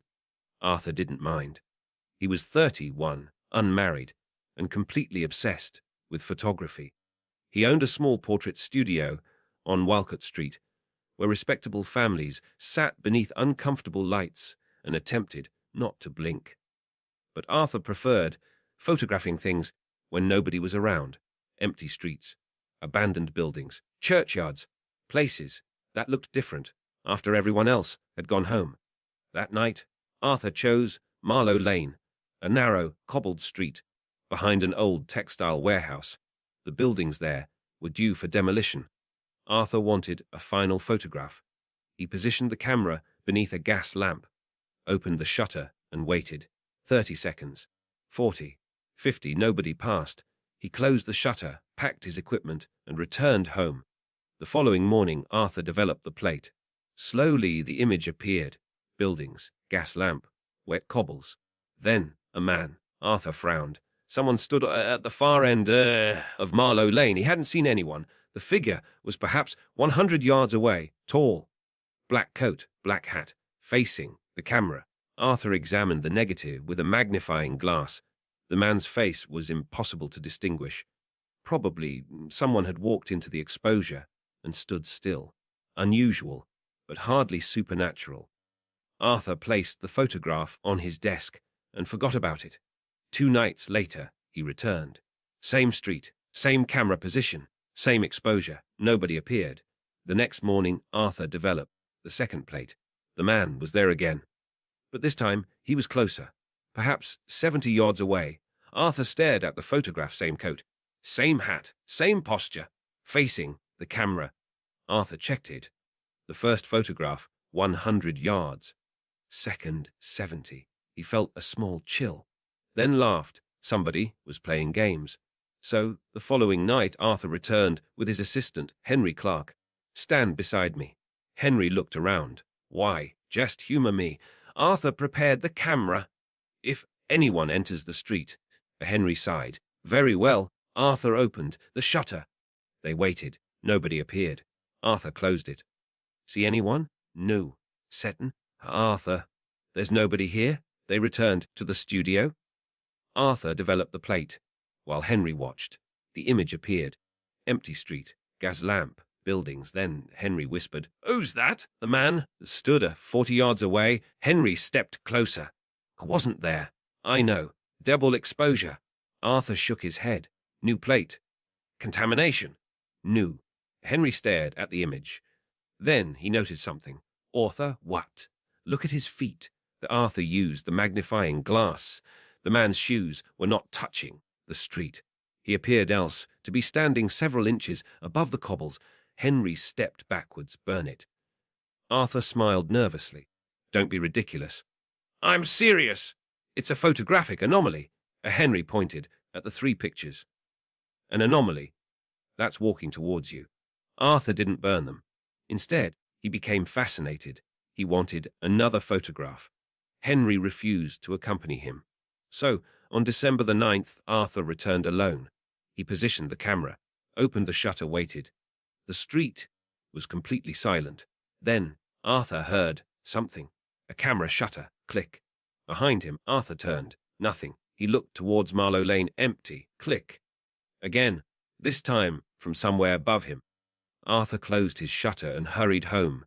He developed the plate immediately. The man was now 10 yards from the camera. Arthur dropped the photograph. For the first time, his face was visible. Pale skin, deep-set eyes, thin mouth, and around his neck hung a camera. Arthur didn't sleep. The next morning, he visited the city archive. He searched old newspapers for Marlow Lane. Eventually, he found an article dated October 1871, photographer killed in studio fire. The man's name was Edwin Marr. His studio had once stood on Marlow Lane. Arthur continued reading. Marr had been a photographer known for something unusual. He photographed the dead. Families would bring deceased relatives to his studio, children, parents, infants. Marr arranged them as though they were sleeping. Sometimes he posed them beside living family members. It was called post-mortem photography.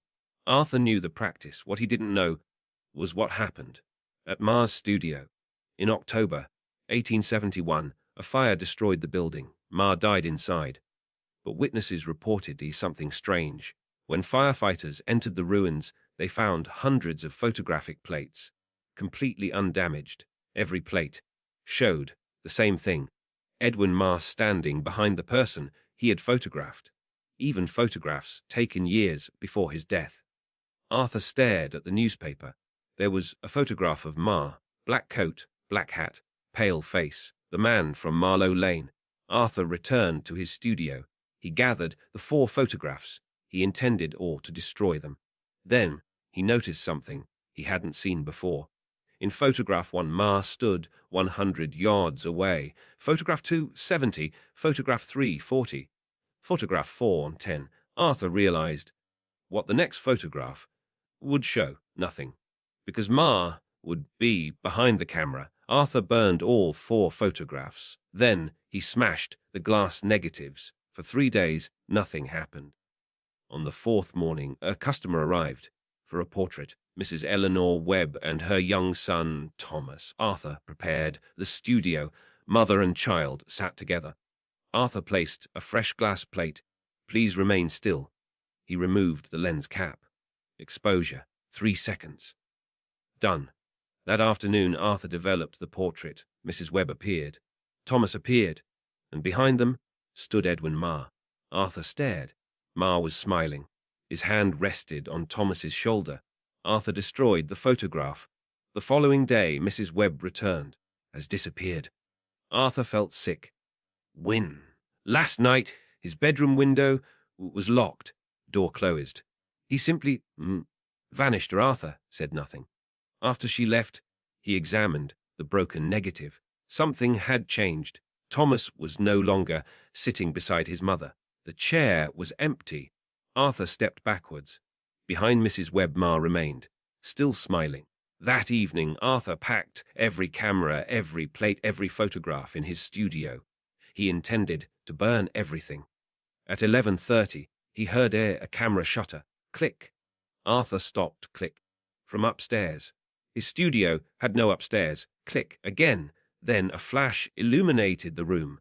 Arthur screamed. For 1 second, he saw dozens of people standing around him. Men, women, children, all dressed in clothing from different decades, all pale, all silent. Thomas Webb stood among them, and behind everyone was Edwin Marr, holding his camera. Darkness returned. Arthur ran towards the door.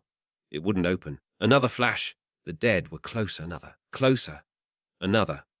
Now only a few feet away. Arthur grabbed a chair and smashed the studio window. He climbed through, cutting his hands on the glass. Behind him, click, flash. Arthur fell onto the street. He ran and never returned. The following morning, police entered his studio. Nobody was inside. The cameras were gone. The photographic plates were gone. Everything had disappeared, except one photograph. It lay in the center of the studio floor. The photograph showed Arthur standing inside an empty room. His expression was terrified.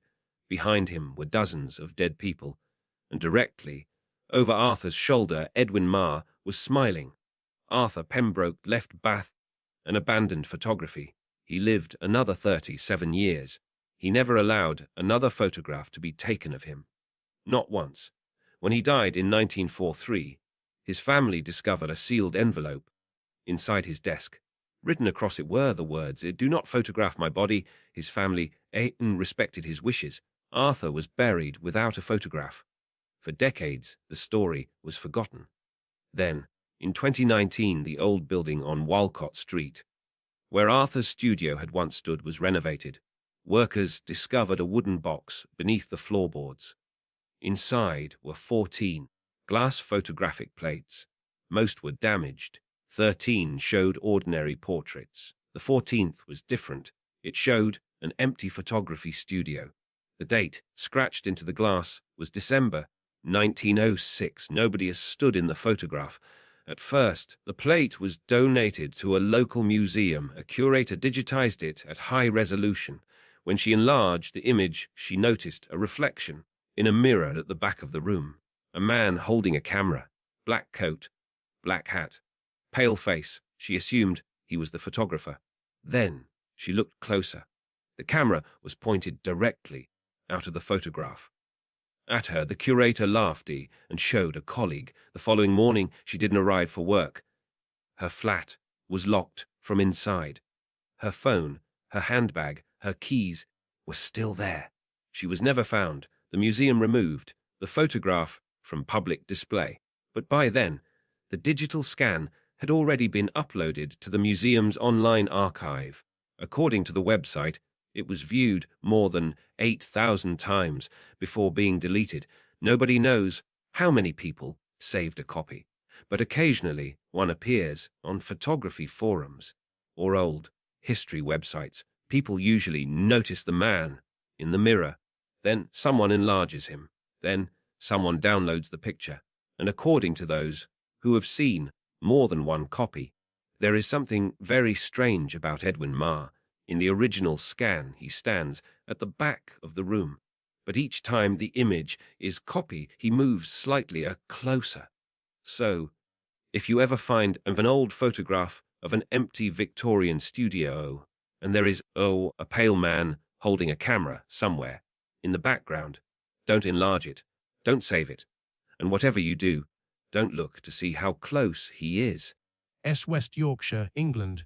2022's The phone rang for the first time 3 days after David bought it. Not his normal phone, the old one. The one sitting inside his kitchen drawer. David had bought it from a second-hand shop in Wakefield. £20. An old-fashioned mobile, probably 15 years out of date. He didn't even need it. His daughter, Sophie, was studying photography at college and had become fascinated with old technology.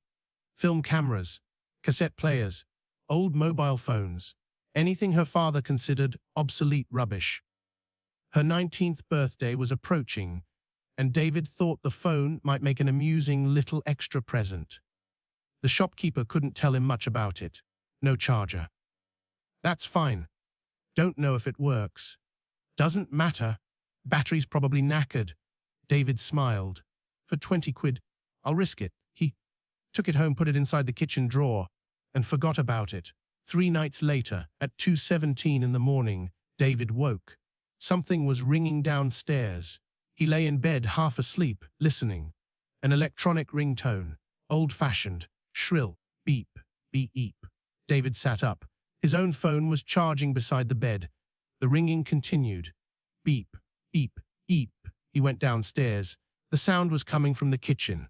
David opened the drawer. The old phone was ringing. Its screen glowed pale blue. David stared at it. That wasn't possible. The battery had been completely dead. There wasn't even a SIM card inside. The screen displayed, "Sishunkm abun kalos hours." David pressed answer. "Hello, static?" Then breathing, very faint. "Hello," a woman's voice whispered. "David." He frowned. "Who's this?" The line went dead. David stared at the phone. Probably some strange emergency call function, he decided. Maybe the previous owner's SIM was somehow still registered. He removed the battery, placed both pieces inside the drawer, and went back to bed. The following night, at exactly 2:17, the phone rang again. David ran downstairs. The battery